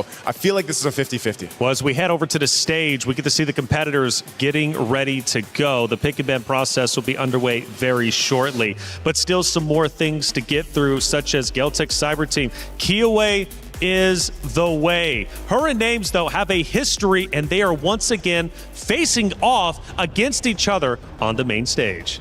Going into the game proper, let's see if history repeats itself. When they both debuted, both very green, I think it's them now carrying the banner for both of their squads, leading the way, leading the charge. What an amazing turnout would be if either of these teams, well, that's actually how this works. One of them will be moving forward and proving that they belong on the top 4 stage. That's right. Kiowa is definitely one of the star-studded players on the Geltec Cyber Team roster, but she's not the only one competing, of course. Laibun, you mentioned the interview that you had with her a little bit earlier in the days over on the B stream. She's also going to be joining the stage with the EXP lane. Yeah, the XP lane right now as we're in the draft, you'll see just how important it is. A lot of the teams have actually opted to pick their XP laners first, especially on blue side. The Esmeralda being one of those heroes that does that so well. That's why the previous matchup was so interesting, because you had that Mozkov first pick. And fun fact, by the way, it's Kiowa versus Nana for the junglers conversation. And Kiowa, to me personally, MWI is a motivation, because behind every girl, there's a history. Everybody here worked very hard. That's why I believe everyone should take a look at what we can do on that very stage. Kiowa brings a lot of pride for her roster. I think it's good, man. Again, the way that Geltec has performed so far, their journey up to this point, they've showcased so many interesting things. I mean, and I know some of them might have been seen as mistakes. I'm thinking the Louis Yi diversion send with the Clint. The Aulus. The Aulus. There's been so many good moments from them that I'm wondering if they look at that and say, you know what, that's a part of us. That's our personality. That's the way we play. We laugh about it, we correct it, and we move on. It's a brand of the region. Davai. I would not want to see Geltec turn into the next macro team. This is them. You expect them to fight. You expect them to get in there, play in the paint. Opening picks, Belleric has been banned out, so that means Esmeralda's open. Carry might actually be a big pick here. You were saying? I say it's got to be. Yeah. It's got to be, I think, the Esmeralda. That's probably the safest, I would say. One of the picks that they could go with because, yeah, most likely you're going to face off the trade. Carry goes over to Falcons if they decide to go ahead and pick this, unless they have something else planned that we haven't seen just yet. But whoa, of course. What is it with the Hirata? Okay, so Hirata has gotten relatively silent for the past maybe 12, 18 hours after yesterday, but here we are. If Kiowa decides that this is the way, then we're expecting a snowball. Belleric, again, already banned out. I'm expecting him to always be open anyways. Freya's open too. Yeah, the Hirara is a weird pick. You know, Seta Esports were the first ones to truly dive in to Hirara after the new meta, of course, ended up giving her a buff. But the thing that I've learned is Hirara is only one piece of the puzzle, and you can't rely on it. Oh, Joseph. Taylor, jungle. Look at this. Coach Koba getting real playful, picking a Carmilla early on, red 2, alongside a guard. I can see that smile on your face. Yes, sir. I'm not smiling about the Hirara, though. Yeah, no. This Carmilla says nothing about what the draft is going to be. This is mind games. Smoke and mirrors. Smoke and mirrors, that's the way to play it.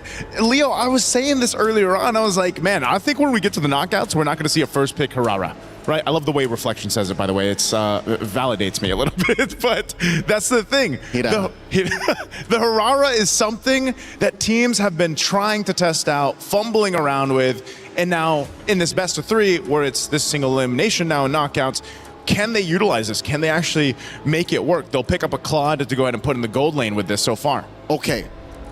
Quick run through and a review of how the mechanics work.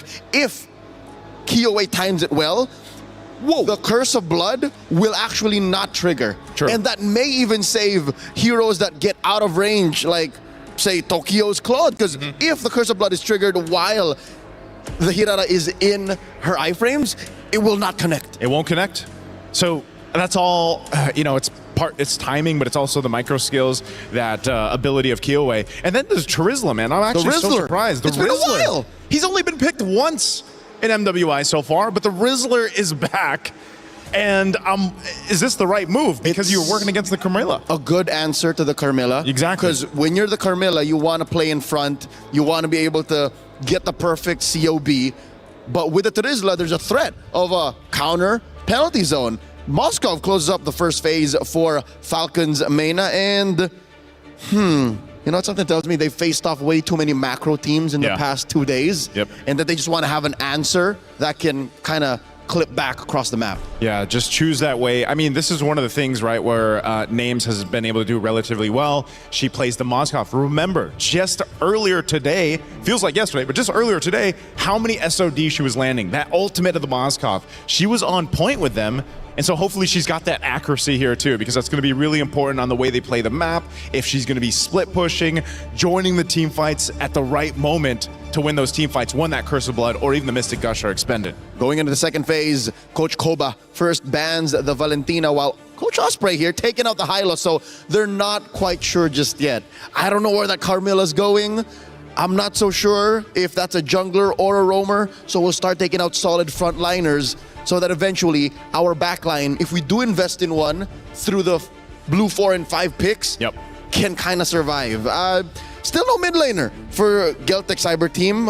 What is left? Got to be an Eve, man. I don't know. There's. I'm thinking the Eve. You already got the Terizla. You can fight in literally a penalty box at that point.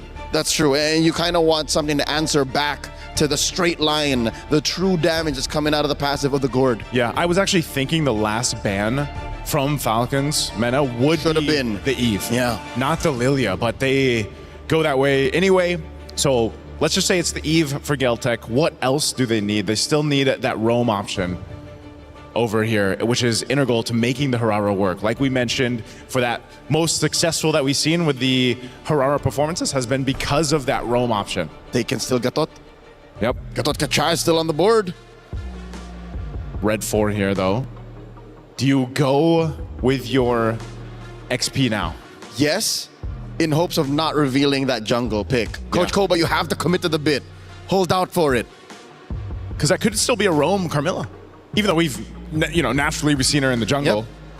Mainly for this. Yuzhong got banned. I was going to say, you need more ways to pop that Purify. You got to pop that Purify. There's Sora. Sora, all right.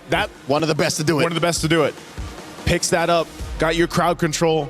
setup potential so that the Carmilla doesn't have to be the only one to do that. You can follow through from the projectiles. And deny the natural predator, the gourd. Fun fact about Sora. Sora has only lost once today, okay? Only once, and that was during our last matchup, map number 1. Until then, Sora had a 100% win rate. Sora's a menace. He's always been. And it tells you so much by that red 4 ban. Exactly. The Valentina. Yeah, they don't want to, and that was why we were so surprised earlier today, too, when we saw the Sora and the Valentina actually face off. Joseph, what if? What if? Yeah. Atlas red 5. Atlas red 5. He's open. It would make it even more deadly. Imagine all of the linking. Too much layering. Okay, Geltek's going to take one out of the book that we saw from Vitality. They'll take a Cho. They've got the Jushin.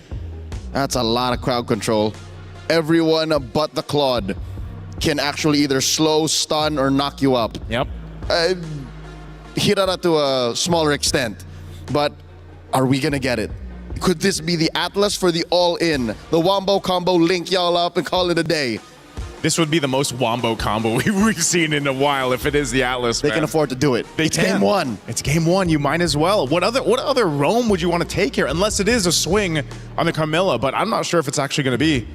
And I think that's the major decision that Team Falcons men are trying to decide right now, just because, again, the mere fact if they get the upper hand in game 1, they're off to already a momentous start in this best of 3 I series. would trust Nana to get there with it. Oh, so it is. Okay. Yep, it's the usual. It's a roam. Hold up. Wait, it's a roam Carmilla. Is it a jungle Alice? Huh? It has been a while since we've seen that. And it's been a while since we've seen these two teams face off against each other, but it's also a classic. Kyoei versus Names. Geltek Cyber Team versus Falcons Mena. For Falcons Mena, not only trying to make history, but also trying to stay alive for the club championship race and represent Falcons on the biggest totem we have at EWC. Geltek Cyber Team faces off against Falcons Mena. Let's get it started. Mirako Eterna, take it away. This was a matchup that Nucci really wanted after her previous accomplishment by taking her previous opponents down. And she finally gets it here and now with a very interesting and peculiar draft. The Alice in the jungle, Nana once again flexing her versatility in that role. Ridiculous to bring this up so late into the tournament as well. We'll find out if it actually works. Again, though, at the start of the game, we can see Sanjika and Koejo holding the mid very, very well. Already winning the trade. Names in the bottom lane. Gonna have to deal with Kyoei double dash. Baiting out the Purify early. Quite a big win for GCT already. Yeah, you can see the control coming through there, and it looks like GCT also want to look for something even more. Already going in for the invade into the enemy jungle. The Cho and the Jushin in the mid lane. That mid duo, it's going to be difficult to try and look for something. As the pickup happens, Syrinx getting caught. Nana with the walk up too on this Alice jungle. I think GCT will have enough shred to deal with Alice later on in the game. I think they have enough damage as well early to just pin her down, especially with Liubon here already getting the XP crab. It's all about that first turtle. And yeah, the Sora has lost map 1 earlier, and also I believe it was game number 3 with Fumieko on the Arlet. Was that a flicker? It's very interesting. Series flickers out but walks up again, giving the opportunity for GCT to walk up and to get even more punishment down. Another battle spell already taken out of the play before the first turtle. It's Syrinx and Nucci having to use Flicker and Revitalize. I think it was a little bit of pressure. I think a little bit of nerves perhaps here in the stage, because once again, this is a elimination match. If they want to move forward here in MWI, they do need to take each other down. Meanwhile, now Nana already in position to pick up the neutral objective. Nucci, Nocturne, and Strings are there as well. Let's see what Kyoei can do. Walking up, shifting skies, the immobilization already there. Nana picks up the retreat onto the neutral objective. Pops in to throw in a ruin. That's gonna be the lot of damage coming through as Nucci is taken low. But look at Kyoei. Picking up a kill in the back line now as Koejo's able to flicker out. But Kyoei still in the back line, trying to get Syrinx assassinated. Kyoei caught against 2. Mystic Projectile lands as Sanjika pops in Crimson Beacon and Kuejo jumps in with the Jikundo. Just one more hit onto Syrinx with no flicker. Great Mystic Projectile with the region, and now it's Kuejo stuck against Nucci with a stun. She gets away. Oh! Nana with a fadeaway pick.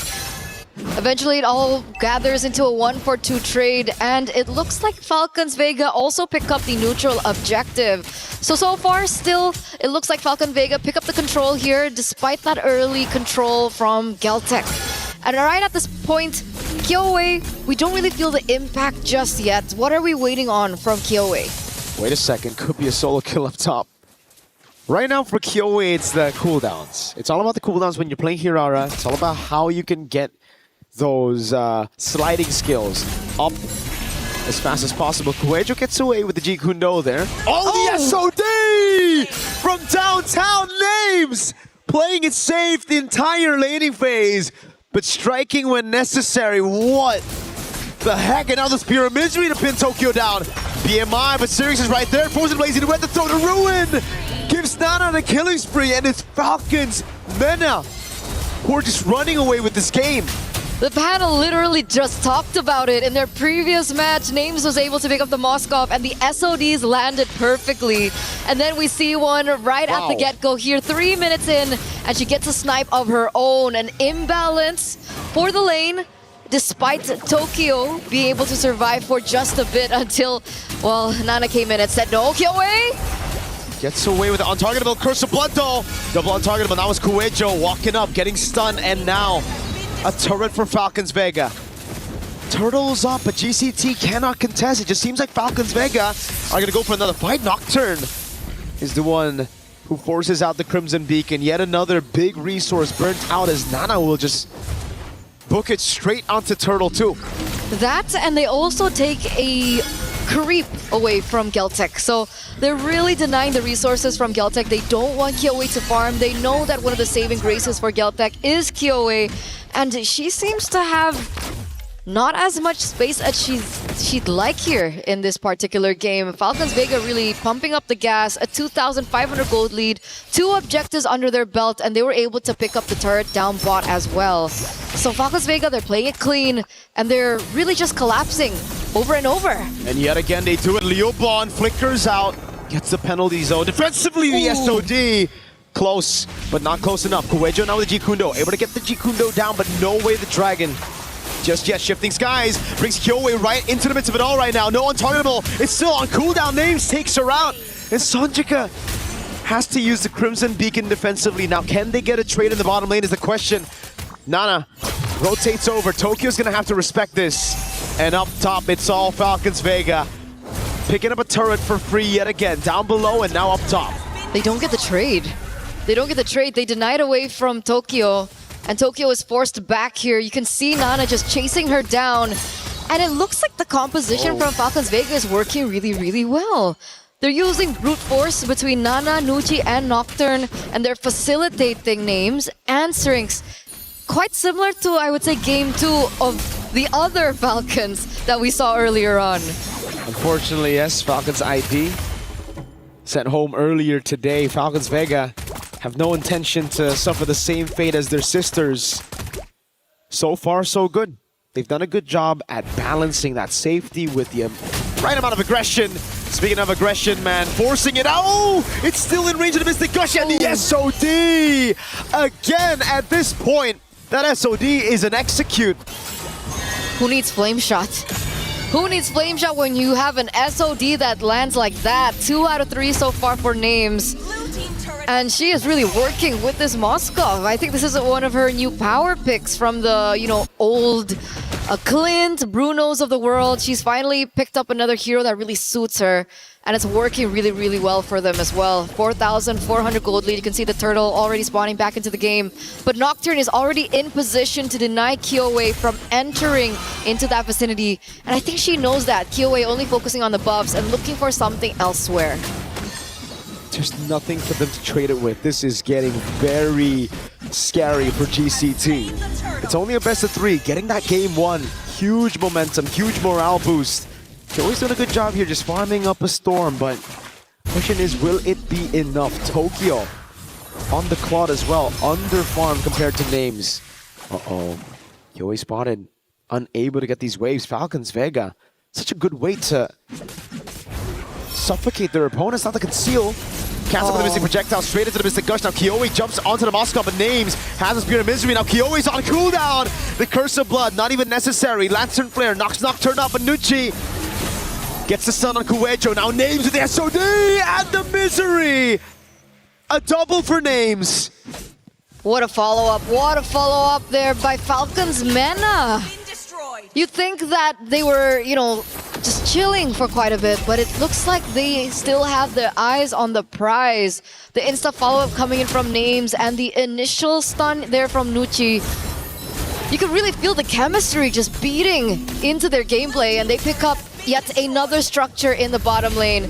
It's looking bleak for Geltec as even the buff gets taken away, and it's in the hands of Names, of all people. 5-0-1. She better get the orange buff at this point, man. She's the hyper carry right now, dealing so much damage, and oh, at 8 minutes, almost completing that DHS to make it the Swift Trinity. A whole 1,500 gold ahead of her laner as well. This is just fantastic stuff from Names. So she afforded all that without her Swift Trinity. And without the Bargain Hunter as well. Usually you'd expect a Bargain Hunter for a Moskov that does, I mean, to get this Swift Trinity early on. Kuejo, way to drag it out to Nucci. Nucci's gonna find a Curse of Blood very soon now. She's gonna wait for the moment as well. They can see on the SOD lands again. The Spear of Misery locks her down. Names with a monster kill. 6-0-1. She's tearing it up. She is for sure. And what I wanted to say was, before Kuejo could afford these things, right? Of course, Kuejo is expected to open up the map, look into bushes, look for opportunities to create a turnaround for Falcons Mena, but at this state in time, the damage it's really amounting to something. Names is already with her Swift Trinity.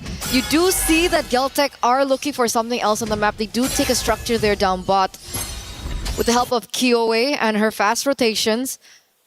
But that's all they've been able to get so far. I guess slowly but surely they can come back, but it's a 7,000 gold lead in 10 minutes. Against a composition that should be the good one in late game. This is a scaling comp. It's a Gord, a Moskov, and even an Alice in the jungle. GCT were the ones that should have had the early game here with their composition, but we'll see if they can defend this. Nana's already looking for the entrance here to go for the skirmish. You're going to track and get the Holy Shield down before the Lord even gets into the siege of Falcons Vega. I feel like everything banks on Kuejo right now. I mean, Syrinx doesn't have Purify, so there is an opportunity. Wait a second! Mystic Gush, defensive penalty zone with the flicker from Newbon. But they've already dealt with the Holy Shield. Now they go for the charge with a Trident on the Lord. Good stun on Sonjika, who has to use the Crimson Beacon. Now they track back, holding the Lord into the mid, getting the Holy Shield. But again, it's such a massive victory for Falcons Vega. Far lane control already. Kiyoe walks up. The Mystic Projectile not in range. Falcons want more. The Ice Queen. Throwing a Ruin. Gets one, just one now. Kiyoe trying to go for the clear in the wave already. Liubon's coming there, but the Shifty Skies brings Sonjika back into the Mystic Gush. Names just caught the Milfit gun now. Could have been a kill on Kiyoe. Liubon taking up a storm, but that's enough against Names. Way the Dragon Purified out of now is Names. Is able to just go for the damage. Kiyoe's gonna fall to Syrinx. Names on the base. Kuejo's trying to take that damage again, but Names stays locked in. 11 minutes, and it's game one for Falcons Vega. Such a decisive victory here by Team Falcons Mena. It looks like after their victory against Foot Esports earlier on, it was enough energy, motivation, and momentum for them to carry it through here for game number one. But remember, ladies and gentlemen, this is a best of three. This is just the beginning. Geltec Cyber team still have a chance to come back and force a game number three. It all depends on the reset here. But my oh my, did not expect Falcons Vega Mena to come guns blazing like this in game number 1. And I think you even had some thoughts about the draft. When you snowball like this with a late game composition, when you beat GCT's win con and take it away from them that early on, it's chopped either way. So we are going to throw it over to a break, give the girls some cool down. But we'll see you after for game number 2. Take it over.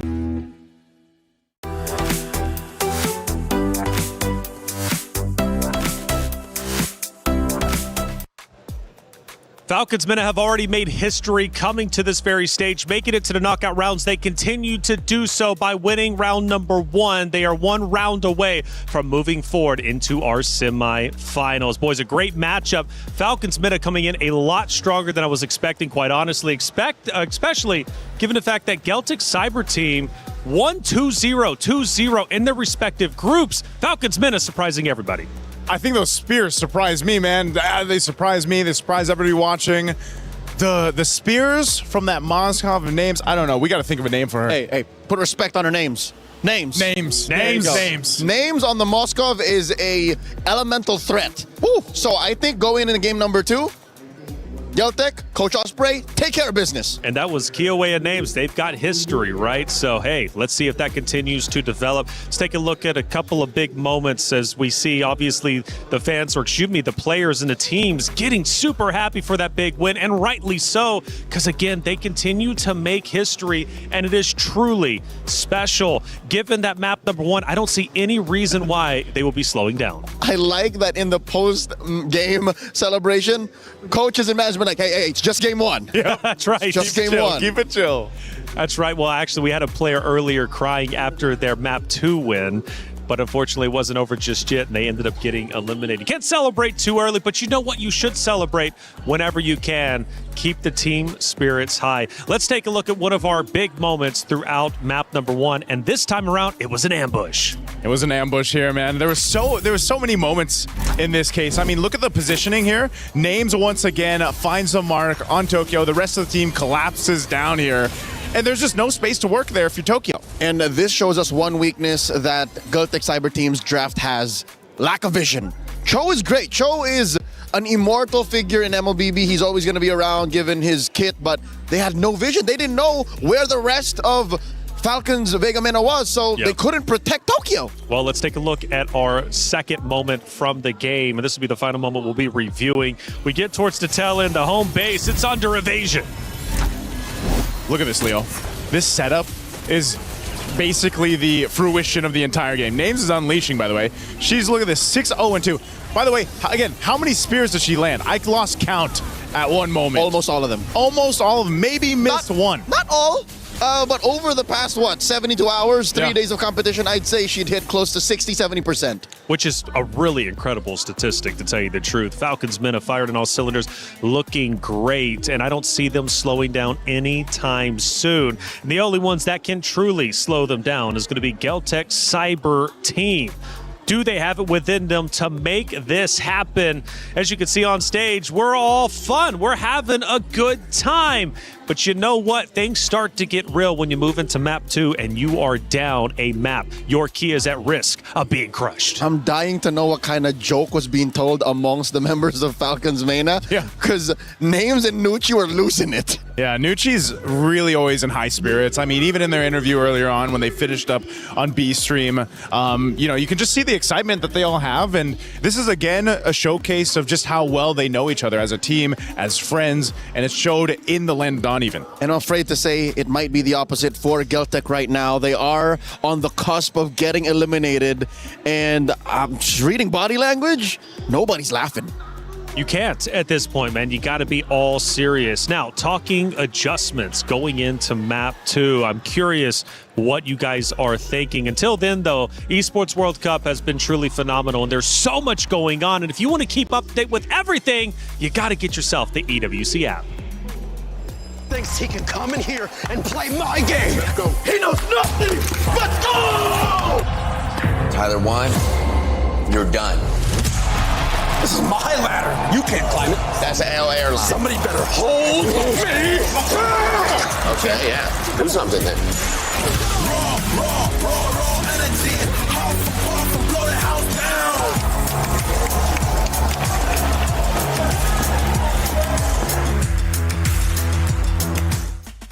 EWC app, it's live now. All you have to do, of course, is just scan the QR code that's going to be on your screen momentarily to get involved. Like I said, the Esports World Cup is truly phenomenal. There's so much going on. And if you think you can call it, if you think you got what it takes to see who's going to win, well, go ahead and put it all on the line. Scan the app and let us know how good you are. Not only through that, but also in our chat as well. Make sure you're keeping active. Let's take a look at a couple of our stats from that map number 1. And clearly it's going to be favored heavily towards Falcons Minna. Oh man, 11:37 on this one at 12-1 in favor of Falcons Minna, and you can just see it across the board. You know, they started out strong and they finished even stronger for this one. You get nothing, ma'am. Not a single turtle, nor lord, at least a turret. So Geltec have to revisit that. If there is something they're going to change, Joseph, just one thing. Name it with me. 3, 2, 1, Hirara. Hirara, yeah, I was going to say Hirara. I've said it so many different ways, but yes, Hirara. Yeah, they needed something out of the jungle to actually help out because Koejo was just taking too much. She was a sandbag here. Names was just taking names, farming heroes instead of minions. Syrinx to carry, of course, the gourd. Big smile on Big Papa happy, Knight's face. And Syrinx also the best wing woman. So again, the draft was just almost perfect for Falcons. Geltec, not even in just execution. I'd say the draft needed a good tweaking. That's right. We take a look at our stage once again, and the pressure heats up. Falcons Minna on your right, and the Geltec Cyber team on your left, the team that needs to improve going into map number 2. If they force a game 3, who knows what's going to end up happening. But right now, Falcons Minna have too much momentum, it seems anyways, after that map number 1. Now, you mentioned the hero selection. I want to start breaking that down a little bit more. Falcons Minna clearly did their homework, but do you think Geltec Cyber team fell too far behind in the hero select? You know, I think it starts with when we've seen Geltec Cyber team do really well, they do these kind of weird drafts, right, Daniel? I mean, they pretty much decide to go with whether it's the Alice, whether it's the Louis, whether it's the Clint, whatever it might be. Sometimes it's the method of madness that makes sense for these teams competing in MWI. We go into Flying Cloud. By the way, Sora, I don't know what percentage it comes to, but only lost once today, and that was earlier to Vitality. But Sora might return again because we're going to Flying Cloud. This is one where Sora has been quite dominant. Flying Cloud should, on paper, benefit Geltec. It allows for them to keep fighting, keep going, and reconcile possible execution mistakes. But here's the thing. Going back to the question at hand, did they fall behind on the draft? I'd say yes. The early pick Hirara might have been such a big target that Falcons main attack that said, hey, just deny that, attack elsewhere, and force the Hirara to deny snowballing and put her on a defensive position, makes the hero an assassin already half as efficient. Yeah, because it almost feels that way, right? This is the point of the Hirara pick that we've been talking about so much. If she's first pick, if she's stopped in the jungle, that's the thing about assassins right now. The jungle assassins, if you pressure them early on, if you stop them from even getting a hint of momentum, they seem to struggle extremely terribly right now. I don't know what it is about the current meta. That's why, despite Moonton's efforts in the recent Scarlet Embers update, when we all thought, hey, they killed the big 3, Fredrin, Akai, Baksha, they didn't. We still live in a utility world. Praise be, opening with a Baksha. Yeah, I was going to say, speaking of the Baksha, there's one of the big 3. Lock it in. You know, this is good. Yeah. He appears. Pick it up, roll around with it. again, this stalwart of a hero has, I don't know what his the cross KDA is for Boxja right now, but I know it's one of the junglers that has the least deaths out there currently, just how fast you can move around the map, how tanky you are. And that's not even what proves his efficiency. He can die like 5 or 6 times and still do what the team needs. Him not dying just shows that the opponent had nothing on the squad. Pretty much. So how do you slow down the drive-by? Find a way. Oh my lord! You give him the glorious way. Yes, but I was gonna say also, get a carry, right? Yeah. And she just shreds through any tank, but not when you got the Pharaoh's spear on you. I like it. I like it. The Pharaoh's spear. For sure, you've been I've been throwing it out there, but yeah. You know, I wanted to make sure that she was, you know, the accuracy was there, and Names has done it, so might as well just go the Moskov again. And the high loss allows for a front line to exist, which is something that we didn't get to talk about much about Game 1. What impressed me the most about Falcon Vega's playoffs form is in Game 1, despite them not having a traditional box, they were able to make one along the way. How'd they do that? The Sora starts it up. Great initiations from Nocturne. You have the threat of the linking from the Carmilla. And that automatically just creates a box that doesn't have to be a physical box like an Eve. It's like a moving box. It's a moving box with the Gord too. Galtech now looking to try and dismantle that with a lot of on-ground damage, almost literally, with the Lilia, and of course the carry to answer to the high loss. How does Mena close up the first half?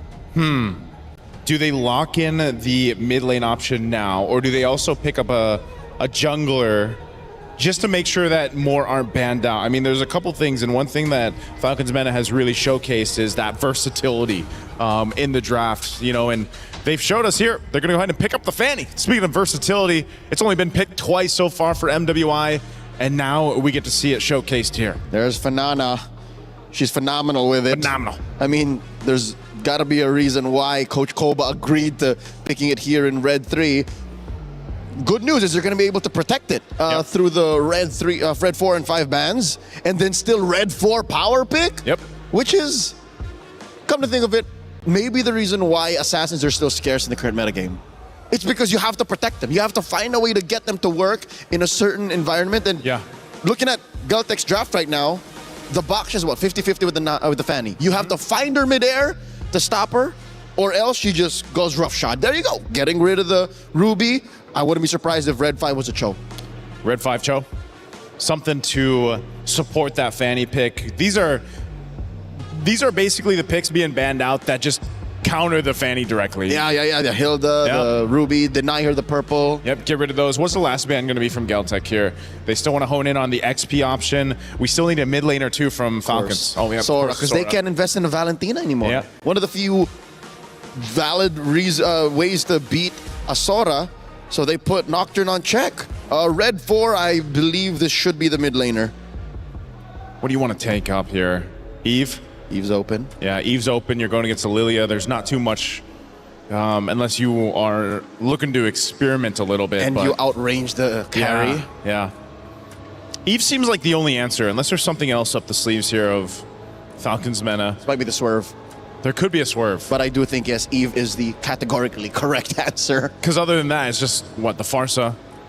They're gonna hold off on the mid lane pick. They'll pick up a Lapu Lapu for now. Yeah, no rush. They know it's a Lilia, and they know that there's no way that Eve can get denied anymore. I wonder if that's something Coach Osprey at this current moment is thinking about, or did it even cross their minds or come up in conversation? Yeah. I almost thought they'd just hold off on the XP just to see what the XP lane would be for Galtech first, but I think this is also just kind of showcasing how confident Nocturne is in her play and her ability to go ahead and fight off. Yeah. Coach, give it to me. Coach, let me take it. Coach. Also, it's another way to, in the early to mid, put the carry on check. Yeah. Keep that in track. Enough pressure towards the Lilia if you need to. You're kind of that front line. Yeah, which is just how they won a majority of Game 1. So just by being in your face. What's this answer here? Phovius goes in the XP lane, and then a Kaja. Debut Kaja. Interesting pickup too, hero-wise, I mean lore-wise, to pick up against Falcons Mena here. Could this be the answer? Because I was saying that uniqueness of the draft from Galtech is what has helped them get to this point in the knockouts. And then it comes out again. Right This is unique. Right when they needed it the most. at match point against Falcons Vega Mena. One more pick, the mid laner. As we mentioned, is the Eve still solid? Would you still, even with the Phoveus and the Kaja? Yeah, I think you still go Eve. Gives you control, gives you utility, fight around the objective. You know, you're not going to be I mean, even so. Whoa. The swerve is here. Another debut of Vexana? Double debut in game 2 of this best of 3. I haven't seen enough Vexana in recent history. Correct. She's such a stationary hero. Where's this coming from? Where is it coming from? Well, we all want to know, and we want to know for sure if Geltek's Cyber team can in fact come back, or will Falcons Mena close the series out with a 2-0 victory, once again continuing the history they've already made so far. Geltek's Cyber team, do they have it within them to come back? Let's find out. Miracle Eterna, sending it to you. We're at match point, ladies and gentlemen, here with DD. Whoa. The double debut. All right, we have the Vexana on one side and we have the Kaja on the other. This is ramping up to be a very exciting matchup. But one thing's for sure, taking a look at the composition from Geltek, the Kaja in the roaming position, they are looking for a ways to shut down Nana and perhaps names in the later portions of the game. It's crazy. They doubled down on it, man. I thought the Phoveus was going to be enough and then they would go for something like Cho, right? But they didn't really need any more clear. They would already have it with the Lilia. You add in the Kaja and it just makes it so difficult for anyone to walk up without getting... And you can see it, right? Almost forcing a recall there by Nucci.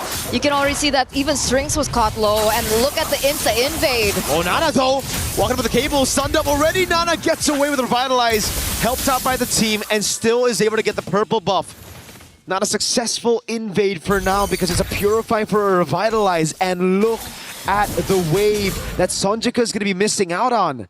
Yeah, not the greatest of trades, but obviously they are trying to look for ways to shut down Nana early on, and they're gonna look for something more. I mean, technically the Lilia still clears very quickly. Kaja as well should be able to help facilitate that, so we can expect more aggression and more mid rotations, especially with Kyoe on the Baxia, ever as mobile. The zoning as well now for Nucci. It should have been one of the winning conditions for GCT, getting instant mid prio, but it doesn't seem like it's going to be the case coming into turtle number 1. Sonjika, she won't be level 4. Nana's already level 4. On the other side of the map, Liuban is going to have to play it safe here. If she walks up, she's going to get chunked, and it's just a bit of damage by Nana. And so far, Nana doesn't really have anyone to use that kill pressure on. I guess you could go for the gold laner, but even the Lilia is not a straightforward target that you'd want at this state in time. Level 4 advantage. No Eternal Guard, but Kuecho's down to Sirius already. And now Sirius gonna throw the Eternal Guard straight into the Raven Spider. Kyoe locked down. Now the Raging Slashes in a Flicker as well by Nocturne. Nucci with the Revitalize. That's a Dark Wave and a Flicker into Sonjika's Glooms. Tokyo with the rotation all the way from the bottom lane. No SOD. Just a turtle for Falcons Vega and 2 kills to GCT. Which is not bad, right? That's a trade that we didn't really see from game number 1. I mean, Falcons Vega went a little bit too greedy into the enemy jungle, and Geltek was able to punish them for it, right? 2 members. Luckily, there was, you know, the facilitation or the backup coming in from Liuban on the Phoveus. And they were able to get a little trade of their own. Now the big question is, what do they use alongside it? Where do they go after that? Because obviously neutral objective will go into the hands of Nana, and that is going to push them a little bit further on as we get into the mid-game. Kyoe is going to go in with the shield unity a couple of times there. Well, for me, it's just strange. Falcons Vega, they got enough damage on Kyoe to guarantee turtle, but then they just overextended. The Lapu Lapu Nocturne decided the Raging Slash, missing the first 2, but wanting to flicker past for the third one to hit. A bit off on the calculations, but at this time, it's still okay. They were able to make it away, but it could have been a big win. Could have been. It's not that bad though. They do see the rotations coming through from Falcons. Whoa. Mena. It looks like they want to target the gold lane like we talked about earlier on, but Nucci there gets spot out. Kuejo and Sonjik are in the vicinity, but the thing is, if the Kaja gets the Divine Judgment, there's no insta-burst to follow it through. It's a Lilia. It's not like a Farsa. It's not like a Kadita. So it's going to be interesting to see that chemistry between these two. Yeah, the combo will be for later. I agree. The Lilia won't be able to go for it, but that's why Nana is trying to deal with Tokyo. That's the real one-shot that they have right now. With the Divine Judgment straight into the carry. Now that the carry, Tokyo, has already used the ultimate, I think Falcons Vega have just depleted GCT of that resource, that main resource, negated the insta-kill with the Divine Judgment now. And that's going to make it a little bit more difficult for Geltec if they still want to contest for the second neutral objective, the second turtle of the game, considering that Kyoe is a level below of Nana right now. I guess she does catch up. There is still a chance for a drive run. Let's see if they're able to get it, because it looks like Geltec are actually in a better position to pick up this turtle this time around. It should be Geltec with the advantage over the neutral objectives with the Fovies and Abaksha. Nucci gonna have to escape from this one. Dark Wave comes out with the Eternal Guard, knocks them down. Two members. AoE coming around with Nocturne and Nana with the cut thrown around Tokyo. Nana with a double. Now the Black Shoes baited away already. Nocturne trying to go for this dive again.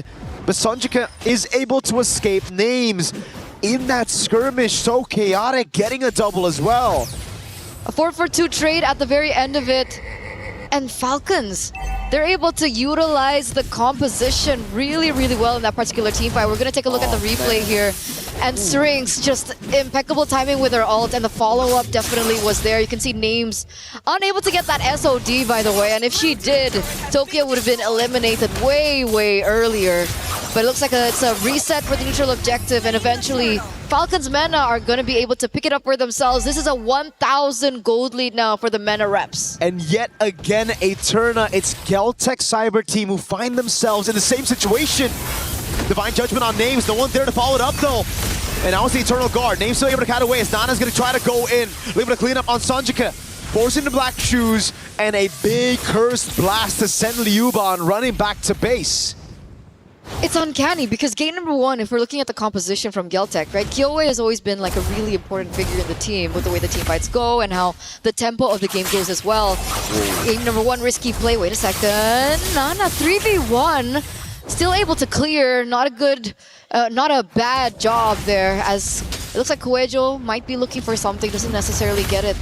And it looks like they might be able to pick up that structure in the bottom side of the map. A good trade, unless Nana can do something about it again. She should be able to clear, but she's got to be careful of Kuejo. Yes, we know there's no Divine Judgment, but the timing is a bit different on their side. Sonjika up top. So it's a turret for turret, but this is still a big problem for Geltec Cyber Team. If you look at their composition, it's the exact same thing we went through in game one. It's a composition that should be the one ahead right now. It should be the ones dictating the tempo, looking for picks around the map, and taking away the purple buffs, mainly from Nana at this point. So what do you think went wrong for them? I think they botched that early invade, man. Sonjika not getting level 4 for that first turtle played a big role into Falcons Vega's win. Kuejo didn't want to flicker for that, waited a bit too long and gave Nana the right amount of time to react to it. It seems like GCT, they're hesitating a bit too much. Oh, Divine Judgment? It's on Nucci. It's such an awkward skirmish, and the rest of the team, it feels like they didn't want it. It's almost like Kuejo just wanted to get a Divine Judgment. The rest of the team called against it. And now it's a wasted Divine Judgment. Now there's no real lockdown to Nana, and they're going to have to rely on the Phobius. Liuban's bottom lane. Nocturne now with the Bravest Fighter. Zoning them in the back. Law and Order lands on Kuejo. 3 turtles to the fanny of Falcons Vega. And it's so big. Nana 2-1 and 3. The Moskov is scaling again. What do they do at this point? Geltec Cyber Team, this is very uncharacteristic of them. I mean, the last time we saw them, they looked sharp, they looked precise, even in the drafts. So they lost that window in the early game. And now there is still a ways in the late game because they do have Tokyo. They still have the carry that scales into the late game. And I feel like that earlier Divine Judgment just really didn't work out. Wait a second, Names Flicker. Gets away, pins them down with the Spear of Misery. Now the rest of the team coming over. She gets out? She does. Oh! Donovan's getting punished. Now the Flicker, but it's onto Nucci. They get a kill in the end. The SOD. Goes wide. Nana now on Liu, but the Dark Wave doesn't land, and it's going to be the trade. XP for Rome in the end. They take what they can. They take what they can at this point. And to continue on the earlier sentiment about the Divine Judgment is that even if they were able to get that Divine Judgment down, there is no burst yet. Tokyo is still very far. Black Shoes already utilized, burnt out. The cooldown isn't as bad, and it should be up for the next neutral objective to spawn, which is the Lord, in under 40 seconds. But there you go, the items aren't there yet. Corrosive Scythe, and we also have the Golden Staff. But she's a ways from, DHS and so forth. You can see that she's falling behind of Names, who already has that Swift Trinity down. We're still losing out on so much farming space, so you can see Names and Nana constantly in the side lanes working up. Doctor knows the Black Shoes was used earlier, so now the Purify gets sped away. Nana's going crazy with the cables, but it's on to just the frontliners. A few of those shots. Nocturne getting caught by Divine Judgment straight up into Tokyo. Dark Wave lands on 2 Syrinx, trying to cut away, but Kyoi's going to be able to cut her down as Tokyo gets a double. It might be the way for them to come back in the game. That gold lead now erased completely. Falcons Mena need to be very careful when they choose to pick their team fights. Yep. Right? Because in situations when they take the team fights in the enemy jungle, the nooks and the crannies, those are prime positions for Sonjik to deal out the damage, for Ryuwon to go in for an engage. So that's why they lost one by one there. And Geltek, they finally find their rhythm, they finally find their footing here in the 10th minute of the game, and it feels like that gold lead that Falcons was able to get earlier on easily taken back. Well the comeback play. It really is. It's a punish.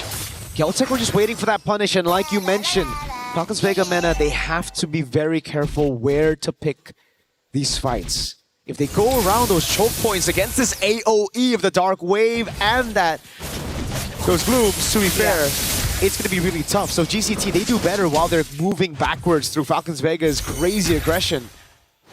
But a lot of times, Kuejo again doesn't want to use that flicker, is going to stay very conservative. Sees 2 members' names. Oh. Whoa, these are crazy moves to be making on Kaja with the flicker up. Nucci just face checks that push and gets obliterated. Not sure what the plan is. She really can't underestimate the damage from Geltek at this point. She felt the damage earlier on the top side. I think it was the first 7 minutes or 6 minutes of the game, and she did get obliterated after that. There was still a Lord marching, by the way, so it looks like now Falcons Vega, they're gonna have to be on defense. They lose all the outer turrets, the inhibitors still stand, but even the shield gets popped there in the middle and at top. Full defense mode for Falcons Vega. They have pretty good clear with the Moskov still. GCT, on the other hand, it's going to be very tough for them to siege past these base turrets. Tier 2s, all right. But then into the base turret, that's where their lack of range will start to hurt them. Tokyo's going to have to get a Melpick gun before she can actually threaten these base turrets. But finally, this is what we were talking about in the early game with this composition. It's all about tempo and then taking the purple buff away. Nana wanted to get a bit more compensation of that purple buff take. Melpick gun, there you go for Tokyo.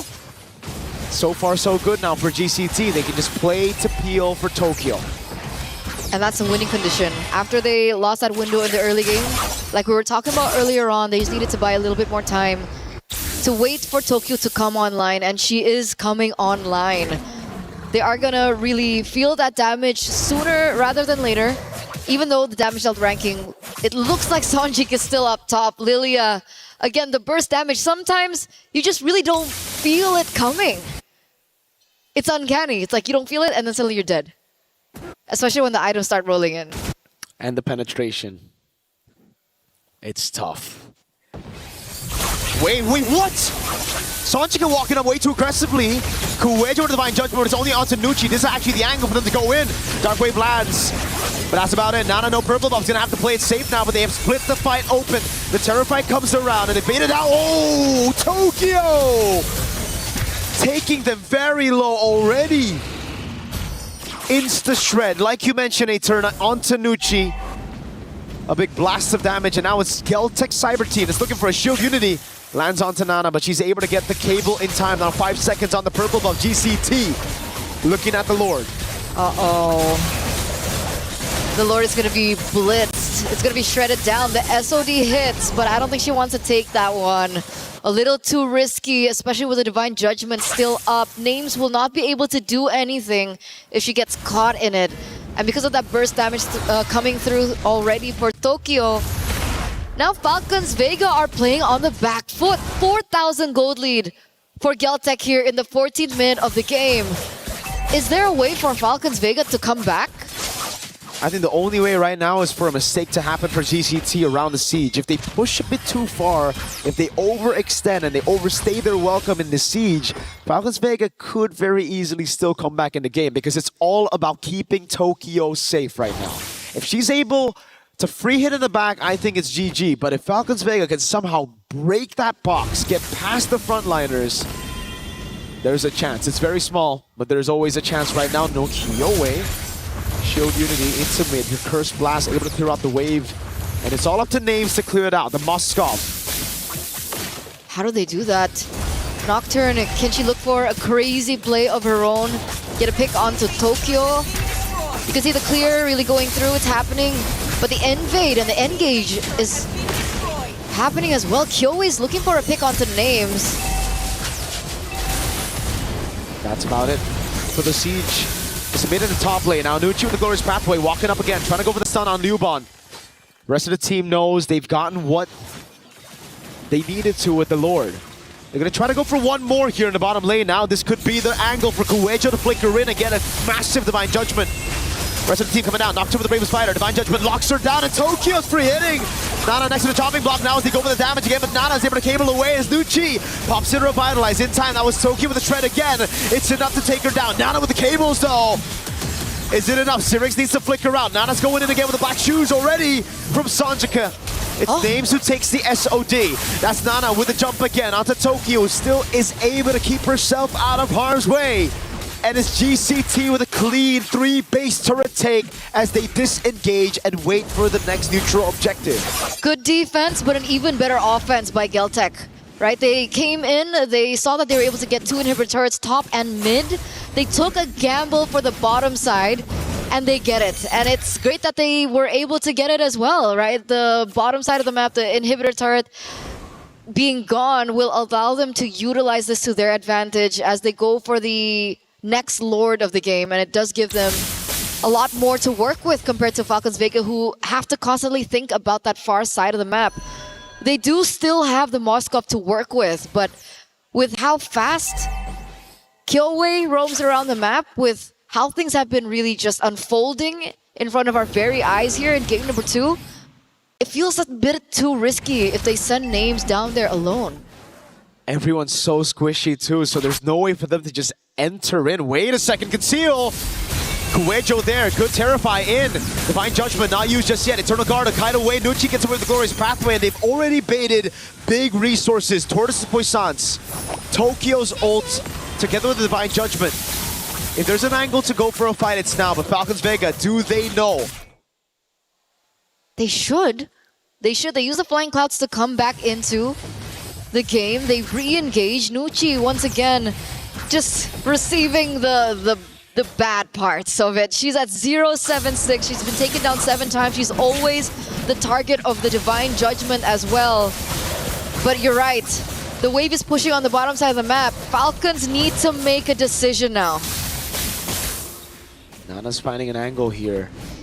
Off angle. Wave gonna be reset again. GCT. One of their strong suits, playing the macro game, waiting for the wave in the bottom lane, waiting for Nana to show up. And they start it again before Nana can show up. She shows in mid. Kuejo's taking a beating from that Lord though. They have to be careful of their health bars here. Curse Blast coming down. Kuejo! Flicker in Divine Judgment as well, but it's good peel from Syrinx as he's able to land the Eternal Guard. Liuban's all on his back line as Nocturne is able to deal with Kuejo. And now it's a shred coming down as Nana will lose her immortality. But the rest of the team has dealt with the front line. And now it's 3v3. Syrinx, Nucci, and Names up against Sanjika, Kyowe, and Tokyo. It's still a huge advantage for Geltec, right? Nana gets taken out. They have no source of retribution. Names was so low as well. The SOD lands, but she's not going to take it. This is a free Lord over to Geltec. A really good way of making things messy and chaotic in that particular team fight, and still able to come out on top. Tokyo Tokyo is hitting like a truck. She certainly is. She's shredding anything in her way, and that's why she sold boots. It's Windtalker and Immortality just in case. But the thing is, for Geltec, they don't have 5 members up already just now. Only now do they have them. The Flying Clouds will get them back into this Lord quicker, but Falcons Vega, they have the advantage of having their members spawn right next to the Lord here. It's into the base they go. They couldn't manage the waves properly, so we're gonna see another delayed end. Falcons Vega have another shot at coming back in the game. But they can do it all over again, right? They can try to go for the exact same thing. Because again, despite the Lord spawning on the opposite side of the map, it's still an advantage for Geltec that they can utilize. But look at this weird rotation from Kuejo as well as Kyoe. They're anticipating for a buff take and they're waiting in the bush there to open up a trap. They see no one picking up the bait and Tokyo picks that orange buff for herself. They're just abusing this map control, utilizing to get everything out of Falcons Vega. No purple buff, no orange buff, not even a single green camp given over to Falcons Vega. They're literally suffocating Falcons Vega inside of their own base, waiting for the neutral objective to spawn and not giving any chance for them to build a lead in goal to try to swap those items later. But it looks like there's a gamble. Wait a second, Nucci again? Does she want to go for 8? Divine Judgment and a Dark Wave. Nucci's gonna pop the Revitalize, but she's gonna go down. Kyoe zoning them in the back line right now. Is that's gonna be the bravest fighter by Nocturne and the Flicker out as well. Now a stun onto Sonjika, who still has the black shoes. Nana tries to walk up. Waves good for GCT. Nucci is down. It's a one-man advantage. It was a gamble. It was a gamble made by Nucci once again, opening up the map, but they're not going to get anything out of it. It's just another death. The Black Shoes gets picked up there, and it looks like they want to still look for the end. The Curse Blast is doing a lot of damage. They're able to clear out the wave. 19 seconds on the Lord. Tokyo, very dangerous, very risky move, but she gets out of the way. Nucci's up in 16. Lord's up in 8. Can they buy enough time? I don't think so. Geltec, yeah, they have a carry. They can shred this Lord instantly. With a Windtalker as well. So Windtalker. Additional attack speed, but it looks like that's not the first thing that she goes for. She actually goes for the orange buff instead. That's going to give Falcons a little bit more time to, you know, come back into the game. What I really wanted to highlight was the fact that the Holy Crystal was built in by Syrinx. So you can obviously think that the damage will be felt. She has the Divine Glaive as well, so they have to be careful. Falcons, they just go to the other side of the map. They go for the far lane. They don't go for the contest. They let it completely go. And Geltec pick up this Lord uncontested. Falcons pick up a structure on the top side of the map. It's the only thing they can get. Yeah. They can't walk up to the Lord. If they do, it's an easy insta-kill for any one of their frontliners. And at this point, they need all their members to be alive if they want to defend this Lord. Geltec Cyber Team this time around, not losing a single member to... Well, what? Yeah, 300,000. No, Jesus. That mistaken, rather. Sorry. Not the best game. I mean, feels bad for her. Depending on what kind of roamer you are, this is the best game, right? You want to be taking damage. It's just... That's crazy, dude. 300,000? That's like more than the rest of the team combined. It's definitely a lot. But Mirko, this might be it. This might be game 3. Oh, Divine Judgment lands. Names. Immortality already. The Rose Gold. It goes through her. Monster kill for Sonjika. Now it's Nana in the back with the cables. Immortality going to be popped as well. Lord evolves still in the mid lane as Nana buys the Rose Gold Meteor in time. And it's Kyoe to take Nocturne down. Nana again with the cables. Still has the Rose Gold Meteor. Series is right there. But the rest of the team will target it down to bring us to game number 3. A back-to-back game 3 here in the knockouts, ladies and gentlemen. The reset came in clutch for Geltec Cyber Team after their loss from game number 1. They completely turn it around to game number 2, bring it back to the tank junglers and bring it back to a surprise Kaja pick, a debut Kaja pick that eventually worked out for them in the end. We're back to a best of 1 between both teams. Again, everything is on the line. Elimination match and match point. So we'll see what happens in game number 3. But before that, we're going to throw it over back to the panel. We'll see you after.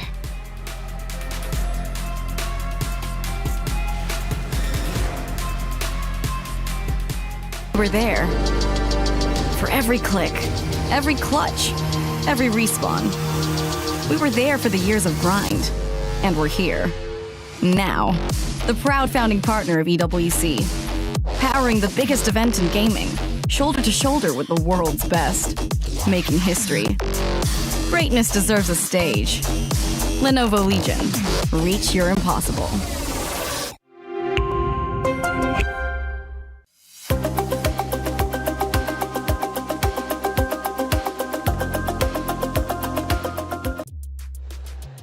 Against all odds, we go 23 minutes for Game 2. And Geltec Cyber Team take the win, which means we're going to yet another Game 3. The knockout stages has been anything but entertaining. It's been incredible. It's been wonderful, and it's been awesome. And we will continue to go down the line of our quarterfinals, but still, we've got one more game to get through for these two amazing rosters. What changed from Game 1 to Game 2? Because Game 1 wasn't even competitive.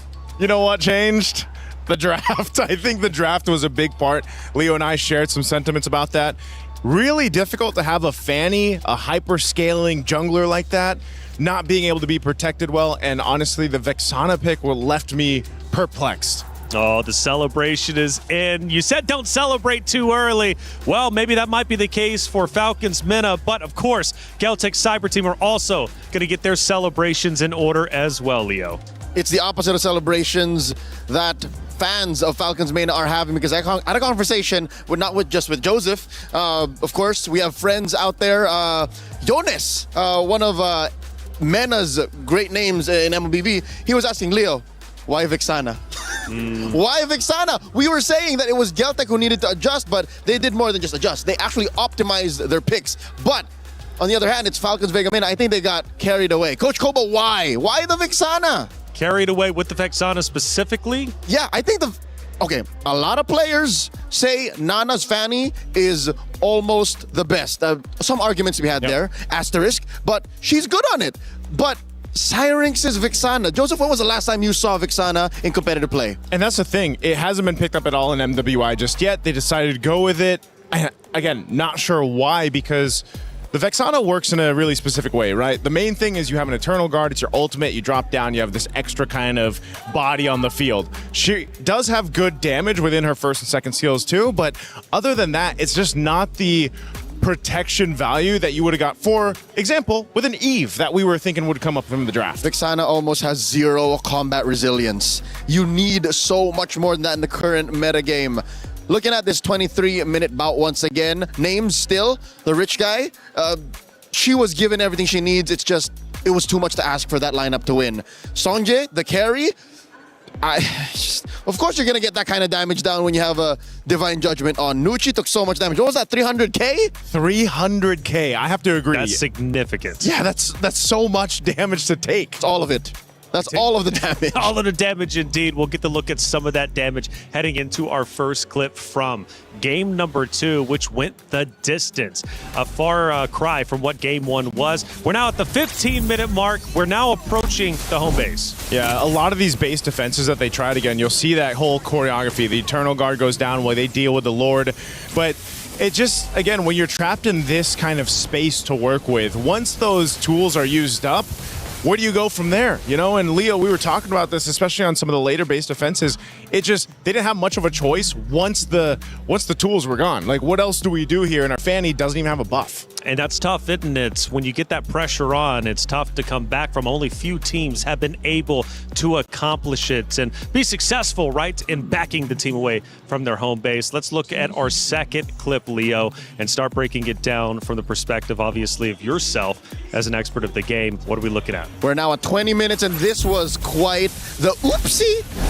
Nucci just face-checked into 5 members of GCT, and there's, I can say, about 100 other things that you should have been doing with that Flying Clouds, with this kind of map, and I'm pretty sure they're talking about it now. That's what I hope they're doing. so that we don't see the same kind of result, because no one saw this coming from out of nowhere. It was a draft that shouldn't have happened with a result that no one was thinking could happen in game 2. Nice suit. Let's go to our third and final clip from game number 2. And I'm sure it's going to be towards the tail end of things. Now 22-32, and the Crystal is at risk of being eliminated. Main point there, Names gets dragged by the Divine Judgment. That's the Kaja ultimate. Once Names is gone, your main point of contention in defending this base are pretty much out of the picture. And Names was such a big part of what their concept was. Other than the Fanny, you rely on, okay, well, we can split push with a Mozkov. We've seen it many times. She's relying on the spears. But once you're taken out of the picture with a Divine Judgment ultimate, you're pretty much gone. We have to appreciate, though, the composure from Galtech Cyber Team to be able to come back after that map 1 loss, because we were thinking personally it might be a quick 2-0 series. Not the case here. After all, Galtech Cyber Team didn't make it to this very stage by just rolling over and dying. No, they won and dominated their respective group, winning 2-0, 2-0, and they're coming in with a mission. Game 1 was their very first loss in MWI 2026. So that puts things into perspective. Now it comes down to one more game. No more flexing, no more experimenting. If you do, this could as well be your very last chance to do so. I'd hate to see a weird pick from out of nowhere again. We have to stick to the metagame. As Joseph put it, it's one or the other. The Vixana or the Fanny. Pick your lane. But sometimes going with the comfort picks, especially in stressful situations, seems to be the way certain teams end up going. But the question is, Naisu, who would feel uncomfortable going into this game 3? I mean, they've both been neck and neck. They have, and I would say that's the nature of the competition, right? For all of this, for all our competitors here, for all the female athletes competing for that championship, and to potentially get to the grand final, you're going to feel the pressure. Now, do you crumble under that pressure, or do you rise above it? And both these squads now have that opportunity to do so in game 3. I think there's a... And look at the pop-off, by the way. Big victory, slamming the table. Ooh. I love the celebration, but also the sigh of relief right after that celebration, thinking, oh, we finally did it. Okay, we're going to a game 3. We still have a chance. After the dopamine and adrenaline hit, I'm pretty sure there is a valid reason for both teams to actually be just as confused. Number 1, for Geltech, why would they do the Vixana? That did not feel like a real game. And by the way, if you feel like you can predict our tournament winner, scan that QR code and get involved. And let us know if you did it out in the chat. We'd love to hear from you. And more importantly, who did you end up going with? Are you so bold to make that prediction yourself? A lot of great things, though, happening, of course, on the stage as the ladies once again are getting set up for now a finale. Final map, best of 3 going to map number 3. They've gone tit for tat. Now, map 1 again was a dominant form for Falcons Mena. Map number 3, or map number 2, excuse me, went the distance, but Galtech Cyber Team looked in control. What will map number 3 look like? I know we're all waiting on bated breath to see how this is going to end up unfolding. Again, for both of these rosters, history is being made, you know, for Falcons Mena, especially for their region. They're looking to catch up to the top dogs such as Indonesia and the rest, right? They want to be the best region when it comes to the MWI, and of course for the ladies for MLBB. But you've got to beat Galtech Cyber Team. And for the club championship race, Falcons need this win in map number 3. Oh, I was hoping it'd be Expanding Rivers for map 3, man, because I was like, give them even ground, you know? Flying clouds from the last map, it either works for teams or works against them, like we just saw. It gives you so much room to just make mistakes and shoot yourself in the foot. Hence that last clip featuring Nucci. But now in Expanding Rivers, you can just play fully optimally. Make the right rotations, draft better, and make the right calls to respond to your opponents. Not just to plan for the sake of planning. And I think that's where Falcons Mena are right now. It's a matter of recentering and respecting the metagame, respecting your opponents, getting back to your winning ways. And if I'm not mistaken, I think we've had 3 unique maps across the 3 games on the stage, which doesn't usually happen. A lot of times we'll get a repeat map. This time we're keeping it fresh, and we're going to go into this blind. We don't know how it's going to end up unfolding, but at least we get to see the pick of bands. And Falcons Mena are going to be on that blue side, so they got the priority. Bands kind of adjusted here too. Paquito, Matilda, Marcel being banned out by Falcons Mena on the blue side. Over on the other, Belric, Carmilla doing the due justice here. What's the last one you want to take out? Do you opt for one of the gold laners right now, the carry maybe, or something else here. Carrie, Freya, still Esmeralda. out there. Sora. Could this just be also a time to take Baksha first pick blue side because of expanding rivers also? For Falcons Mana, yes. Yeah. That or Esmeralda. But I think Geltec could ban that too. Instead, it's the Gourd. So yeah, Falcons Mana, Coach Koba has 2 solid pickups here, maybe 3. Moskov, Baksha, and Esmeralda. Those are his, I'd say, 3 priorities. Because whatever you don't take from one of those top 3 is definitely going to go to the other side. There's at least going to be one over there. The least of which is the Moskov. Yes. I don't know, man.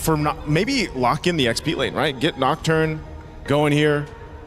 Allow you to have that power play in the XP lane. I think that's why you really take your time up to this point as Game 3 is so crucial. So obviously still waiting for the first pick here, and Baxia, I guess, is one at the top of your list that we're wanting to see. And that would be a big move coming out from Falcons Mena, and it is going to be a Moskov. Wow.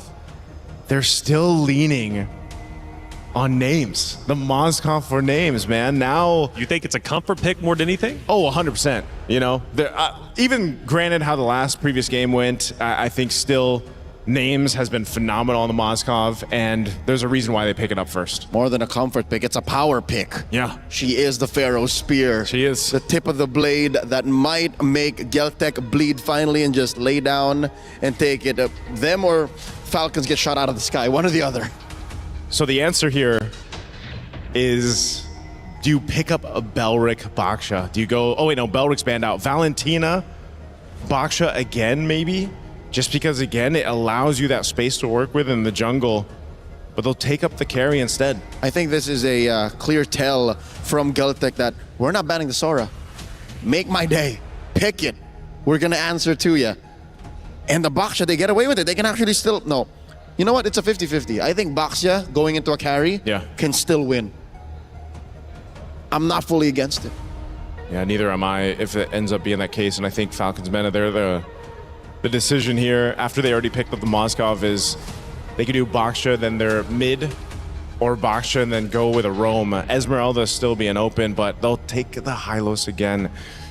Okay, there's nothing. Like, even the last game, I know it didn't look too great for the Hylos in the hands of Nucci, but yes, she took a lot of damage. She kind of had to do that for the team, and they go the Sora. No, mind you, the Valentina's on the other side. So I think we're seeing 2 sides of the same coin here. They're both power picks and comfort picks. Has to be. And then this is, I'm sure, a conversation that Nocturne has had with Coach Koba saying, I know there's a Valentina, but Coach, trust, we can do this.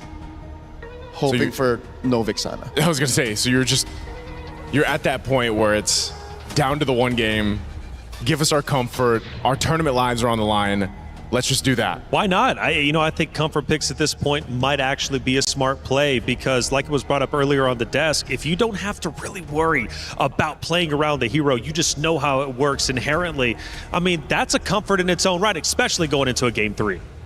Definitely so. Atlas is going to be one of the main picks that we've seen in the Roam work so far throughout the current meta. Yep, he is a rising tide. The buffs over the past couple of patches have done well to make this bombastic setter really make an impact in the current meta game. Going into the bans, attack the mid lane. I'd say, given the, bold decisions Falcons made, you still have to watch out for that mid pick. Take out the... I don't think you want to take out the Eve. You want to give more to the Valentina. Take out the Lilia? Take out the Lilia? Yeah, no, take out the Lilia. Yeah. Since they already took out one of the main pickups, that Gourd, they'll take out the Alice. Lilia next. This is so weird. Why the Alice? There's no... Wait, Alice Jungle. I was going to say Alice Jungle. Ah. That's the only other caveat there since the Sora is in play. Alice Jungle. Because, I mean, it's not often that we see it. We actually thought we might see it in the previous one, but... It already won. Yeah, already won. What else do you want to go here? At least for Falcons Mena to take off the XP lane. I think they're still going to hone in it. They go with the Guinevere. Also a solid jungle pick. Jungle. So it's both. 2 birds with 1 stone. Geltec, this has to be a mid. I'd say. Mid lane? Yeah. go with the mid lane ban. At least to, I don't know, like you said, you can just leave the Eve open. You can let the Eve go through. Yep. I think it'd be to Geltek's benefit because they'll have so many they more banned the options. Fanny. Okay. Take out the Fanny. You mentioned about Nana's Fanny in the previous one. I think it would have gone a lot different if, again, the composition was a little bit different because Falcons Mena need that support if you're going to pick up an assassin jungler. So now that the Fanny's gone, I wonder if they're still going to opt for that. Knowing that both junglers haven't been picked up and how this has changed the course of the meta in its way, at least here for MWI, has changed where sometimes it goes this way where it's down to the last 2 picks for both sides. You don't have the jungler yet, you know, and you kind of leave that swerve opportunity. So here for Geltek, do they just go with an XP laner now and then hold off on that jungle? Or just jump to the best jungler that they can think of now because they want to see what the XP laner has to deal with in terms of early rotations after Mena's blue 4 and 5. You're not thinking it could potentially be an Allis again, right?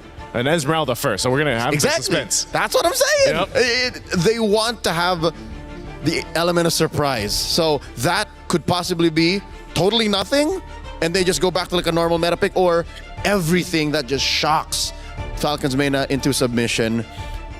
Now, 4 and 5, Coach Koba back in the driver's seat. I'd say, looking at Geltek's draft for now, and knowing how Falcons Mena rely so much on names, maybe a tank jungler or a fighter, a tank or a fighter jungler. Tank or fighter jungler, Eve, but they'll go Lilia. Very good. At least a Lilia's there. Either of the two were great. Now for jungle option, what do you pick up? Oh, the YSS. Okay. So fighter, I mean. And a hybrid. Hybrid, basically. He's a tweener. Yep. In between right there. And then now for the last pick. And I think it's just so much better given that his ult Mountain Shocker provides vision, something that Falcons Mena was struggling with in game 2. 100%. So now this is up to Kiowe. What is she going to put in the jungle? Ice Queen, what you got? She going to be cold with it, or is she just... Because if this is a standard pick, this would be one of the most standard compositions that we've seen Geltek actually play. And I would be all the happier for it. Same. I don't want no shenanigans. I want them to earn their slot in the top 4 by playing the best MLBB they got. Oof. Decisions made. It is the Allis. And I'll say this again. Leobon mentioned, I asked why the Allis. She said, you know what? Kiowe just likes playing the Allis. If they're going to make it a top 4, they're going to make it with style.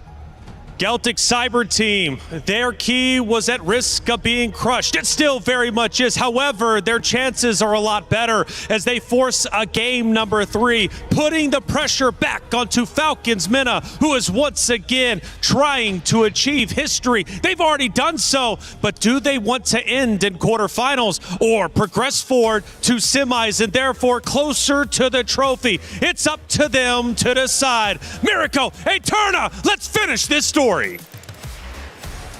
And finish the story we shall. Ladies and gentlemen, welcome to game number 3, the final game of this best of 3 series between Team Falcons Mena and Geltek Cyber Team. Tournament lives are at stake. Keys are going to be crushed after this. The question is, who will move forward and who will have to bow out? We're going straight into this with a very signature and unique Aulus for the Ice Queen. It's just so weird to see the Aulus, but it's already something that we've seen from Kiowe, right?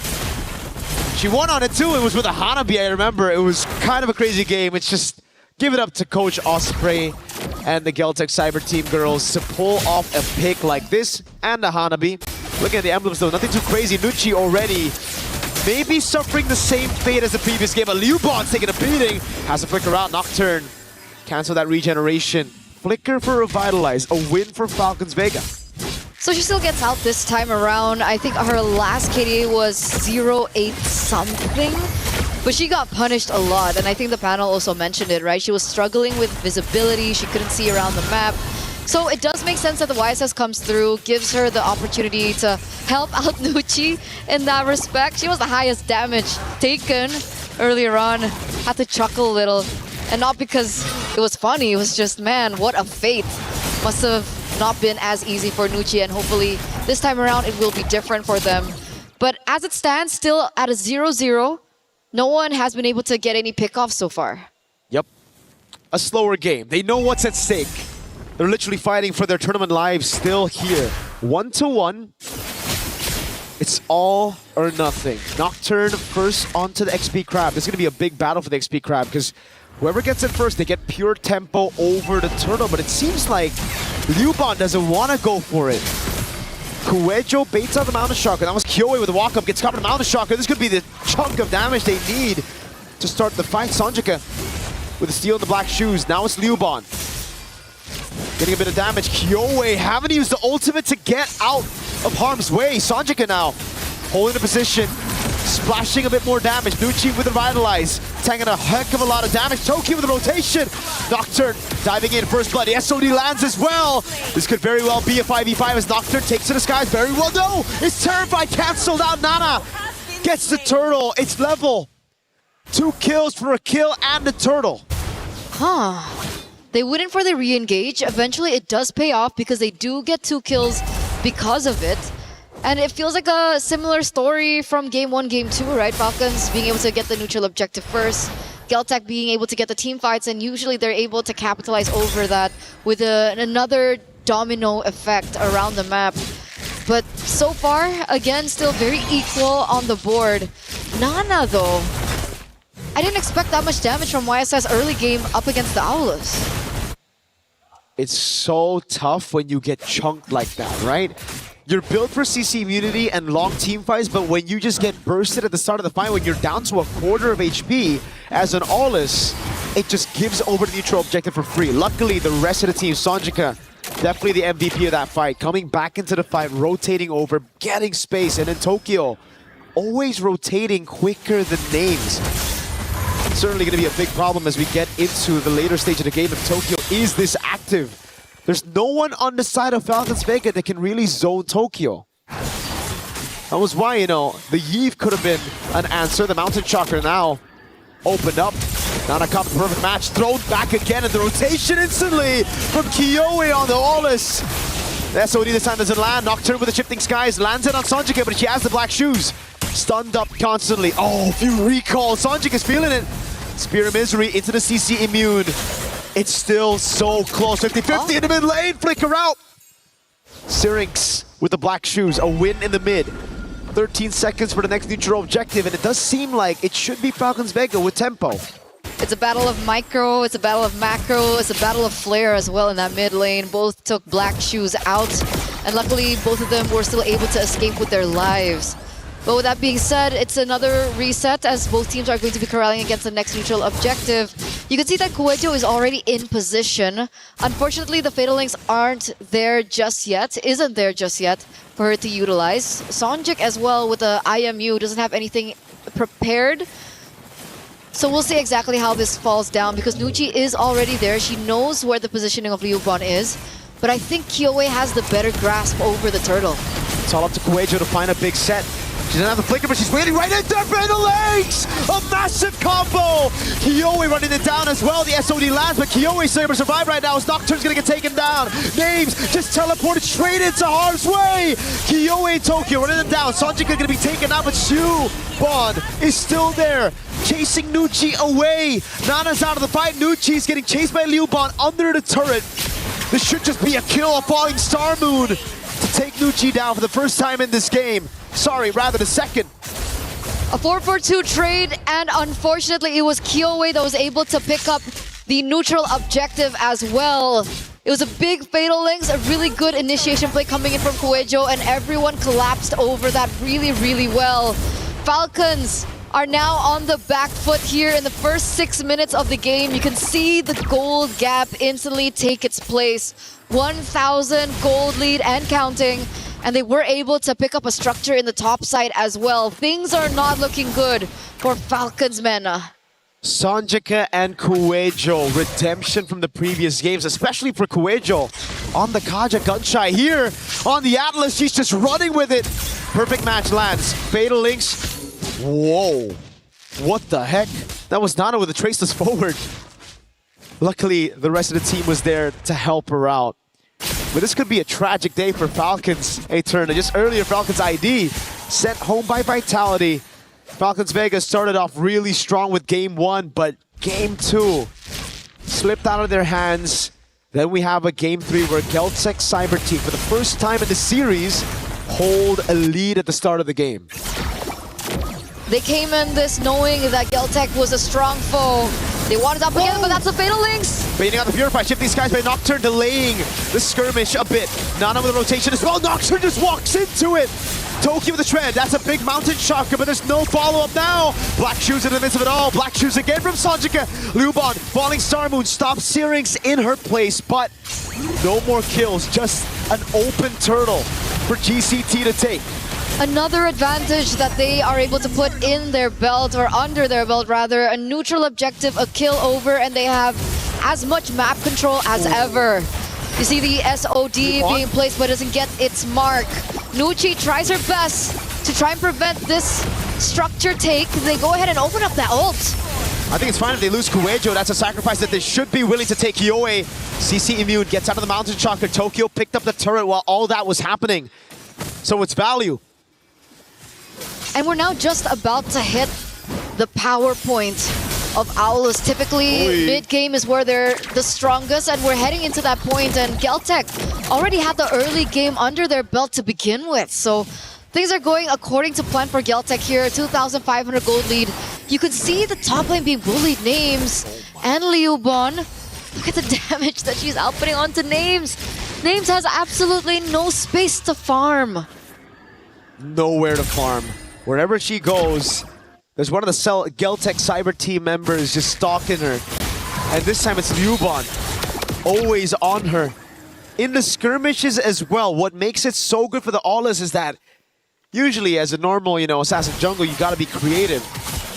On an Aulas, you can just brute force your way into it with CC immunity. Through the front line, right into Names and Syrinx. And Sonjika, always stealing the Black Shoes, has given Falcons Vegas such a tough time because there's no one that's vulnerable on this team.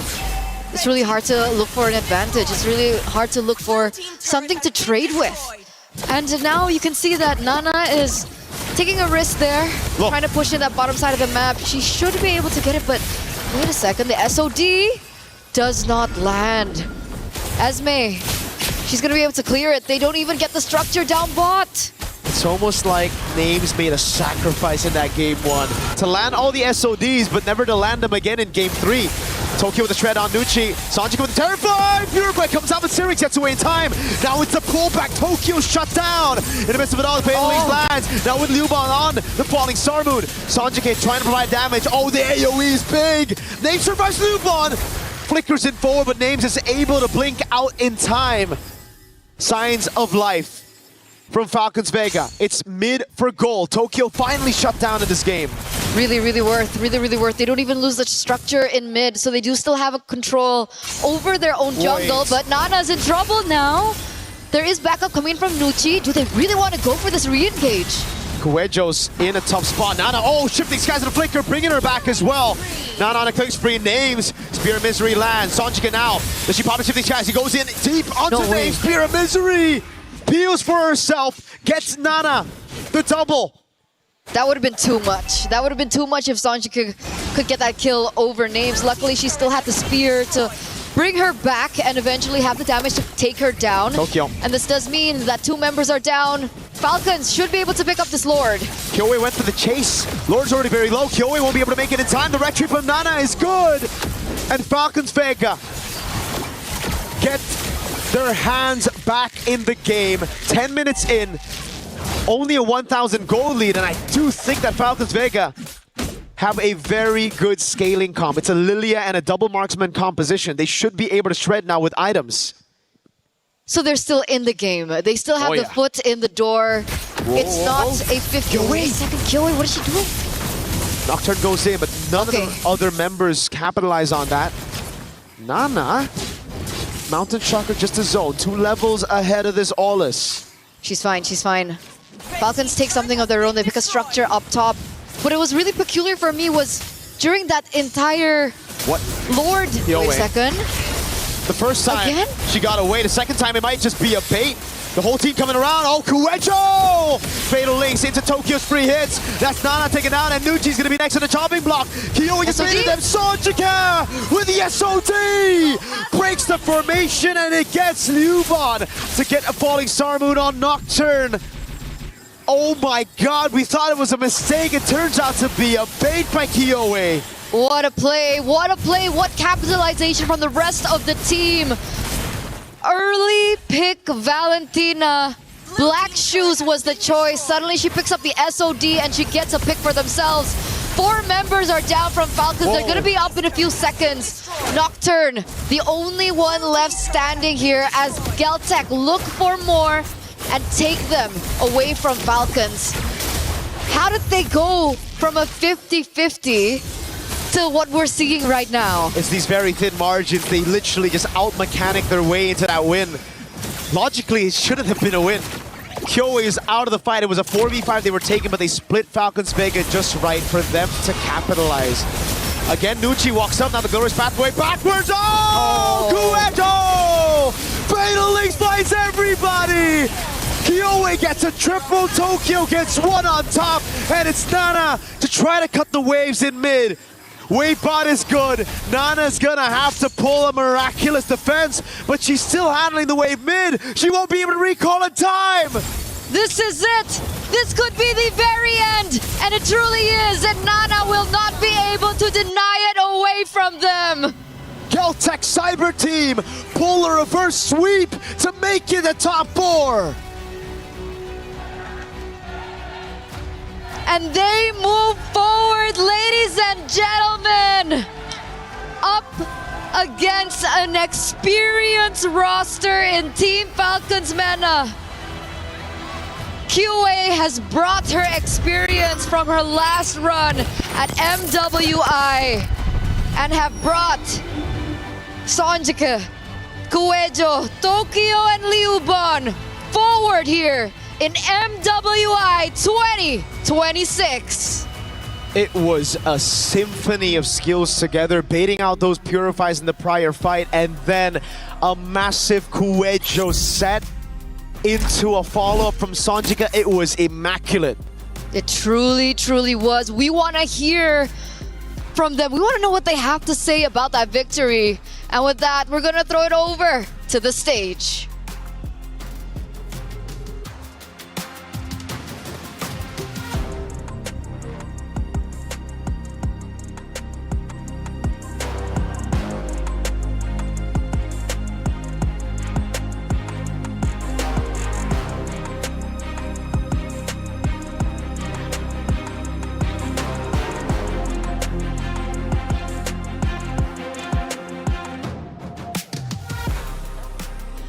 Yes, congratulations, and now Geltec Cyber Team has secured their position over in the semis! Wow, we, the team are so excited. You can hear cheers coming from across the floor right here. Now, we would like to ask, what happened in the first game? You guys had a real smooth game so far without dropping a single game, but that one game happened. What happened? Tell us more. У нас не было урона на миду, тренера налажали. Well, we didn't have the drop, but anyway, the coaches, the trainers somehow screwed up. Oh, so there has been a misdraft? То есть, получается, произошел мисдрафт. Okay, and then they regrouped and has taken the series itself, so congratulations. And now, we would like to have Falcons MENA hand on over the keys to Geltec Cyber Team.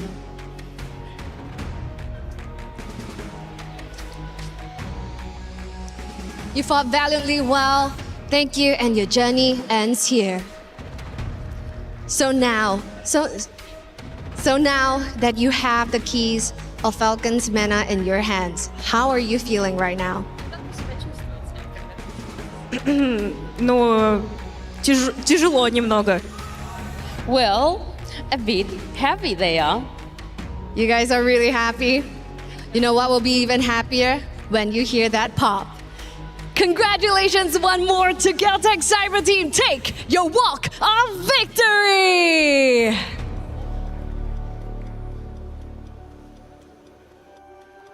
Geltec Cyber Team getting it done in the clutch when it matters most, and we've seen the trash talk as well. Love to see that type of energy. They hit him with the, I like that right there, baby. You know what I mean? Geltec Cyber Team showing that they are here to stay, and the trash talk wasn't enough. You know they're about to savor. You can hear their fans in the background. They're about to savor this key pop. It's gonna get serious. It's gonna get serious all the way. Congratulations to Geltec Cyber Team. You see what type of energy we have right here. You only get this action right here at MWI, ladies and gentlemen, EWC26. We have one match left for today. Let's go ahead and check out our highlights.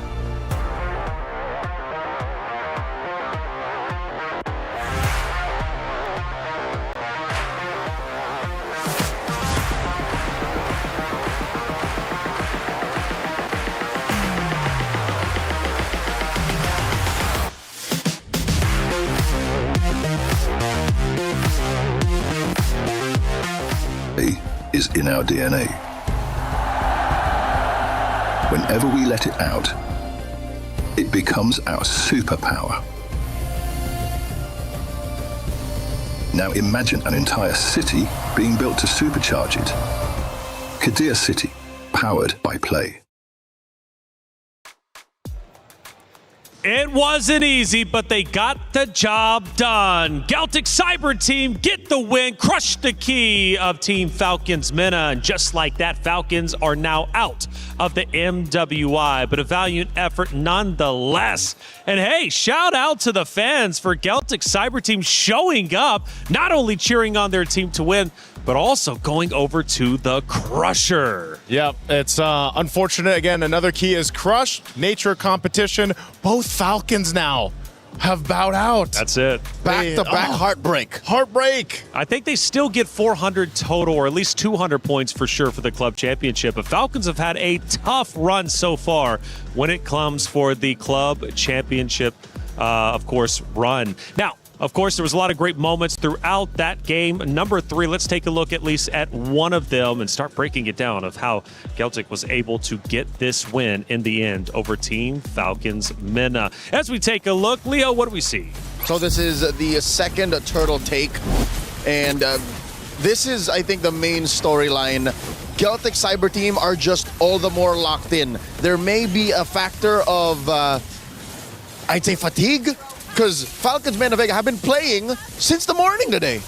That's true. They have, and they've had to go through the ringer up to this point. So endurance, that mental endurance, is something we always talk about here with our esports athletes. You have to, right? And you're right. They are, in fact, athletes. It's not easy to stay mentally composed, really. You have an early call time, you come in, and now you're playing this late in the day, but that is the nature of competition. Let's take a look at our second in-game moment. And we'll start to notice, I'm sure, Geltec starting to win this ultimately, 12-34. We actually have another battle taking place just outside of the base. This definitely looks like leftovers from the engagement patterns from game number 2. Nucci, far away from home. I'm looking at Nana. What was the plan?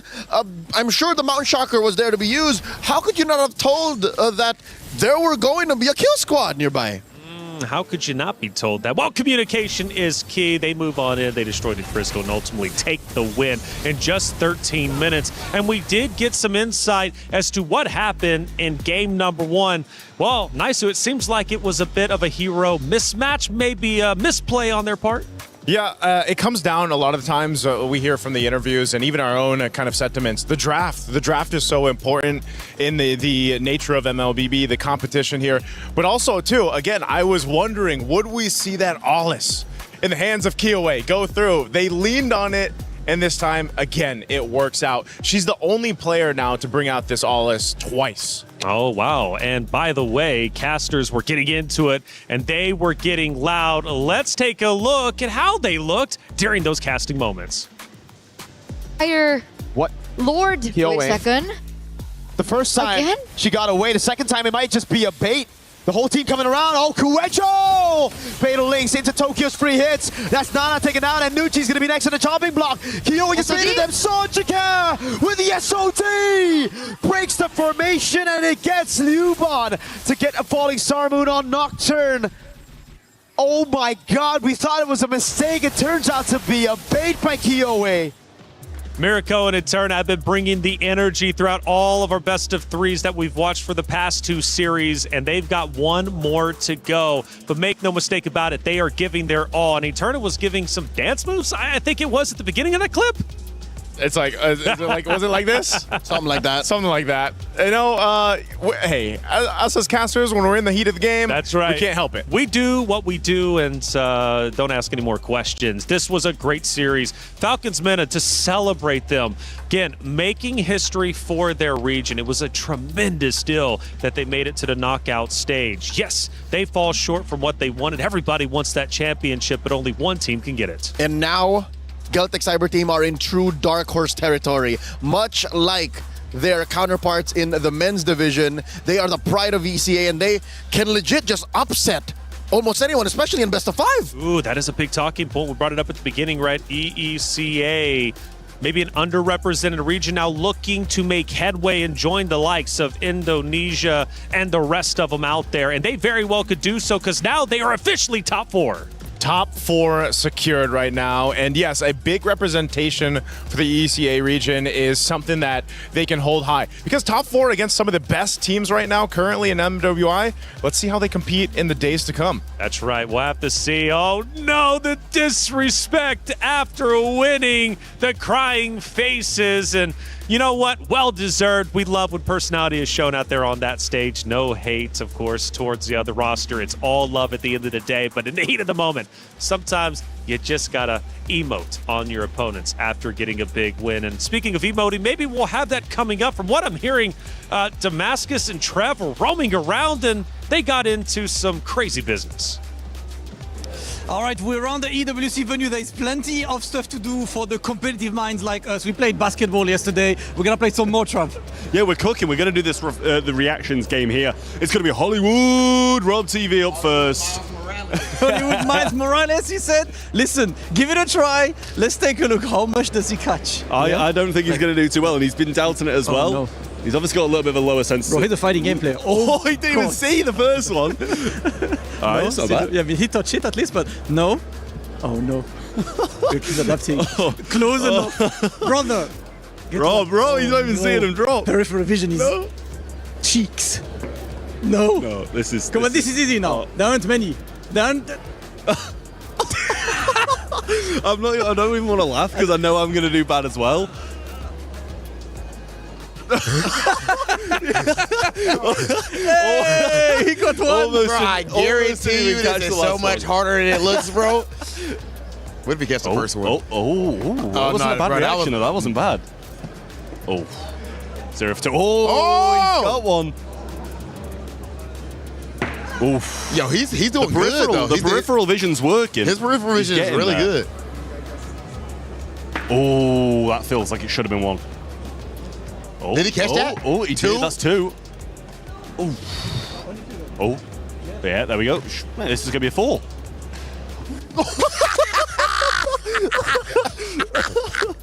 Damascus, no. Trap did when we did basketball. Yeah. Trav did win. Yeah, so he can't win 2 in a row. So I'm definitely rooting against you, brother. I'm sorry. I got to root against you this one time. Oh, look, he's in position. He's ready. Okay. That was a good reaction, though. Okay. You got it? Yes. Let's go. Last one. Almost. He I'm scared. He got one right now? Oh, no. All right, still one. Okay, 2. Come on. What 3. We doing? Can he match it? 4. Yeah, that's it. Bro, don't. Can I be salty for a moment? His last 4 were the last 4 next to each other. My last 4 are like this one and this one. That's rigged. It's all excuses. It's all excuses. But we have a victor, and his name is Trav. Trev can't keep getting away with this. He won basketball. He took that away from Hollywood Rob TV, who's American, by the way. And now we just lost the reaction test. Somebody put a stop to that, man. I hope so. My goodness. But we're having fun around the EWC venue. It's a lot of fun in here, and I hope all of you at home get a chance to come and visit and check it out because it is nothing but good fun. Hey, welcome back into our desk. I'm Taylor Reflections Noble. Nice, Sue. And hold up. Wait a second. We got Zorn on the desk. How you doing, brother? Yeah, I'm good, guys. Hello. Hello. Good to see you, Zorn. For maybe the people out there who might not know you, which you should, who are you, man? Because from what I'm hearing, you're a serious competitor. I'm known as a pro player, as far as you guys know, and now I'm here to be a KOL or media for Malaysia. Okay, and He's now one of the best. And now he's an analyst, right? So another feather in your cap. One of the best out there for sure. And you're watching the best in MWI play. These ladies are truly talented. Have you had a chance to watch any of them? Because coming up next is our unfinished business. Keyboy and Quinn get another shot at the trio that ended their MWI 2024 campaign. It's a revenge match, and the business is unfinished, but it will be finished by the end of this series. Now, for you, Zorn, you've been watching MWI. I'm sure of it. You've been seeing some of the upsets. What has been some of your favorite moments or maybe even surprises? I feel like I'm surprised with so many country that already improved a lot, I guess, for this MWI since last year, I guess they cannot play very good as this year. So I guess it's going to be interesting to watch them. Interesting to watch indeed, and we just had an interesting series ended up unfolding. And we've got Rose with our post-match interview. Hey, Trentmar here right now with KOA, fresh off of their victory. I want to start off asking about your Aulus. What's so special about it? Why is it your pick now? По поводу Аулуса, просто мне очень нравится персонаж, и мы с ним в целом очень хорошо играем, поэтому вот так вот получается. Aulus, I really love the hero, and it just comes into play that we have a great chemistry, and that's exactly what happened. So the chemistry is unlocked, of course, by the Aulus pick. Now, after that Game 1 performance, what was the discussion like behind the scenes? Were you more emotional and trying to motivate each other? Or were you more calculated about how you would make the comeback? Ну, нам сказали, что мы сумасшедшие в очередной раз. Наш тренер сказал, что мы, просто энергия и идем до конца. У нас начинается вечерняя немножечко, как это сказать, шиза, типа, и мы в целом берем все в свои руки. Well, our coach told us, as he does multiple times on repeat, that we are crazy. And we thought, well, we have no way back. We just gotta move forward, that we gotta do something. And it's late in the evening, we get into our vibes, and we just decided to refocus and move on. Well, you got it. You got that win, and you're moving forward. Real quick, a message for your fans. Посыл для ваших фанатов. Спасибо большое за то, что вы нас поддерживаете. Я очень надеюсь, что мы покажем завтра очень хорошую игру. Наслаждайтесь, смотрите, болейте за нас. Thank you very much for your support. Thank you. Tomorrow we'll try to bring up our best game. And yes, watch, enjoy, and continue supporting us. Thank you so much. Thank you. Congratulations. Geltec continues to fight. И Geltec идет дальше. Geltec continues to fight. They're now top 4, but we still have one more spot in our semifinals to determine what it's going to look like. Let's go to the stage and get it started. Thank you, Taylor. It's time to kick off with our final match of the day. The knockout round has been incredible, and once again, there is one team that will stay away as a victor today and one last out. Without further ado, let's get our first competitors onto the stage, qualifying out of Malaysia, Team Ray Young. Team Ray Young has pulled up this year with an absolute vengeance. They are representing Malaysia, the phenomenal region, a phenomenal country, and they're led, of course, by Quinn and Chiboy, who missed last year's event and have come back here to right all wrongs. This is a newly assembled team, but make no mistake, they play with the chemistry of 10-year vets. Chiboy, remember 2 years ago, exact same team. Anything you would like to say to Navi? Good luck, have fun. So friendly, but I'm sure she will not be over at the Land of Dawn. Take your positions at your battle station. Okay, ladies and gentlemen, and their opponents, the 2024 champions, put your hands together for Navi! We talk about regional rivalries. Navi qualifying out of the Philippines, and that team has been going through the trenches, losing early to Galaxy Phoenix, but then a big comeback against Falcon Daisies and eliminating last year's runner-up Gen G to make it all the way to the knockout stage. And now the mission is simple: keep winning, come back tomorrow. All right. 2 years ago, you have met the exact same team. Any comments to your competitors? Just say good luck and have fun. So friendly, but I'm pretty sure there will be absolute bloodshed at the Land of Dawn. Please take your positions. And here's a story for you. 2 years ago in the path to victory, Navi PH took down and crushed Quinn and Chiboy's dreams, sending them home in 2024. Now, 2 years later, a revenge arc in the making. This time, they stand before Navi PH without dropping a single game.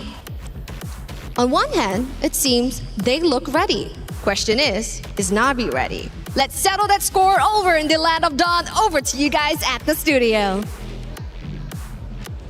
Thank you, as always, to our stage hosts, of course, Damascus, Hollywood Rob TV, and Cheryl. Thank you for the story as well, setting the very stage, the history between these two great teams. This is our last quarterfinal matchup to determine what the semifinals will look like. Naisu, Leo, let's talk about it. It's Team Ray Young versus Navi.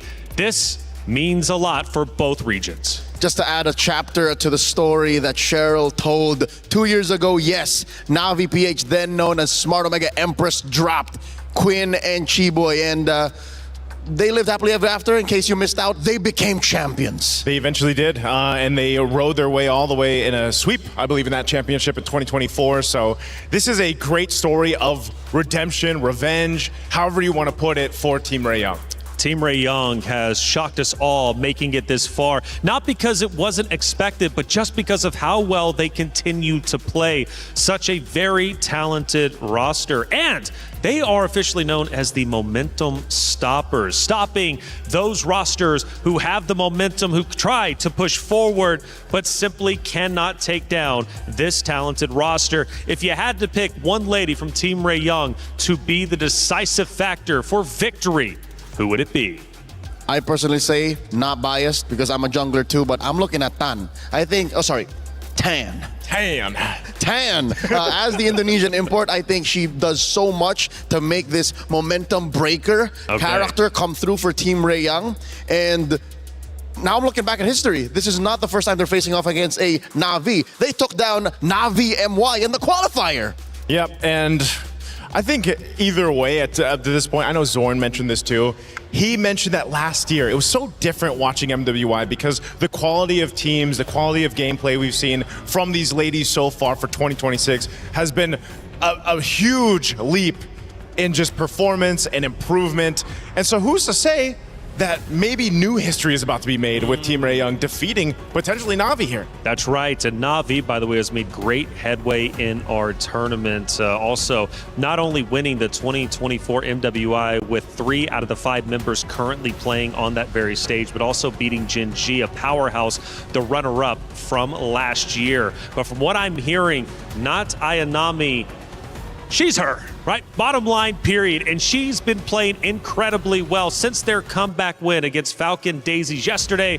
Nat Ayanami has shown a true mastery in her role. Gwen, Na Ayanami, Diagon, a national athlete at that, has awoken. I think that's the key to Navi's rise throughout the brackets in MWI. The first couple of matches we saw her play, she wasn't her. She was not Ayanami. And by the way, she is going to be picking first. And just so you all know at home, she's got a deep hero selection. 7 unique heroes in just 7 games. And she needed to be that for Navi Philippines to get back in form, because at the opening matches of MWI, we were in kind of in the agreement that they were struggling. Yep, in disbelief of what we're seeing. But now we're back to reality. Snapping into the game after Coach Salman, King Salman, bans out the Atlas glue and carry to pick up the Baksha, which is, again, an effort to put Keishi in a good position, a comfortable way to roam through in mid. That mid trio should be solid. Team Ray Young, Coach Frost picks up a Lily and a Belleric. I missed you, Big Tree. Big Tree, man. You know who else, surprisingly, is banned out is the Chips. I mean, because Chip was picked up by Navi yesterday. I don't know if it's still the only team to actually bring the Chip to play, but a good smart ban from Coach Frost and the rest of Team Ray Young here. This Lilia plus the Belric pick already pose a huge amount of threat, and that's why you have to pick up the Eve if you're Navi. Again, Claude being the most picked gold laner aside from the Moskov right now is going to be the choice. These first 3 picks for Navi are already solid across the board. Team Ray Young to match this. What do they pick up? Their jungler now? Maybe Esmeralda. She's still open. That's true. Does well against the Eve. Yep. Stops Zach holding its tracks. Might struggle against the Baxia, but again, a powerhouse pick is such, given the metagame, overtuned, this one. Esmeralda? Still, I believe so. She's a little OP. Yep. And look at that. In your first 3 picks, you get 2 out of the 3 best in lane. Yep. Eve is on the other side. I'm going to die on this hill. Eve is the best mid laner right now. Yeah, that's unfortunate. So I would say Gord is like, it's weird how much he's climbed in the meta. 50-50 maybe? Do 50-50. they share the podium? I don't think they share the podium. He's like almost there. You know, maybe I put him at like number 3, maybe 2. Who's the other choice? Other than Eve? Valentina? Lately Valentina, yeah. Lilia's working her way up. Lilia is starting to get there too. Maybe 5. A solid start for Team Ray Young. Going into the bans, Gatot Kacha, get out of here. Moskov. So, Navi PH, the play seems to be choke out Quinn. So this could potentially be, because the carries already banned Moskov, you already picked up the Claude. Harith? Is it gonna be a Harith, a Harith, who we haven't seen picked up as much as we used to, which I'm not complaining about. It needed to change. That gold lane was getting a little stale. What else is there for the SEA Games gold medalist in Quinn? Granger? What else? Other than the Granger, maybe, I don't know if there's room for... A Bruno? A Bruno. We've seen that in the hands of the likes of Lunar. These are the choices left. Alice taken out of the equation by Coach Frost. King Salman. Oh, the there you go. Another one. There is an absolute that you have to get out of your opponent's hands. Now Quinn has to have a conversation with Coach Frost. They took it all away. What do I pick? Maybe just the Granger, Harith. Who else do we have? Bruno. Granger, Harith, Bruno. Those are your choices. That's about it. Unless they have something else planned. I know we did see a Clint also come to play. That could be something they lean on. But that's outranged by the Eve. Exactly. Guinevere for now. So this is the combo. That combo we saw in Stream B. What's the name of it? The Bellavere. Bellavere. Yeah. Bellavere. The Belric and the Guinevere combo is deadly. And it's worked a lot of times, just those 2 heroes alone. Yep, they set each other up. Exactly. Beleric can taunt them, and then the Requiem or Lancelot's sister can come in and then extend the crowd control, and then, you know, have the rest of the damage dealers come in. Deep in thought is Rain. She'll be playing the Eve here. Yet to see not Ayanami's pick, and of course, a roamer. Yeah, a roam option. Atlas being banned out. Glue's not potentially there. CC for now for the XP lane. Solid answer to the Esmeralda. Exactly. And the roam option, it's going to be an Akai.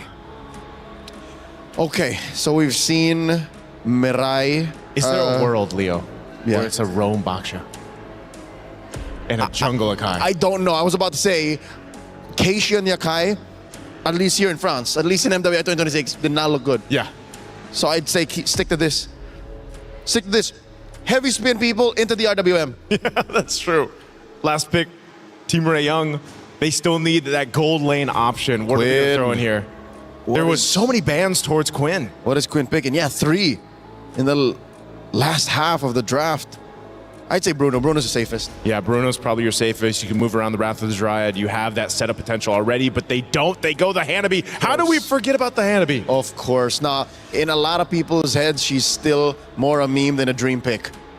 On Stream B, it was a pick. Hey, but already in the opener, Quinn won via split push with a Hanabi. That was the first win, I believe, of Hanabi, of MWI. I hate that we forgot, Joseph. It's Team Ray Young versus Na'Vi. Unfinished business. Chi-Boy and Quinn get another shot at the trio that ended their MWI 2024 campaign. But just because you get a shot doesn't mean you will be victorious. Team Ray Young takes on Na'Vi now. Miracle Eterna, let's get it started. Another team on the brink of elimination, ladies and gentlemen, as we get to the final round of the best of threes of the day here at MWI 2026 at EWC. It's a time to be alive. Another Hanabi pick, a signature pick at that, and we'll see exactly how this all pans out. If it's pure front to back, the Hanabi can work. And I think Team Ray Young, yeah, they've made it work a couple of times. They mentioned it on the panel earlier. Young man from the Philippines, Leo, in the building, Naisu. That's not very nice. What? Oh, he's a building, dude. He's massive. He's like, he goes to the gym and stuff, right? Team Ray Young, though, this is a problem, Nora. Nora in XP against a CC. I think a lot of players now, they figured out the winning matchup. We were talking about this as well, right? Who wins against Esme? Not a lot of picks. CC's one of them. Does well. The other pick that I would like to see is a Dyroth. Ooh, the Dyroth. I think a lot of people have been mentioning it, you know, Stream A, Stream B, the Dyroth pick. Technically, it does really great in lane, and we have yet to see whether or not the Dyroth really pays off later on. Wait a second, Miko gets caught really low here. Yep. Did she get it off quick here? Okay, she still gets out. Yeah, it's just revitalize out, boom, there you go. The Dyroth, I think, especially if these teams want to start playing more of those assassins, physical assassins in the jungle, can work really well. Imagine Dyroth Paquito. Paquito jungle? Yeah. Or Dyroth jungle and Paquito XP? Yeah. Oh, you know what? You might be cooking there. Could also work with the Balman. I think the Balman is technically the better version, right? Because you have that shred. Leo loves Balman, by the way, just saying. We saw Balman earlier on. We're not going to see it right now, though. We're going to focus on the Gwyn and the Boxias of the world. So far, everything has been quite passive. No crazy plays just yet. But we do see a rotation coming in from Tan on the Guinevere here to the top side of the map. But little do they know, there's 4 members from Na'Vi up top too. Yep, Keishi with the shield unity. I mean, to be fair, it's expected. Team Ray Young and Na'Vi, they're both very calculated. They don't just go in randomly and go for skirmishes. They wait for neutral objectives and they play it slow. I got to talk to Frost, and that's exactly what he said to the team. Just play it slow. As long as you win, Takani bursts it down by not Ayanami. Ben just procced as well. She's able to survive the RBM. Heals for Ayanami now with the yo-yos. Gets away just barely. Oh my goodness! Ayanami with 1 HP gets away. Now V on the turtle. It's free. She was there, and then she wasn't. Tan early exit even before the objective, really allowing Na'Vi to pick up the first neutral objective of the game. And my oh my, did we not account for the damage of not Ayanami? What is that shred? That's a shred you should expect when you got a lot of HP. And to be fair, Team Ray Young does have a lot of HP in their composition. Now, losing in the early game ain't all that bad. They can still play for that scaling game. But listen, if this composition snowballs... Oh my god, Nora? Hanabi won't have a front line to rely on. That's the problem. Yeah, Nora, not gonna have a good time. Not Ayanami. I'll be surprised if she doesn't go see a Halberd first item. And it feels like if we, go back to the discussion of the gold lane, Hanabi requires a little bit more time to get rolling, to get online. She needs a lot more farm. She needs to scale. She needs to get to her items maybe a lot later than compared to the Claude. So Team Rayong right now are in a peculiar position where there's a window that they lost early and they need to rely later on, and hopefully they can withstand the storm coming through from Navi PH, because if we know them for anything, Navi PH are great at looking for opportunities and looking for weaknesses in the enemy composition, and they're doing just that. Uh-oh. Headbutt baiting on the Purify, the RBM as well. Chiboy's gonna get thrown back by the heavy spin. Now Mirai with a pin down on Miku. The current call on both of them. Oh, they gotta run together. Synchronize Ayanami. Almost takes Miku out of the skirmish. Kin, all she can do is clear bot. Right now, that's the case. This is the weak side gold laner effect. Absolutely. Now things are shaping up to still be in favor of Navi. We do see that the turtle is going to spawn in under 7 seconds. Keishi's already in the area, just picking out her own jungle, looking to farm a bit more. And something important to note is Keishi's actually a level ahead of the enemy jungle right now. Tan, does she really want to go for that 50-50 on that neutral objective, or does she want to get a pick before she goes for that 50-50 retry take? I don't know. It's going to be very, very tough, man. I don't even think it's 50-50 with all the poke that Navi have and the heavy spin. That's an all-in over on Chiboy. Wrath of Betrayal is going to be used up, but look at the heavy spin again. Able to pin her down for Keishi to get a free retribution as Rayan walks up with the Blazing Duet. Rain gets away as well. Now Riyadh goes back to the BMI onto Nora with the anti-regen honor for the passive. Ayanami just tearing her apart. Nora goes down. Rian's on. Quinn, she has CC immunity. She's going for a little bit more damage. Keishi's going to walk up, slam onto the minions. 5-0. Navi are just clean. Brutal, brutal, brutal, brutal. They made a decision there, Team Rayong, and it really didn't pay off. Maybe they'll understand that they need to play for Hanabi more. It looks like there are rotations coming in from Miku and Chiboy to the bottom side of the map. Maybe looking for a punish on not Ayanami, who's sitting at 2-0-2. Let's see if they can make it happen. Ikebana lands, the taunt doesn't. The Wrath of the Drive though lands, but Ayanami is still able to survive for a bit. Gets one kill before she dies, but it's now going to be 2 on the board, and Miku might just follow next. Rain is going to go for the chase right now, and Mirai is looking for the cut. RWM dropped on her, and the Panda gets a big body slam to take her down. Rihanna instantly with the Blazing Duet. Headbutt and the heavy spin. Tan's just pinned down. 8-1. This is a stomp and a half for Navi. Whoa. Nora with a walk up. Huh? Yeah, she just purifies out. This is very unlike Team Rayong.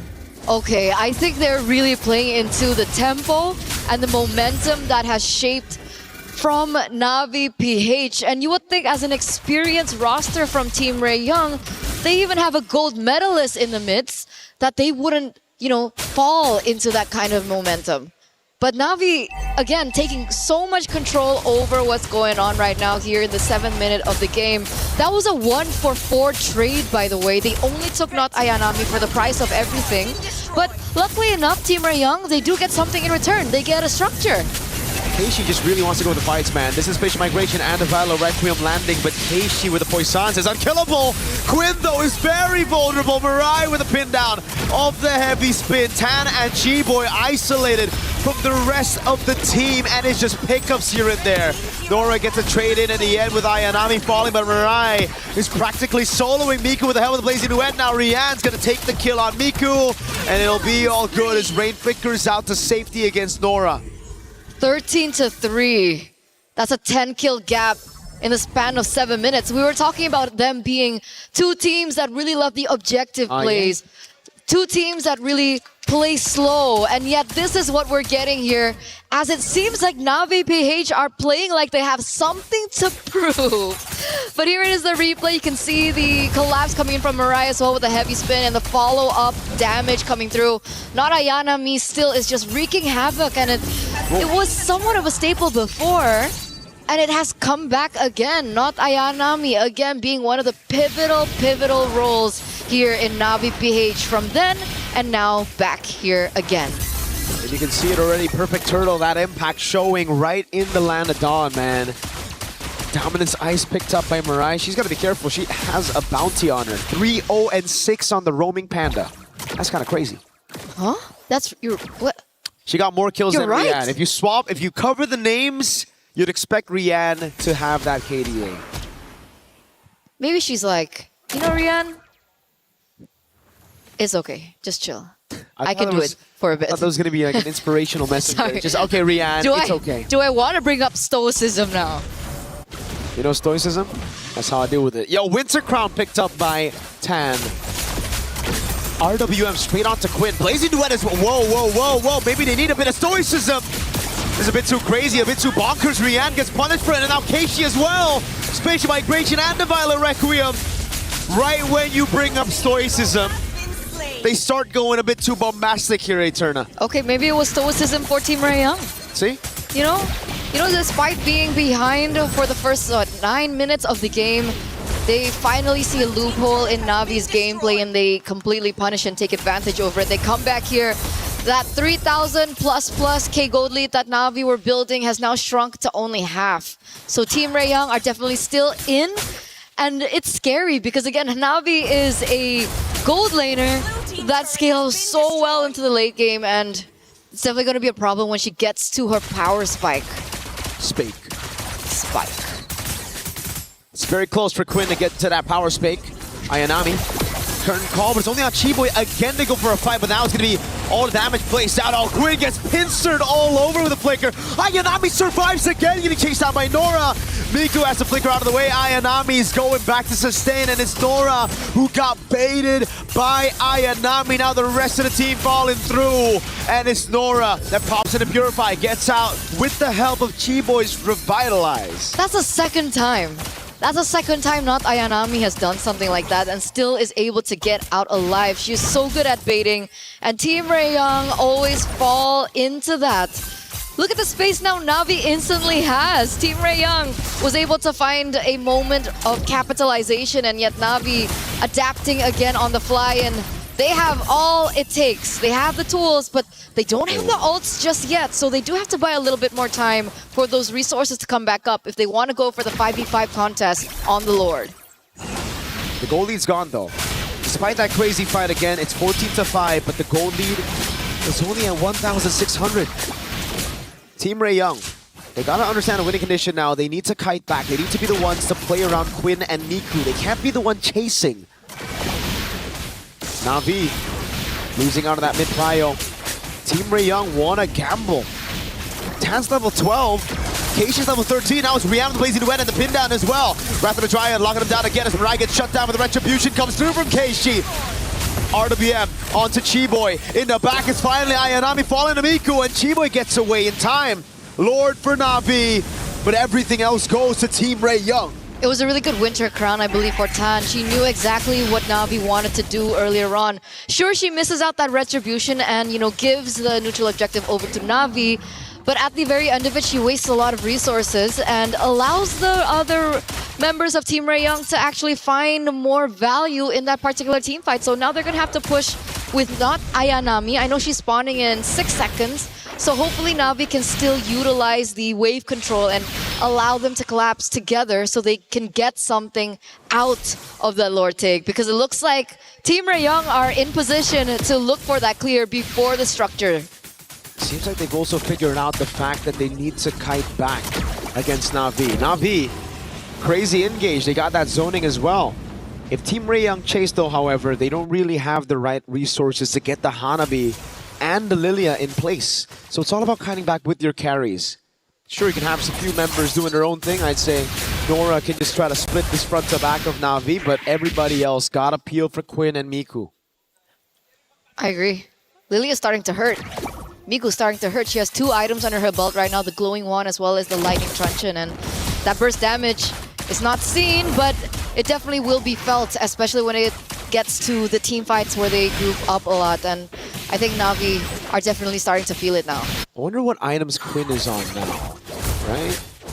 Has she gotten every one of those Swift Trinity items? Yes. All right. She has the Golden Staff, Corrosion, and the DHS. So does she have the Melfic Gun now is the question. There you go. Melfic Gun on the way. The Fine Glaive just picked up by Rain now, so that'll certainly help with shredding down some of these frontliners who already have the chastised pauldron, and that is interesting. Ayanami, Sea Halberd only now picked up. Like, earlier on, I expected it to be the early pickup, maybe second item because of the lane, but I'm guessing it's just because they're thinking, all right, we got a Baksha, we don't need the anti-regen. But it's hurt her quite a bit in the later stage of the game right there, because Keishi a lot of times is playing a different game entirely, playing for Rain, for Rian, and Ayanami just doing her own thing without the Sea Halberd. Now with the Sea Halberd, that'll certainly help. Quinn actually goes and prioritizes the Rose Gold Meteor first instead of the Melfic gun.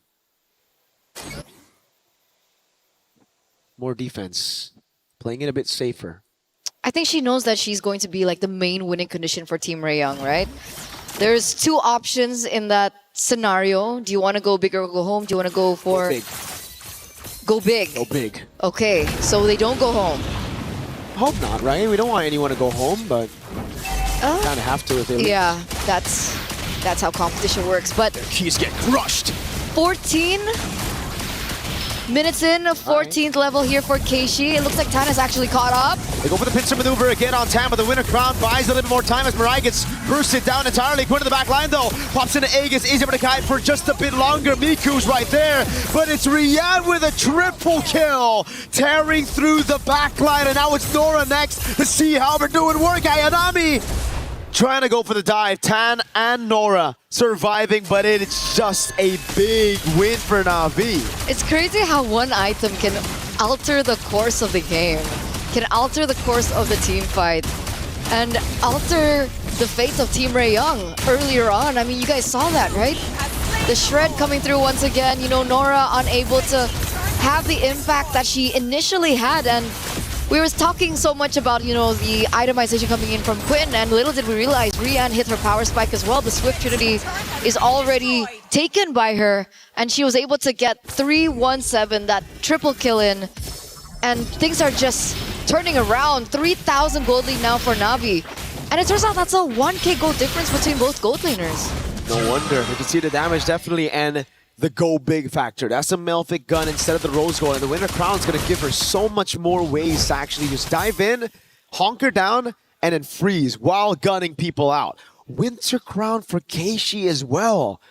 I love the response here. Team Rayoung, they were the ones first onto the winner crowns for the Guinevere. It's just kind of like a common item though for the Guinevere. It's like the usual build for her. Now for Keishi, she realizes that. She realizes that Team Rayoung can actually start shredding down a lot of the frontliners, so she wants to delay the fights as well. Ray, just for a bit more safety, picks up another winner crown. So we got 3 winner crowns for Na'Vi. That's crazy. That's a lot of winter crowns. Gotta say it right. That's crazy. That's crazy. But wait, here goes the siege. That's a real world manipulation. Crazy zoning with the winner crown already used by Tam, but she's gonna get changed CC now with the rest of Dryad locking him down as well. Mirai loses the immortality, but the rest of the team's right there. Mirai is able to flicker out, so they just crack open the far lane base turret and they back away. Signature Filipino discipline. And that's all they need. That's all they need. They don't even have to risk anything more. They know, once again, the opposite side of the Lord Inhibitor was taken down, and that's something that they can play to their advantage. And if Team Rayoung forget housekeeping, remember, there is a Claude on the other side of the map. We already saw a Claude backdoor in MWI earlier on. I think it was the first day of the MWI groups. I don't think we want to see it again. Not with everything on the line here. 150,000 damage taken by G-Boy. Retreat from Keishi to take the purple buff away. It really is a battle of front to back. You see those numbers on the frontliners. It's purely who has the better front, who has the better peel for their backline.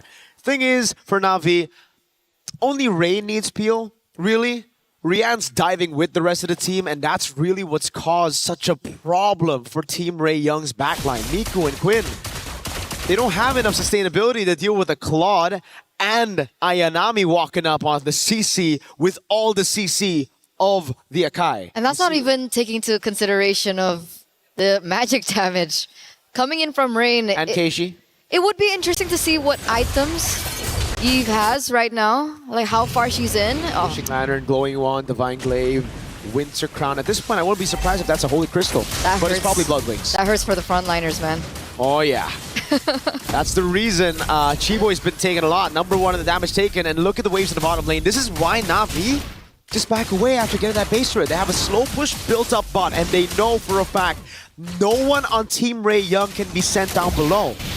So right now for Team Ray Young, it's either you gamble on a 5v5 or a Lord take, or you lose out completely on the bottom lane. They need to make a decision now. They need to make a decision quick because the waves are still crashing there in the bottom side of the map. Tan, Macroed. you want to go 50-50? You're both at level 15 now. Oh, but, no. Huh? They sent Quinn to mid? Just for a bit. No vision, though. So that's why Na'Vi are going to play with it. And the bottom wave's going to crash into the base. This is big. Who are you going to send? Oh, they're hesitating. They don't know who to send, and it's already going to be crashing in. And again, they're just going back and forth with the waves still there. Na'Vi love it here. They thrive in this position. It's Team Ray Young that need to make a move. Nora's going to be the one sent down below, and this might be the time for Na'Vi to look for a 4v5 or to look to burst it down. Keishi taking position, forcing Nora away from that wave again, and there's going to be another wave crashing down as Chiboy looks for an opening. Wrath of the Dryad and the heavy spin comes around from Mirai. That's an RBM as the Lord gets taken, and now Chiboy is going to lose her immortality. Isolated in front of everybody. Headbutt knocks her up for Ayanami to take her down. It is the perfect Lord dance for Na'Vi. So smart, so intelligent, and the experience is definitely showing here for Na'Vi PH. The winners of MWI 2024 once crowned champions, and it's definitely showing here. Not Ayanami, very smart build with the Winter Crown earlier on. She had it just before the Lord, and she utilized it in that Lord take, understanding the amount of resources that would be wasted to take her down, and the amount of time that she was able to buy for the rest of her team to do the work for her. 7,300 gold lead now for Na'Vi PH. 20 minutes already has elapsed, and that enhanced Lord is marching in the bottom side. They're relying on Miku and Quinn to be able to clear this as fast as possible. Whoa, Quinn's doing so much damage. Ayanami down very low. Blazing away in the ground. Mirai's gonna be caught by the Wrath of the Dryad earlier. Keishi with the Poissons. And look at that. The struggle for Na'Vi to take the crystal down, but they've taken all the base turrets. Team Ray Young, they have amazing clear with the Hanabi and the Lilia. What's been the problem has been the frontliners not really being able to peel for the backline, but when they're under that crystal, makes it a heck of a lot easier. Yeah, it's all good. It's all G in their own base. It's so much easier as well to go for the targeting. They don't necessarily have to go to that much of an effort. There's no possibility of like a backdoor play as well, a flanking play. And we can already see that Quinn, full items. Swift Trinity, she has the Malefic gun, and she also has the Immortal, just in case things go south for her. There's also another layer of defense with the Rose Gold Meteor, so she's going double defense actually here. Love to see it. Team Ray Young just doubling down on defense. Winter Crown again. Rian swapped it out earlier after utilizing the Winter Crown, going straight to the Immortality. Now we have a slow game again before the Lord spawns. And this time around, folks, it's another evolved Lord that we're waiting for. Another Winter Crown picked up. Mirai baits out the Purify. Big resource spent. Down for 90 seconds as the Lord will spawn in the game. And the bottom wave is still in favor of Na'Vi. Hell, it's not just the bottom lane, it's mid and top as well. So Team Ray Young, they're going to have a lot to deal with. It's these small things that Na'Vi PH are able to get out. Like something as simple as a spell that can really alter the course of these particular team fights. So it looks like they do and will be able to clear in that bottom side of the map, but it's still going to be pushing in favor of Na'Vi. So again, Team Ray Young are the ones on the timer here. They have 2 waves pushing in favor of Na'Vi. This is a headache, if anything, for Team Ray Young. They really have to dig deep into this one. And Na'Vi are not giving them any chance. Constantly resetting the Lord, not giving Team Ray Young any space. Ayanami will shove in mid to force these rotations and to force Team Ray Young to reveal themselves. Quinn and Miku both visible on the map. That means Na'Vi are going to go straight for the Lord again. They know Team Ray Young have no hold, even in their own jungle. Na'Vi, a free Lord. This time it's evolved. They're going to have that damage reduction as they look to close this one out. They don't go for it. They don't go for the gamble. And I No guess chance. I guess it makes sense. Their only hope now is to wait for maybe an overstep or an oversight from Na'Vi as they push in with the Lord. But like you mentioned, an evolved Lord is not a Lord to underestimate as well. So we'll find out whether we're underestimating the Lord or we're underestimating the clear potential of a Hanabi-Lilia combo. Because if there's a composition that can clear an evolved Lord at 23 minutes, it should be one with a Lilia and Hanabi. That is true. That is true. Game 1 on the line here for Team Ray Young. Na'Vi Philippines looking to close this, but will they be able to? Chiboy jumps very low. Look at the zone already. Mariah in the back line now, gonna go for the zone and pins her down with the RWM as well. Hanabi and Lilia not able to go for the hits. The base just gets wide open and Na'Vi close it out with beautiful macro. Match point now for Na'Vi PH. As they were able to get that very decisively, very clean, very macro-centric.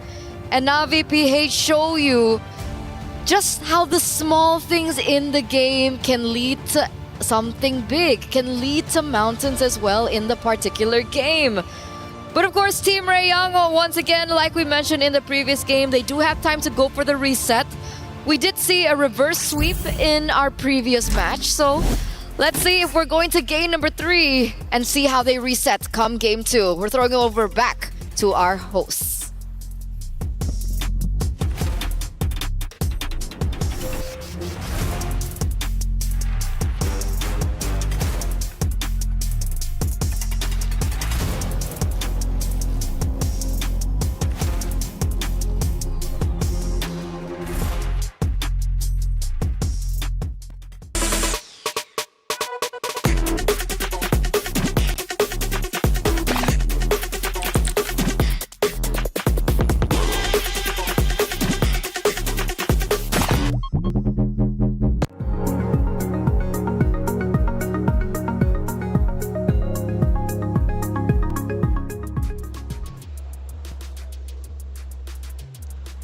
Well, that's it for our first quarterfinal matchup, or last one, I should say, anyways, for map number 1. Potentially 2 more to go. That's how we've been going, anyways, for our quarterfinals. They've all gone game 3, but now it's up to Team Ray Young to force a third map. It's not going to be easy. Na'Vi played that very, very well. They did. They started off strong. I mean, I thought it was going to be a much quicker game than it was, but there were some good adjustments throughout the game from Team Ray Young.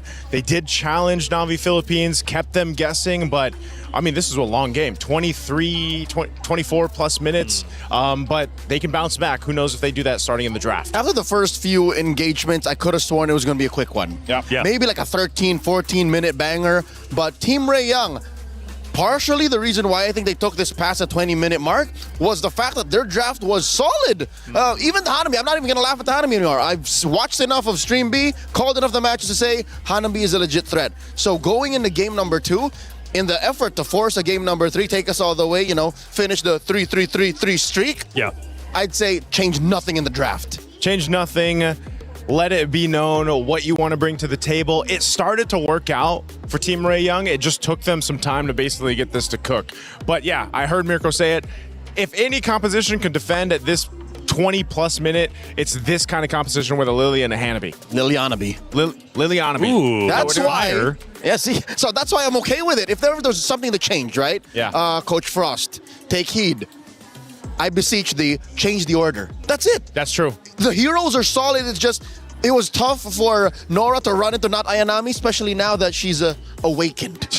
She's definitely Ayanami now. She's not. She's not Ayanami. She wasn't not Ayanami. She's not a one, yeah. Now she is. You guys are ridiculous at this point, but I'm loving it. Not Ayanami was phenomenal. We'll be seeing her in just a second, but let's take a look at our first clip from game number 1. And obviously from this point, we start at the 9-minute mark, and I do believe the Lord's going to be spawning up relatively soon, but we have this massive mid battle. Yeah, this is what I was talking about. They started off strong. Na'Vi Philippines had a lot of control, but then this is the combo. why the Guinevere and the Balric are so deadly. You know, there's so many options because the Wrath of the Dread was used before that. There's so many options for them to re-engage into a fight and win with that kind of composition. And not Ayanami, you just talked about her. Not Ayanami. She actually had plenty of great moments, and this is going to be two of them because sometimes staying alive is almost more impactful than getting the eliminations. And there it is. Look, as early as the first turtle, she goes ahead and takes one down, serves up a kill, stays alive via the vengeance, and then gets on out.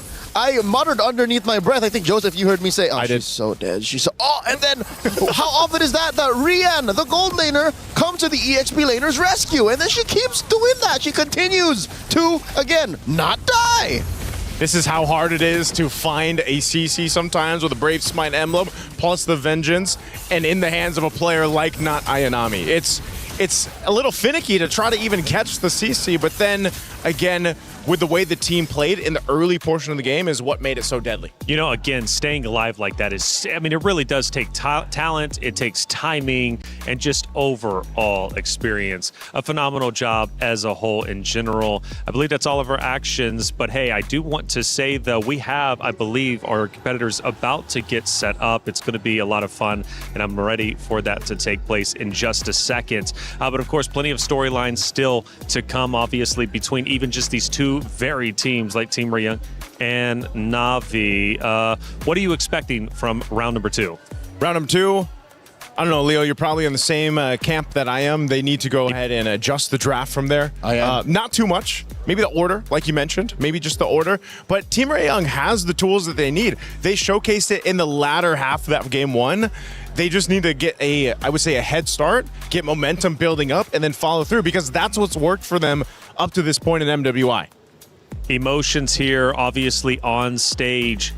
Sometimes it's hard to watch. In this case, though, I think the players are just so locked in. It's been a long day for both of the teams, but they're here on that main stage. And what's up for grabs is super serious, right? Going to semifinals, a top 4 in MWI is a huge accomplishment. And what's interesting is this is the other side of that coin of fatigue and emotions and adrenaline fueling you. We've seen teams now just clock out because it's been a long day. The ladies of Na'Vi take it the other way. We played and earned our slot here in the knockouts by taking down a tournament favorite in Gen G. Yeah. We can't let anyone down now. That's a fact, and Na'Vi also knows what it is to play long tournaments. After all, they did win in 2024, so they've been there before, and they want to return to the main stage, final day, to play whoever is opposite of them in the grand finals. But let's not forget, Team Rayung also wants the same, but they're going to have to dig deep if they want to try and take down Na'Vi, especially in map number 2 to force a game 3. They played well,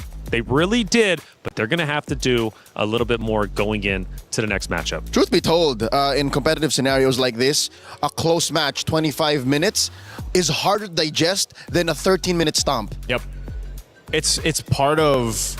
I think it's just part of the way that works, you know? At this point, you have to... Whether you have these long games, 20-plus minutes, or the stomps we've seen, you take what you will, and you just go next to the next one. It's easier because you're like, oh, this is where it went wrong. Pop, pop, pop. But in 25, with a perfect draft almost, such as Team Rayung's in game 1, you go like, where do we go wrong? Can we watch the tape again? Can we... Don't have the time. Yeah. You don't have the time. 20 minutes, it's not enough time. You only get a 10-minute break after all. We head back to the stage, and the players are getting set up once again. It's not that long of a break, and I love that you guys brought that up. Look, a long 23-minute game.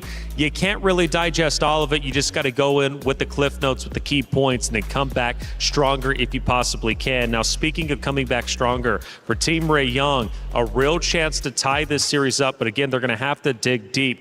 What's the gameplay? Because the hero selection honestly wasn't bad on either side. Yeah, it wasn't. You know, the teams that gave those defeats to Na'Vi Philippines in the first days of MWI, they did one thing. They really honed in on one member of Na'Vi Philippines. Leo, we remember this. You remember this. We were casting it. They really honed in on the roam, Mirai. They just continued what we quoted as they just honed in on her, bullied her, took her out many times.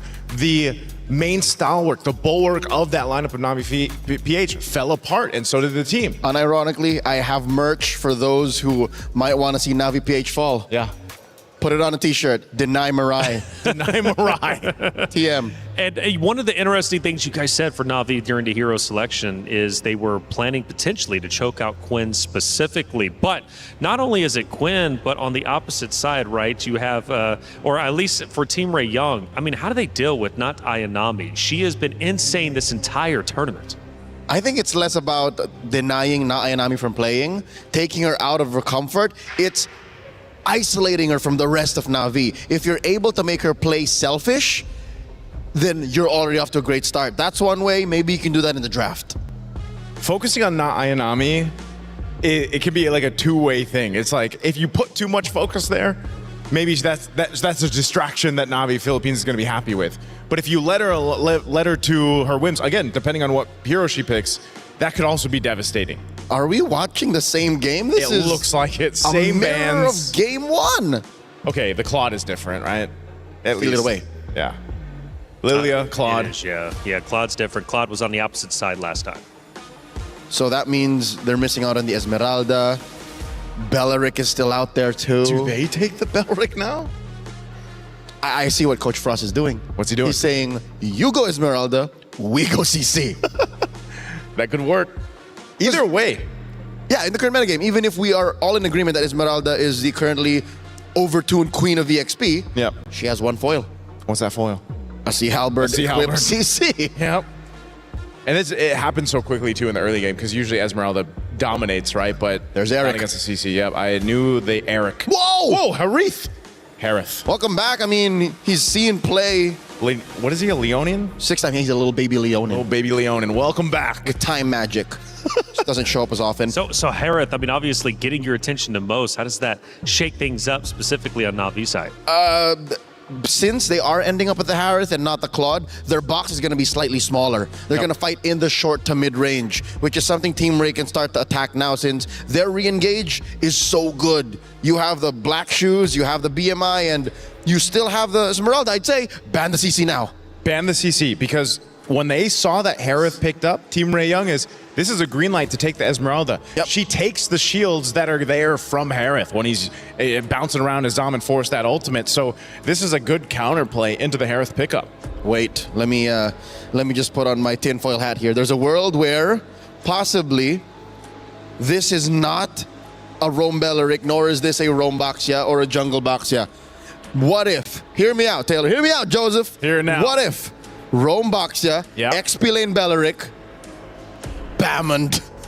What if it's Valmond, right? Has it been that long of a day? That's one of the few answers to an Esmeralda. It came from the horse's mouth. That's Na'Vi. true. Na'Vi explained it, right? That's how you dealt with that durability that Esmeralda has. Shred it out. And then But you might be overshooting. You might overcook because you're all the more accepting the stereotype of we're playing in the mid to short. And it came from the horse's mouth, aka Leo. Daniel. Well, yeah. don't paint this as Balman propaganda, all right? I'm just saying. No, he loves the Balman. If you want shred and you want to work on the Esmeralda, then that's how you do it. Hey, you know what? I know you missed the Bane. Balman could be the next successor of that. But yeah, it makes sense. I think you're right though too. It's a little bit overcooked. It's too in your face. It's too much. Yeah. This is interesting though. The Expo ban comes through. This is possibly telegraphing the fact that Na'Vi want to play in that short to mid range. Yeah. And imagine how difficult would it be for this front line to survive and to succeed when you're getting scorched, getting barbecued. I was gonna say, you know what else is counter into the tree? Fire. That's it's right. either the Valier or the X-Borg. So no room for the Valier though. No room for the Valier. Might as well take out the X-Borg. This was actually played earlier today as well, if I recall. As a jungler. And which is exactly what Team Ray Young still needs. They're going to pick up the Gatakacha. This also has been kind of slept on throughout MWI. It looks like Team Ray Young, whatever conversation they had with Coach Frost, there was one keyword, re-engage. Yep. They have all the tools to re-engage, man. The only thing that would be better is the Matilda, but... That's true. What are they? So jungle-wise, if they want to lean into that re-engagement against a Baksha, because the Kai's gone, we don't see the likes of Fredrin. Are you ready for this? I'm ready. Harley. That's the double shadow jutsu duo, right? That's true. BMI and Space Escape. Yep. Even if they nerfed his Space Escape a little bit, he's still deadly. There he is, Yu Zhong, Valentina. Last picks here for Na'Vi. This is good, though. I mean, the Valentina, you have... What do you mainly take here, though? Avatar of the Guardian or maybe the Black Shoes? Avatar of the Guardian is your main choice. Black Shoes we've seen do very well in recent memory. That's a weird ult that's usually used defensively but can win you fights. But you're right, what's in the jungle? Harley, by the way, just came to mind because it looks like what they need. It looks like, yeah. But is that enough of a front line? Esmeralda Gatot, I think it is. It could be. I mean, those two heroes alone built up the front line. You can use the thing I'm worried about is, again, the Ganaconcha being picked up. If you're not able to actually jump in offensively with the Avatar of the Guardian and you have to defensively use it, then that's the thing. There's the Suyo, though. That's going in the jungle. Last pick for Team Ray Young. How could I forget? Ooh, it comes down potentially to this. Na'Vi is one map away from moving forward in the tournament and getting that much closer to reclaiming what they lost in 2025. Can they make it theirs? Well, they're going to have to get through Chiboy as well as Quinn, who are still on that unfinished business because they want a shot at taking down the trio that ended their run in 2024 MWI. But time might be running short. They need to get to work. It's Team Ray Young versus Na'Vi, map number 2, Miracle Eterna. Let's get it started. Potentially the final game that we are going to be seeing here at MWI 2026 if Na'Vi PH get their way. But of course, there is still potential for Team Ray Young to come back here in game number 2 in this best of 3 series.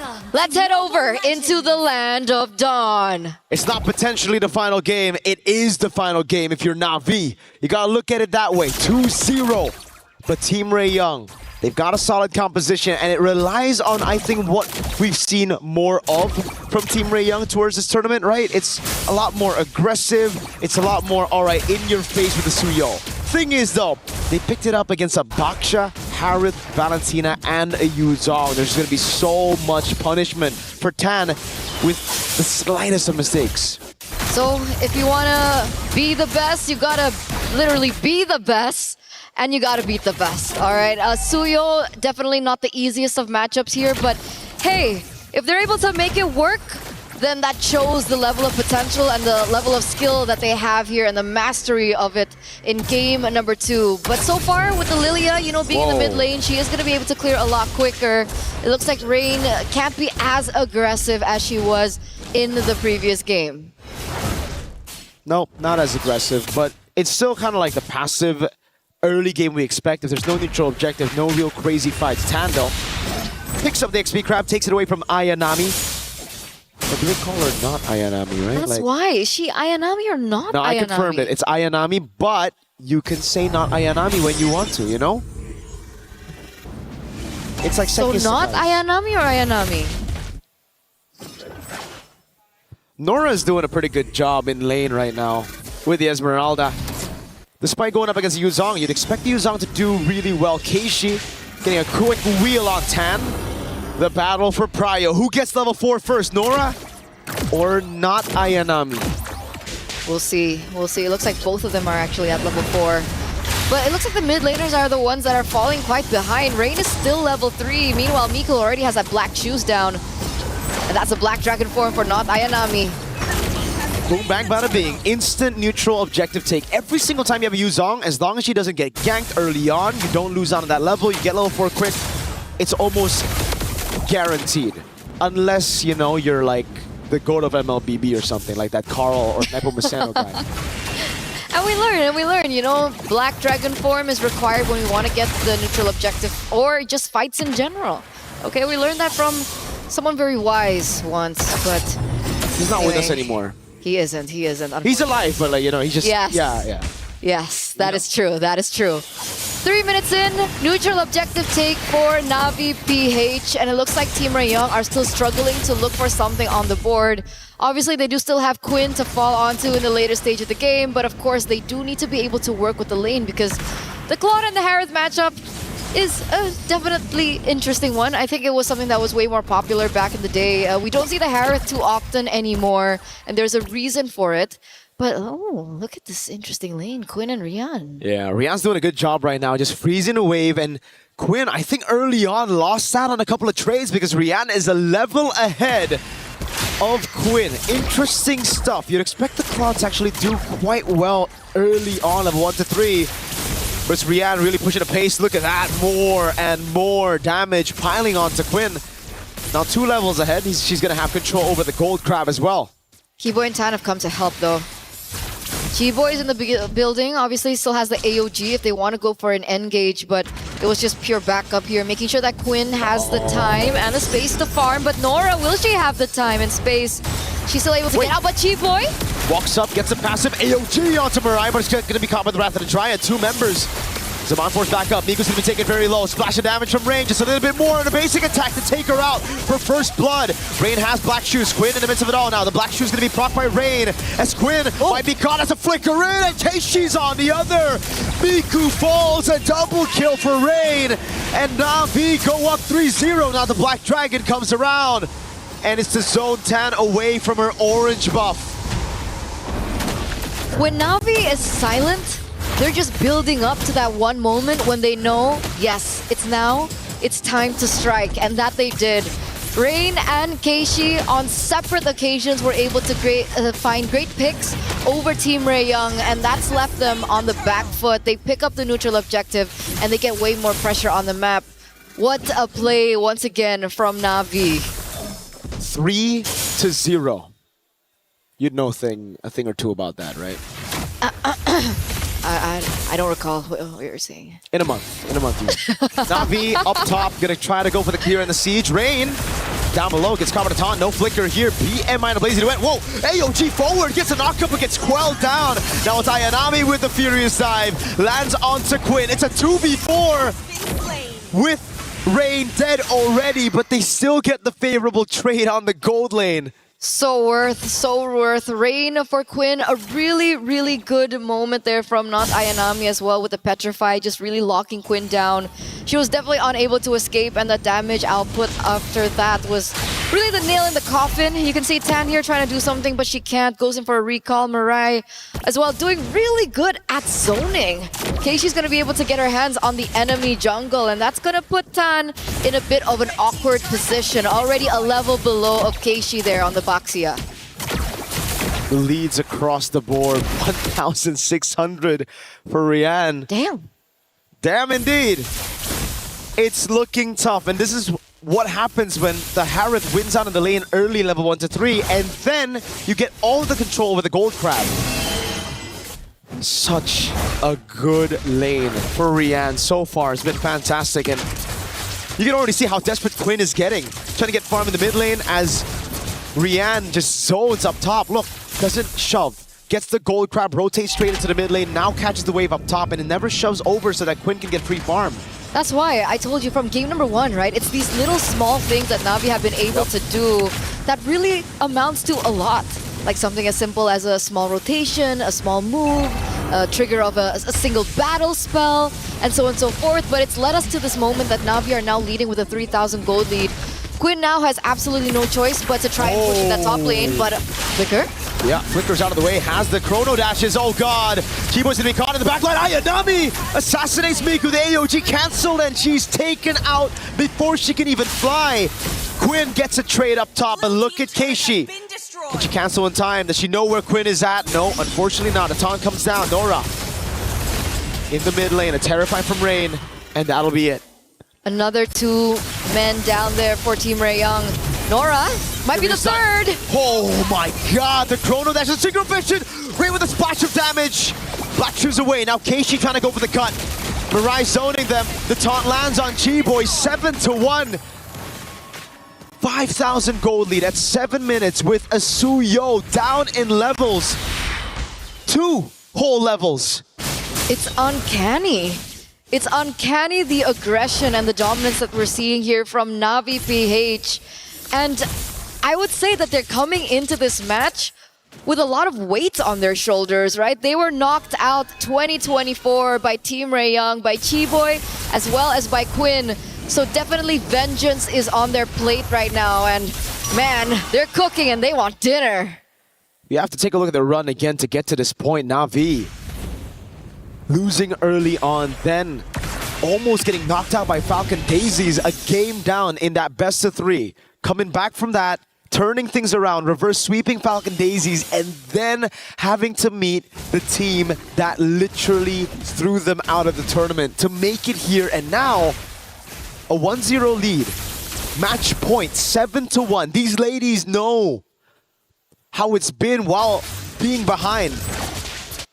And they're so close. And they're so close. They're so close to coming back, making it to top 4, guaranteeing that spot, and maybe, just maybe, reclaiming that 2024 glory.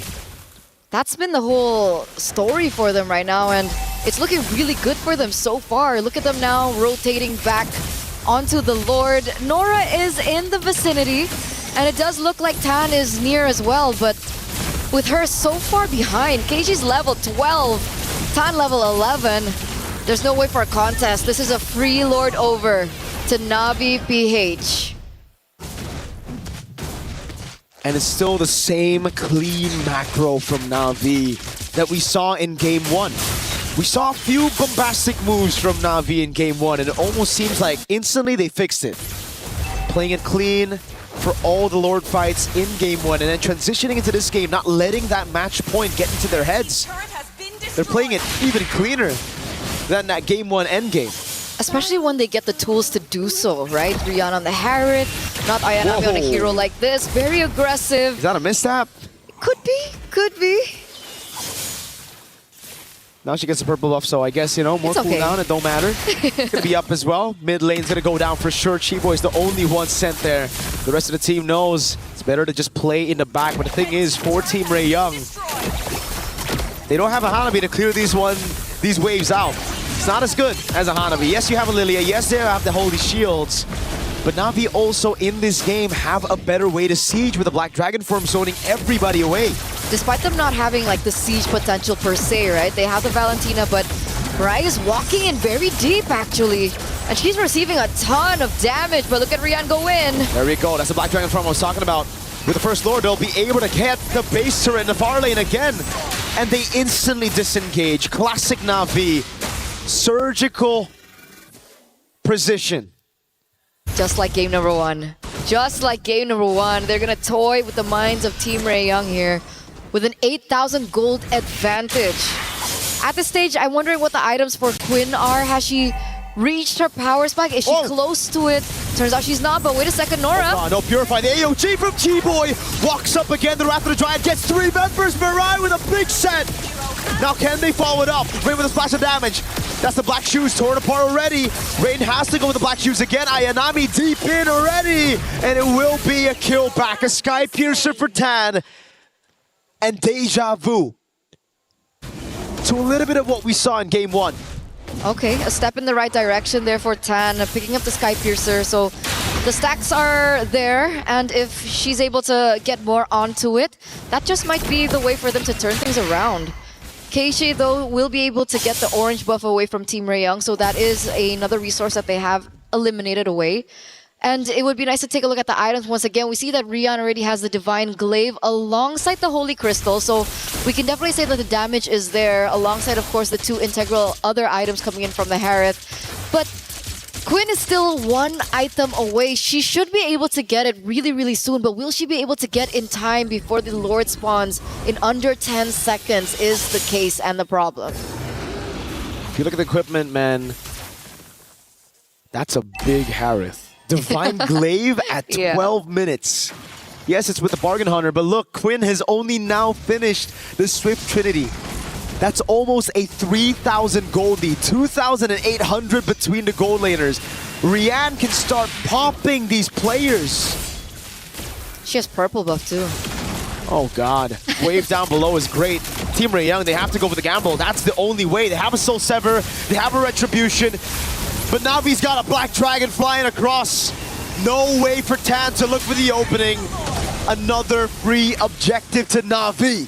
Yeah, they don't want to gamble. They try to go for scouting, maybe look for a precise moment where they could grasp on an opportunity to maybe take 1 member down from Navi, but they don't find it. Considering that Tan is a level below of Keishi still, going for the 50-50 might have been too much for them to handle. Again, the inmates from Navi, they're taking everything away from Team Ray Young. It's looking personal now in 13 minutes. This is the form we were expecting coming into this tournament. A shaky start to the tournament, but they found their way back into that form. Rain up top. Has the black shoes, doing a good job zoning. Mirai zoning everybody from that mid lane for the minions to take the turret. And now it's the Black Dragon form used up by not Ayanami. Slashing down, zoning Tan away. Rian's already used his Zaman Force. Lord gonna be cleared up again. Team Ray Young stripped down to just their crystal. The Wrath of the Giant catches them. Miku has the black shoes, but now it's gonna be Chiboy jumping in with the AOG, finding everybody. Tan getting against Sky Piercer stack, but it's Rian with the retaliation already. Rain, just a bit more damage. The Rose Gold Meteors right there. Tan, Soul Sever. Nora still able to stay alive as Rian goes in for the Synchro Fission. Bloodwing spawn in time. Zaman Force coming out as Rian goes for the palm, and Keishi takes Tan out. A big mega kill for Keishi. The Synchro Fission again. Rian's gonna go for the kill under the base. Not quite enough as Quinn gets the healing from the fountain, but they have more waves. It's a 2-for-3. It's a 2v3, and they still want to go for it. Nora. Oh, mega kill for Rihanna to double. Nora's gonna be next to the chopping block. Rihanna has no mana, and it saves Nora. Just in time, Chiboy back up.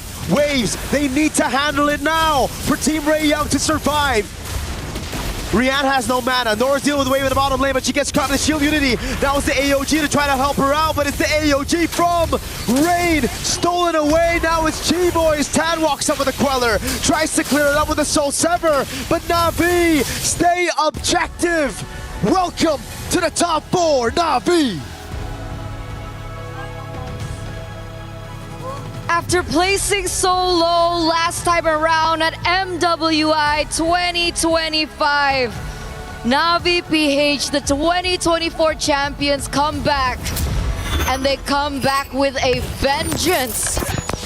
They woke up today and chose violence up against the former rivals Team Ray Young, as they will be the ones to crush their keys later on.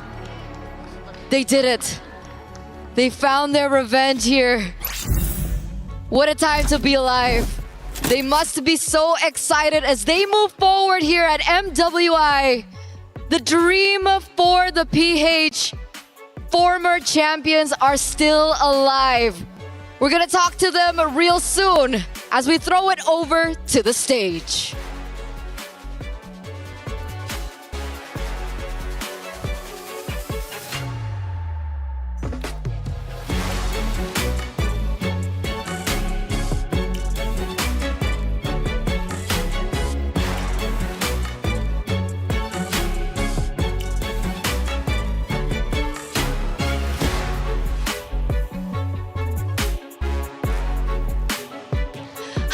Congratulations to Na'Vi Philippines!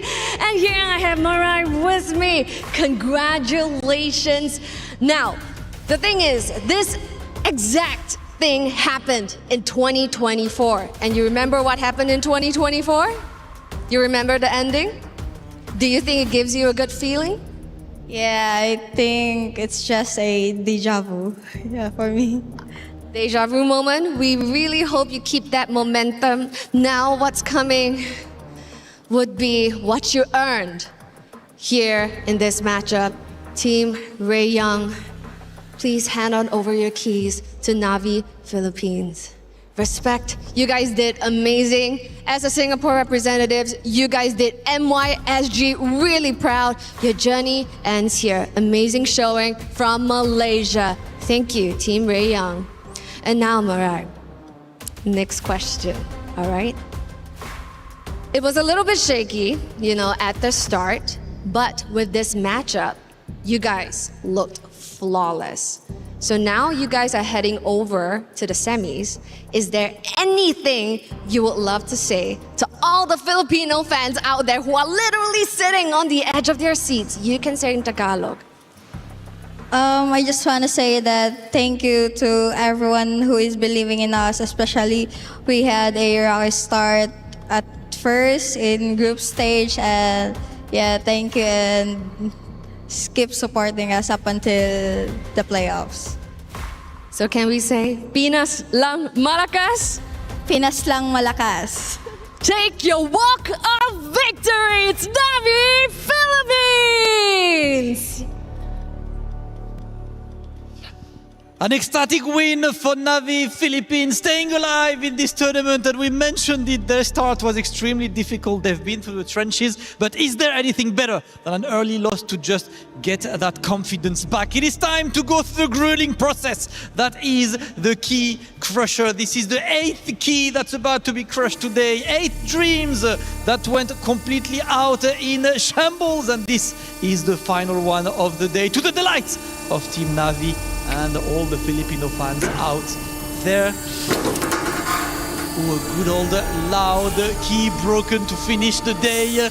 Another dream is shattered, another dream is up in the air, but Na'Vi's dream is still alive. Team Na'Vi will move forward to the top 4 tomorrow. The playoffs are going to happen tomorrow, and Na'Vi has an evening to celebrate and to get ready for tomorrow.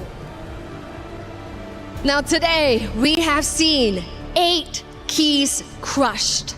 8 teams that we have said goodbye. But throughout this long day today, it has unveiled 4 teams who are gonna make it over to the semis, and us being one step closer to crowning a MWI champion. So this is us, our final key crush for the day. And this is Cheryl and Damascus signing out. Back to the studio.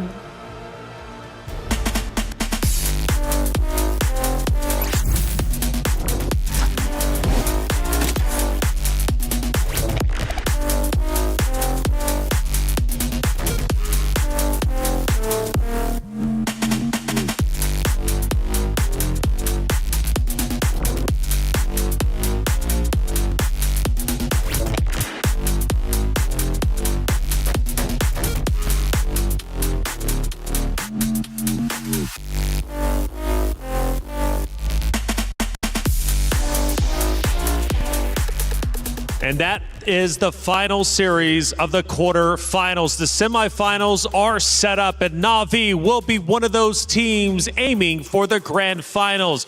But shout out to the hardworking team of Team Ray Young, who battled very hard to get to this point and making it to the knockout bracket, man. Knockout bracket was just absolutely phenomenal and a huge accomplishment they should be proud of. Despite this not going the distance of what we expected in the quarterfinals of the knockout stage, I think Team Ray Young still put on quite a show. Terima kasih for representing MY and SG, but tonight, how could you defeat Na'Vi, who is what Cheryl was referring to as back to their winning ways? This is the championship run, possibly. Absolutely, and they are, in fact, making a championship run, and they've taken down Titans, not only Genji, but also in this case, right, Team Ray Young, who had a phenomenal running throughout their groups, and ultimately here coming in to the knockout stages. But Na'Vi is on fire, and it looks as if they are poised to go into the grand finals. We take a look at the statistics, and honestly, pretty reminiscent of game number 1 outside of the game time, which this time was shorter.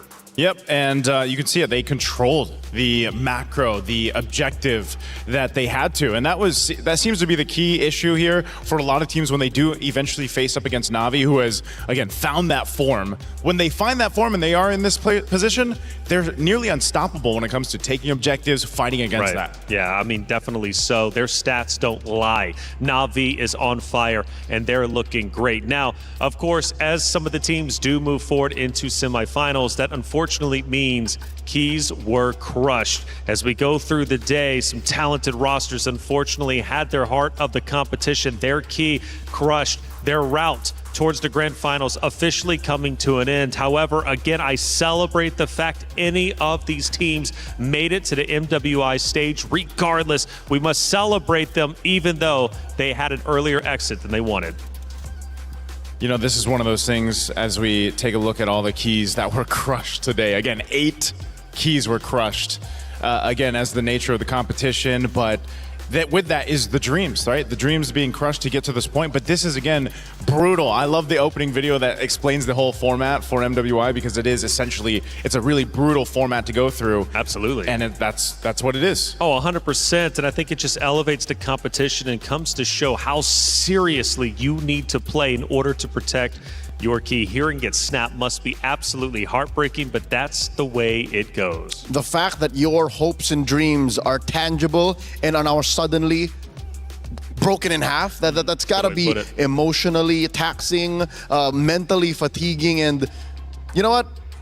What happens on the stage is in history forever. Your key is not gone. It's just part of the trophy now. That's right. And Na'Vi, this was the moment where they ended up crushing Gen G's hopes of going back into grand finals. Ashley handed over the key, and it ends up getting eliminated. Foot Esports as well, also eliminated a little bit earlier on. This time, though, obviously making a show of it. Yeah, we saw that over on the B stream as I missed it, so I'm glad to see that now. There was a lot of, this is one of the things, right? It's great to see the personalities behind, again, these female athletes that are competing here for MWI. And there's so many stories to tell. I know this is one of the quotes from Kiyoe earlier on today, where all these ladies have such deep stories on how they eventually got into competing in MLBB, and then how now they're competing in the biggest tournament for them to compete against the biggest prize pool as well. Vitality also crushing keys. However, there was almost a world in our bracket where Vitality was eliminated 5th through 8th.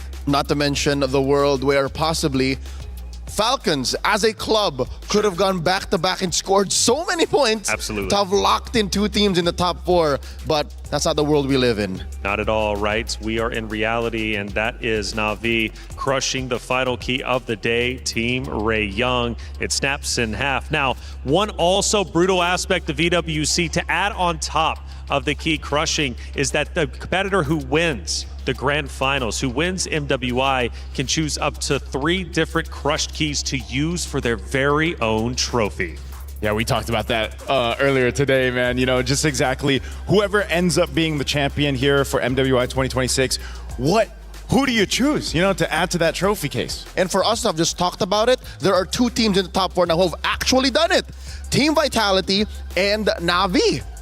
And looking at some of these emotions, again, you'll see elation, happiness as the teams win not only maps, but ultimately series, but heartbreak as well, as you see tears flowing from the competitors' faces. And this one, man, well, actually, maybe not this one, but a little bit later on, just the tears flowing down the face truly breaks my heart. It never gets easy seeing the keys get crushed, and ultimately never gets easier seeing some of these competitors on stage crying. Here's our knockout bracket as it stands. We went through all the quarterfinals today, and now the semifinals is set up, and it is looking epic. Oh, I love that, man. Galaxy Phoenix versus Na'Vi Philippines. That's a rematch. That's a rematch that needs to be made. And then, of course, Team Vitality versus Geltec Cyber Team. Oh, that is the tournament favorite versus the penultimate dark horse.